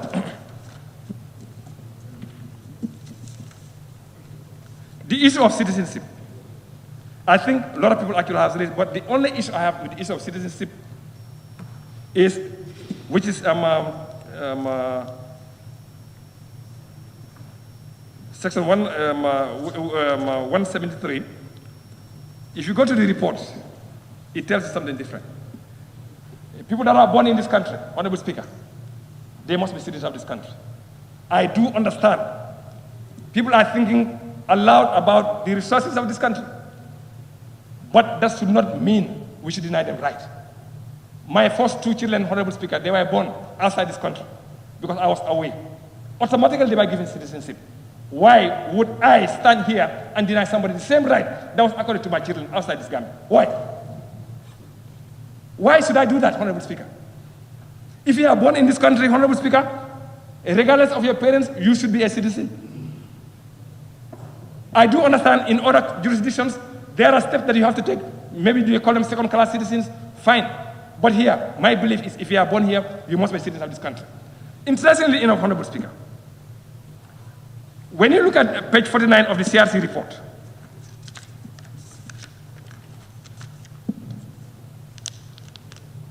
page 49 of the CRC report, on the issue of citizenship, it was very clear that the majority of Gambians, that's what they wanted. That's what they told us. It's not that I'm making up stuff. That's what the CRC told us, that the majority of the Gambians, from their consultations, they wanted anybody born in this country to be a citizen of this country. That's what they wanted. But how comes then they have not indicated the will of the people in the draft? Why? If the consultations should be the opinion of the people that you've consulted with, and they said, this is what I want, put it there. But what they put there was contrary. And if you look at the people in diaspora, most of them, that's exactly, most of them, they agreed. So this is what people wanted, leave it there. And let others decide on the next step on that particular issue. And that's the reason why I tend to have two minds. When people say that the draft reflects everything on what the people actually wanted. I say no. And I'll give you reasons later on, Honorable Speaker. I'll give you 5 or 6 different examples where the people said this CRC gave us different. I will show you. Thank you.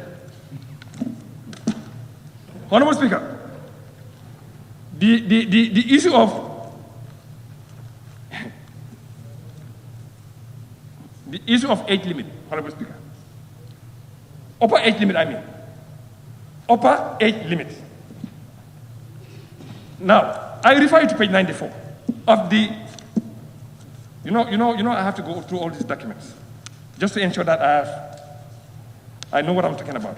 Go to page 94. And 94, the CRC is actually talking about the upper age limit. In their consultations, on page 94, there are suggestions that there needs to be an upper age limit. Most of the people they consulted, they wanted to have that there, upper age limit, but they could not agree on the age, whether they wanted 70, 75, or 80, they could not agree on anything. But CRC took it upon themselves to actually remove it. But people wanted to have an upper age limit. Why? Honorable Speaker, you see, when we are dealing with this situation, we need to be very careful. You said if you are 18 years of age, you can register to vote, but you cannot be a president until you are 30 years. Why? Because they said that at that time you are 30, the experience may come there. But Honorable Speaker, let's say the facts. When time you are 80 or 85 or 90, Honorable, they start calling you the kid of a nah. That's the reality. We cannot have a president that will stand even on the podium. Somebody has to help him to stand on the podium. We cannot have that. And we've seen that in this Africa here. Why? Why? When we have energetic people of that nation that could do that work. But you stand on the podium, protocols have to stand and flank you. The one we have here in this continent. Why? So the same thing you are talking about from 18, that you don't have the experience to be president until you are 30. Let's do the same thing, because at the time, your mind is actually changing like a small child. By the time you are 80, 85. But you will see people contesting for elections when they are 80, when they are 85 or 90. Why? Aren't there citizens in that particular country that could take the affairs of the country forward? Why don't we have that? CRC has denied us. Because I fully support upper age limit to be a president of this republic. I fully support that. But when people spoke in their reports here, it's very clear when they said on their report here. It says, 94, CRC said this, not me. Having carefully reviewed public opinion, it's clear that an overwhelming majority of Gambians prefer that an upper age limit be prescribed for an aspirant for the office of the president. That's what people wanted. This is not my making. But they remove it. Why? Because they could not agree on the age, 70, 80, or, well, if you're going to remove it, then just put something there. Then when you come to Parliament, Parliament can look at to see what is actually reasonable and justified. We put that age there. But I fully support the upper age limit. That one, Honorable Attorney General, you have to give me some explanation. Why was it removed when the majority of government wanted it? Why? Because you are the one that brings this bill here. So you tell me, why? Honorable Speaker,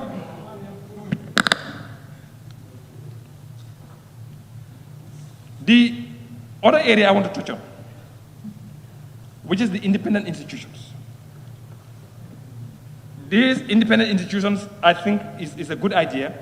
You are talking about the National Audit Office, you are talking about Anti-Corruption Agency, you are talking about National Human Rights Commission, etc.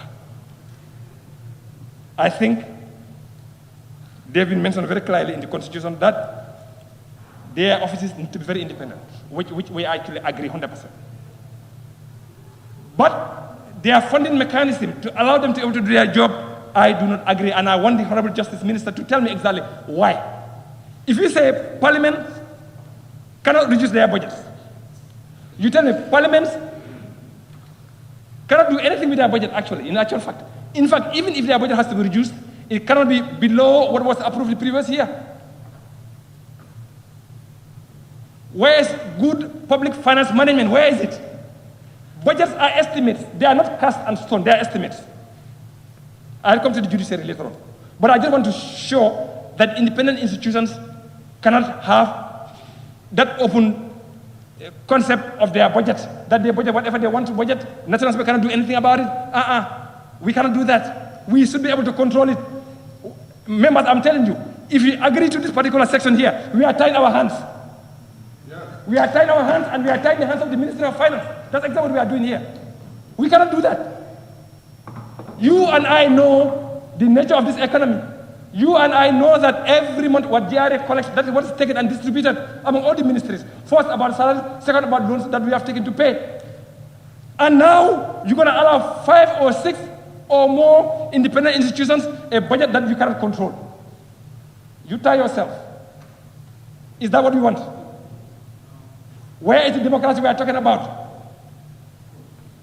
We need to be very careful. And I would like the Honorable Attorney General, I'm sorry, but again, you are the one that brought this thing to me. Okay, so you have to help me understand why. You have to help me understand. I want you to convince me that this is the right thing to do. Convince me. Thank you. Honorable Speaker, another area that I also have gone.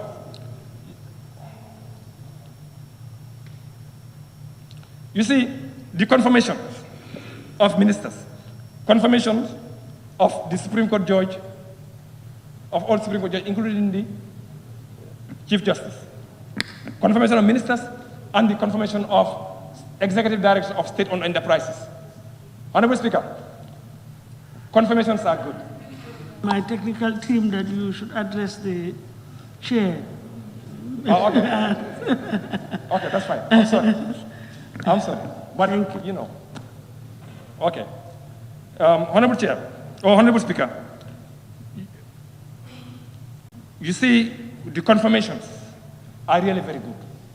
But let's tell ourselves the truth, the reality, in the current situation, in the political polarization of this parliament. Let's talk to each other, Honorable Speaker, the situation here. We know what happened to Ndao Njai here when he was brought here for confirmation. We know what happened. The vote was not based, it was purely based on political lines. Is that what we want for the judiciary? Is that what we want? We want to have an independent judiciary. That's what we want.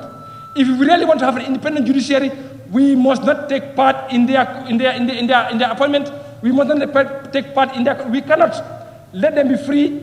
But if the political situation allows, where people think independently from their political parties, yes, I don't have a problem with that. But as long as we are driven by political parties' agenda, Honorable Speaker, I cannot accept that.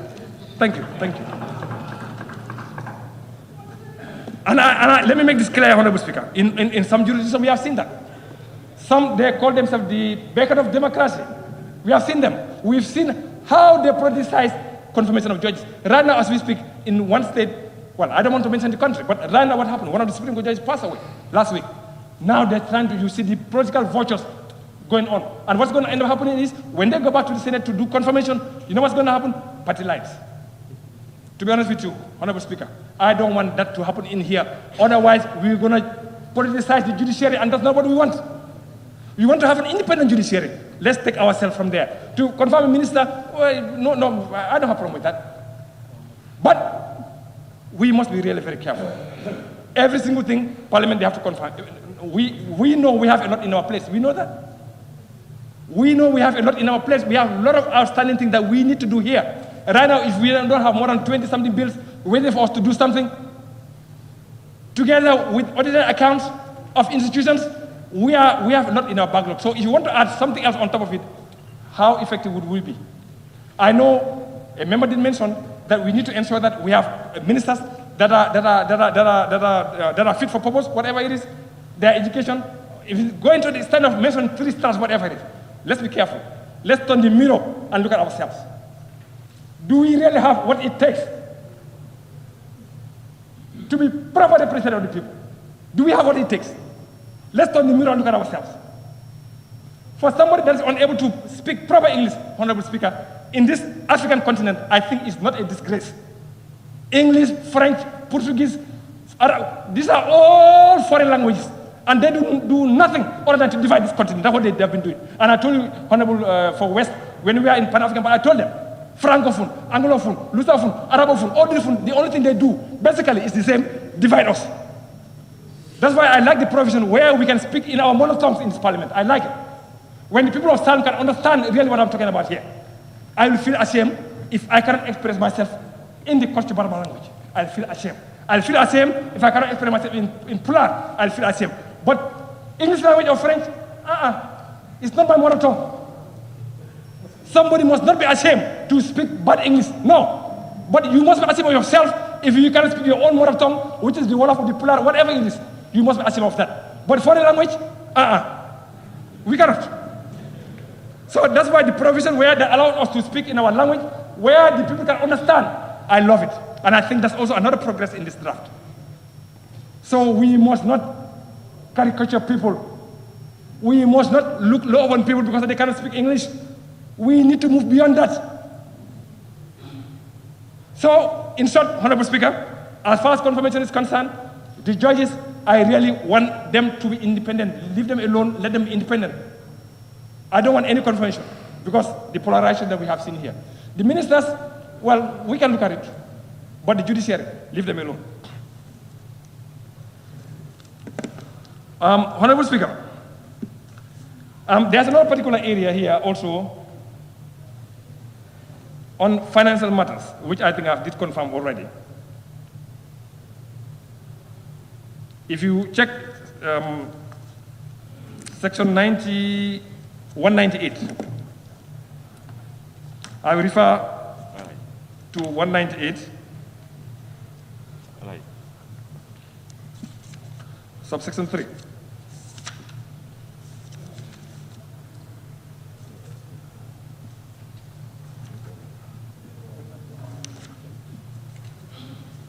Financial matters. You see, that is dealing now with the judiciary. Honorable Speaker, let's call a spade a spade. It's saying, section 198, subsection 3, in considering the annual estimates of the judiciary, the National Assembly shall not reduce the budget of the judiciary below the amount that was approved for the immediately preceding year. When CRC came here with FPAC, our committee, I did highlight this particular section. I said, this is very dangerous for us to do that. I give you reasons why. If we budgeted for building of court complexes this year, we budgeted for the purchase of motor vehicles for the judiciary. Are you telling me the same thing the next year? We're going to have to do the same thing. Is that what you're telling me? These are capital expenditures. These are capital expenditures that could be, well, depending on the kind of accounting you use, you can take 3, 4, or 5 years before you actually buy it again. Why don't we have the permission or why don't we have the right to be able to reduce the budget based on the economic situation of the country? Let's not tie our hands. I'm telling you, if you leave it like that, we should change this. If you leave it like that, you are tying your own hands. And you are tying the legs of the Minister of Finance, I'm telling you. Let's remember the economic situation of this country. Let's remember. We depend, when we say hand to mouth, that's exactly how the government depends also. They collect and then distribute. So if you tie your hands, that's a big problem. Additionally, Honorable Speaker, on the same note, the judiciary shall be self-accounting, which is fine, and the monies charged on the Consolidated Revenue Fund, or approximately the Act of National Assembly, for the judiciary shall be paid quarterly. You see another area. In as much as I want the National Assembly to be paid quarterly, sometimes, your own personal reasons, because I understand here more than the judiciary. But we must be careful. Paying quarterly payments, cash allocations quarterly, we need to be careful. If you give National Assembly cash allocation quarterly, you give the judiciary cash allocation quarterly, you give all the independent institutions quarterly. Let me show you an example why that is dangerous. Currently, the average monthly collection of revenue, I'm talking about revenue from GRA, is about 1 billion on average. Out of that revenue, 60 to 70%, sorry, about 30 to 40% goes to salaries. Another 40% is taken by debt servicing. You are almost left with almost 10 to 15%. So the first quarter of the following year, the first quarter is going to be a problem. Because you won't have enough in your reserves to be able to pay the National Assembly, you pay the judiciary, you pay independent institutions. You cannot do that. This alone also is tying your hands. Let the Minister of Finance take the responsibility to divide those finances based on what is available to him. Because otherwise, if they don't have enough in their coffers, you know what they're going to do? They're going to go to the treasury bills. They're going to borrow short-term borrowing from the central bank. What that does is it's going to squeeze out the small enterprises. Why? Because the banks will go and sell the treasury bills to the Central Bank of the Gambia. Now, the small businesses won't have enough to be able to survive. Let's think twice about this one. This one we have to change. When the economic situation of this country changes, we pray. When it changes, when we have enough funds in our Constitutional Revenue Fund, then quarterly have no problem. But at this stage, if we do, really, I'm telling you, we are tying our hands and tying the legs of the Minister of Finance. We have to be careful. Honorable Speaker,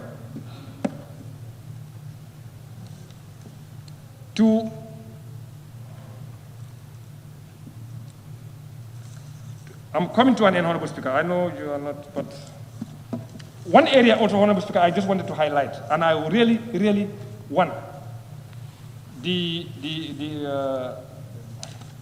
mover of this motion to help me understand.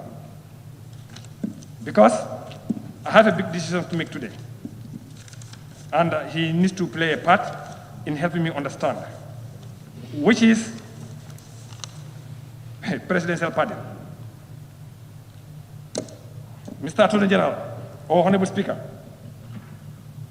we need to be careful about presidential pardon. Presidential pardons actually is all over the world, yes. But what type are we talking about? Is it the open one? Or is it the conditional one? If you're going to write that in this constitution, you need to tell me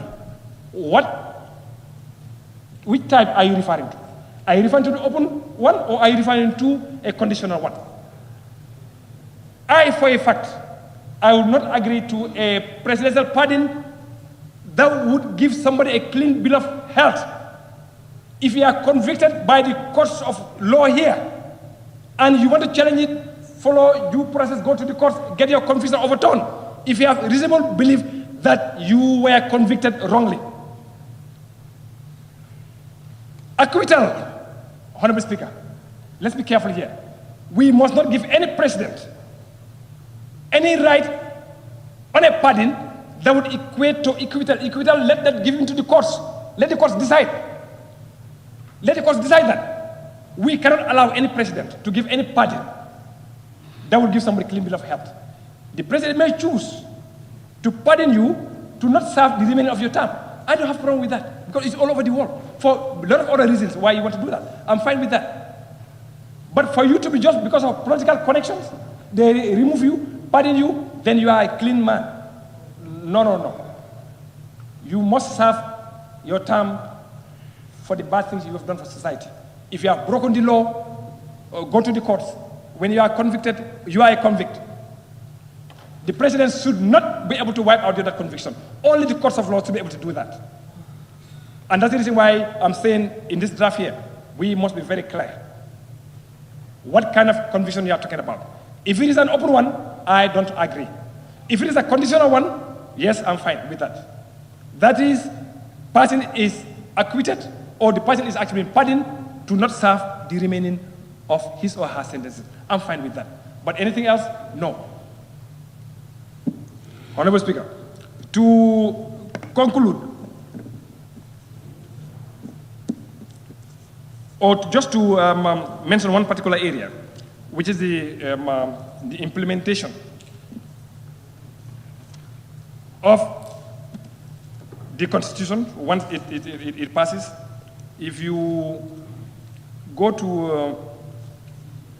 let me see, I think it's going to be under transitional clauses. Yeah, on page 157 of the bill, or the schedule of the bill, it says Commission for Implementation of the Constitution. Section 18, number 18, there is established the Constitution Implementation Commission, which shall have responsibility for the implementation of the provisions of this Constitution.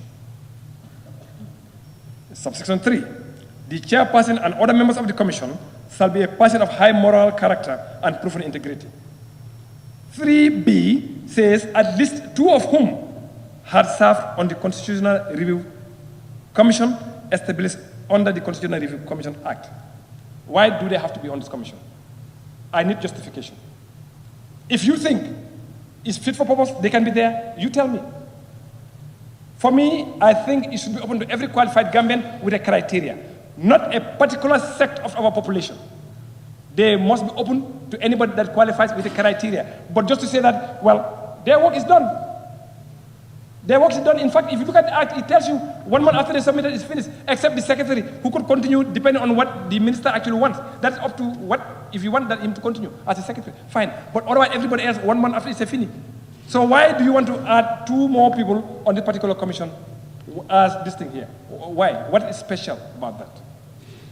Honorable Speaker, on the last note, on the last one, I want us to be really realistic and be very careful. A few months ago, Honorable Speaker, the former Attorney General brought to us public service pension bill for the public service, which we are yet to deal with. In the draft constitution, by the way, I don't have anything against the judiciary. Let me just point blank. I don't have anything against the judiciary. But we must be fair to each other. We all work for the same government. We all work for the same country. There must not be any preferential treatment. And, Honorable Speaker, if you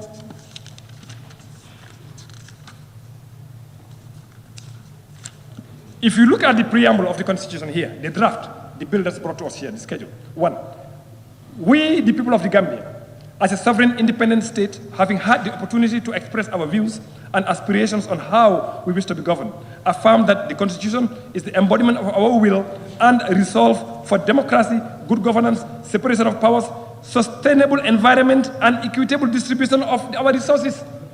That's what it's saying. So why do you want to make the judiciary so special? I want to have answers. Why are they special? Where they will retire after 10 years as a judge, high court judge, and they continue to get the same salary they were getting. When somebody in the public service here in the public service, being a nurse, a doctor, or a teacher, or a police officer, or an army officer, they can have even 1/4 of that. Is that equitable, Mr. Attorney General? Honorable Speaker, sorry, I need to address you. Yeah, exactly. But you understand what I'm trying to say. Tell me, is that really equitable? Now, tell me, Honorable Speaker, I really want to be clear of this thing. Exactly. You see, a judge, a medical doctor, a nurse, a midwife that are actually taking care of our patients, risking their lives, the military officer or the police officer who's protecting our property, who's protecting our lives. Why do you want to create a special thing for them? And don't tell me this is a noble profession. Don't tell me that, because a teacher is a noble profession. A nurse is a noble profession. All health workers is a noble profession. What is special, I want to know. Why do you want to continue to pay a judge the salary that he retired with? And on top of that, he only needs to serve 10 years in that position. And if you don't have 10 years, let's say from 5 to less than 10, you take 3/4 of that. What is special? A medical doctor that's risking his life, a nurse, a teacher that has been teaching for over 30 years. In fact, teaching that judge. An example, an army captain, right now, the basic salary is almost 9,000 of an army captain. When they retire, using this, the month, well, you know what they have? $2,000 plus, that's what they should have here, minimum. Whilst a judge is sitting down there taking full month's salary. And anytime government increases salary, his salary also will increase. What is special, Honorable Justice Minister? Oh, tell me, please.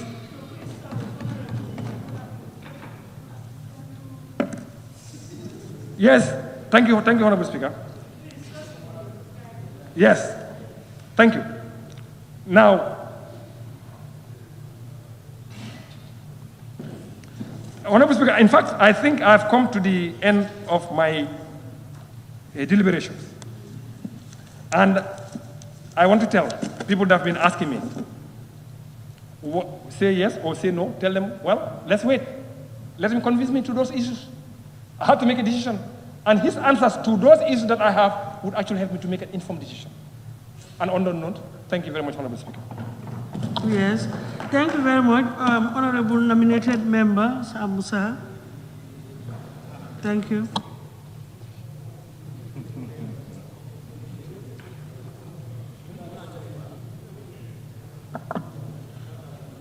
Thank you,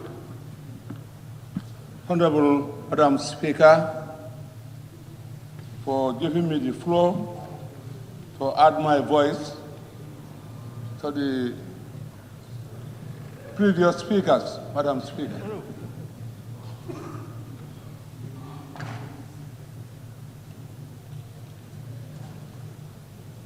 Madam Speaker, today is another day.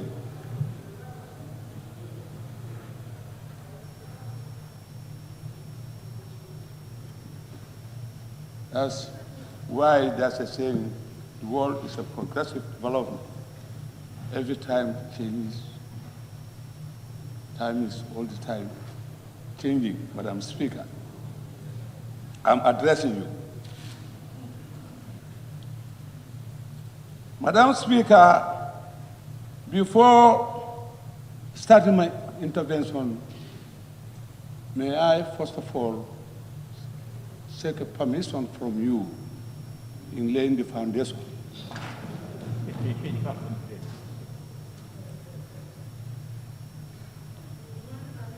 Yeah, Madam Speaker. Madam Speaker, yes, thank you. Thank you. Yes. Yes. Madam Speaker, thank you for giving me the approval for the foundation that I'm going to lay. Why I said the world is a progressive development.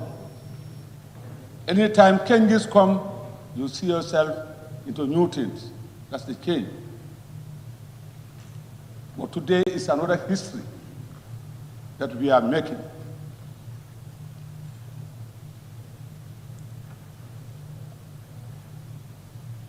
That's the Quran of the nation. That's the Constitution.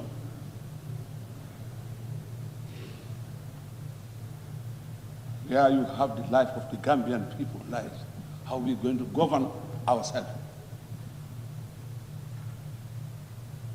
There is no other document other than the Quran and the Bible than the Constitution.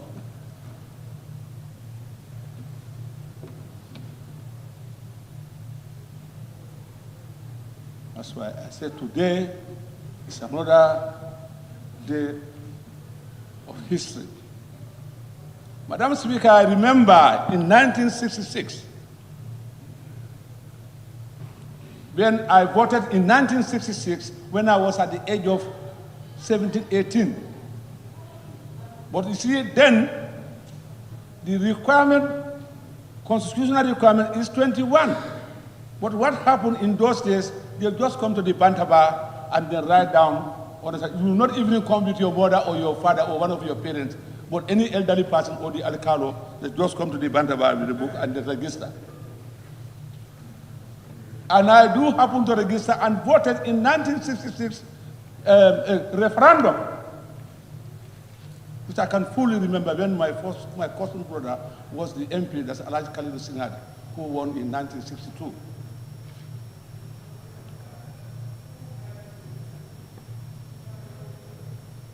It was attempted and it failed. It could not go through in 1966 referendum.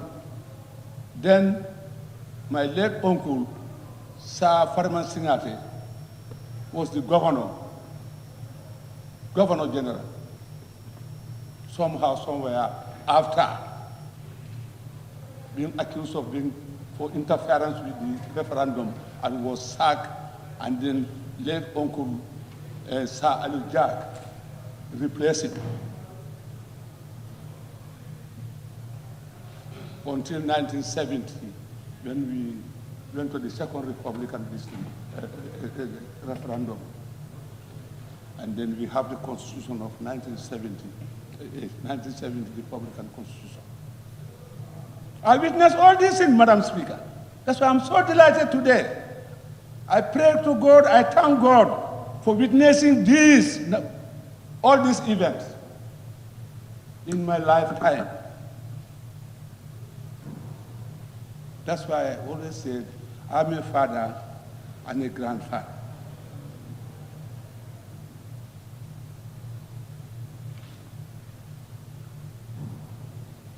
That's the beauty of change. When you ask for change, when you change with something that will be beneficial to its citizens. But you must not go into change with something that the one that you are criticizing is far better than that. Madam Speaker, I witnessed all these things. First Republic, Second Republic, now we are in the Third Republic. And then again, I witnessed the Second Republic again in 1997, which I voted. I voted in 1966. It never got through. I voted in 1970. I voted in 1997, Madam Speaker. And again today we are here to discuss on the bill, whether the bill will go through or not. If it goes through, we go for referendum. If it does not go, that's where it's going to be buried. This year is going to be buried and we forge ahead.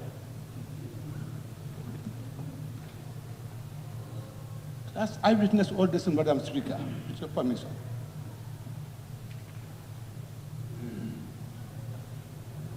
So when you make change, you have to change with something better, but not something at the detriment of the citizens.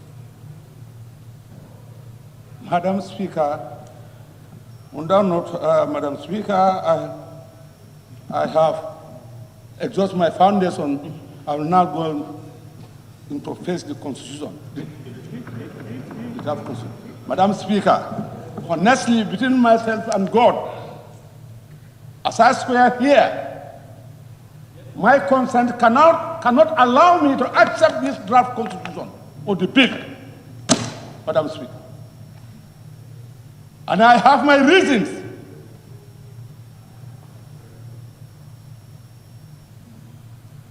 CRC Act was brought in this August House, Madam Speaker. It was passed by this assembly for them to do their job. I am not telling them thank you. I will never commend them. This is my view. I, for one, I will never commend them. Because I have my disappointment, my dismay about the whole thing. Since on Thursday, all the clauses, all the revelations, and going through, you read, I am definitely surprised. I never expect that. A commission of that kind, the hope the government people have, the people in that commission, the responsibility given to them, as thinking that they are with integrity, with a high profile integrity, we don't expect to come up on a point of order, Honorable Speaker, on a point of order.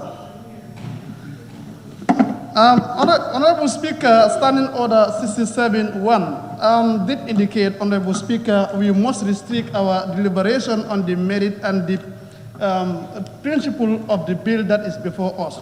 But it is like the Honorable Member is attacking people who were given assignment. If the Honorable Member is not satisfied with what was given, let the Honorable Member bring the case before the National Assembly, but not to personally attack the people, dignified people of this nation.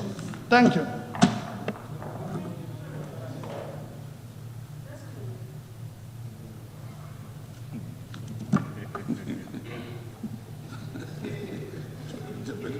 Madam Speaker, point of order.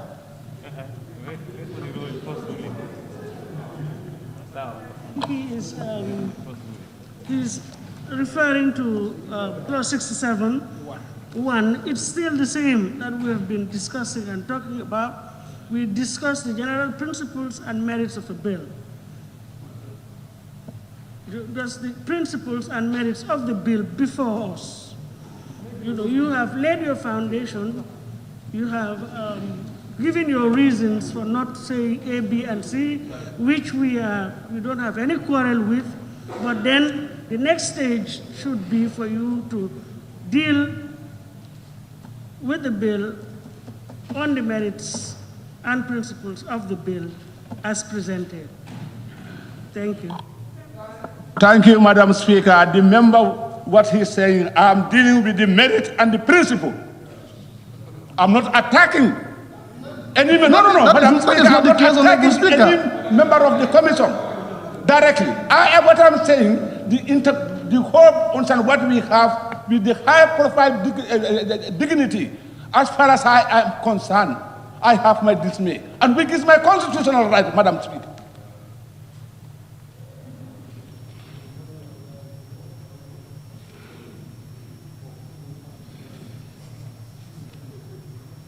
This is my right. I never deviate. I have my reason why I'm not satisfied. It is my right to express it. I have my disappointment. The money spent on this, Madam Speaker, Madam Speaker, nobody can distract my attention. Is distracting. I said, you are right to say that you are disappointed. Yeah. That's what I'm saying. Thank you. Yes, but after the disappointment... What I'm saying, Madam Speaker... No, Honorable, after expressing your disappointment, I would want you now to proceed with your intervention proper on the merits and principles of the bill. That's all I am saying. The point of order by the member, understand, it is totally out of the issue here. So that's what I just want to make the thing That is for the chair to rule, and forget about that. Just proceed. He failed. Yeah. Madam, that's my dismay about it. Because the money there is ours. It's nation resource that has been spent on this commission. How many millions of dollars is? With that, understand, with no, I, in my view, understand, I'm not saying anything that is satisfactory to me.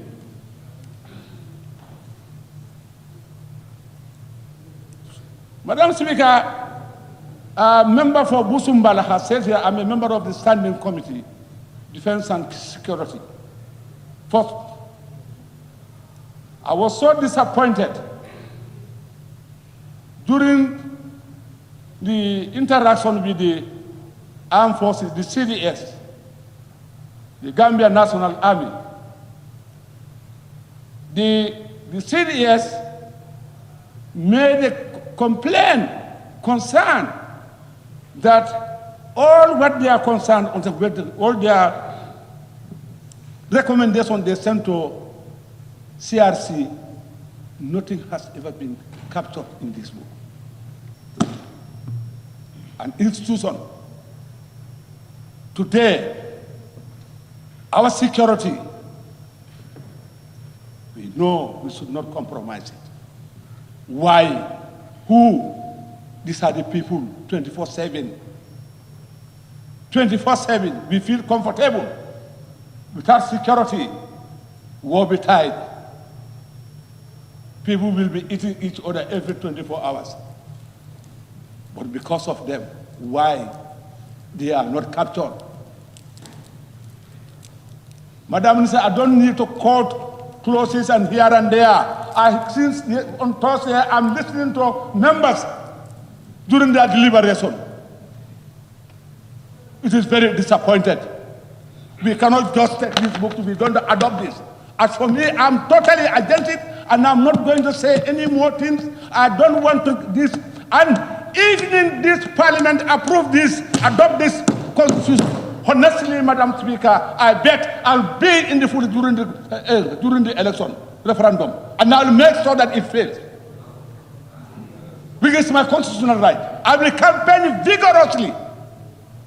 Because you cannot bring a constitution from Kenya with constitution that today is in the Kenyan High Court, challenged by the citizens of Kenyans, expressing their concern that it's a very scrupulous constitution. How can you bring that word-to-word photocopy? You put it in our constitution. I think, in my view, there should be a commission of inquiry set into the CRC how and what, the way and manner, the money that has been given to them to facilitate this commission, to look into it. Madam Speaker, these are another point. So many issues are mentioned here. Who are they to say, understand, we said the constitution 2 times, yes, we all know, that's what we are saying, 2 times. In 1997, understand, we said 2/3 majority. It was amended. But it's awful. Now we said, now we're going for 2/3. There's nothing wrong with that. But the way and manner they specify it in this book, it is totally wrong. They have their own agenda. Otherwise, they have to take the view of the people. Let's look at their reports. Let's go down all over the country. We are politicians. Every village, I know it in this country. Honorable Speaker, point of order. I know, I go around, Madam Speaker, Honorable and Speaker, I know point what of is order. happening, and I know what Honorable are the Speaker, point of order. I'm rising on point of order. Standing Order 29, Clause 5. Standing Order 29, Clause 5. Yes. No member shall impute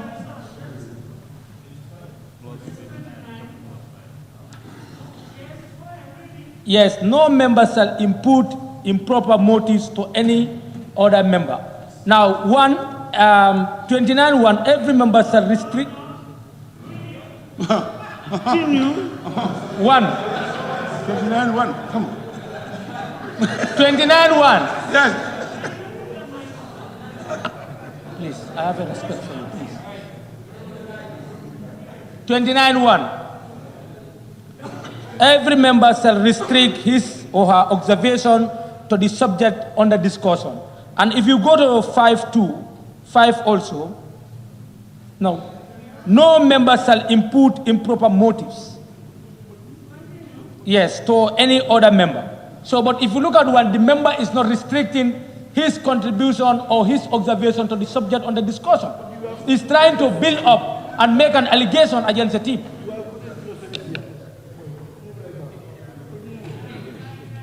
Reading the section, it talks of, let me just make a decision. It says, no member shall impute improper, can you allow me to? No member shall impute improper motives to any other member. And I read it to mean member of the National Assembly.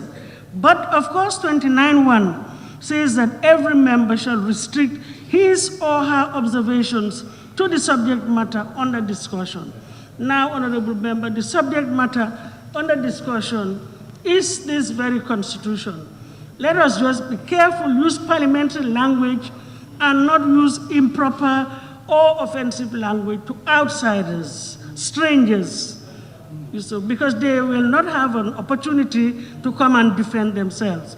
So let us just, be parliamentarians. We can express our dismay, our disapproval, our concerns, and everything, but we need to exercise decorum as far as the language is concerned.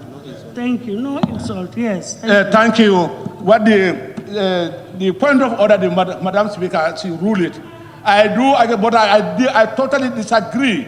Understand? I'm discussing, I'm talking about, I don't attack any individual as the previous member also put up a point of order.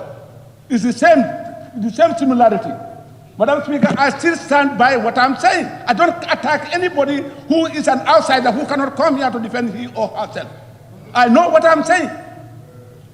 Anything I said here, I'm confining myself to the merit and principle of the rule. The merit and the principle. That's it. And that's why I'm confining myself. Nobody can distract me. Because I'm not, it's a divided house. I'm not sharing the same view with them. But whatever they come with, I can deal with them until they break. Nobody can distract me. The whole world is looking at us. All the points that has been raised here today is a big disappointment to the Gambian. Continue, yes, with your statement. Very disappointing. 150, $200 million is our resources has been spent on something that understand today, understand revelation that came in, understand came out of this thing, understand is so disappointing. They think that they underrated. They think that this parliament is a rubber stamp. Who are there to say, understand, we don't have the mandate, understand, to question or challenge this constitution when we pass the act or in court.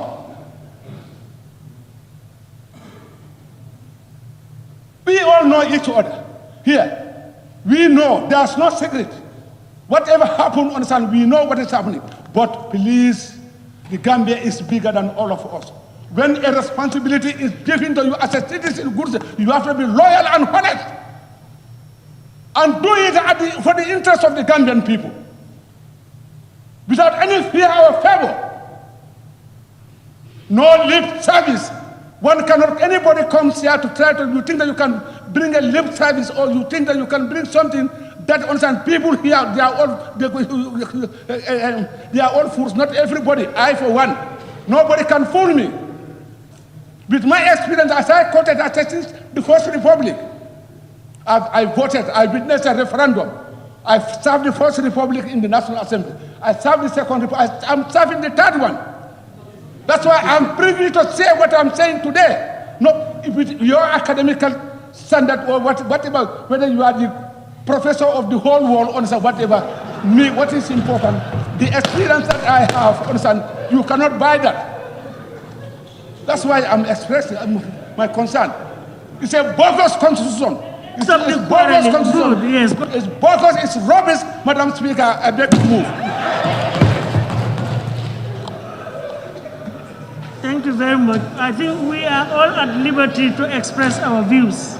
But what I'm saying is we are all at liberty to express our views, but all I am appealing is for honorable members in expressing their views to just do it with proper decorum. That's all.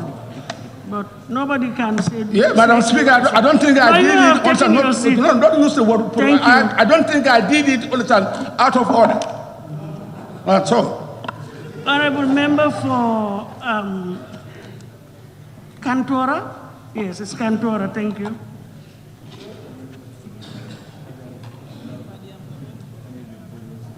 Thank you very much, Honorable Speaker, for giving me the floor. It's a very long day.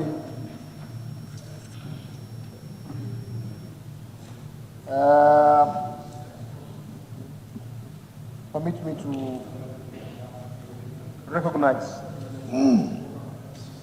the time and effort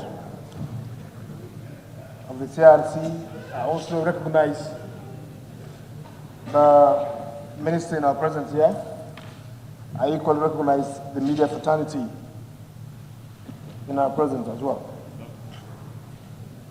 However, before going further, I want to take the opportunity to really condemn certain attacks, social media campaign on Facebook, Twitter, writing all sort of unpleasant words or comments against members of parliament. It's really, I see it as a contempt of the National Assembly. They shouldn't be dictated, they shouldn't be harassed or forced or squeezed to the corner just to take a decision. I believe coming to this parliament, we as members of parliament, we've been elected and bestowed trust and confidence in us and expect us to really fulfill our functional obligation as people's representative. But to my dismay, I've seen very disturbing comments, even by members of the press secretary of the CRC making, unpleasant comments about members expressing dissatisfaction and other things. Members of the press, media, users, Facebook, WhatsApp, what have you. These are really disturbing and it's really uncalled for. It's a crucial moment. It's important for us to allow the members of parliament to be guided by their conscience. Because when we come to this parliament, we are sworn here to protect and abide by all laws in the Gambia and uphold the 1997 Constitution as the supreme law of the land, which, in our minds, or which will actually take precedence to guide us in this entire process with what we are doing. Honorable Speaker, having said that, I also want to condemn external influence, embassies, commissions, EU commissions, trying to interfere or meddle in the internal affairs of this country. It's an independent country and should be left to make decisions on their own, rather than trying to pin them or giving them conditions of supporting them. They are partners in development. Regardless of the status of the country, it's an independent free country. Matters of internal issues should be left to be discussed by the citizenry of this country, not to be influenced or not to be controlled or remote controlled by any external forces. Having said that, let me go proper in the discussion. I would like to go history, because we gave the CRC this historic task to undertake to usher us into the Third Republic. It's not an easy task, we all agree. And the final outcome, that is the draft bill, of course, it has its pros and cons. We sincerely appreciate the time limit, as alluded by other members. However, if you look at the whole scenario, you would understand that Gambians are of the belief that there were so much powers vested in the executive,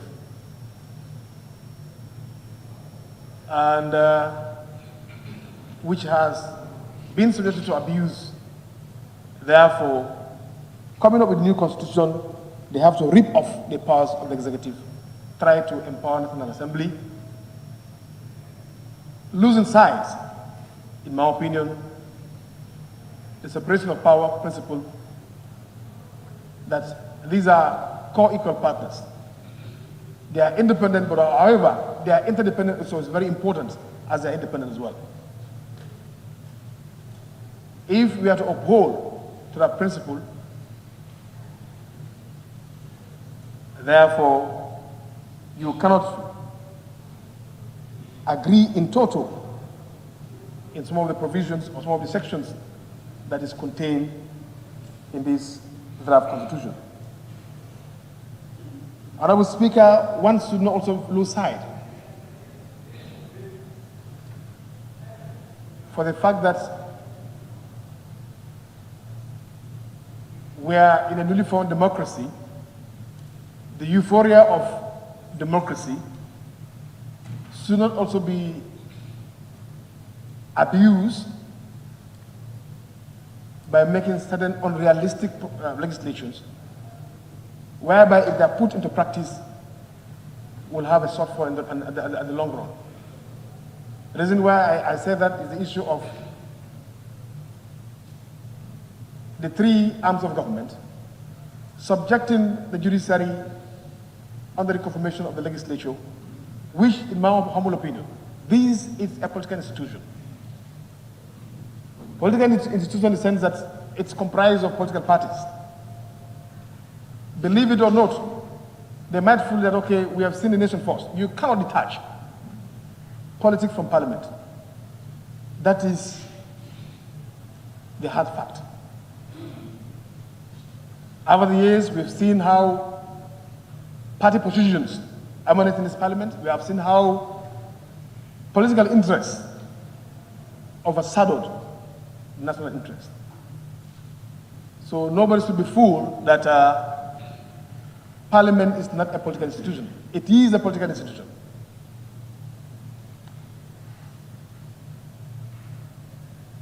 If we still want to maintain the Gambian trust and confidence in the judiciary, if we really want to really boast of the issue of trust and confidence in our judiciary, there's need for us to make sure that there is no interference in the judiciary. I am also with the opinion not to support. You see, it shouldn't be like a trick, given so much power to legislature just because of, yes, you have the power. What next? But you look at the outcome of the power. If you should test run it now, what is the result? Asking the executive to bring ministerial appointment to confirmation, I totally go against it. We should not lose sight that we are really operating purely presidential system of government.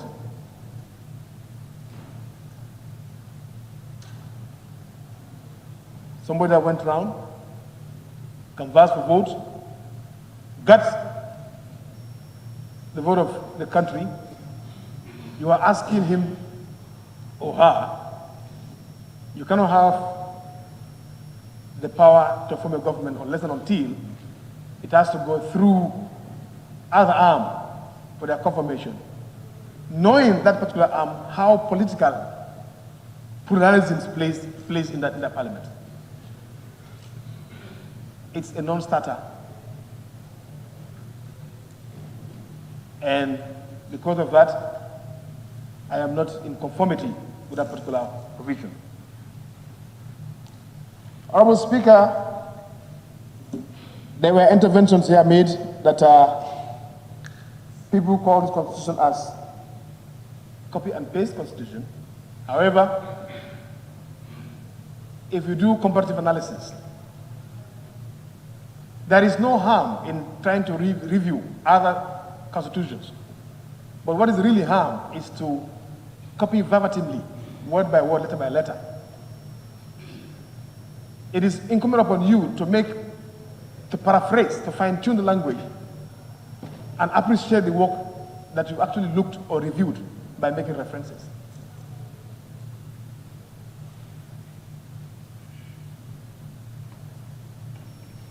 So we have noticed and observed such issues manifesting in our Constitution. Honorable Speaker, if you look at Section 47, that is freedom of media, and you go to the report, it says freedom of the media. But in the report, CRC did recognize the will of the people in controlling the social media. Because if you look around the world, nations were set to blaze. Nations were set on fire because of abuse of social media. More especially in this newly found democracy, if there is no mechanisms to control the social media, look at the insult running right now. And that is why they're saying here, they are really expecting this draft constitution to address the issue of social media abuses, insults, hate speech, tribal sentiments. But to my surprise, the constitution does not really cater for such provisions to make sure that people face the consequences of their actions. You see, we need to really understand the social fabrics we have. We should not lose sight our social realities, our cultural norms. When those are really put into realities, then we can know as a nation what kind of law are applicable It is not enough just to say, okay, yes, it's the best practice, media has to free. Media has to be free, but it has to be also controlled. Right goes with responsibility. But if you look at this page, that the state shall not, that is state on its media, the state shall not penalize any person for any opinion or view of the content of any broadcast, publication, or dissemination. States, I am of the opinion that government operates in tacit as opposed to overt. There are some informations that may not be due for broadcasting or are highly sensitive in nature. They are saying that you don't have a right to be penalized based on any dissemination of information. So, government employ its employees working under government, doing things out of ethics, misconduct. Should be looked at.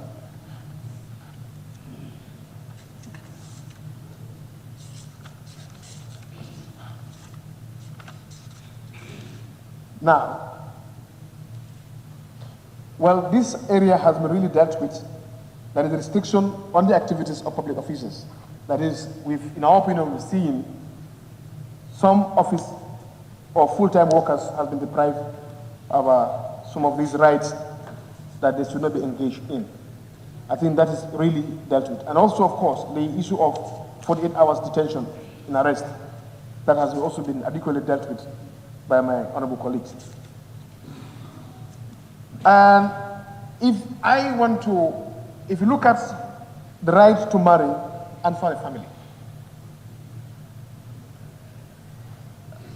we want the mover to enlighten us.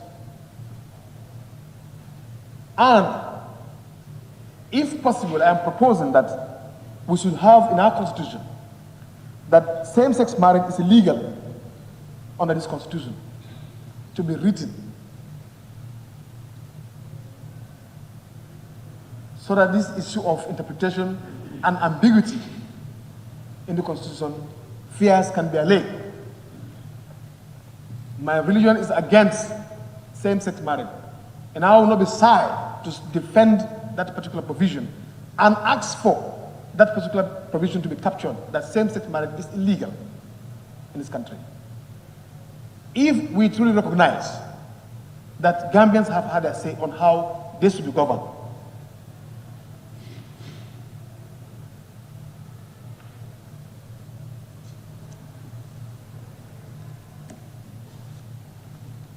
now, you look at the threshold.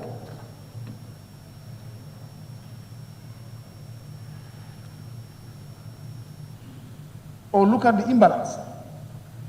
Dismissal from office for misconduct bars you from really contesting elections. Whilst I think that also has been really dealt with. If you've been pardoned as a convicted criminal, has waived that particular both sentence and the conviction. That I am not in agreement. I cannot agree with the drafters in that particular section. Because if you happen to balance these two provisions, that is unjust in terms of comparing them. Equally, if you go to the threshold of judges, to remove a High Court judge, the threshold required, compare to a head of state whom the entire country has elected to serve. You are asking Parliament to have half of their majority to get him impeached, removed from office. You're asking a 3/4. That is really imbalanced. It's unfair. So if it's possible, we are proposing a 3/4 in that area as well.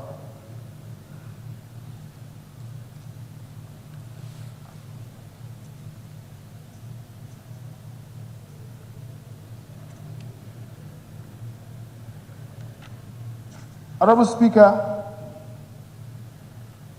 I have a problem with these two concepts.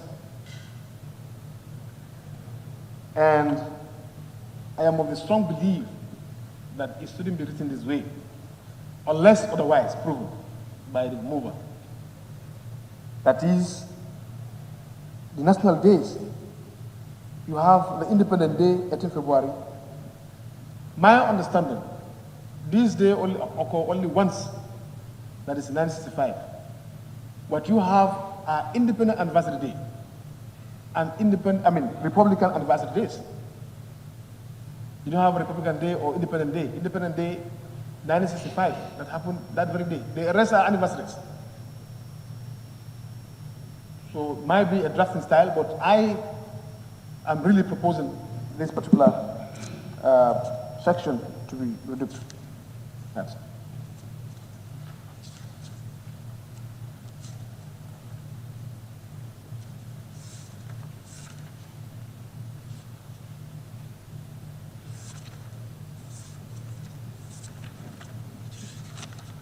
Yes.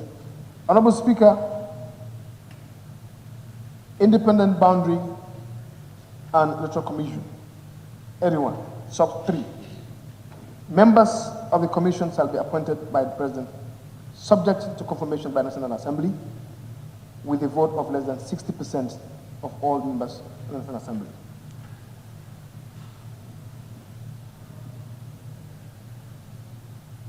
This is an important commission, and which is related to vetting the National Assembly.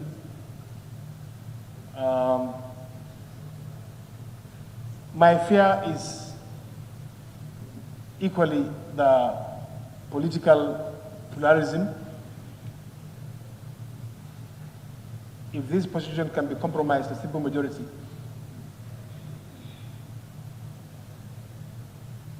then it would have been better.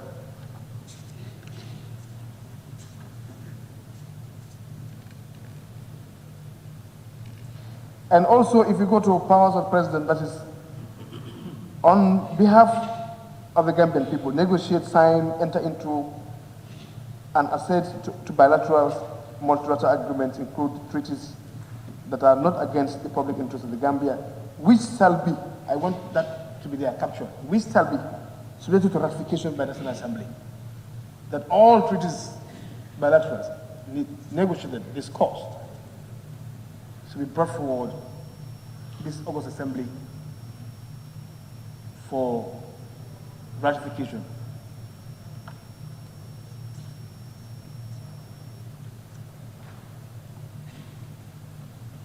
Honorable Speaker, if you also look at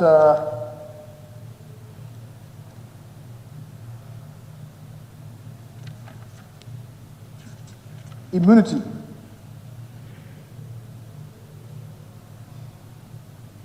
that the immunity granted to the president under this section shall not, after the president leaves office, extend or any offense in the president committed during his or her tenure in office.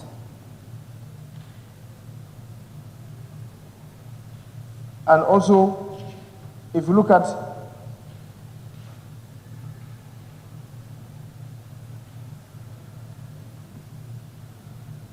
the term limits, I said it earlier, it's really welcoming, but also, of course, I am really not comfortable with actually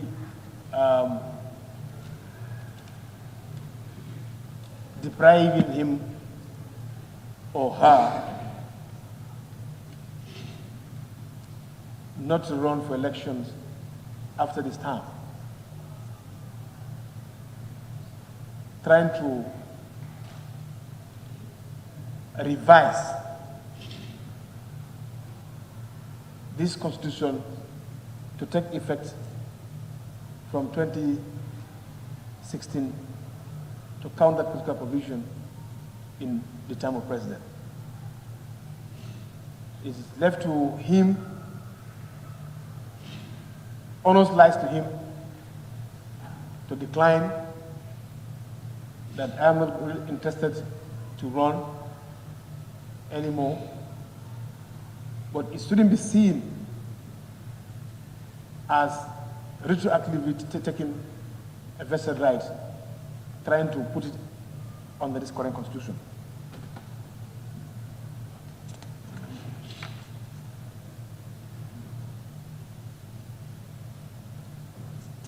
Honorable Speaker,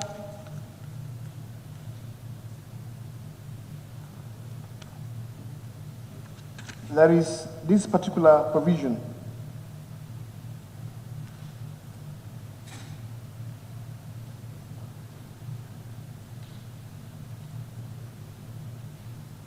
I think I listed that the President shall, within 45 days, assume office, nominate and appoint ministers subject to confirmation of National Assembly, which I totally disagree. And I am not going to buy that idea. National Assembly should be seen as if, yes, these are rights given to us, and then these are powers given to us, and then we have to vet these things. So because of political pluralism and what have you, we've seen what has really transpired in this parliament. We're not going to subscribe to that particular idea. We want to recognize and appreciate the separation of power principle, whereby there are a lot of mechanisms to check on the exercise of the executive and equally also the judiciary. So in terms of bringing, semi or quasi federal system, probably to me, it shouldn't be the way forward. And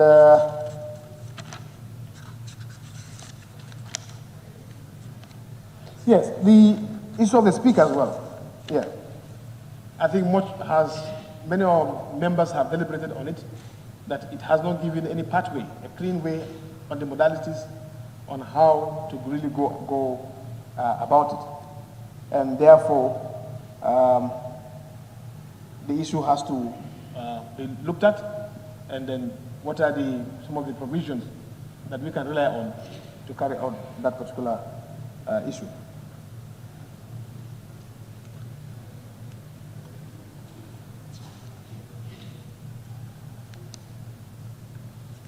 And also the issue of secularism, I think it has been really addressed by many members who gave a submission to the Attorney General to really look at, because it has really created a public outcry. And as I alluded earlier, we are not going to be shy to defend our religion we believe or we worship. That is the right. If people are not shy advocating for gayism and lesbianism rights, why would you be shy to defend a religion? So therefore, we will say an affirmative no, and also ask the minister, if possible, to actually insert that lesbianism and gayism is illegal in this country to really allay the fears of general public. I think those are my submission. Other than that, we appreciate the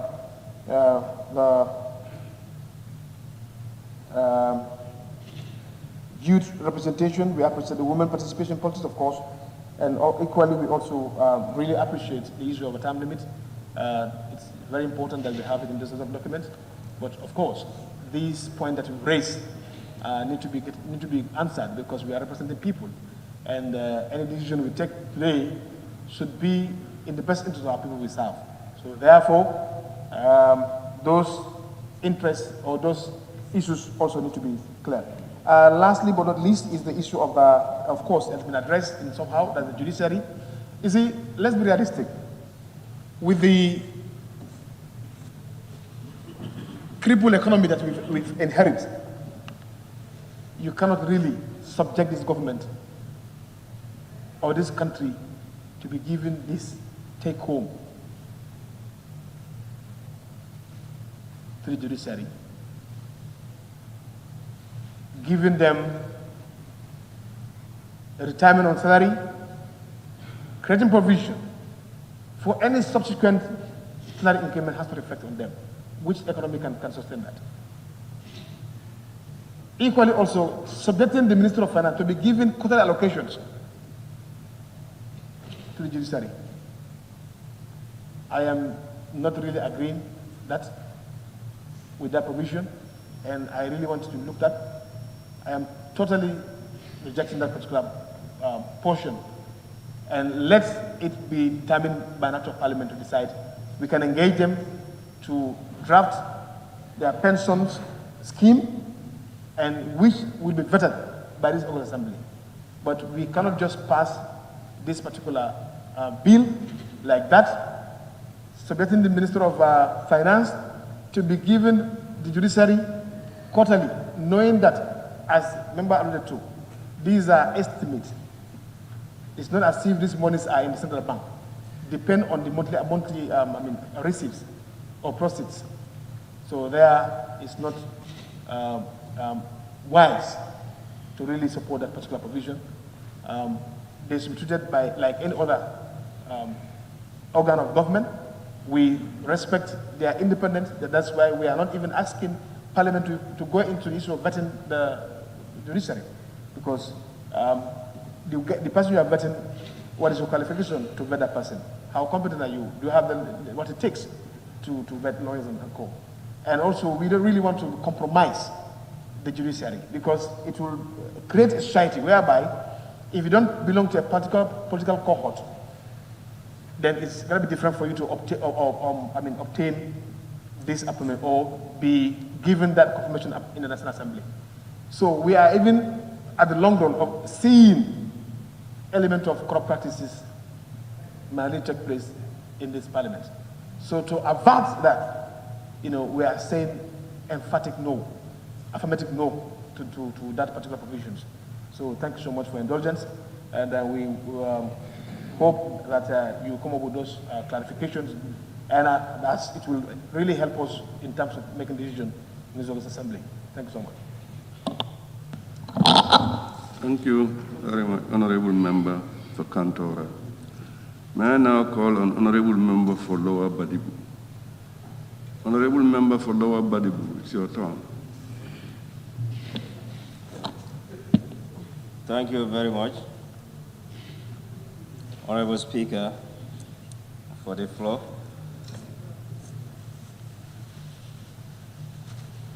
Honorable Speaker,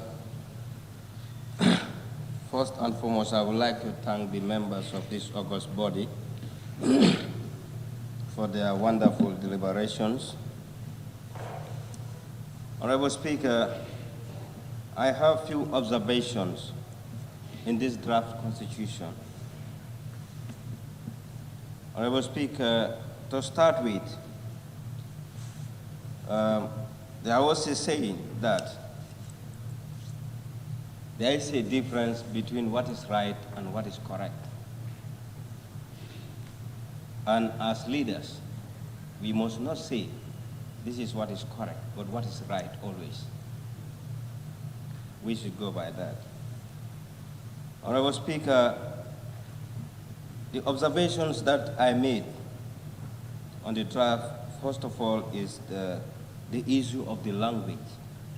The national languages to be used in this National Assembly. We don't have a language policy. Honorable Speaker, we are representing people, and 75 or 80% of those people don't even know what we are doing here. And we have seen in this draft constitution that national languages will be spoken in this August Assembly, but after 5 years. I would like the Honorable Attorney General to clear my doubts why after 5 years. Because here what we are trying to do is to make sure that there is rule of law and there is justice. And if we said we prepare this draft constitution for ourselves to suit our demands and to regulate our activities and actions, I believe whatever we say here, we should mean it. Honorable Speaker, this issue of the national languages, you as the Speaker sitting over there We know that Gambia, we have many tribes. If we allow our national languages to be spoken in this parliament, we believe that the speaker responsible for this august body should speak all these languages so that if anybody did foul play, the speaker can know that, can put you into order. I would like the Attorney General to clear my doubts. How are we going to select the speaker and the criteria of selecting a speaker? Because the person must speak all these languages. You will not say, we're going to choose language A, B, or C. That's going to be discriminatory. Honorable Speaker, the issue of separation of powers. We have legislature, executive, and the judiciary. But if you go to the draft constitution, section 190, we were told that the High Court judges will be nominated and the confirmation will be done by this august body. Honorable Speaker, I could remember vividly that in 2017 towards 2018, I support for this august body to vet certain people that were supposed to be appointed by the president. And there are also a reason why I say so. But this is an open secret now, Honorable Speaker. The reason why I am saying this, the issue of Ndao Njai and Yusuf Adiba to confirm their appointments were politicized in this august body. That's the fear I have for us, National Assembly, as a political institution. If we want to confirm the appointment of the High Court judges, we may politicize the judiciary sector.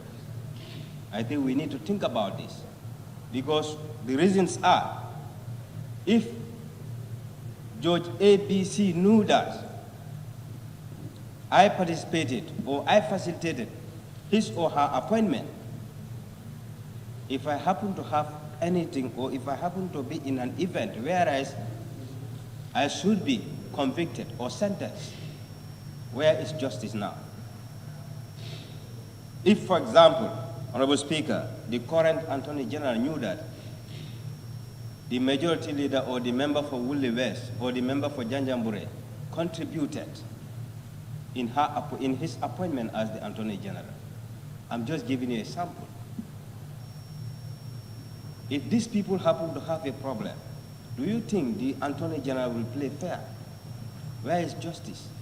And in the absence of justice, injustice becomes the order of the day. Honorable Speaker, we have to make laws that suit us. We should not make laws just for the sake of making laws, or we are trying to intimidate, we are trying to, follow orders. It is very bad and it is very sad for we as Africans, we have norms, cultures, values, traditions, but we want to copy certain people at times. Whereas in those societies, the way they operate and the way we operate is quite different. So I think when we are making laws, we should be very careful what to do and what to say. Honorable Speaker, the issue of Ndao Njai and Yusufa Diba raised an alarm bell regards to this appointment or confirmation of the executive, the ministers, and the High Court judges. The whole Gambia, we witnessed what happens here. And if you want to say that the ministers should be confirmed by the National Assembly, I can tell you the judiciary, the executive will be politicized. Should we allow that? And if we allow that now, tell me, where is the separation of powers? And where are the checks and balances? We should be very careful in whatever we are doing. We are not making these laws for ourselves only, no. But we should think rationally and holistically. Those people sitting over there who entrusted us to be here. Honorable Speaker, I am saying this for the fact that History is the best teacher. A member of Nyamina Dankungu brought a private member bill here in regards to Section 91(1)D. I believe I was the only person who against that bill. But I have seen the effect and the impact. Honorable Speaker, there is no fair law. Any law that suits a man is fair to you. But any law that don't suit you, it is not a good law for you. That's how I see it, and that's how I will interpret it. And I have my reasons of saying so, Honorable Speaker. I brought a private member bill here. Members stood in this August Assembly and said they know that it is a bad law, but they are going to approve it because it favors them. Now, where is justice? Where is good law or bad law? So today we are here to tithe ourselves. But if we are to tithe ourselves, let us be careful to leave certain things there so that we can untithe ourselves when it is difficult. Honorable Speaker, page 49(3), freedom of religion and conscience. I would like the Honorable Minister for Justice to clear my doubt about the last option on that, subsection 3, where they said opinions. On the proclamation, they say other opinions, but in the draft, they say opinions. I would like you to enlighten that one for me. Honorable Speaker, the supremacy of the Constitution. On page 7, page 5, supremacy of the Constitution. With your permission, Honorable Speaker, I would like to read this section. Supremacy of the Constitution, section 7, subsection 3. It reads, the validity or legality of this Constitution is not subject to challenge by or before any court or other organ of the state. Honorable Speaker, we made laws. We are called lawmakers. But we don't have the power to interpret these laws. We are making something that we don't have the power to interpret. It's funny. I knew that. And I know that there might be reasons of doing so. So if I cannot interpret this law, and I have the Attorney General before me, I would like you to explain this to me as a layman for me to understand why the validity or legality of this Constitution is not subject to challenge by or before any court or other organ of the state. Why? Because we are not mandated to interpret the law.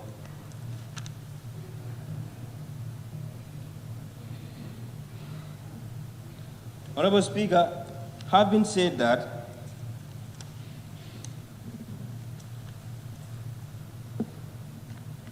I will go back to the history a bit to remind ourselves in terms of decision making, especially when it comes to law. This is one of the most important documents of this in this land. That is the Constitution. Honorable Speaker, in 1965, there was a constitution here, and that constitution is not our constitution. We were under the influence of the colonial powers. In 1970, when we gained independence, when you tell this, some people will tell you we have independence in 1965. But an independence you are ruling by foreign powers. It is 1970 that I feel we have independence, based on the reason that that's the year that we have our sovereignty. We are ruled by the words of ourselves. Honorable Speaker, we have seen the 1970 Constitution. I get a copy of this from the library. And right away from 1970, we have seen another constitution, one may call it, that is the degree after the throne of the 1970 Constitution. We have also witnessed the 1997 Constitution. And we said there are bad laws, there are this, there are that. And now we are here trying to make another law for ourselves. So I think it is enough now. History has already taught us what to do. That is why I said there is no good law, there is no bad law. Any law that suits a man is good for you. And any law that you feel did not suit you is a bad law.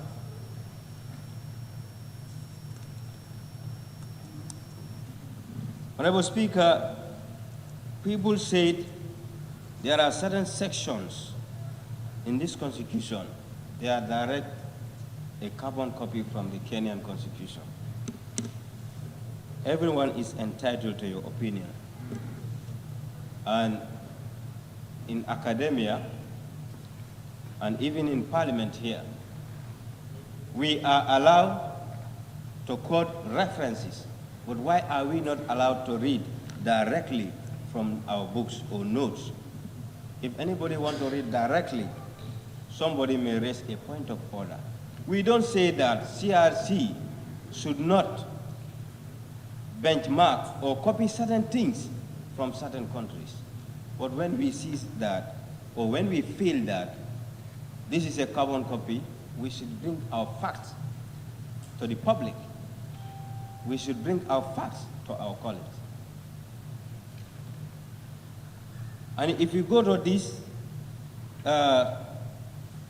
2020 draft, the supremacy of the Constitution, you go to the Kenyan type, section 2, subsection 3 is the same. Honorable Speaker, you go to section 7, subsection 4 of the draft, go to Kenyan Constitution 2010, section 4, subsection 4 is the same. Honorable Speaker, if you go to Kenyan, the draft 145, subsection 2, you go to Kenya 2010, 106, subsection 1, is the same. Judiciary section, section 190, subsection 1, is the same as 166, subsection 1 of the Kenyan type. You go to their financial matters at the judiciary level, 198, subsection 1, is the same as Judiciary Funds 173, subsection 4. And if you go to their independent boundaries also, 81, subsection 1, is the same as 88, subsection 1 of the Kenyan type. So people also do their research and they make their comparison. So that is why many people say this is a carbon copy direct from Kenyan constitution. It is their right to make references to Malawi, Ghana, and others. But where are those ones? Where are those facts? Can we compare those? Can we contrast them? We cannot. So what we have seen, that's what we will say. So people might be right by saying that it is a carbon copy because the facts are very clear. What the culture, norms, and values, principles that might suit Kenyans may not suit us as Gambians. We have norms, we have tradition, we have culture, which might be different from the Kenyan type. So if you say this is the people's constitution, people's opinions and views should be captured, I think whatever they give should be captured, but not a carbon copy type. Honorable Speaker, I have been saying that I like one thing. As I said, there is no constitution which is 100% perfect. But at the issue of the powers of the Auditor General, I'm very much impressed about that. I think that is in line with good practice and in good governance. There are certain institutions, they should be independent. When those institutions are independent, it will be good for this country. Section 239, local government. Honorable Speaker, people talk about the autonomy of the local government, but still, the local government, they are looking for a percentage rate from the central government. If you are looking for an autonomy and independence, it is not easy to be independent. The word independent is sweet to say, but I don't see any country that is independent. And I don't see any continent that is independent. So when the local government says they want an autonomy, they want to be independent, and still they are looking for a percentage rate support from the central government. Where is autonomy? Where is independence? We are not living in a federal state.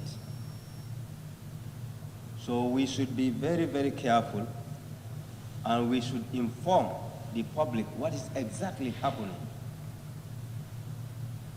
I will quote an uncle, a friend.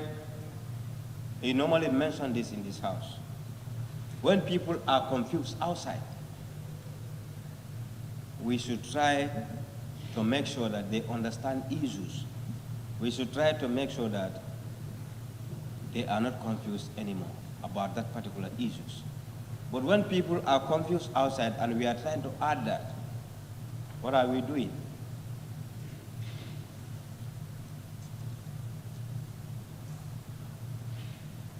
Honorable Speaker, the issue of citizenship, the report of the CRC,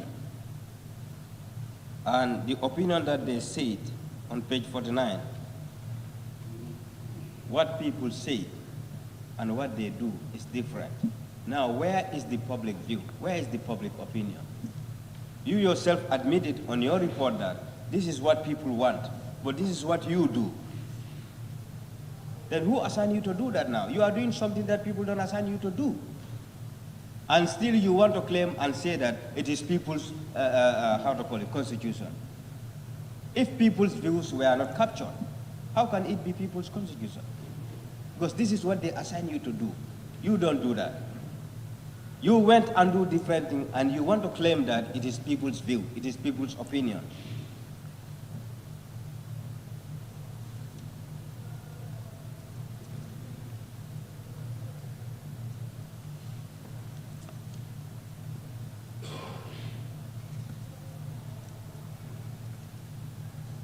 And also, Honorable Speaker, page 70, section 89.2.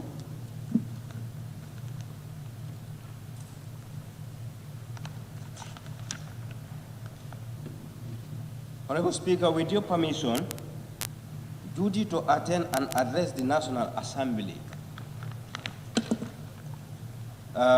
Subsection 2, it says the address by the President shall relate to matters concerning the state of the nation and may include previous, current, and future policies of the government. I believe if we said the President shall relate to matters concerning the state of the nation, and the word that should follow that should be shall, it should be a mandatory for the President to inform us the previous development that the government has done, the current, and the future. But if you say may, which means he has the prerogative to inform us the current one and leave the previous. And he may not tell us the future. So where are we? What are we going to tell our people? Because we approve a budget and give it to the executive for them to do what we expect them to do. If you say those people may, they can just inform you about the current development. And they will not tell you what has passed, neither the future. So where are we? I would like the Attorney General to clear my doubt on that.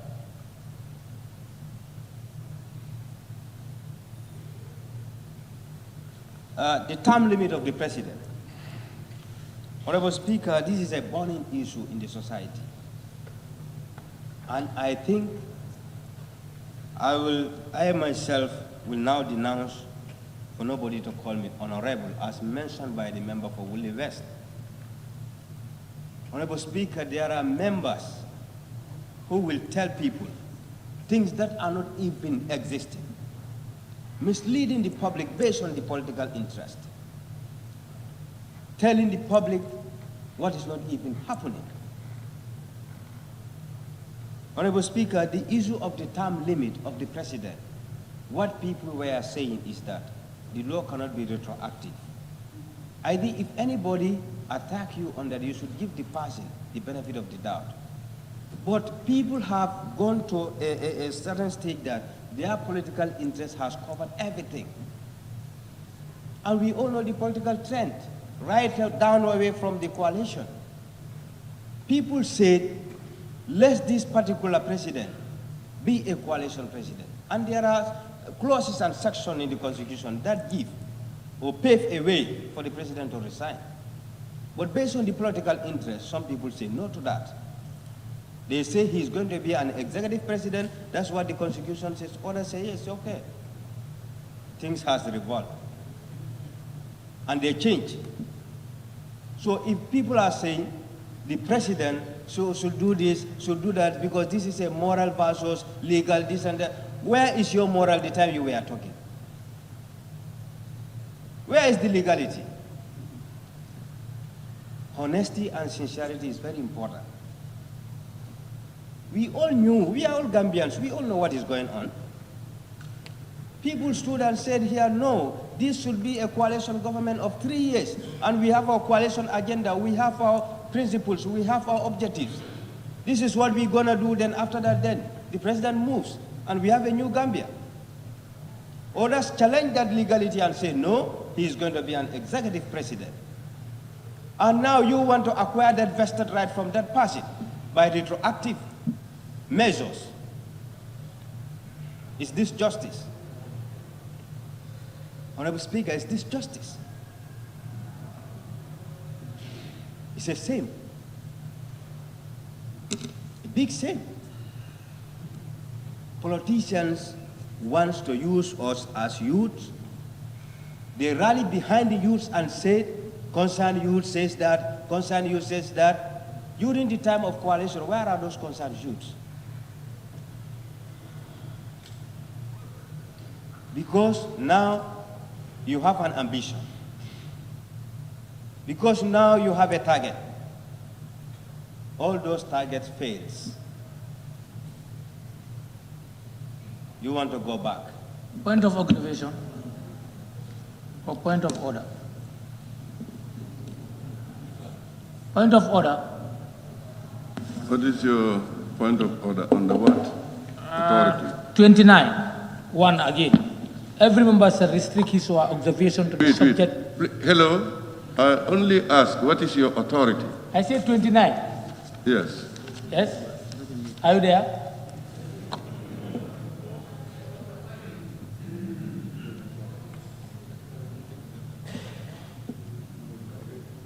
Go ahead. 29.1. Every member shall restrict his or her observation to the subject under discussion. We are not discussing about coalition 2016. It's the draft bill, please.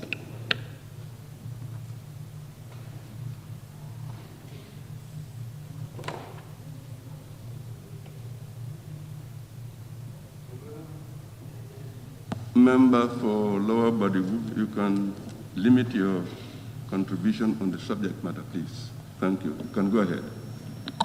Thank you very much, Honorable Speaker. It is a saying that the youth can walk faster, but the elder knows the road.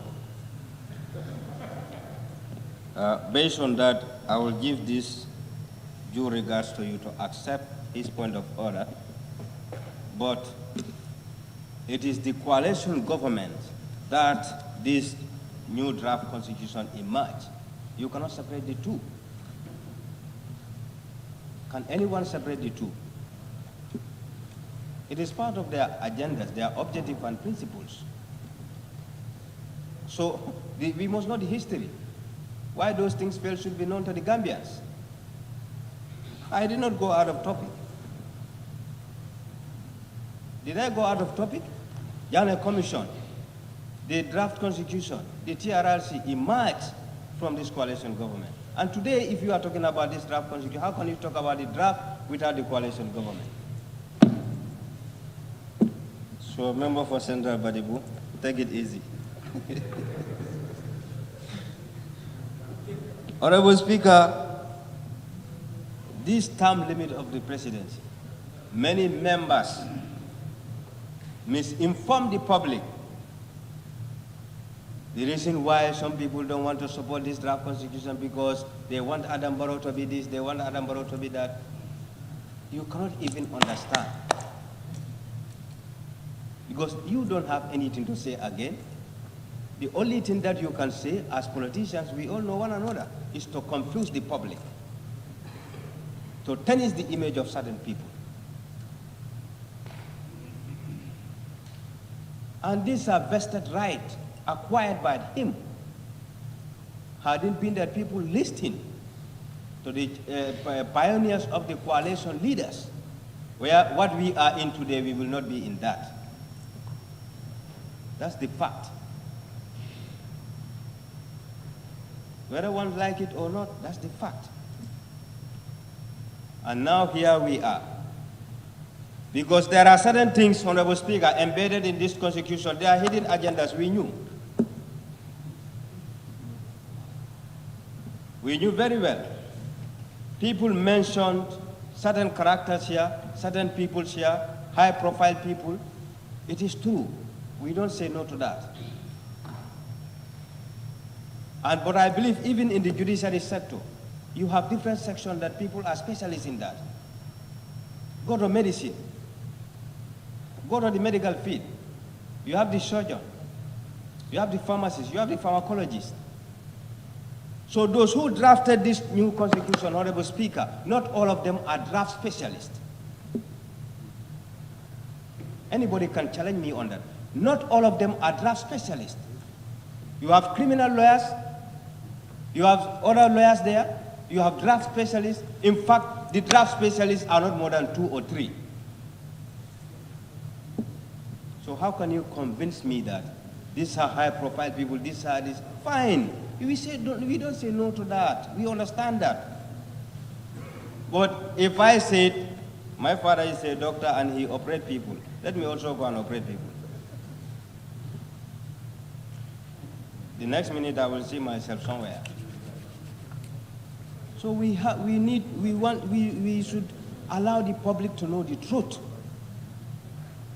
We should give the public the benefit of the doubt. People are confused. Gambians are confused because those who represent them don't want to tell them the truth. It is very disheartening. It is very, very disheartening, Honorable Speaker.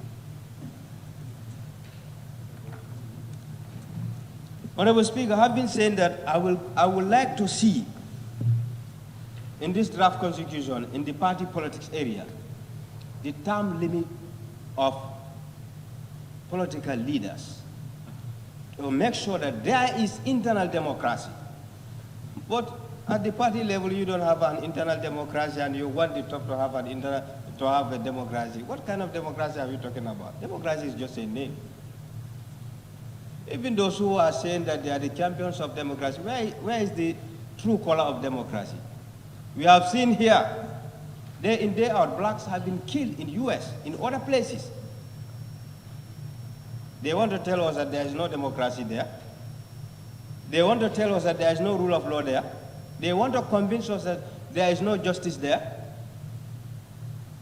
But when you kill a black, you don't kill a human being for them. And still, their propaganda is, we want third world countries to have good democracy, good governance, rule of law, this and this. And there's no rule of law in your place. Then who is fooling who?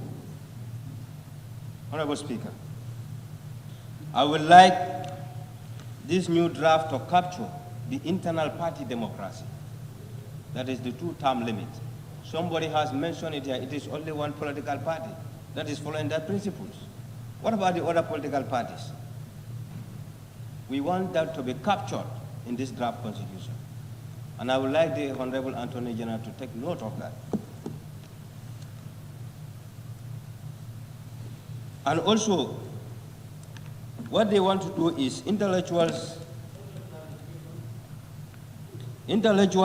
cannot play with our minds again.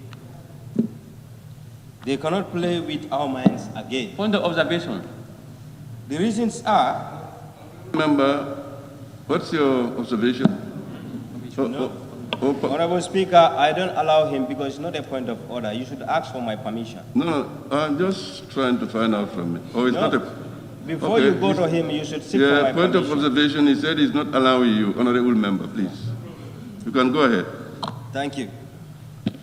Honorable Speaker, if we go to page 64, section 84G,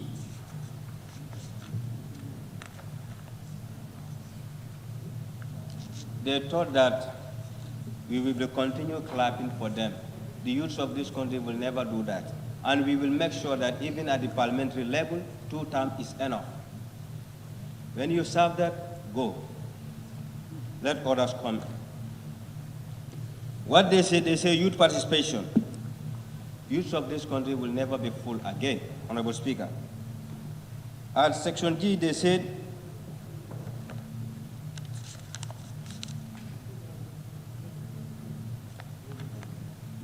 ensure that at least 10% of candidates for election to the National Assembly are youths.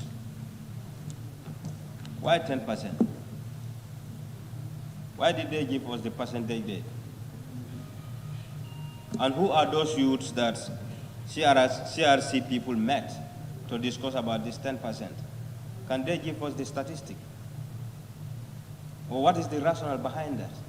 We want the Honorable Anthony General to convince us who are those youths that they met and they gave them this figure, this percentage rate. Because when they say this, youths like Alaji will say, oh, now we are captured. And in fact, it is not an entering clause. So we cannot be fooled. We know what we are doing. And we are representing the youths. And we will inform them because we are inside the government. And if any attempt to fool the youths of this land, we will inform them.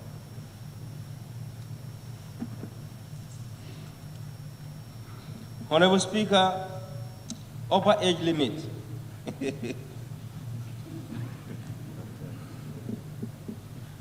People want this, but why is it that it is not captured by the CRC? Before it was a conspiracy to repeal this clause or section because there is a specific agenda. There is a specific agenda. But we can tell them that no, if we have how do they call it, the lower age limit, and we must also have the upper age limit.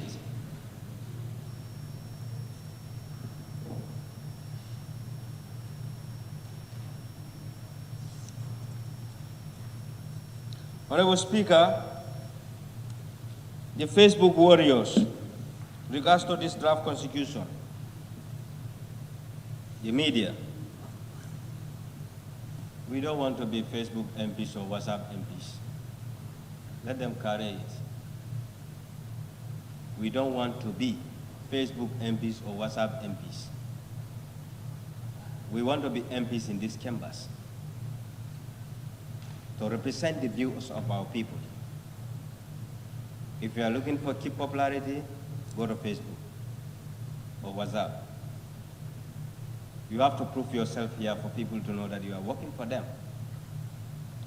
Honorable Speaker, I have seen certain pictures of members in Facebook in relate to this draft constitution. And I was told about somebody who is also part of the CRC. He is talking about members and directing them what to do to this draft constitution. If you believe in your work, you know what you did. Why should you force members to approve this? Leave us with our consent. You can lobby, you can campaign, but you cannot force me to do certain things. It's out of order, and it's a contempt of the National Assembly. And we have also seen We need a clarity in that. On social media, that the joint communique of EU, USA, UK, and German embassy, it could be them, it could be planned by others to urge MPs to do this. But I will refer this August Assembly to page 193, section 213 of the Constitution.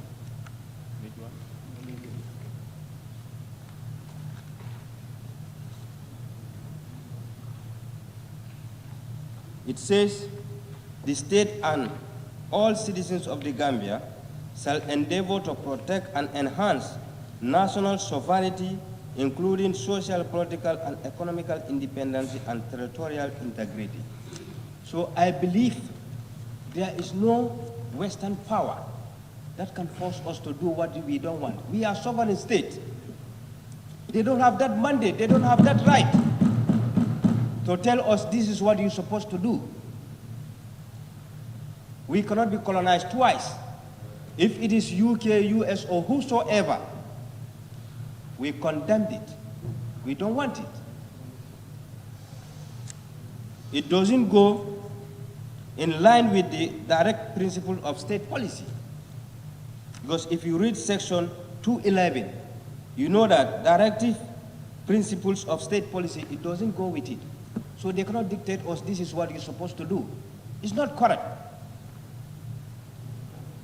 If it is not them, then let them go to the media and clear themselves.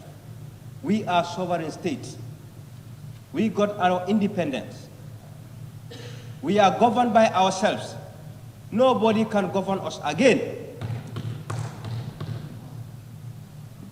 So if people are using that for campaign polls to say, hey, I heard that US, UK, and others are saying that the members should approve this. If you don't know what you are doing, the members here know what they are doing. We are sovereign state, and we will not compromise our sovereignty. We are an independent state. We have our president, we have our constitution, we have our national anthem, code of arms, everything. So nobody can direct us, this is what you're supposed to do. We condemned it 100%. And let the US, UK, whosoever knew that, Gambia will never be decolonized again. That imperialism system is over. If it is not over, we can tell them Gambia is not going to be part of it. Honorable Speaker, I've been saying that the issue of the public servants, we have had, we came across this new draft constitution that if you are terminated or dismissed from public office due to other errors, you will be banned for life. I want the Attorney General to convince me, why should that person be banned for life? And he's a citizen of this land. And no man is perfect. Human beings are bound to make mistakes. Our own citizens, why should we say they will not work for life? And if you say that person should not work for life, but you said somebody is pardoned by a president, that person is qualified to do certain things. My friend, where is justice? That is why many people said, the previous speaker, someone said, this draft constitution is ill-intended for a purpose.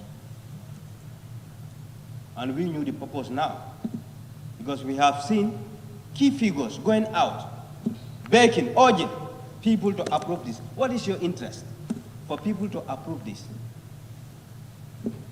What is your interest for people to approve this? But we have now seen the reasons why people want this to be approved.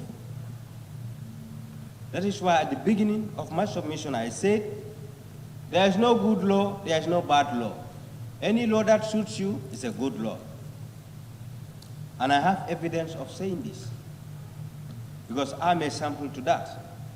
When I brought a private member bill here, there is a section of the assembly that says no, and when I ask them the reason and they give me their reasons, I say, wow, before you say this is bad, and today it is good for you, because it suits your interest.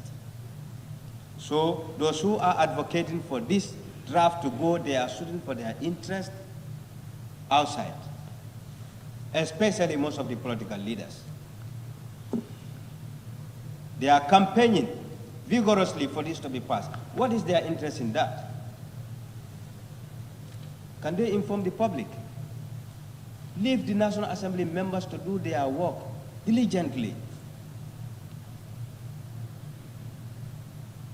Nobody is perfect, but it will be hard to sanitize this assembly again.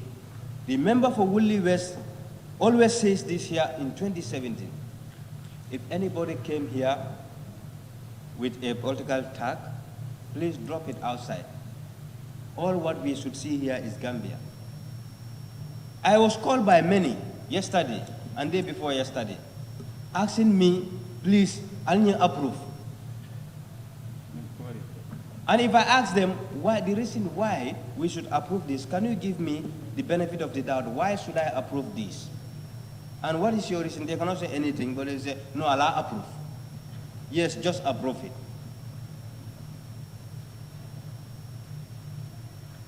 And others will call you and say, if you ask them their reason, they will not give you any tangible reason. So I believe the social media warriors and the PRO of CRC should stop what they had done. They shouldn't do such. You are part of the team. You should not urge or force members to do something. Leave them at their own level. We know what we are doing.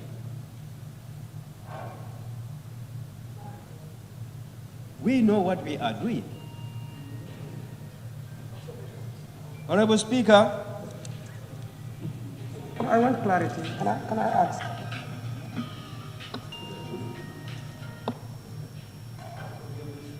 Right to education. 57(2).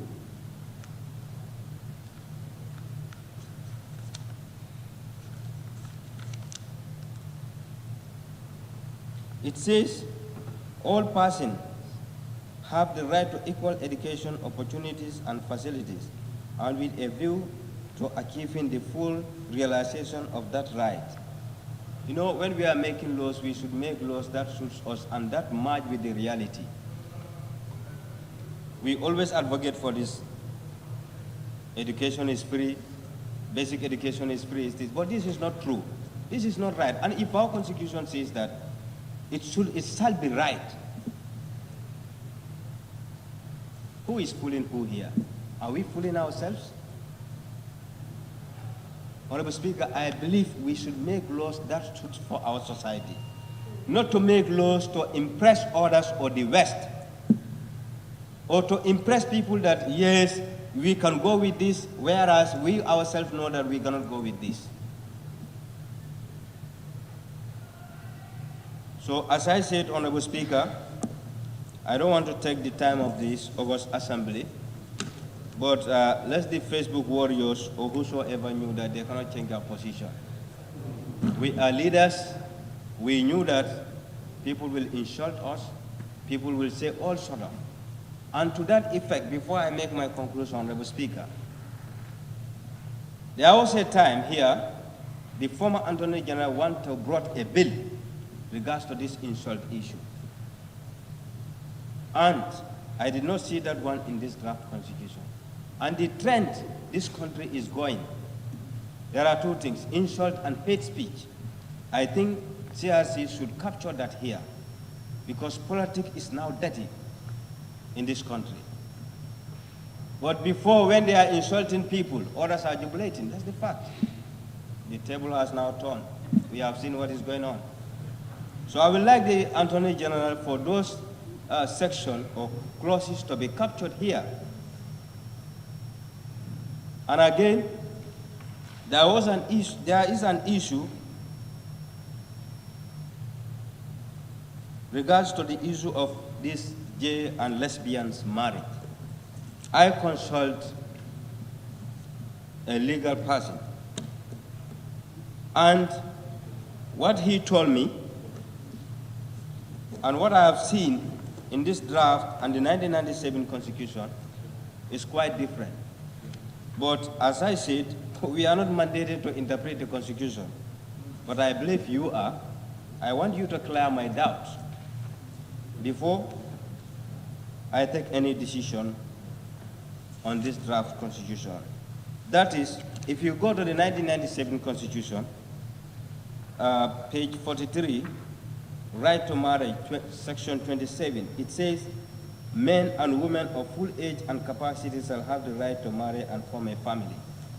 And what this person told me is that this 1997 Constitution, there is no possibility of gay marriage. But what he told me, in this draft Constitution, if you go to page 43, section 54, a man and a woman of full age and capacity have the right to marry and form a family, and such marriage shall be based on free and full consent of the man and the woman. He said, the word Article A man, qualifies a man itself to marry a man, and there is a conjunction of an, a woman, which means it's also a set of its own. So you are here to clear our doubts. I would like you to elaborate more on that, because one thing that I will not do is to give my blessing to something that I myself knew. After here, we are all here, but I know the Lord of the Lord is waiting for me to account me. So I will not fear any human being to do something which is not in line with my faith. Honorable Speaker, having said this, I would like to thank the members of this August Assembly for giving me their ear. Thank you so much. Thank you, Honorable Member for Lower Badibu. May I now call on Honorable Member for Jara West. Jara West, the floor is yours. Thank you, Honorable Speaker.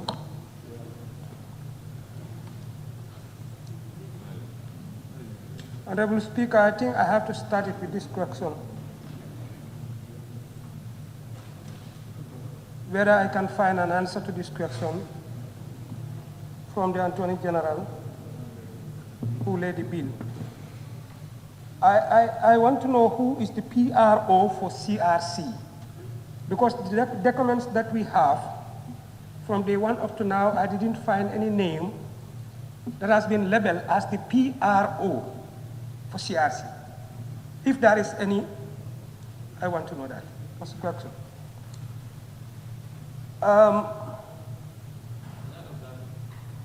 Yes. Public Relations Officer. Yes, you want to observe? Yes. Okay. Point of observation.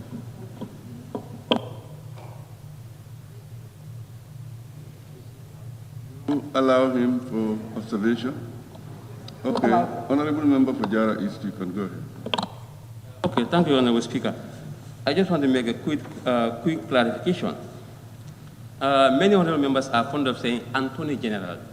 It's not correct. It's Attorney General. Thank you.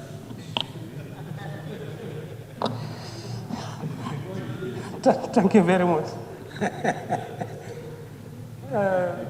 Okay. Thank you, Member for Jara East.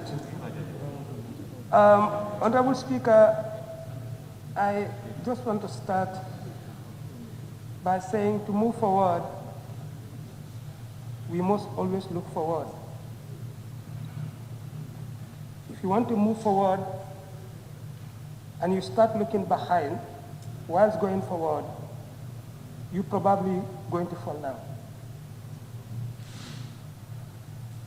And you may not walk fast.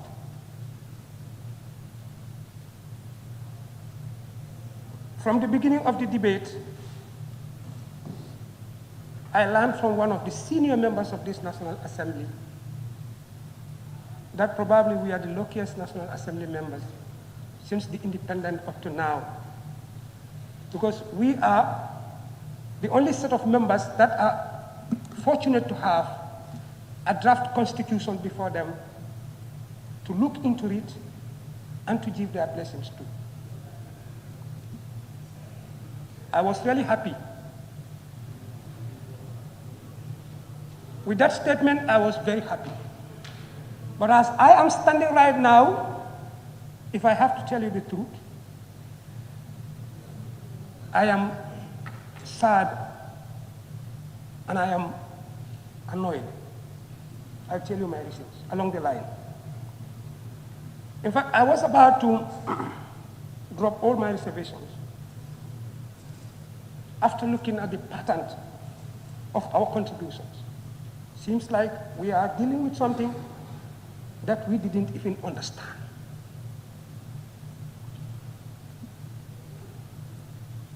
The draft constitution that we have contains 319 clauses, if I am right. From the first day we start the debate, all the reservations, all the observations that we have done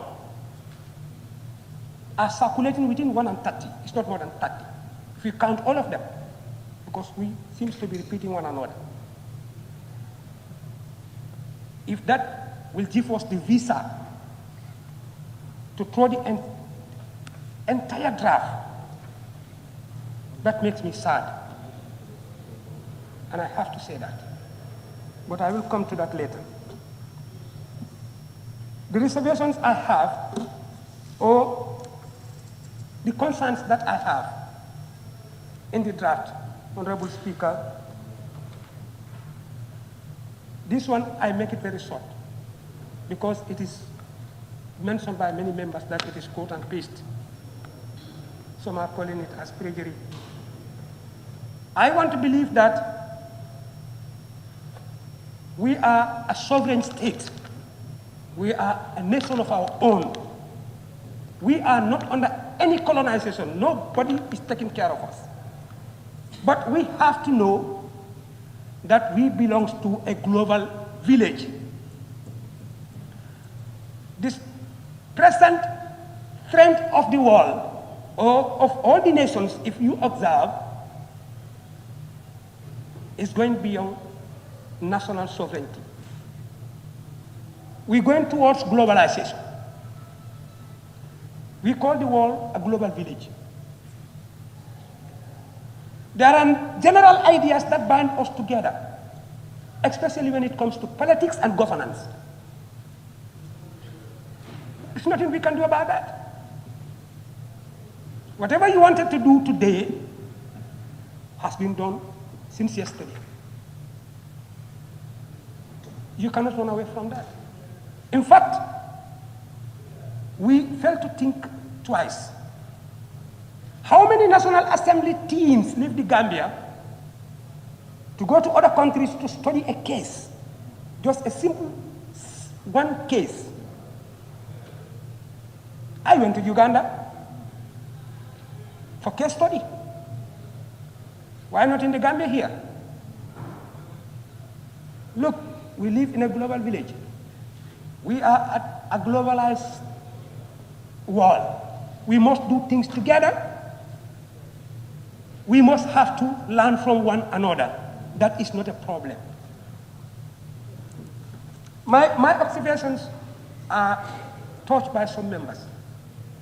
That is, and in fact, I am happy with the new draft constitution regarding to that contribution. That is the religious affairs. The provisions that are provided in the draft constitution are more explicit, they are more understandable than what we have in the 1997 constitution. Oh, sorry, 1979 constitution. No, 97. 97, okay. It's very clear in the draft. The only reservation I have there is, I hope there will be a clause that will provide the National Assembly the power to be able to make an act for religious affairs in this country, which I have my own reasons for. If National Assembly can have an act, a power in the Constitution, in the new draft Constitution, whereas they can make an act or regulation regarding religious affairs. Otherwise,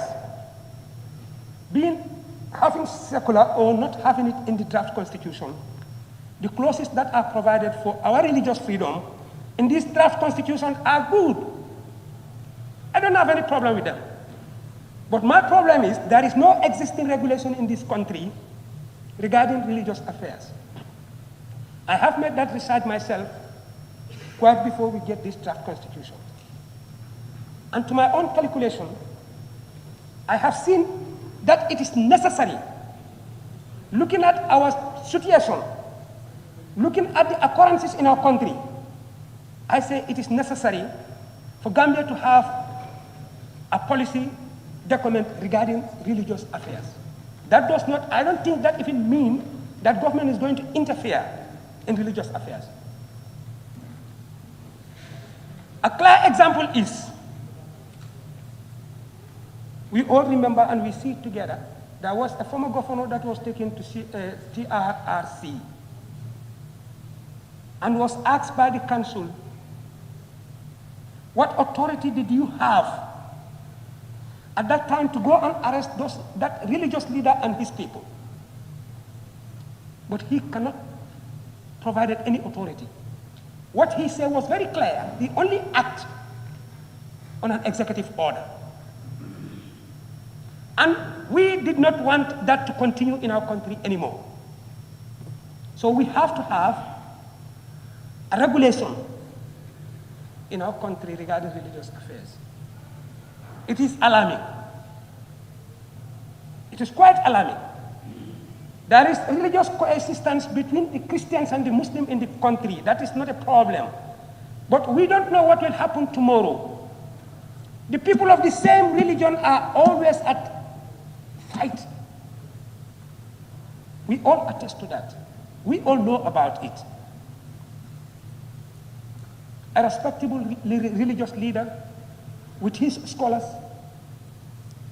preaching against another leader with his scholars. To an extent, in fact, they insult one another. We heard them. We see them. This is happening in some of the religions.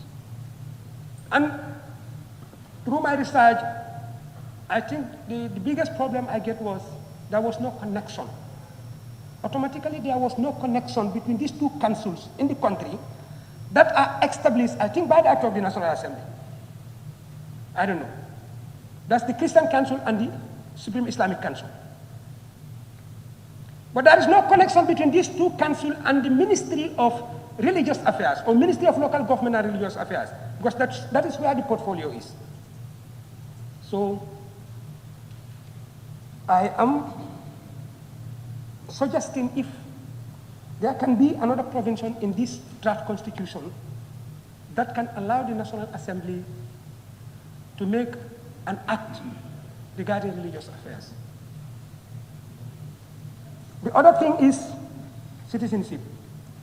I just don't want to go into it too much because already my colleagues has talked,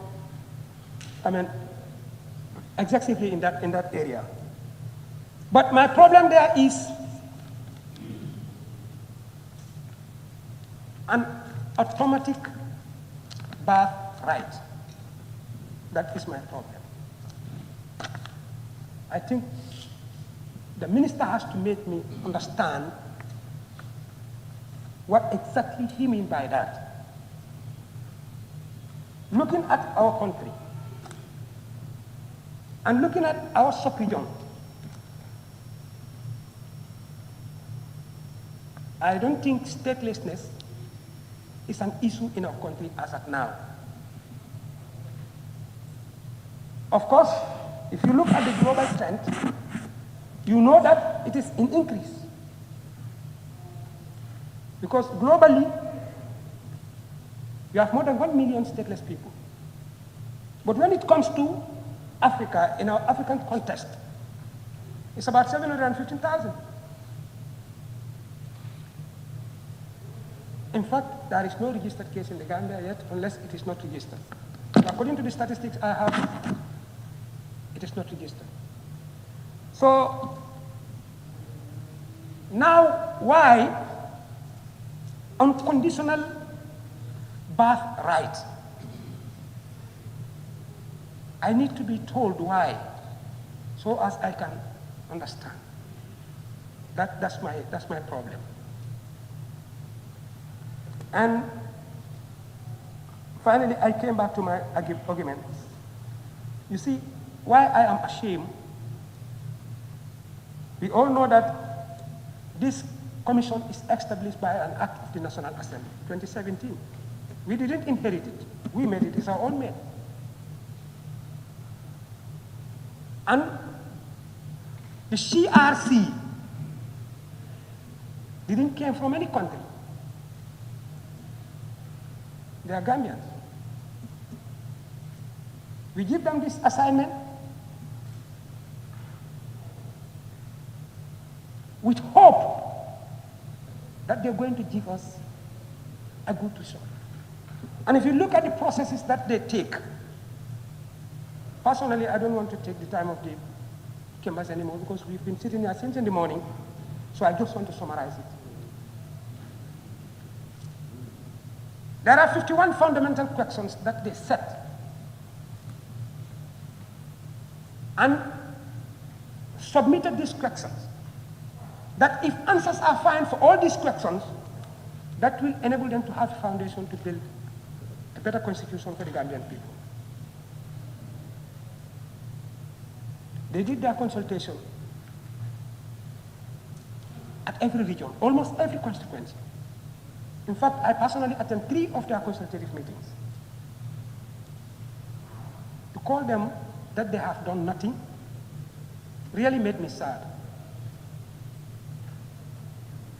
And I mean, just to think about it, how many clauses did we have problem with?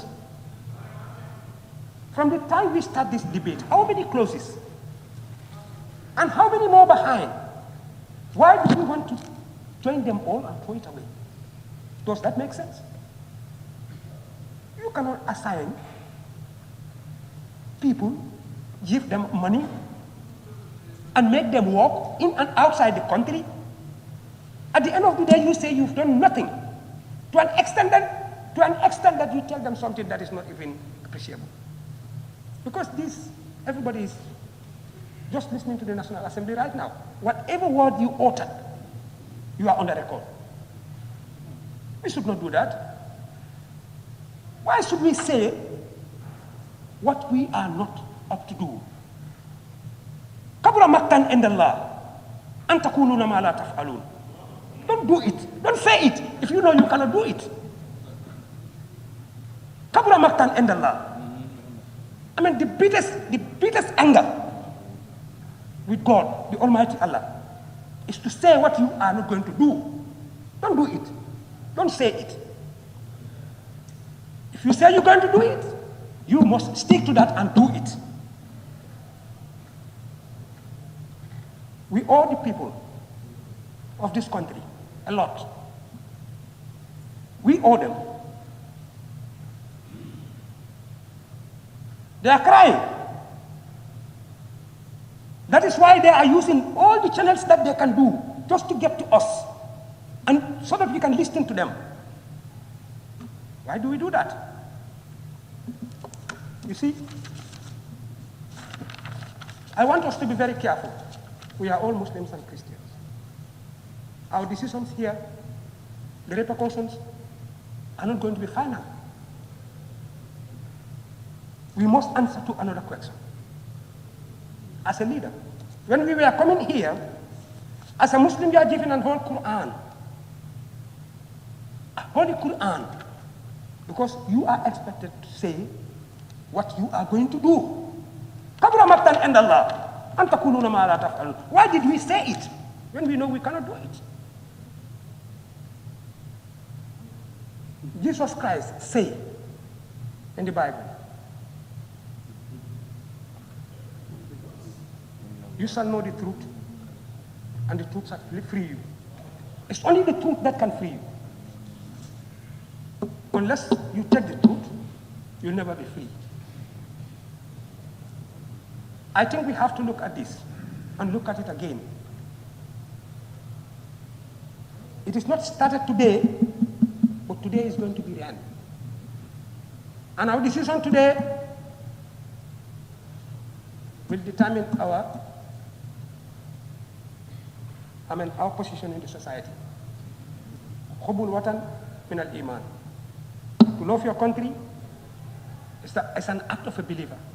Man la yuhibbu watan hada yakuna sahih. Unless you love your country, then you will not be respected. I don't want to interrupt you. Thank you. I'm going to stop there. I will not. You are getting outside the perimeters. I will never do that again. I just want to have a simple and clear definition for politics. A simple and clear definition for politics. Political parties are not created. Political parties are not created like you think they are created. There are bases on which political parties are formed. There are ethics that political parties perform on. There are principles, there are rules in every political party. You cannot just judge the book by the cover. You cannot. Political parties are individual organizations, people of the same political ideology. So you don't expect a political party, especially a political party that is not the leader of the government, to do what the government has to do. I think at certain point, we should be very sincere to ourselves, and we take the decisions on any base that you want to take the decision on. Whether you're going to take it personal, or you're going to take it anyway, just take your decision, but respect the decision of your colleague. I thank you, Madam Speaker. I beg to take my seat. Thank you very much. Thank you. Honorable Member for Joshua. Joshua. Thank you.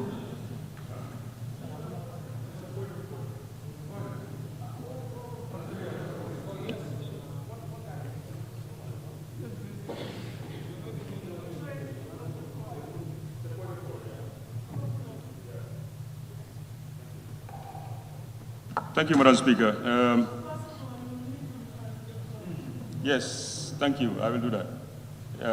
It's clause 53C of the standing orders. Motion for the adjournment of the debate. Madam Speaker, we are dealing with a very important bill. Yes.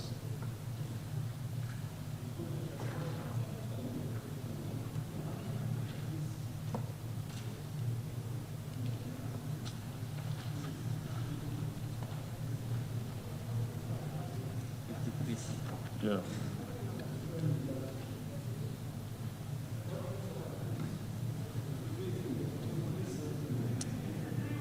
C. Motion where? Motion without notice, yeah. 53C.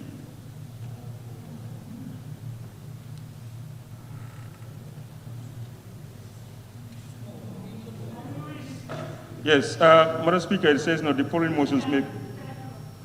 Yes, it says 53 motions which may be made without notice. The following motions may be made without notice, and C, a motion for the adjournment of a debate. No, Madam Speaker, the reason why I'm raising the motion is we are dealing, if not one of the most important, if not the most important, bill in our tenure in office, or in fact, sometimes you can consider in our career. And I can see visibly, members are tired, and I still believe there are about 5 or more members still to speak, after which the Attorney General has to come and respond. To give it its fair consideration, I just want to appeal to this honorable House to adjourn the debate till tomorrow morning, then we can come back and finish what is left. It's a very important national process that I think deserves the wait. It's provided for under the rules, and it's your decision. It's a motion. It has been moved. We'll follow the procedure to have it seconded. Any secondment? Honorable Member for Sandu. Yes, Madam Speaker. Thank you. I write to arrest or second the motion. Thank you. Honorable Speaker, can I seek for clarification before we Yes, yes, yes. Honorable Speaker, thank you very much. When it is about to the end of the time, 6 o'clock, I raise a concern whether would you continue or we stop at 6 o'clock. And a motion was passed here that we are going to sit beyond 6 o'clock to finish business. And I was even saying business of the order paper is too huge, because if you look at on the order paper, dealing with the SONA 2020 is also part of the agenda. So if you want to finish the order of the day, that means we are going to deal with that also. That was I calling the concerns on that particular issue. But the motion was moved and seconded that we sit beyond 6 o'clock to finish business. So therefore, I don't think any other motion can come and to contradict that motion, unless we repeal that motion. So are you saying in effect that once a motion was moved, seconded, and approved, you cannot have a subsequent motion? Is that what you're saying? Well, we need to be clear. What I am saying. Because, no, I understand you. That's why I want to get you very clear. I also want to make it very clear. I am submitting. I am saying, if a motion is being moved, seconded, approved, there's no other motion that can be moved if that motion is not being repealed or is not being counted for. So there should be a motion to repeal that motion first, because we agreed to it and we voted for that motion, that we are going to sit beyond 6 o'clock to finish business. If you know that now, we cannot go by that now. The member can still use the standing order to repeal that motion, and we go for another. That is why I am saying that then are you saying in effect that even though a motion was already moved and seconded and approved, a subsequent motion cannot come on? That's the point. Is it proper under the standing orders to bring a subsequent motion? That is my issue. That is my issue. Yes.